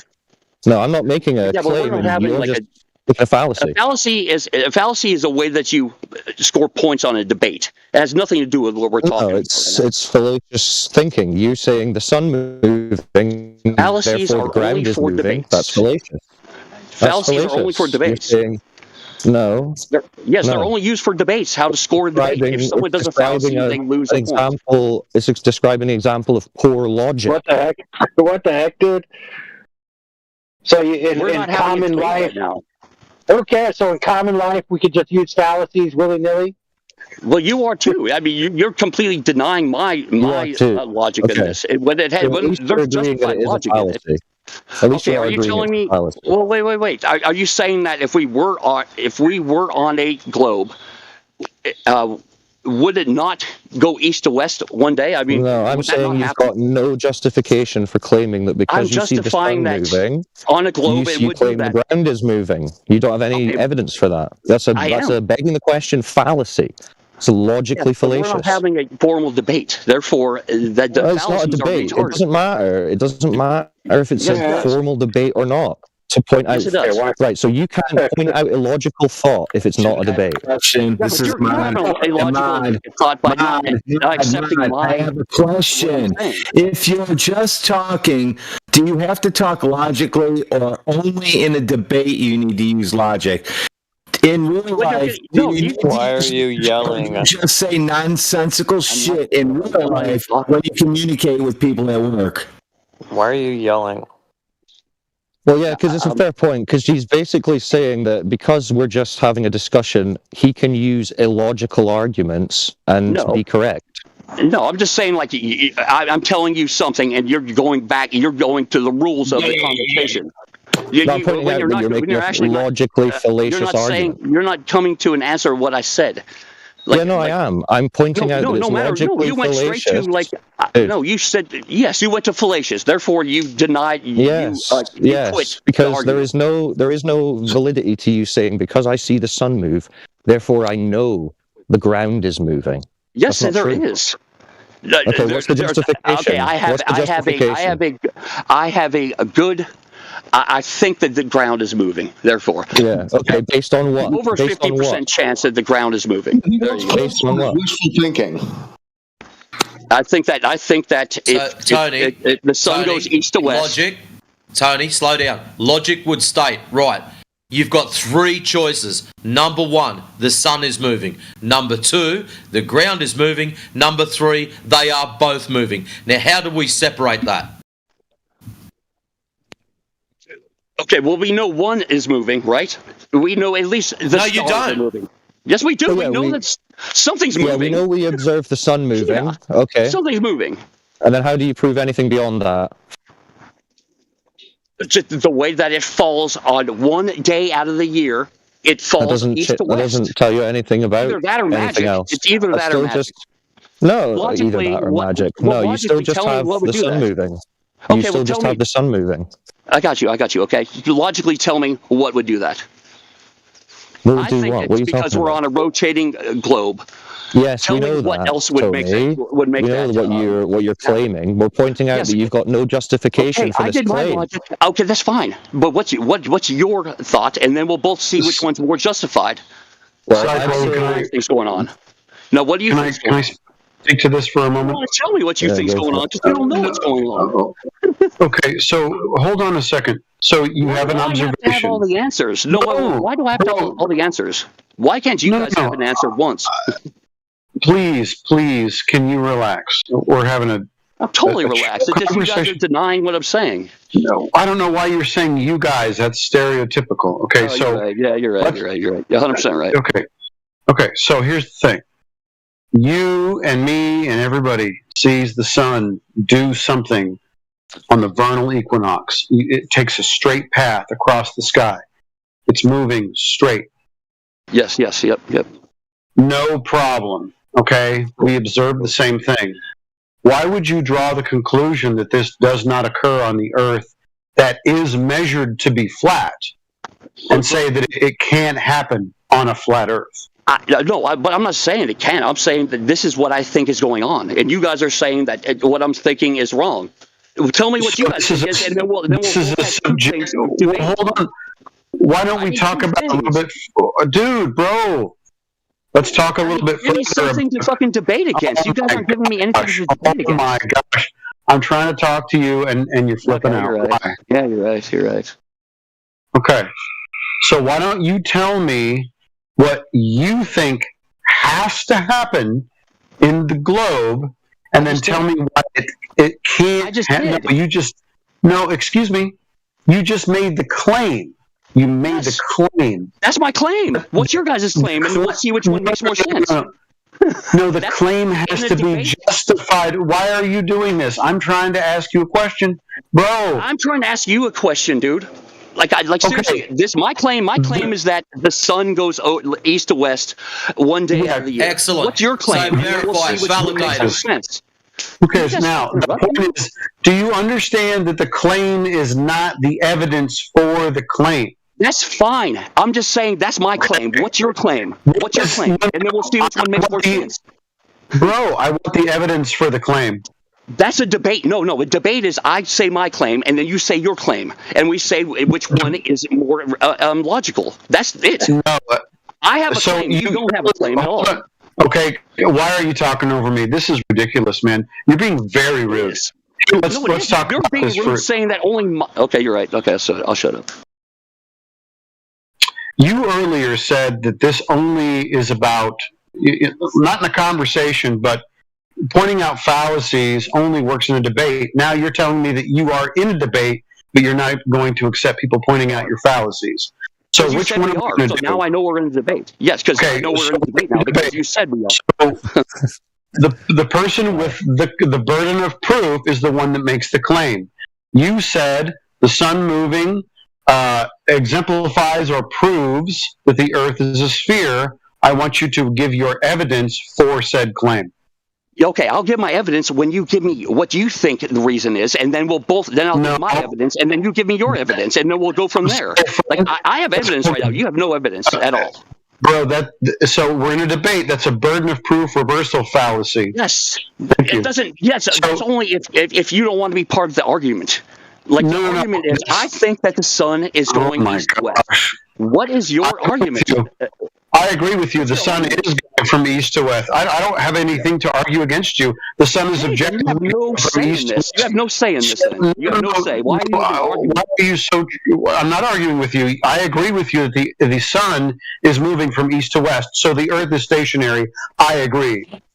Okay, so you think that stars are going up around us in the sky, and So we're now stationary. you've jumped to stars. No, I didn't say that. I didn't say that. I agreed with you. The sun is a star. Is going from east to west. Okay, so the sun and the stars now are going from east to west. I agree with you. Okay. My reason is that we're on a globe and it's rotating. What's your reason? And then from there we'll go and see which one makes more sense. All I would need to do is dude. No, I'm not. I'm asking you. Okay, what is your evidence that the Earth is moving? What did you have to give me? What you think is going on first, and then I'll give you my reason. He wants our reason. Our reason is because the sky moves. Yeah, the things in the sky move. That's our reason. Yeah. And why does it happen just on one day? Well, no, they move every day, bro. Yes, but only one day is to go east to west, like directly east to west. Only one day. No, east to west every day. No, not directly east to west every day. Only one day. Well, 2 days because it goes back. Oh man. Okay. So the celestials are moving, even though it's not directly each day. I agree with you. Yeah. So the Earth is not moving. I totally agree. Yeah, the sun is moving. I agree. We're already established. Hold on. Yes. Now that we all agree, I gotta hold on, Tony. For the love of God. Now that we all agree, something we gotta notice here. The claim that the way the stars move is synergized with the Earth being a globe is not equivalent to the way the stars move is synergized with the Earth being flat. Flat Earthers don't synergize the two. Flat Earthers understand that the Earth is the Earth and it does what it does, and the cosmos do what they do. They're not contingent upon each other. So your claim is they are. Our claim is that they're not. So for you to say, I need your equivalent claim of why the stars are doing what they do if the Earth is flat, that's like not our burden to bear because it's not our claim. That's like saying a flea isn't. That's like saying a flea isn't contingent with my arm when he bites it. I mean, come on. Like we are definitely part of the sun and the stars. Everything we do is part of that. No, pay attention. The flat Earth doesn't make the stars do what they do. Don't claim like you're smarter than me. I'm not saying you're smarter. I'm smarter than you. So don't. Jesus. No, pay attention means stop talking and listen to what I'm saying. I've been pretty good at stop talking. So here we go. Let's get to mute you since you're too dumb to pay. Okay. No. The flat Earth doesn't make the stars do what they do. That's not a flat Earth claim. Your claim is that the globe Earth doing what it does is making the stars and the sun do what it does. Okay? They're not equivalent, dude. Not at all. He's Rhino. You're basically asking, Hey, in your worldview, where you don't think the Earth makes the stars do what it do, tell me why the Earth makes the stars do what it does. It's round. Holy crap! Get banned, kid. It's round though. Remember. Like a Tony, coin, or cool story. Get banned. I think Tony left. All right, let me repeat myself, since the Globers can't handle it. You're basically asking, in your worldview, which you don't believe the Earth makes the stars do what it do, tell me why the Earth makes the stars do what it do. How does that question make any sense? it was incoherent. He must have been drinking or something.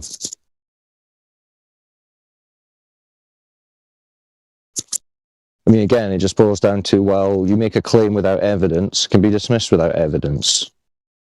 We see the sun, moon, and stars move, yes, but you claim that's the ground moving. Well, substantiate that, or if not, dismissed. Yeah, because he couldn't substantiate what the reason was, he just wanted to know what your reason was, instead of explaining what his reason was for the ground moving. Yeah, this is why he doesn't like it when we're talking about the Earth. What's your evidence that it's a ball? That was his best one, he said. Just baselessly assuming that because he sees the sun moving, he must be on a big spinning ball. And this is the thing, right? Because when guys like this are saying this is why he believes the Earth is a ball, is it? Fuck. There's no chance that the reason he believes in a ball is because one day of the year it moves east to west in what he observes to be a straight line. It's because he just believes NASA and the stories and the education. I don't know why they try and dress it up as anything other than that. Well, I do. It's because they know they'll be laughed out the room. So they have to try and make it sound something smart. Stellar aberration. This isn't why they actually believe it. This is just what they think they should say in a debate. It's hilarious. Oh, you mean... Yeah, brother. I thought that was a debate. You mean I didn't think it was a debate. You mean the thing that Harry tried to mess around with and ended up proving that it's the stars moving, not the Earth? You mean Yeah, that thing? exactly.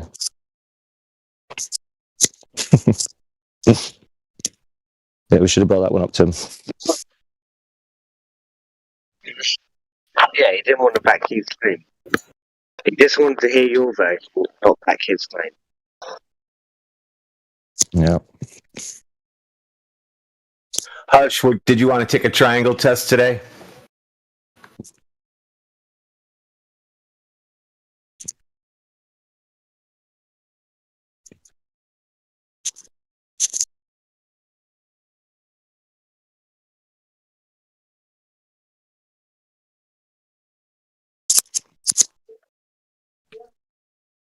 He's crying in the chat now.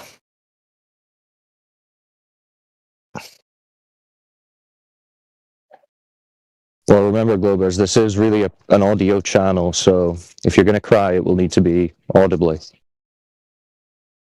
On mic, preferably.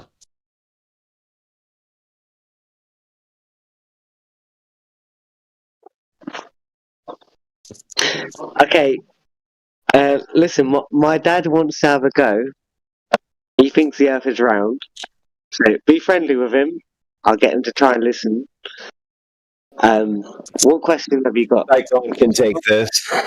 Our AI. And the moon's round, so why can't the Earth be round? Well, it's a bit of a loaded question, because when you say it's round, what do you mean by that specifically? Because when you look at it from the sky, it looks round, so it must be round. It doesn't look square. Well, you see a strange white disc-shaped or disc-like light in the sky that has its phases. And I'd even agree with you that if you were to zoom in on it, the surface may appear curved. But that's not exclusive to a sphere, for starters, right? And that's not to say that I'm going to make a claim about what it is, but I can certainly say that seeing a disc-like light that may appear to have a curved surface doesn't make it a sphere, especially a rotating sphere. If it's a rotating sphere, why do you only ever see one face of it?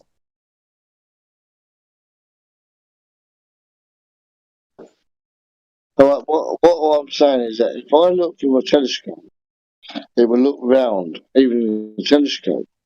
So it doesn't look square at all. It just looks like a round ball. Yeah. Well, yeah, but it doesn't really look like a round ball. You can't tell that it's a round ball. You only see one face of it, like the face of a watch. You're not seeing another side of it. If it's a spinning ball, you would expect that you would see the other side of it. It wouldn't always be the same face, right? I suppose so. You're right that way. Yes. Yeah, but they give us a story and they say that it's tidally locked, so it's spinning at just the perfect speed in conjunction with the Earth's rotation that it just looks like it doesn't revolve. Now, I don't know if you are into statistics, but the chances of that being the case are so remote based on this Big Bang cosmology of an explosion and mass forming into balls randomly. The chances of that being the case are just like winning the lottery 1,000,000 times in a row. It's like statistically impossible. So, no, I wouldn't accept the claim that the moon is a rotating ball in the sky. But even if I were to grant that these luminaries in the sky are balls, that does not logically dictate that the ground we are on must be a ball. Okay? That's an idea that they've given to us, that one must imply the other. But it doesn't. And that's not what any culture in human history prior to 100 or 200 years ago really accepted. They all understood that the sun, moon, and the stars and the planets were separate from the Earth. They were luminaries, like lights in a ceiling, not another place to go to. And planet, just in its root word in Greek, meant wanderer. It's a wandering star. Just meant it was a star that moved out with the constellations in their own paths. So they were of maybe the most interest to the ancient cultures. But yeah, the luminaries, essentially, I would think of them as just a giant clock, basically, used for signs and seasons, tells you when to plant, tells you when to harvest, tells you when it's day and night, tells you what month it is. It's just a giant sky clock. These luminaries in the sky, we've been taught to think of them as if they're like other objects that you could go to and be on as a surface. But there's no evidence to suggest that that's the case. So I would say you need to recognize these fundamental assumptions that you have about them based on what you've been taught and shelve them for now to consider this. To understand what we're talking about, you need to understand that that's not a logical link and that that's just something that's been kind of indoctrinated into your way of thinking. So yeah, I don't think the moon's a ball, and even if it was, doesn't make the Earth a ball. The Earth measures flat. Water's flat. Okay, that's fair enough. One more question. Now, if you go up on a plane, or you take sort of a camera up in the sky, it looks round because it's just the way it goes from the sea, and it sort of goes round, not square, it goes round. Right. Yeah, I know what you mean. So high altitude imagery is what we're talking about here. And there's a couple of things to point out when it comes to the images that we're presented that claim to show a curve of the Earth from high altitude. The first is the mathematics behind it, right? We've got people on the globe side, Neil deGrasse Tyson and these other quote-unquote science communicators, who tell us that you wouldn't expect to see, and mathematically you would not see, curvature from even 120,000 feet, right? Which is like 3 times as high as any commercial airliner is going. So anyone telling you that they think they saw a curve from a plane, they're mistaken. Whether they think they did or not. Sorry, trying to jump in there? Yeah. Sorry, I didn't mean to interrupt, but I have a question. Okay, well, hold on to it for now. I'm just answering this question at the moment. So, curve from a plane, no.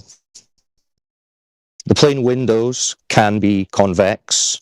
You can buy the design. So maybe you're seeing some distortion of the horizon based on a slight curve of the window. That may be possible. But for most cases, this is just wishful thinking. People thinking back on times they were on planes and thinking, yeah, I did see the horizon curve. No, you didn't.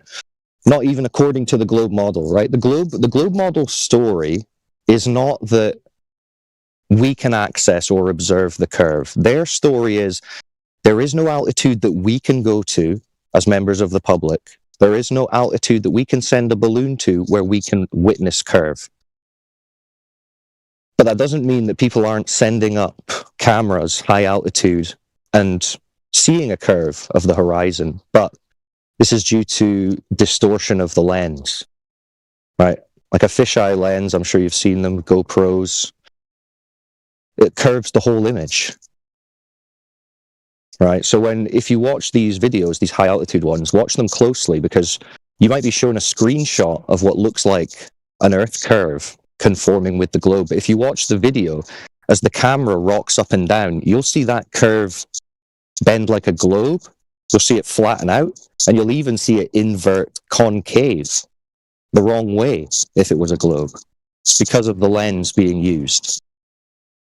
So high altitude imagery, I would say, for either side can be difficult to really substantiate, which is why even if we were to say, right, okay, you're claiming what you're observing here is Earth curve, then you should be able to measure it point to point on the ground. And this is the problem, because when we go to test that, it is not measured. There is no detectable curvature. So it can't be the case that it's observed from however high up, but then on the ground, it's measuring flat. No. It's just distortion of the lens. Does that answer your question? Do you understand that?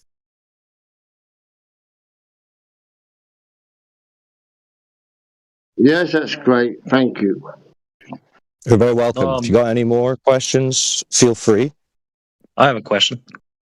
But yeah, the other guy had a question. Okay, go for it. Yeah, I come here looking for some knowledge on this thing that I can't explain.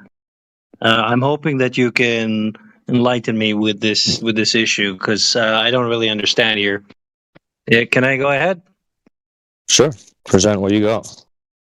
I'm not saying I'll be able to explain it, because listen, just to preface this, just because we're saying the Earth isn't a big spinning ball like they've told us, doesn't mean that we have knowledge to or access to all the answers in the universe. We're not claiming to tell you how the sun, moon, and stars are working and all that, but No, I don't think it's very complicated. I believe that it should be simple, easy to answer, right? I mean, I don't really understand how it works. Maybe you guys do because you sound like you know more. So okay, go for it.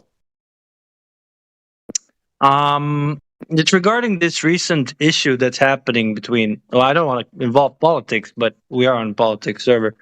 So this issue that's happening between Israel and Iran, and Iran appears to be firing all these missiles at Israel. And my question here is, if the world is flat, right? I mean, I assume it's flat. I can't really tell, right?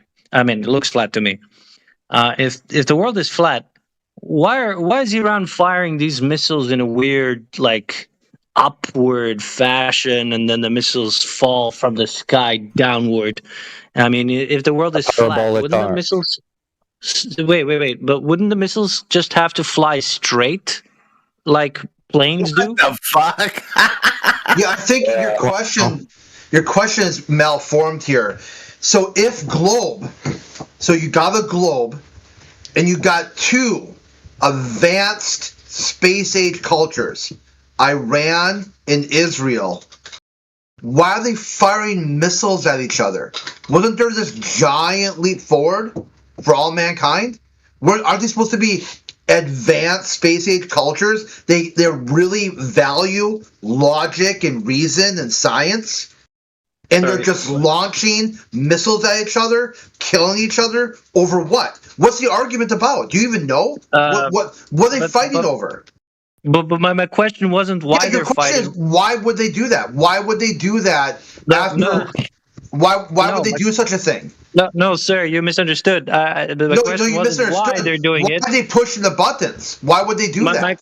My question was why. Yeah, because you're. Well, hold on. I will give you what I think you're asking. My question was why do missiles fly upwards and then downwards?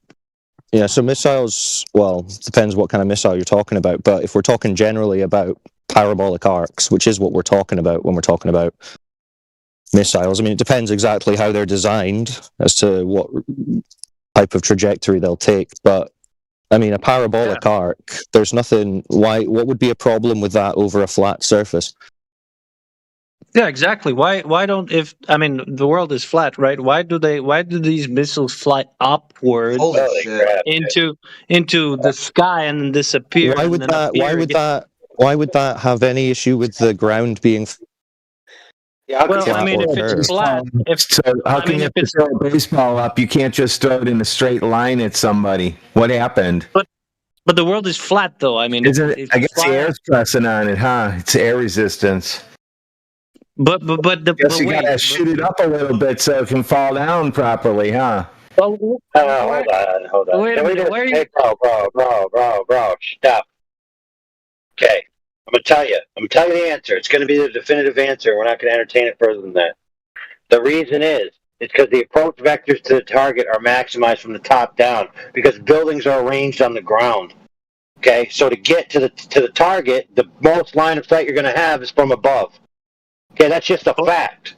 The end. It doesn't matter what the shape of the earth is. Relax. I just came here asking. Chill. I don't know why. Yeah, I was going to highlight that, and that makes sense, right? You're not going to shoot it just horizontally because there's going to be loads of shit in the way. They're designed to come top down, so they're going to have to go up, then over, and then down. You understand?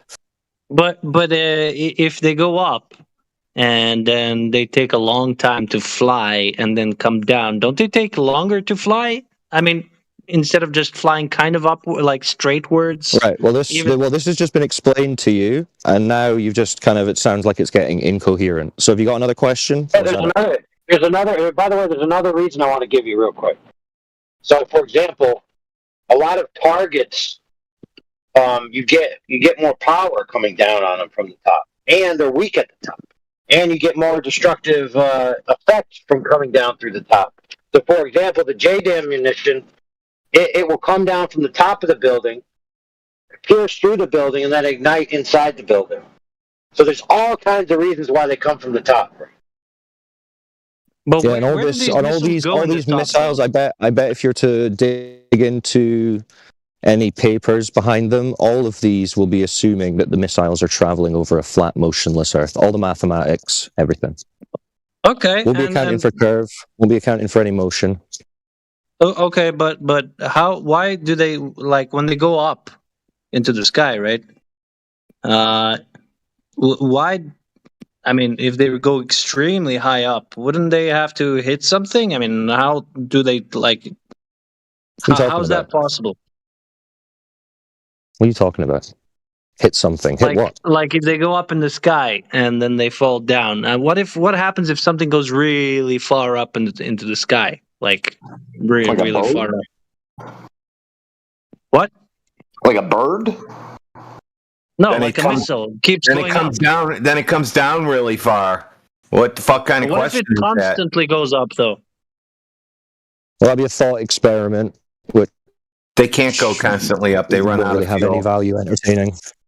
Well, hypothetically, if it had infinite fuel, what would happen? Well, you can look up amateur rockets and see what people have done with shooting things into the sky, and you can see what happens with how far they got.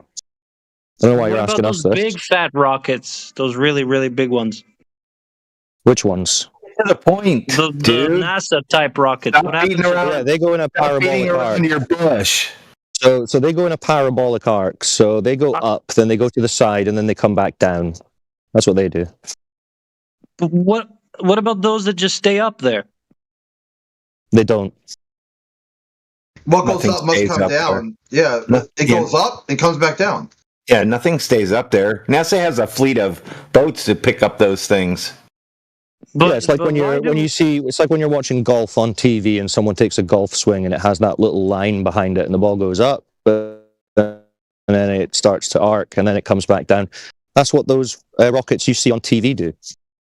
But what about those satellites that go up? Why do they stay up there?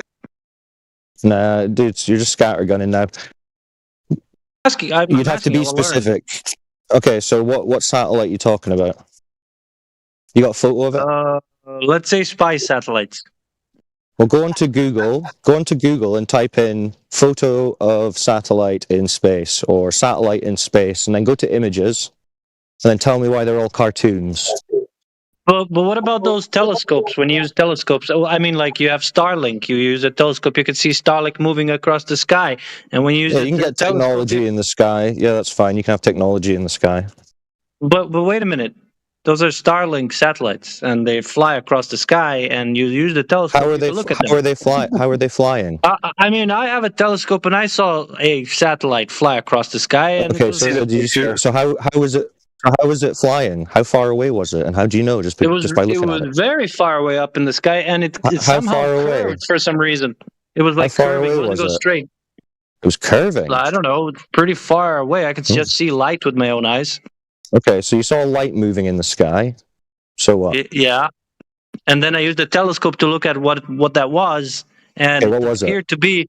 Yeah, I googled the image, and it appeared to be a Starlink. Okay, Seems let's similar see. to Starlink. So you got a photograph of what you saw?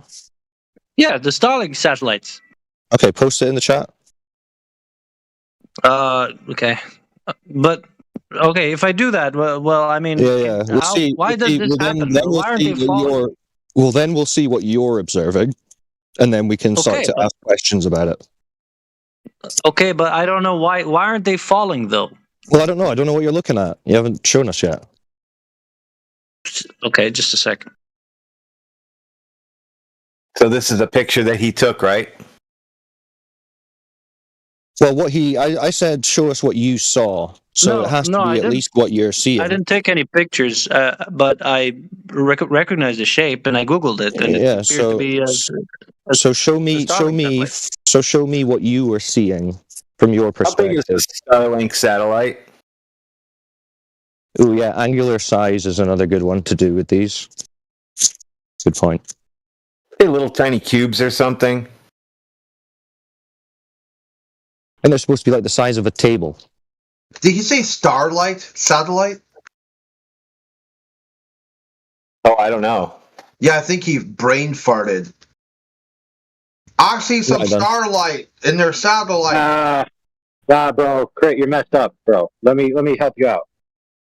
Starlight, satellite bright, first satellite I see tonight. I wish I might go to Mars with a flight. Wow, tonight. But the contracts got cancelled, so that's a load of shite. So we're not going to Mars then. Doesn't look like it. Fuck. So I gave somebody a bunch of money to reserve like a trip. How do you guys think I get that money back? Oh man, hey, Oh, bro. you're fucked. Hey, is Jared Leto a flat earther, bro?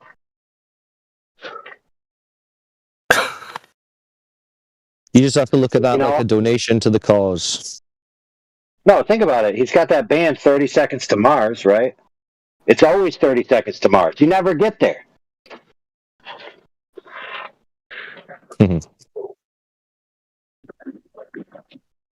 Oh dear. Whose dad was it that came in?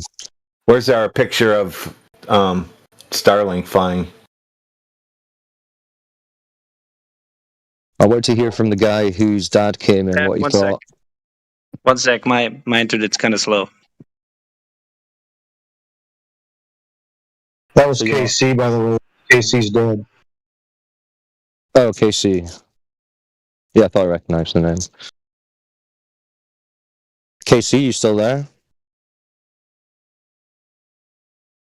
Will you let us know when you're back on the mic? Are you guys arguing, Casey?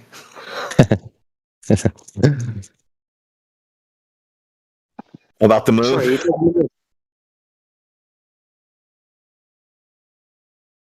Strawberry Moon. sorry, was you talking to me?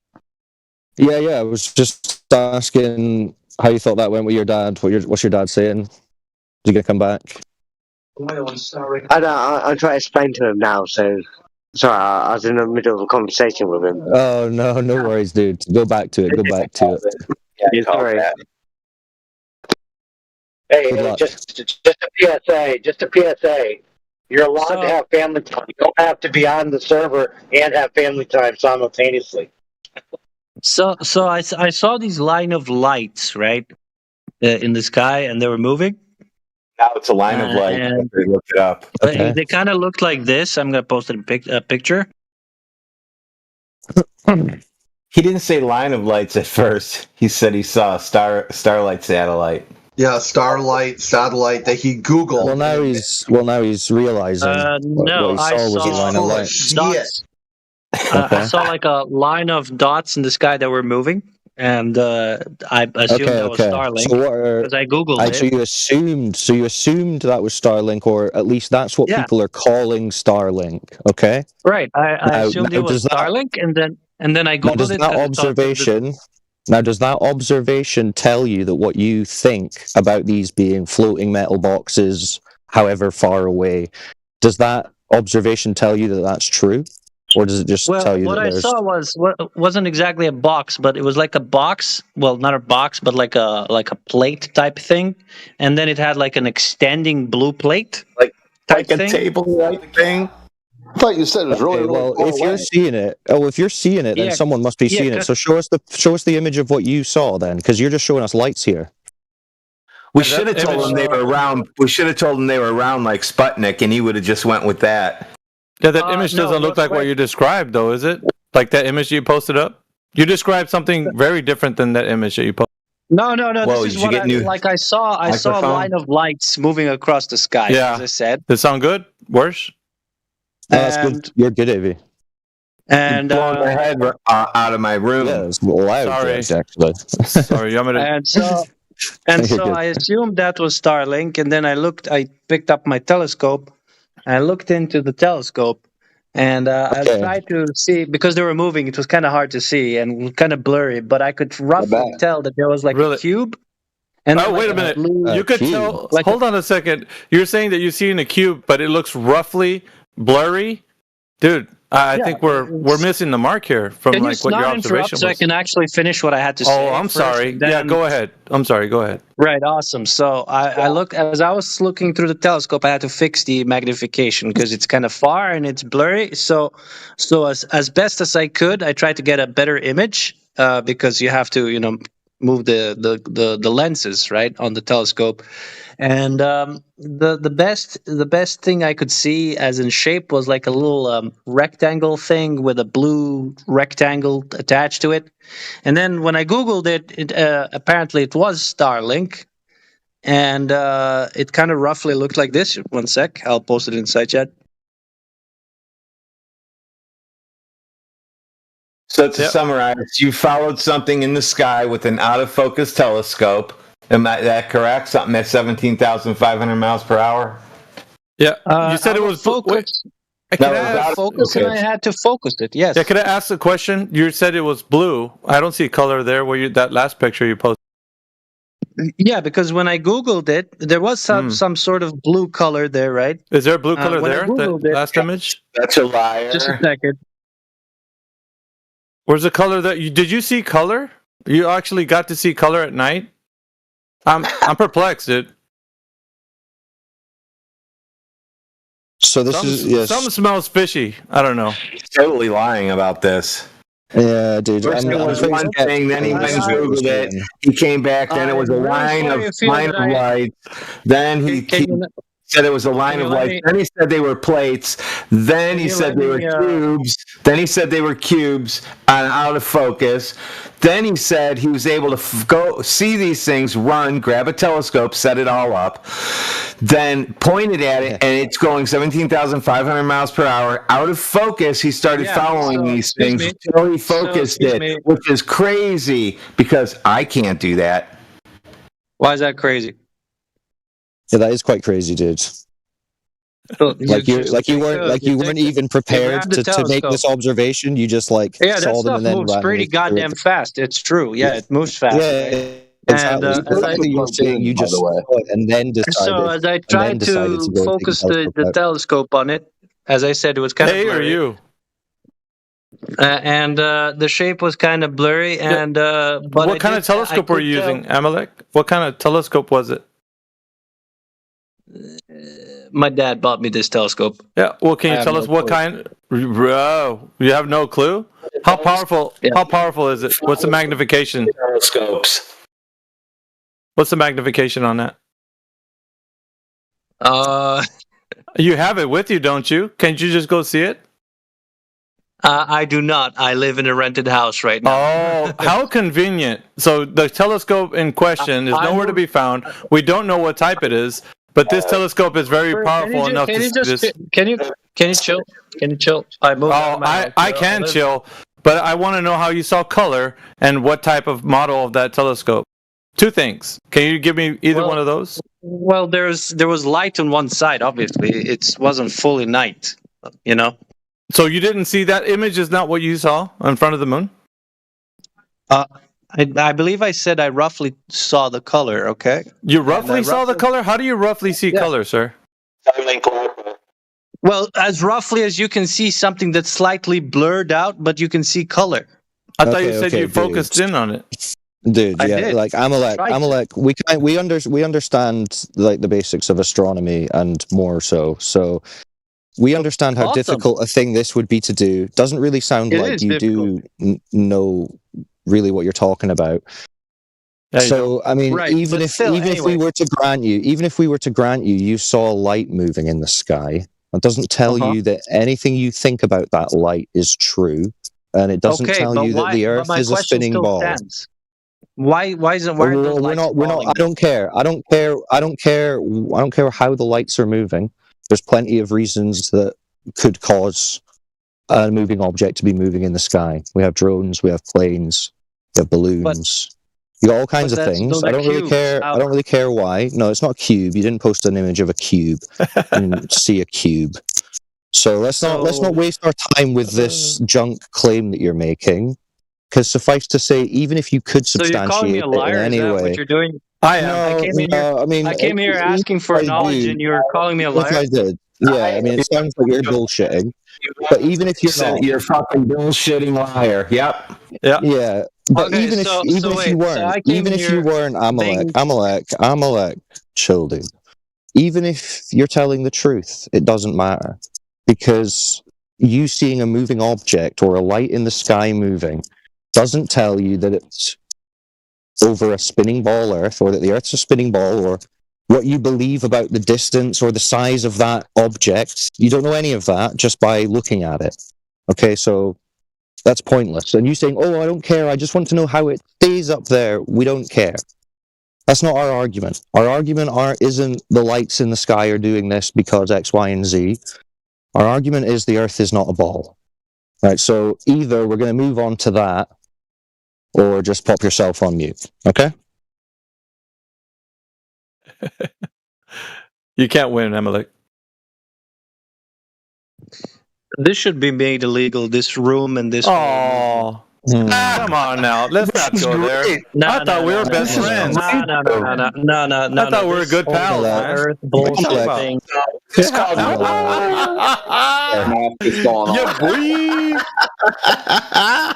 I knew it. Yeah. That was weak, Amalek. We don't. I have to coax it out of them. It takes a little bit, but once you get it there, oh, it's glorious. Love it. I just want to give mad props to Cyclone for beautifully extracting what the hell does this have to do with anything, and then This should be illegal. Like, that was gold. Redwood knows it. I know it. That was gold. I want to hear from him. I want to hear from him still. Yeah, I want to probe that a little bit. So, Amalek, why do you think this should be illegal? To point out that you don't know what that light in the sky is. I didn't say it should be illegal. Well, yeah, you did. You just said that. You just said that. You said this should be illegal. See, before even speaking, you guys are interrupting me. Well, you're denying what you just said, but okay, carry on. Yeah, maybe you can let me finish what I have to say without, interrupting and muting me. Go ahead, dude. Go for it, Amalek. So, what I think should be made illegal is this attempt at. Well, first off, I came in this room asking for knowledge. You guys ended up calling me a liar and then muting me. And then after getting unmuted, I said this needs to be made illegal. And I say this because you guys, not only are you disingenuous, you're spreading disinformation. You're spreading disinformation. Okay. You don't have any actual. No. You don't have. Let him get it out, guys. Let him get it out. Let him get it out. Nope. We're lancing the wound. You don't have any body of science to back up anything you say. No science. Okay. No science. Zero. So no science, disingenuousness, disinformation. That should be illegal. Absolutely nothing at all. Right? Okay. I asked you a simple question. In fact, I made myself sound dumb intentionally because I wanted a direct answer. Yes, was I that did. Intentional? Yes. I made myself sound really dumb to see what your take is on. I thought you were really dumb, dude. That's weird. Ballistic you could have fooled me. Because it's so dumb. Missile trajectories. Yeah, well, we taught you about the missiles. If the world was actually flat, missiles could travel straight. But hey, you know what? The world is round, so they need to travel ballistically because it's round. So your argument was actually that the missiles are going up and coming back down. Trajectory, ever heard of it? So your argument was actually that the missiles are going up and coming back down because the Earth's a spinning ball. And then somehow this should all be illegal. Do they use the spin of the Earth with it to figure out where it's going to land? Interesting. Yeah, ballistics, usually need to. Amalek, why are you pretending again? Why are you pretending again? Yeah, you don't know about ballistics. Yeah, I'm just going to interrupt you because you just sound dumb naturally. And now you're trying to pretend that you're actually an expert in ballistics and you understand that the missiles are going up and coming back down and killing people because the Earth's a globe. And then you're whining and coping about this being illegal. No, we need to hear your justification. So what should be illegal? Explaining to you how missiles work, pointing out that lights in the sky don't tell you the Earth's a ball. I'll happily Why are you so triggered? What's got you so triggered? Answer me. I'll happily answer all your questions, but I do have something I really need to know, which is why is it you find it necessary to put me on mute so you can speak down on me where I can't reply? I need to wait. That's why. To stop you talking through me when I'm explaining something. You're getting the chance to reply, just not during my sentences. Yeah, I'm pretty sure that every time you speak, I'm quiet and I hear what you have to say. But when I speak, you interrupt me, and that is consistent. 2 hours later. Well, sometimes you do need interrupted because you're just saying blatantly incorrect things or things that require clarification. Then you will get interrupted. Okay, if they're blatantly incorrect, what body of science do you have to prove that they're incorrect? You don't have a telescope. You don't have a telescope. That's one body of science I've used. I had an experiment. We asked you questions and you failed. Big time. Do you have rockets to prove anything you said was? There you go. You're doing it again. Well, because I didn't really respond to your point about science. So science is empirical, isn't it? Which means that it is absolutely. It has its roots in the observable natural world. Absolutely, right. And you have no empirical. The only empirical observation and experience you have of the Earth is that it's flat and motionless. Isn't that true? What if I said that I work in the military and I fire missiles? Well, then I would say, why are you bullshitting again? Is this just what you do whenever you're confronted with the fact that you only experience flat Earth? Hypothetically speaking. No, it's okay. It's okay. We don't need to do the non sequitur. Just answer me. Do you realize that you only experience a flat, motionless Earth in your reality? You could say that, but then again, if you have so then that would be. So then that would be. Well, hold on. No. Because then that would be to your point about what science do you have? You only have science coming from empiricism, and empiricism only has a flat, motionless Earth. So the entire basis of all science is from a flat, motionless Hey, Cyclone, Earth. So didn't he just say that he uses the Earth like as if it's flat? Okay, how about this? Okay, how about this? Very simple, right? How about this, right? So you can't have any globe science. Are you bargaining with us, sir? Let's say this. Yes, right? it's in the bargaining stage of grief. Yeah, that's what it is. Let's say you have a target, and you stand in one place, and you want to hit that target with something, right? And let's say that this target is very far away. Let's say, I don't know, 10,000 kilometers, 5,000 kilometers, or let's keep it simple, 1,000 kilometers. Let's say 30 miles. Let's just say 30 miles. Okay, let's say 1,000 kilometers. Let's say 30 miles. We'll use 30 miles. All right, let's say in another country, right? Let's say another country. You say kilometer. Okay.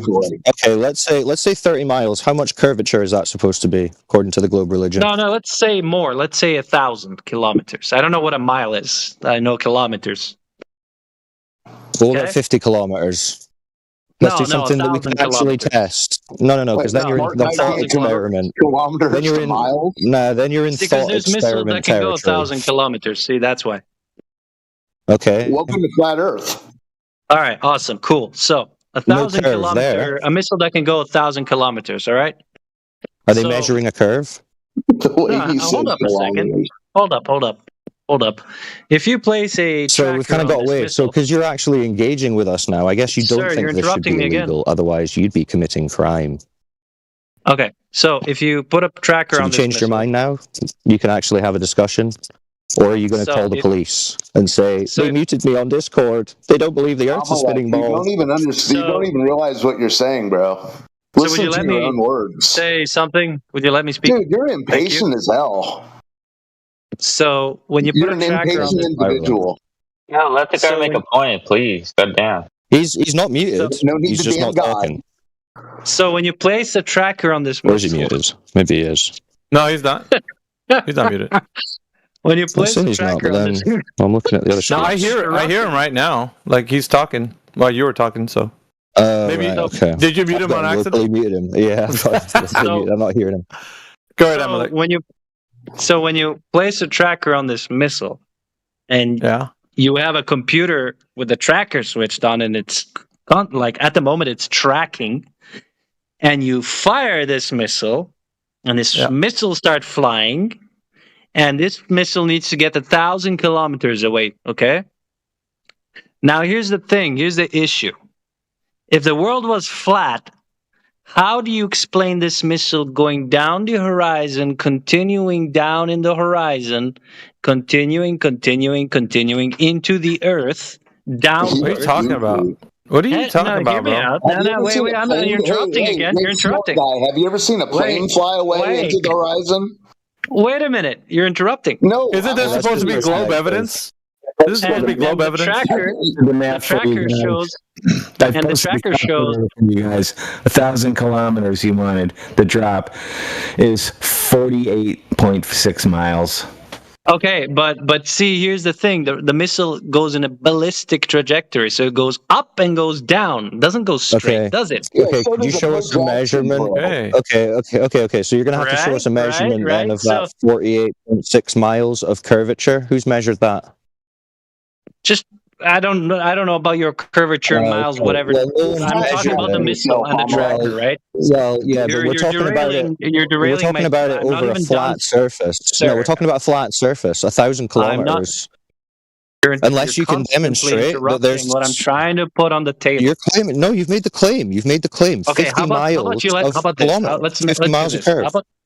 How about you let me put this idea on the table, and then we can discuss it first. We've got your idea. We've got your idea. No, you already said it. I wasn't done. I wasn't done finishing. Really? What more do you got to say? You already said everything, dude. You're constantly interrupting You're just me for filibustering. You said you're it just 4 filibustering. times. You already You're just said it, dude. filibustering. That's why I'm stopping you. Our rebuttal to your claim is that okay, you're claiming 50 kilometers of curvature over that distance. That's your claim. Our rebuttal is you have no evidence for that claim. So what's your evidence for that 48.5 No, I didn't say 50 miles of drop? kilometers. I said 1,000 kilometers. He said 1,000 kilometers. And how much curvature does that missile has a necessitate? ballistic trajectory. And how much curvature Doesn't go straight. does that necessitate? How much curvature over that 1,000 kilometers? He's trying to make a different point. Like, let him go in the direction he wants to go. No, this is the point he's making. No, this is the point he's making. I'm not making a claim. I'm not making a claim. I'm asking you, how do you explain the missile? Wait a minute. So you're down into the there we go, another interruption. No, you can't do that, dude, because you're trying to explain how the Earth's a globe. Because you're trying to explain how the Earth's a globe using missiles. That's what you're doing right now. I'm asking you a question. So you don't know? Simply, how do you explain all right, hold on a minute. You don't know how, based on what you're saying. Is that what you're telling us? You don't know how the Earth is a globe using missiles. No, I'm asking what your explanation is. Okay, so you can't ask the explanation if you don't know how it's a globe based on missiles. That's the whole point. Cyclone has been trying to tell you how much drop there would be for the missile, point A and point B, the target, and you got to tell him how you know the missile's traveling and how much curvature there would be. You're not being coherent at all. I didn't understand. Are you kidding me? You said, dude, if you don't tell people how the Earth is a globe based on missiles, then you can't keep telling us how we're going to explain flat Earth. Awesome. But here, I wasn't even done speaking, and you interrupted. Are you going to tell us the positive claim that the missiles are pointing to that the Earth is a globe? Yes or no? So if you can calm down for a second. Yeah, so answer my question. Just answer my question. Answer my Amalek. Answer my question. As I was saying. No, you're not going to barrel through this. You're not going to continue to barrel through me. You're either going to provide evidence of the positive claim that the missile is going to show that the Earth is a globe. Tell the good audience here that you have knowledge that the missile's traveling over a globe from where it leaves the barrel to where it lands. It's on its target. Tell the people here how you know that it's. All right, so here we go. All right, so are you going to interrupt me while I say this? Not if you tell them how it's a globe. Promise. You better not talk about flat Earth. That's all I gotta say. You promise? I think he already did. No, I think he already did. So Amalek, just to clarify, that 1,000 kilometers is it linear? So here's what do you mean linear? What? Is it a linear distance? Those kilometers from one point to another? It's not linear. It's just 2 points. Oh, it's not. So 2 points. So the distance between them. How did you measure those two if you weren't using linear calculations? Perhaps what you meant is ballistic trajectory, not linear. No. I want to know the distance between the 2 points. How did you figure that? Missiles don't travel in linear. Missiles don't really travel in just it's like straight. No, I'm not asking about what the missile is doing. I'm asking you about the distance between those 2 points. It's 1,000 kilometers. Okay, so that's a linear distance, right? Right. The kilometer is a linear unit. Welcome to flat Earth. There it is. That's it, bro. You've already claimed a flat Earth. Yeah, but no, that's 2 points. So. 2 points and the distance between them is linear and in kilometers, and so you've already claimed a flat Earth. I don't know what you're asking about if you've already given us a flat Earth. Yeah, but that's not how I didn't ask missiles. No, it's not. I didn't ask about the missiles. I asked about the 2 points. Said the missiles are near. So, okay, the 2 points are just 2 points. Period. Nothing more. Nothing okay, less. so flat Earth then. Flat Earth then. And they're 1,000 kilometers apart. Yes, 1,000 kilometers apart. Kilometers between 2 points prove that the world is flat. I have to tell you because kilometers are a linear measurement, so it's a straight line between those 2 points. No globe involved. Yeah, but I'm not talking about 2 points. I'm talking about a missile trajectory. Let me just hold on. Let me just see how. Can I just see how he's going to explain globe? You have to explain globe with this, Amalek. So the constant interruptions. I'll just go ahead and say what I have to say. So there's No, 2 he points. thinks he is. There's He thinks point he is A and explaining there's it. point B, and then when you fire the missile, obviously there's missiles go up and down, so they curve. Oh, whoa, wait, hold on. That's also a flat Earth. I'm sorry, Amalek. That's a flat Earth, bro. Amalek, that's a flat Earth you're describing, son. I know you can just try to filibuster it. You're describing a flat Earth, bro. So the missile needs to go up because it needs to gain momentum and speed because there's a booster that boosts upwards, and then the missile needs to fly. So what? And then when it You're just telling us the trajectory of the missile, Amalek. You're just telling us what the missile's doing. And now we want to know. Yeah, I'm going to hold you to this. Stop. Stop. Correct. Stop. Correct. Stop. And I'm going to stop you. All you got to do is tell us how the ground or the water underneath is showing that it's curving in between the missile going from point A to point B. The missile's going in an arc, right? It's making a parabolic arc. So all you got to do is tell us that the ground, how you know that is curving as well. Go ahead. Okay, so since the ground in reality isn't really flat. Okay, now I need you to present how you know that's true. Because now we're going from the missile to the ground. And you're saying since we know it's not flat, provide evidence of that, please. Oh, I'm sorry. I thought mounted. Provide evidence of the ground from the point A to point B is measured as a sphere, not mountains. How confused are you? Can you stop doing that? No. How confused are Focus you? on what I'm saying. So mountains are not the curve of the earth. The curve of the earth has nothing to do with mountains. Okay, everybody here knows that's redundant. Talk about the curve of the earth from using missiles like you were trying to do, but didn't. Go ahead. So what are you ordering me to how to speak, or what are you doing here? Provide evidence that the earth is curving in between point A and point B of the missile leaving the chamber. You're not even letting me speak. Yeah, until you do, I'm going to stop you and then redirect you. It's called redirect. And just go right on the path of telling us how the earth is curving, dude. I think what he's trying to do is he's Here's an idea. How about I just go quiet and not engage with you? No, you can actually tell people. No, you can I will actually not engage with you. Yeah, well, it's simple, right? The reason why you don't want to engage is because you don't have the positive affirmation that the Earth is curving from point A to point B. So you will stay quiet because that's your own choice. You're making a choice to stay quiet because you don't have the evidence that the Earth globe underneath that missile going from point A to point B. You're shutting your own self up. It's a self-mute. You're doing it to yourself. Now you have the floor. Go ahead and tell everybody how you know the Earth's curving using the missile. Underneath the missile, not the missile's trajectory. So what you said was false, though that's not the reason. Then provide evidence of the positive claim, sir. And secondly, I was talking about ballistic trajectory and missiles. Yeah, so that has nothing to do with the ground underneath. The missiles make a parabolic arc. We all know this. Now you have to describe how the Earth underneath is curving. Go. I'm giving you one more chance to... No, you got one more chance. You don't give me a chance. I give you a chance. You can run away, dude. As soon as you run away, we're going to know that you... No, you will let me fucking talk. No, absolutely not. You will present your evidence or you will be muted again and again until you say, and then you run away.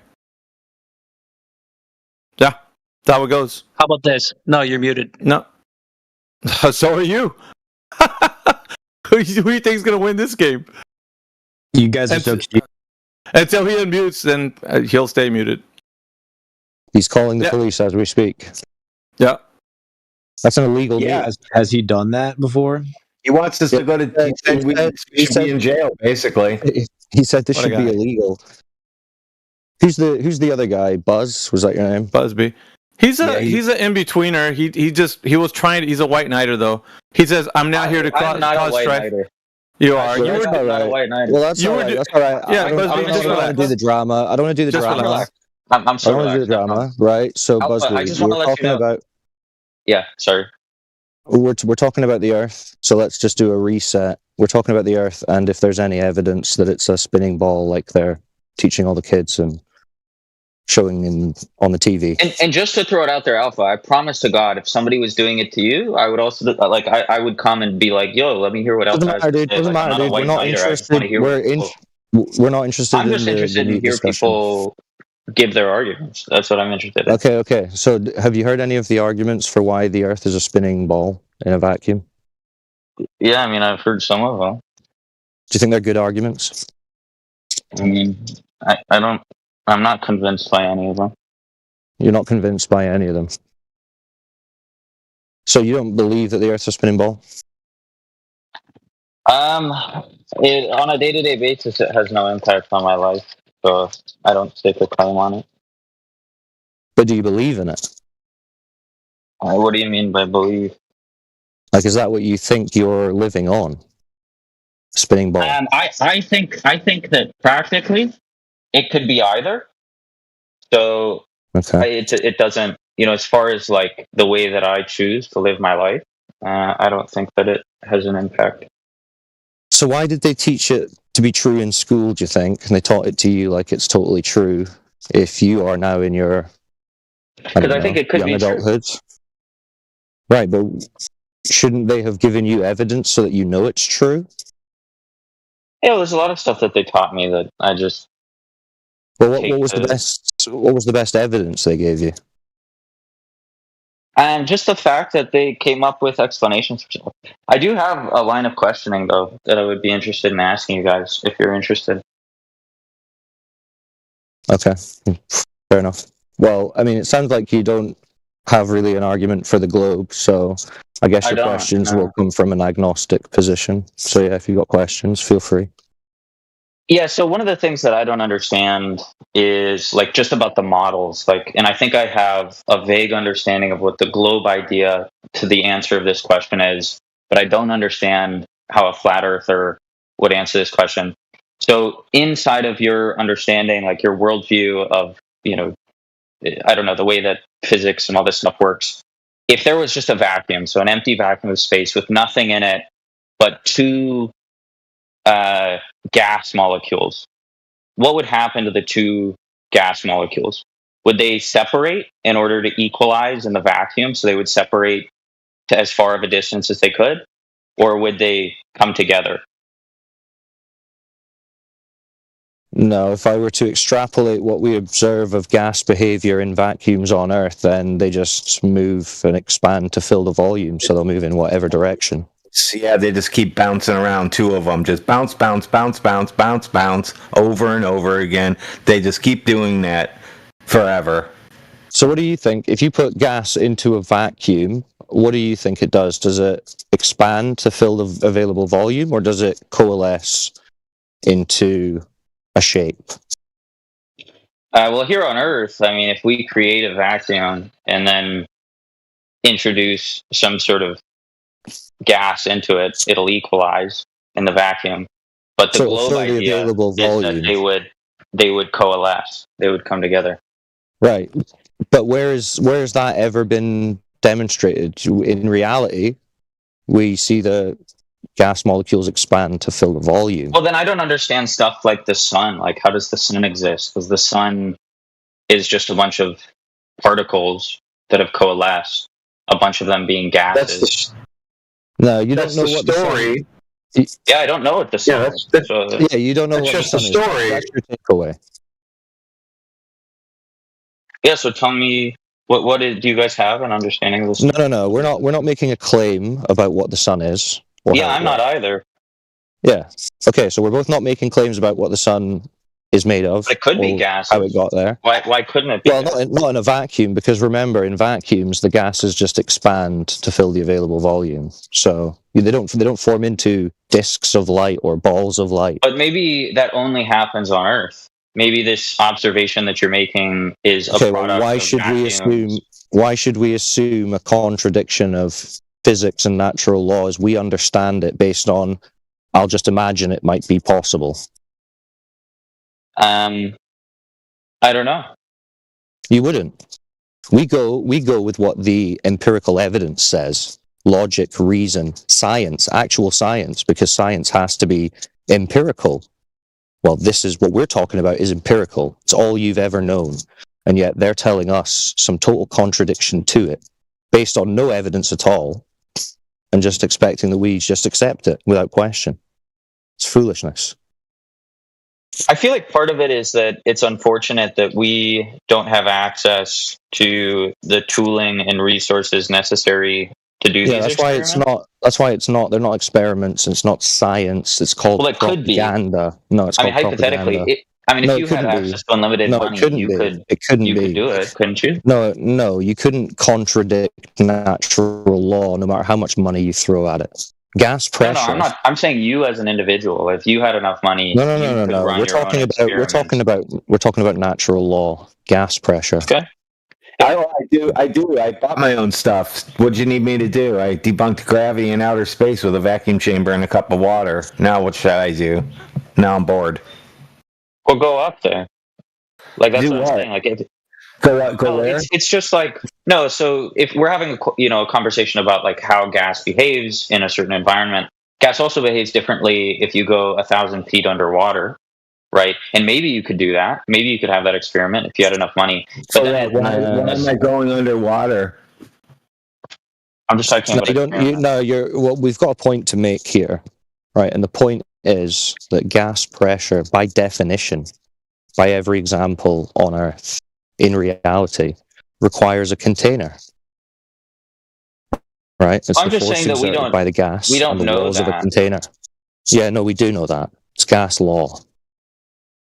Yeah, but you've never done an experiment outside of the Earth's atmosphere. You don't know what. You don't know what is beyond the sky, dude. Yeah, I don't. That's what I'm saying. You don't know We're what the saying the sky same is, thing. yeah. Sky a vacuum? No. Is You're outer assuming space supposed to be a vacuum? I don't know. I don't know what's up there. I Oh, wish. so now you don't know anything? I figured that. Okay, never mind. I've held the same position the entire this time. is what the story is. This is what the story is, that it's a vacuum beyond the sky that the Earth as a ball resides in. And this is what we're saying cannot be true because gas law states that gas pressure requires a container, and we have gas pressure here on Earth, so we have a container. So Well, there's no another going explanation up there, for it. out there. Like, No, there's another way. No, unless if you're going to say gravity, then no, that's not. Well, you can. Well, I you don't can tell know. any I don't know what story. it. I don't know what it is. It's just it's an answer to the question. If you had No, there's if you no had an answer to empty it. space, if you had empty space and two molecules, what would happen to them? Would they separate to fill the vacuum, or would they coalesce? And depending on You the answer already to that know the question, answer. You Well, already we have know the answer. no- We just discussed it. well, we don't have an experiment to do to prove that. Yeah. We can put gas in a vacuum and see what it does. We know what it does. So it's in an environment where it's under Earth's atmosphere. It's in a vacuum. It's in a vacuum. That's what they're claiming space is. So But it could be that a vacuum on Earth is different than a vacuum in space. no. Space Well, does by their not exist definition. unless you have evidence for it. We're not going to pretend or beg the question that space exists unless you have evidence for it. That's fine. I mean, you're just saying space can exist, and I'm just It cannot. It cannot. You're in a contained environment, a closed system. You're not floating around in a vacuum. I don't know how you know that. Because we have gas pressure. But gas pressure could be Contained. a matter only. of the way of the answer to the question that we had earlier. No, your imaginary beliefs are not containing gas pressure. Only containers do that. And why couldn't it be that in empty space two gas molecules come together? Because gas pressure requires containment. It's in the definition. Because they all go bouncy, bouncy, bouncy by themselves. That's all they do. They just hi. They just pass each hello, and this I collided with you. Bounce away. They bounce away if they hit each other. They just bounce, bounce, bounce, bounce, bounce like little rubber balls. Bouncy, bouncy. Do you get that part yet? No. Wow. Yeah, you need to look into you just need to look into gas pressure so that you understand the basics of it. And then you'll understand what we're talking about. All right, I'm going to go on mute so someone on the Flat Earth side pick this up. Good talks.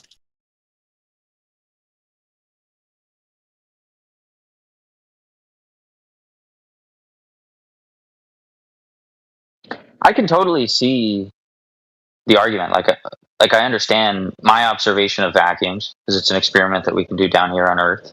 And if that were to hold true in the hypothetical that I gave, then I totally see how the sort of normative understanding of the globe Earth would be impossible. So I totally get it. I just don't know how you know, because we don't have an experiment that can show it one way or another.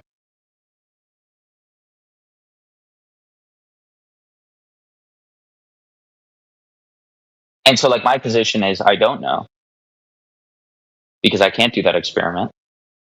But you guys say very definitively what it is. And I don't understand how you guys can be so confident. I own a vacuum chamber. Right, but that doesn't answer the point that I. Yeah, that I made. physics doesn't lie though, Busby. It's the nature of our world. That's just It'd be a different experiment though. It's the obvious truth, man. And some people reject it because you grew up with a narrative and you think that the narrative trumps everything else, and it's not. The obvious truth is that we live in a world that physics actually demonstrations and such trump everything that people have with explanations. So we can show people how things operate in this world that we live in. And that's why you and everybody else reject that, because you don't want that to be the case. So you want to plug your ears, you want to run away what from the to be truth. the case. That's the point that I'm making. So you're maybe riding the fence right now, but the only reason why you're doing that because you're holding out one last hope that somebody's going to come in and prove us wrong. It's never going to happen. Yeah, I mean, it would definitely be preferable if it was a globe Earth. Otherwise, everybody's lying. I know It's just that, like a but shit that's show. wishful thinking, Busby. It's never going to win the day. What does is the reality. So, in other words, at some point, you're going to have to wake up and realize Santa Claus doesn't exist. Yeah? The Earth is not a globe. All these things are just true. Sorry, but that's just the way it is, dude. Like, you can't argue with truth. You can butt your head against the wall until it bleeds, but that's all that's going to happen, dude. You're never going to change the fact that the physical world is demonstrating to you that it's a flat Earth. Sorry. And that's Yeah, true. I just want to see somebody. You can agree with that. What? Argue with us until, like, prove us wrong? It's not going to happen. No, I mean, I just like.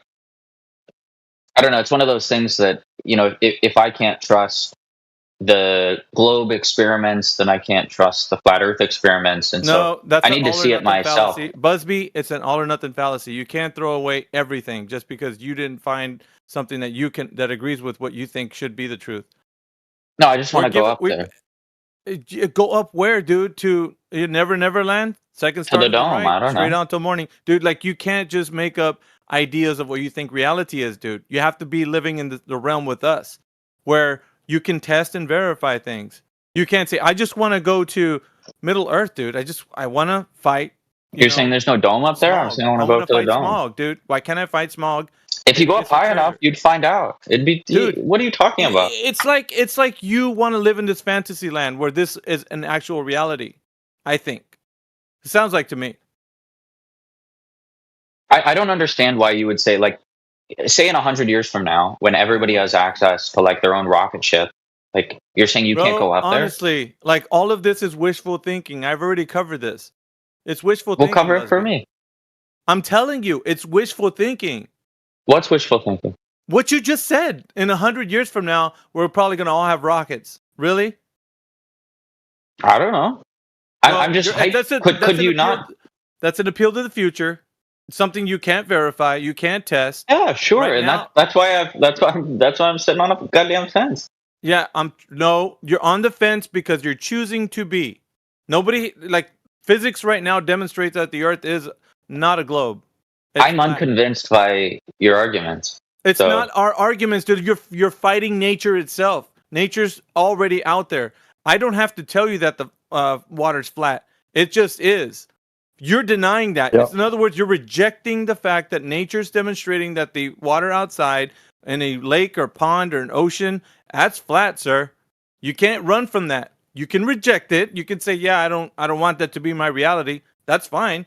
You can live in dreamland and, believe whatever you want. It's never going to change the fact that this is true. Ever.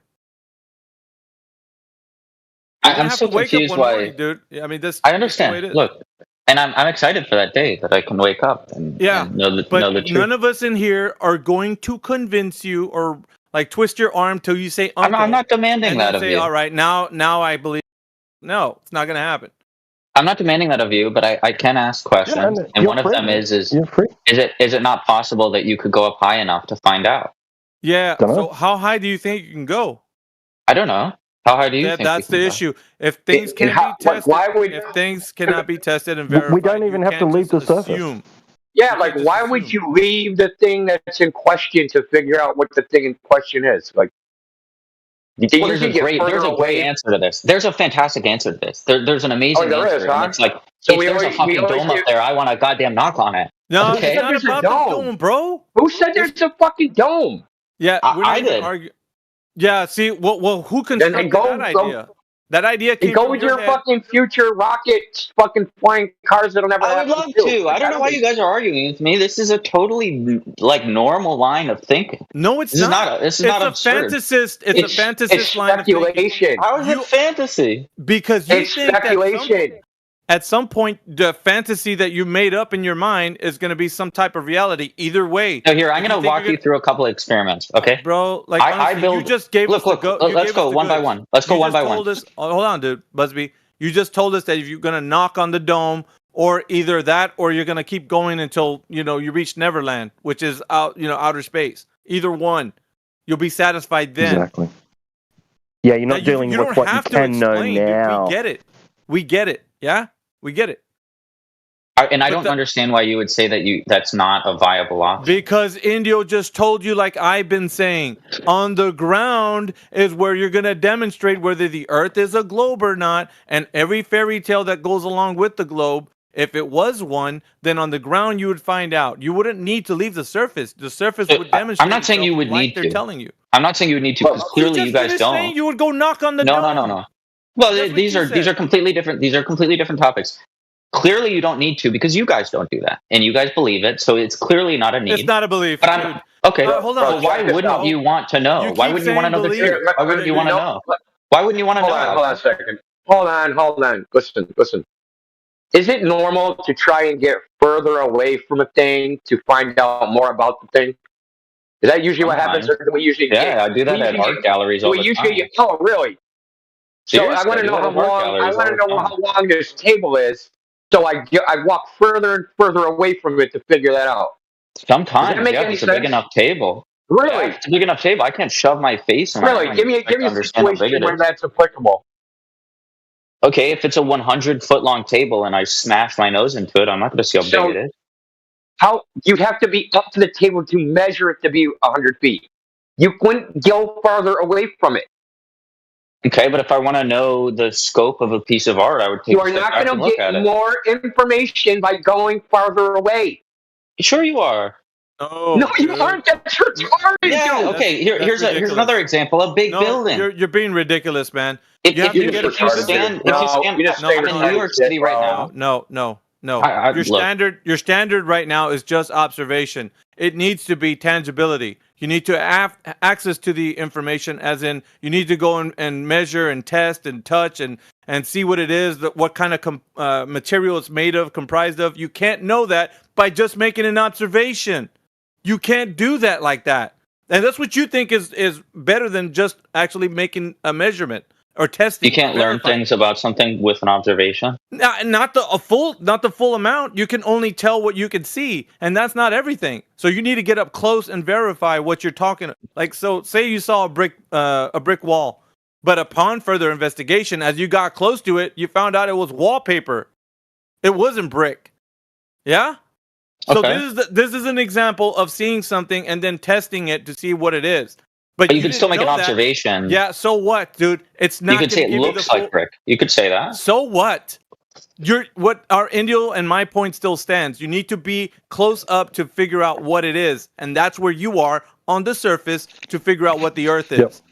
I agree. I 100% agree with you. So if I want to understand what the container is, then I need to go close to the container. Yeah, we're not. If I want to understand the container, it's not about. Why don't you want to deal with the easy stuff first and then tackle the difficult stuff? You're on the fence right now. You're on the fence. I have no defense. You think the Earth could be a globe, so you need to go rocket ship rides and go figure out if there's a dome or not. Yeah, right, because I need to get closer to it. You guys just said it. If you want to understand something, you have to go close to it. You're on I'm talking about I'm talking about the container. We're not. Yeah, we're not. hold on. It's not about a container, Does bro. the container tell us whether the fucking Earth is flat or not?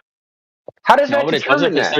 It doesn't. Then why do we care? This is a flat Earth server. Because I want to learn things. Then go find out. Go start your own VC. Go start your own VC, fucking flat Earth dome, and go inquire and speculate in there, dude.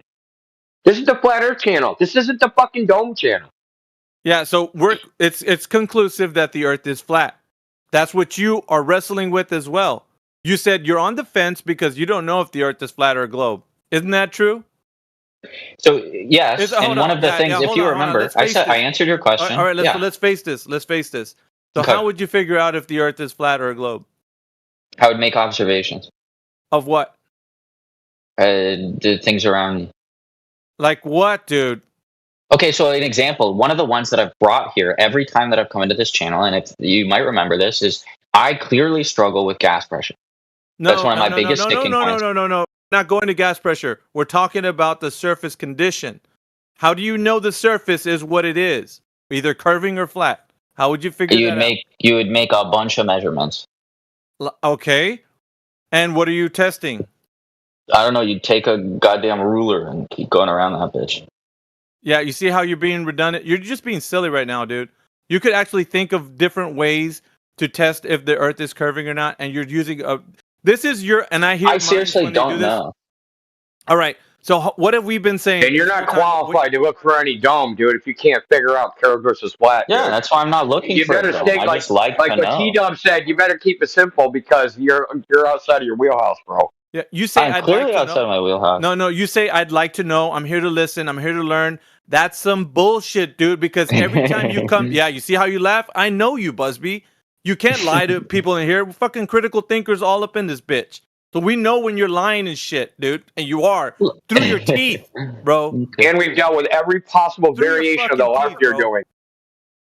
Dude, I've come in here so many times and I understand that. I understand that, but you try to do this fucking weasel tactic and shit. I'm not we all weaseling. get it. Okay. You can't say that you're not doing the shit that we notice you're doing, dude. Stop playing fucking games. All right, so anyway, it's no games. Yeah, I've been trying to ask you questions. That's it. No, yeah, the questions you're asking are fucking like knocking on domes and shit. This is a fucking fun game to you. Who gives a fuck? But we're using it as content so that other people can see how disingenuous people have to be just so that they can not explain how the Earth is a globe. That's all. The 24/7 content has been derived. Here's what I would love. People like you, dude. Here's what I would love. I would love an opportunity for somebody that really understands the flat Earth to have a sincere conversation with me, dude, explain how it works. Bullshit, dude. That's I would me, love that's that. Indio, that's fucking Dr. So then let's do it right now. Let's do it right now. You've been fucking doing it, man. What you talking about? Let's define what you mean by how it works. How what works? How a flat Earth works. What does that mean? God, I don't understand what that means. Okay, so if I were to go into a channel with a bunch of globe Earth people and I asked them a question about how something works, they would just tell me. Like what? Give me an example. Well, you guys are going to get upset with me, but again, one of the things just that give me an example. You go into a place with a bunch of globers and you say, "Hey, how does the globe work?" And they'll say, "What? How does gas pressure work?" And they would explain. Okay, that's not a globe. That has nothing to do with a globe. That's gas pressure. So you're going to get upset with now me let's again. Move on to the globe part. Everybody struggles with their own stuff. No. You're trying to move the goalposts, and I'm not letting you. Okay? You said, how does a flat Earth work? And then you're going to go in and ask a bunch of globers, not about how a globe works. You're going to ask how gas pressure works. Yeah. Yeah, we want to know how they're going to say the globe works. Look, if you think that you can have an explanation, don't address what I said. You're a snake, bro. Ask what you said. Ask what you said. I'll answer it directly. Just ask it again. I wasn't trying to ask it. Ask it, and I'll answer directly. I promise. Swear to God. Okay. How does a globe work? And the next thing on your mouth better be something about a globe and not something else. I don't know. I don't know how a globe works. Yeah, neither does anybody else. It's a stupid question. When you say how does a flat Earth work, that's a stupid question. That's like saying how does a fucking square tile work? That's fucking dumb. That's not true. You could ask questions about how does a square tile work? Dude. It's How does a square tile work? The next question that I would ask if somebody were to How ask does a square tile work? How does a square tile work? Let's have a conversation about it, and I'll show you what I'd like from a flat earther. How does a round plate work? I can show you what I'd like. I really can. I'm not trying to I asked you explicitly to define what you meant, dude. Okay, so then let's do that. And instead of hold on, bro. No, let's do it. Let's have a real conversation. Ask me about the tile. We're going to review what just happened. Okay, so I asked you what you mean by how a flat Earth works. Instead of telling us, you gave an example, and then when I said, give me a specific example of what you mean, and then you didn't even talk about a globe. You talked about gas pressure. So when you say, I want someone to explain to me how a flat Earth works, that question or that statement makes no sense. But it does. You just couldn't answer it yourself. You couldn't answer it yourself. How the fuck does it make sense, dude? I don't know. Because we can take we can take a step back, and I can explain to you very explicitly what I mean, and then we can have a conversation about it. Dude, you didn't understand the fucking question when he. So how does a globe work? You're not taking a step back. Yeah, you see. How does a globe work? You're not taking. No, how does a globe work? Second deflection. No, you want something from flat Earth, so you should be able to do it with the globe, right? So because you already accept the globe, so we're going to. There's a follow-up question. So this is the way that it would work. No, you're run like a bitch. You guys are shutting me up. You already believe in the globe. I want to have a conversation. No, you already believe in the globe, so I'm going to assume someone explained to you how the globe works. So tell us, how does the globe work? You better talk about a globe, dude. There needs to be a follow-up question. Yeah, that's what I thought. It's the same with how does a flat Earth work? There needs to be a follow-up. You're trying to create an impossible standard. We know the game, dude. No. Let me ask you. Yes. You guys won't let me ask questions. No, yeah, that's because they're stupid and they're malformed. You need to reorganize. You're trying to create impossibility. Be genuine to me. Help me form them. I'm not against you guys. If I have a bad question, help me form it. Fuck you aren't, dude. Don't shut me out. Don't shut me out, please. Just let me have a conversation. You said no flat earther has ever explained to you how a flat Earth works. I said I want it. No, I didn't say that. I said I want. You said you've never had a conversation with a flat earther that could ever explain how a flat Earth works. Now you must recognize that you're a liar. I'm not a liar. Goddamn liar. It's recorded. You can go and find it. Yeah, it is fucking recorded. That's why we're saying you're a goddamn liar. Yeah, so find it. I said I've never been convinced, and I said I'd like it to happen. You know what? Every time someone says that, they get proven to be a liar. It's so funny. Yeah, check this out. I'm gonna ask you to be fucking honest, because guess what? Every time you come in this bitch, and if I see you, it's an insta ban. So I need you to be honest right now. Did you fucking say that? And now, if you're not fucking honest, dude, I will kick you out. And not only that, dude, I will keep kicking you out this bitch. Did I say every what? time. Did I say what?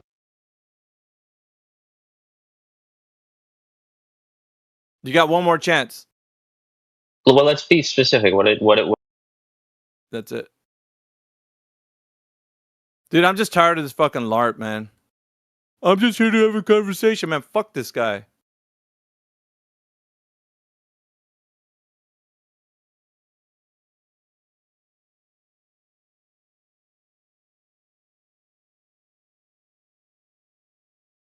Oh, you muted him? I missed that. Why'd you mute him?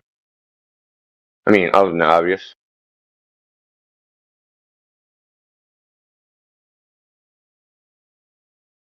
Well, that doesn't. You got him doing homework.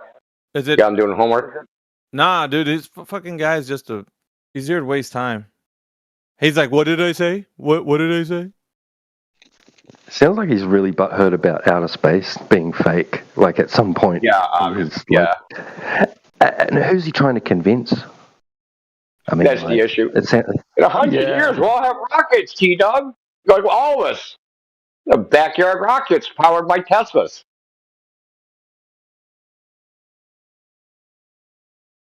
Fucking weirdos, man. That guy sounded like a paid time waster to me. You guys go ahead. Yep.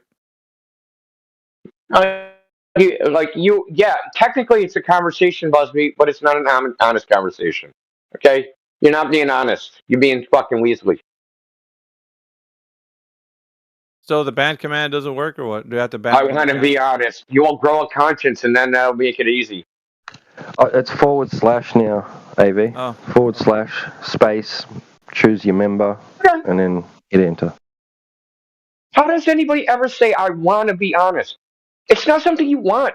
You either are or you aren't. You don't have to try. / ban or just /? I think it's / ban. Yeah, / ban. Yep. I really don't want to be robbing you right now, but I have to. I want to be honest. Like you said, you either are or you aren't. Like, no, that don't work either. Yeah, it doesn't take effort. / ban / ban space then the user. Well, it should bring up / ban, like yeah, / ban should bring up the table, the pop-up table, and then be a menu, yeah. And then it should say member next to it. Like when you click on it, and then it should say member where you've typed, and then just click on member, and then it should take you to a list, or just type it in. Type in his name. Oh, it doesn't have. Or just type .ban space the user number. You can also wait. Does that still work? Oh, shit. Yeah, I did now. I did that time.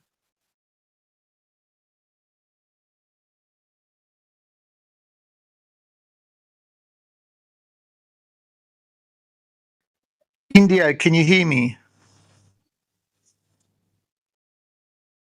Huh? What? Who? It sounded like talking to me? Batman. Yeah, it was Batman. Sounded like him. What's up, man? Yo, Batman. What's up, man? Sorry, man. We can hear you. India can hear you. Heard you say, can you hear me? That's all I heard. India, can you hear me now? Yes. If you select the user and you click the 3 buttons, you can use the app function to ban.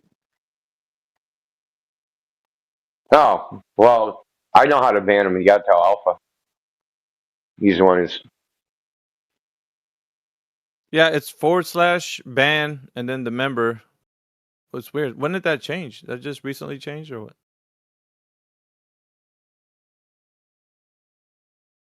Yeah, they did a new bot or something.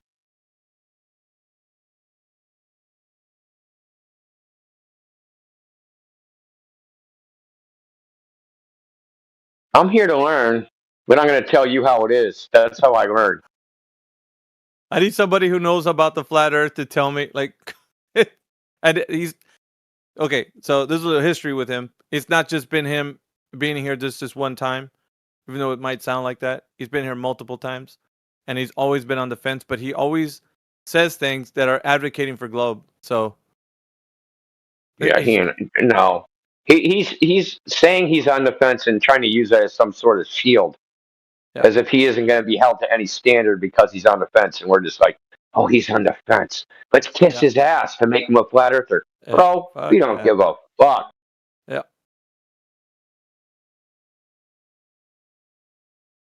Oh shit, Batman! Now I see that's so much freaking easier. Thank you. Wow, what a cool shortcut. Yep. Oh, I'm going to use that from now on. I'm going to use Batman's method. Yeah, you just hit their profile, click on the 3 dots, go to apps, and it's just got room ban. Just click on it. It's done. Room ban.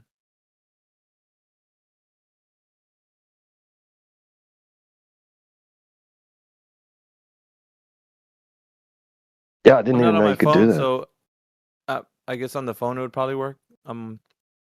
Yeah, I'm on the app on the Android. Yeah.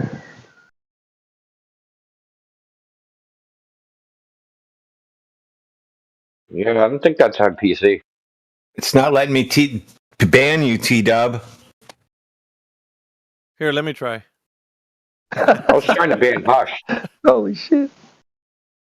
Hush, why should we ban you? If you think you should be banned, don't say anything. Well, he could be unbanned too, right? But just for test purposes, he could be banned. Yeah, I guess. Yeah, just come right. Well, no, fuck it. I think. I mean, we could have wrung more out of him. We could have wrung more content out of him because he was starting to get into the frickin'. You know, when their brain starts going in the loop-de-loop and they start contradicting themselves in every other sentence? He was almost at that state. Yeah, but I guess you must have stepped away. As the moment you stepped away, I asked him to go ahead and repeat what he said. He's like, well, what did I say? That is what tipped the scale. I was like, fuck this guy. Yeah. So he just, yeah, I wasn't having much more of that. It's a game. It's just a fucking game, dude. Like, he's just playing games.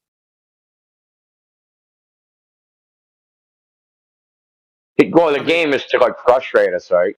Yeah. You're not convincing me. And then every time we try to, like, present him evidence, he'll try to derail it or do something, change the subject, red herring, every trick in the book. Just Guys, a what do total you think? weasel fucking snake. Knock on the dome. Get the fuck out of here, dude. Like, What do you guys think? Is it a spiritual problem? Because he's talking about measurements versus his imagination. His imagination. no, he's just upset that You could say spiritual. I mean, it seems spiritual to me. Sure. You deny what's touching you on the nose in order to believe a convenient lie. Yeah. Is he I mean, like? Yeah, I think it's like I think fundamentally it might be spiritual, but I don't think he's at that level, dude. I think that dude's so disconnected from his spirit that it's just psychological right now.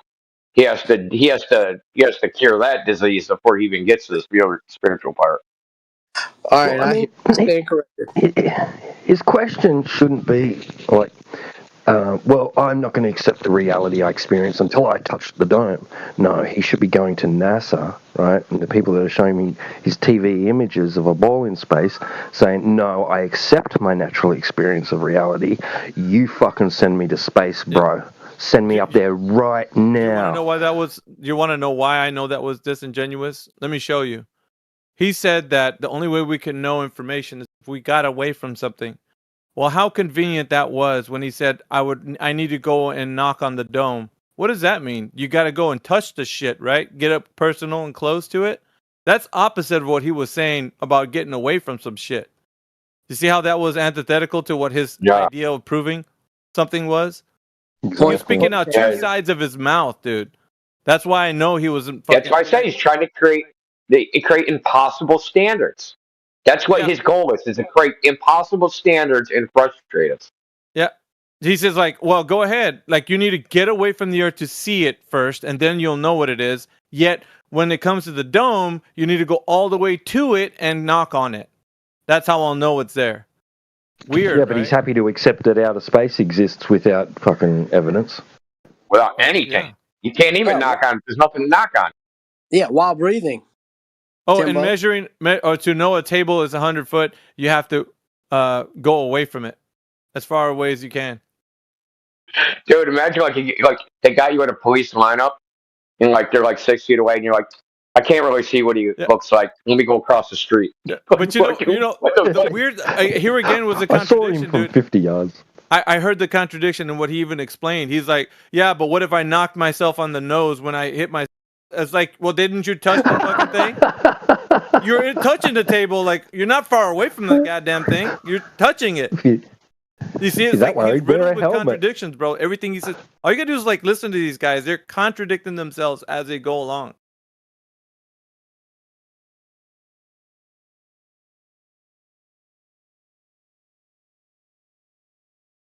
And then I heard him laughing in the middle of him doing. So yeah, he was fucking around, dude. Yeah, his skepticism is misplaced. It should be the other way around. There's so many signs, like somebody's fucking just disingenuous, like him advocating for that last idiot. Like, yeah, he didn't even know the context. We had to explain to him like why we were muting that guy. Like, fuck this guy, we don't know him shit. Yeah, that's what I mean. Like, so he should be wanting to go away to make getting them to send him up far away to make them prove to him that it's not what he's experiencing, right? Yeah. It's the wrong way around. He's got it. It's all messed up.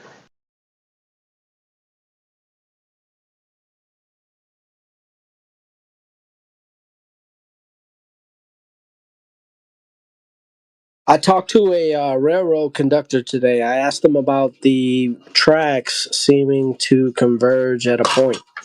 And then I asked him if he thought that the vertical also converged to a point. And he said he never thought about it, but it made him think. This was a good day, man. Well, it's going to apply in whatever direction you look. I mean, that's just the way angular size change works. Yeah, angular resolution. Yeah, shit gets smaller when it gets farther away, and it shrinks to vanish. It vanishes, essentially, at a distance, yeah. Shit shrinks. Hashtag 2025. I mean, well, astronomers claim that about most stars. I think they say that singular star systems are uncommon. I think they say, or they used to anyway. I'm pretty sure. That's what I learned growing up, and that binary star systems are common, and that we're an exception. Our solar system is an exception. I mean, and they discovered that through telescopes, right? Being able to like increase the field of view, and see that there's an angular, that one light is actually two lights that's so far away that they appear as one, right? Like, that's what I was taught when I was younger. I'm not saying that's true, but like that's what they teach. They teach that. Yeah, I hate the doublespeak, right? Because they're talking about singular. They're talking about singular celestial objects are uncommon. Well, of course they are. That's why they're singular. The doublespeak is real. Maybe they got divorced. Yeah. And that's the whole kerfuffle that the ancient alien theorists make about the Dogon tribe having knowledge about Sirius being a binary system, and how could they possibly have known that? They didn't have telescopes, right? Yeah, we didn't develop a telescope that could see Sirius B until like 1890. Right. Yeah. Right, yeah. Who, Raelion, who hurt you? Why are you talking about divorce? Yeah, those single stars, they got divorced, didn't they? Oh, man, it'd be a lot cooler if they... What's up, Raelion? I hope all of you and yours are well. Yeah, my angular resolution is still good. Nice, man. Nice. What about angles? Shit, angles. So we calculate the Earth as a sphere, guys. Hey, we all agree. It's great to come to a place where we all agree. We measure an angle and we calculate the Earth as a sphere, and the sphere is a flat Earth projection. So I'm thankful that I can come and share that with you guys. You guys are the best. That's right. Get out of here, Glober. In 100 years, you'll have your own rocket, so find out then. Or I'll have the best death camp known to man. It would make Hitler blush. Go to Mars, get on my rocket. You'll never come back. Dude said everybody's going to have their own rocket. So 9 billion rockets, bro. What a fish tale. What a fish story. And the funny thing is, he actually believes that, but he thinks the Earth looking flat and being flat is ridiculous. But he thinks that everybody owning their own personal rocket is not ridiculous. These people, their brains are literally broken. It's a spiritual. Yeah, but it's mental first, right? First, they have spiritual issues, right? So in order to not deal with that, they construct this mental fantasy land where they live in, right? This materialist, atheist, frickin' delusion that they live in, right? That there's man, and we're technological giants, and we're going to use science, and we're going to figure it all out. And God is some antiquated fucking notion that nobody fucking needs anymore because everybody has their own personal rocket. So who needs God, right? So this is their freaking brain logic, dude. It's so twisted and demented. It's sad in a way. Because even if all that was true, it's shallow beyond belief. Yeah, what a picture, Indio. What a picture. Yeah. Rockets to Mars save fucking what? What does that help? So we just fucking put humans somewhere else to have the same fucking problems.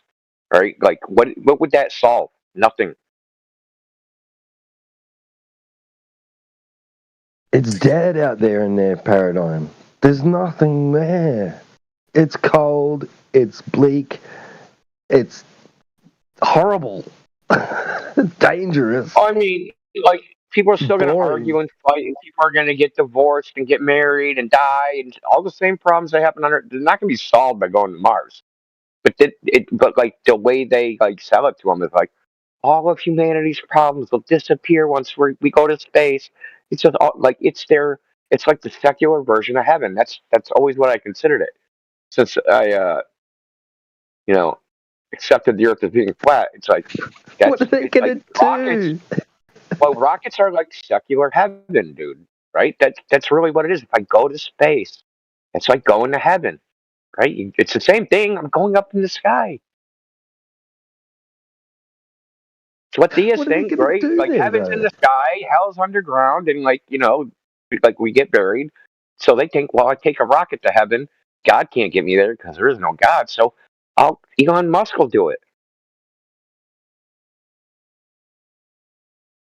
The struggle to produce oxygen and grow potatoes. Like fucking hell, man. I saw the movie.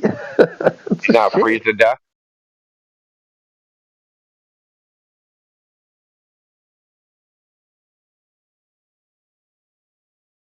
I mean, what are you going to eat, dude?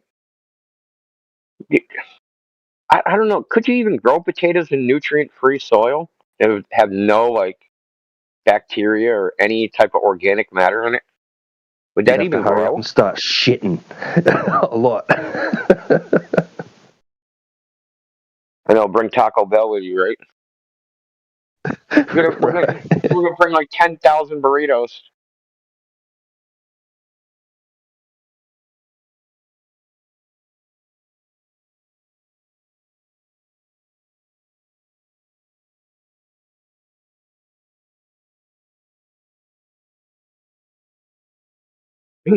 But like I said, in a way, it's sad. Like imagine thinking that your salvation is a rocket ship. It's depressing.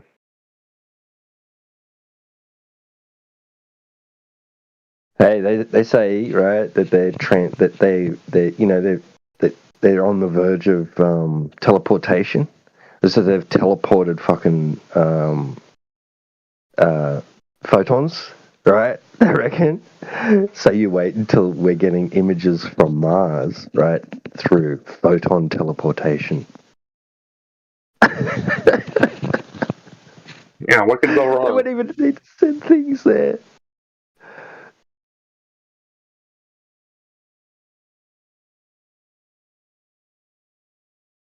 Well, I mean, because I'm in this topic, I get like am I recommended on like YouTube and Google? I get all these like pseudoscience stories. So one I saw today was scientists invent new form of warp drive. New? David invented the first one. Like, what do you mean they invented a new one? Right. Yeah. Wait, where's the other one? Yeah, where's the old one? Well, they have like concepts for warp drives. And I guess that's considered an invention now. It's just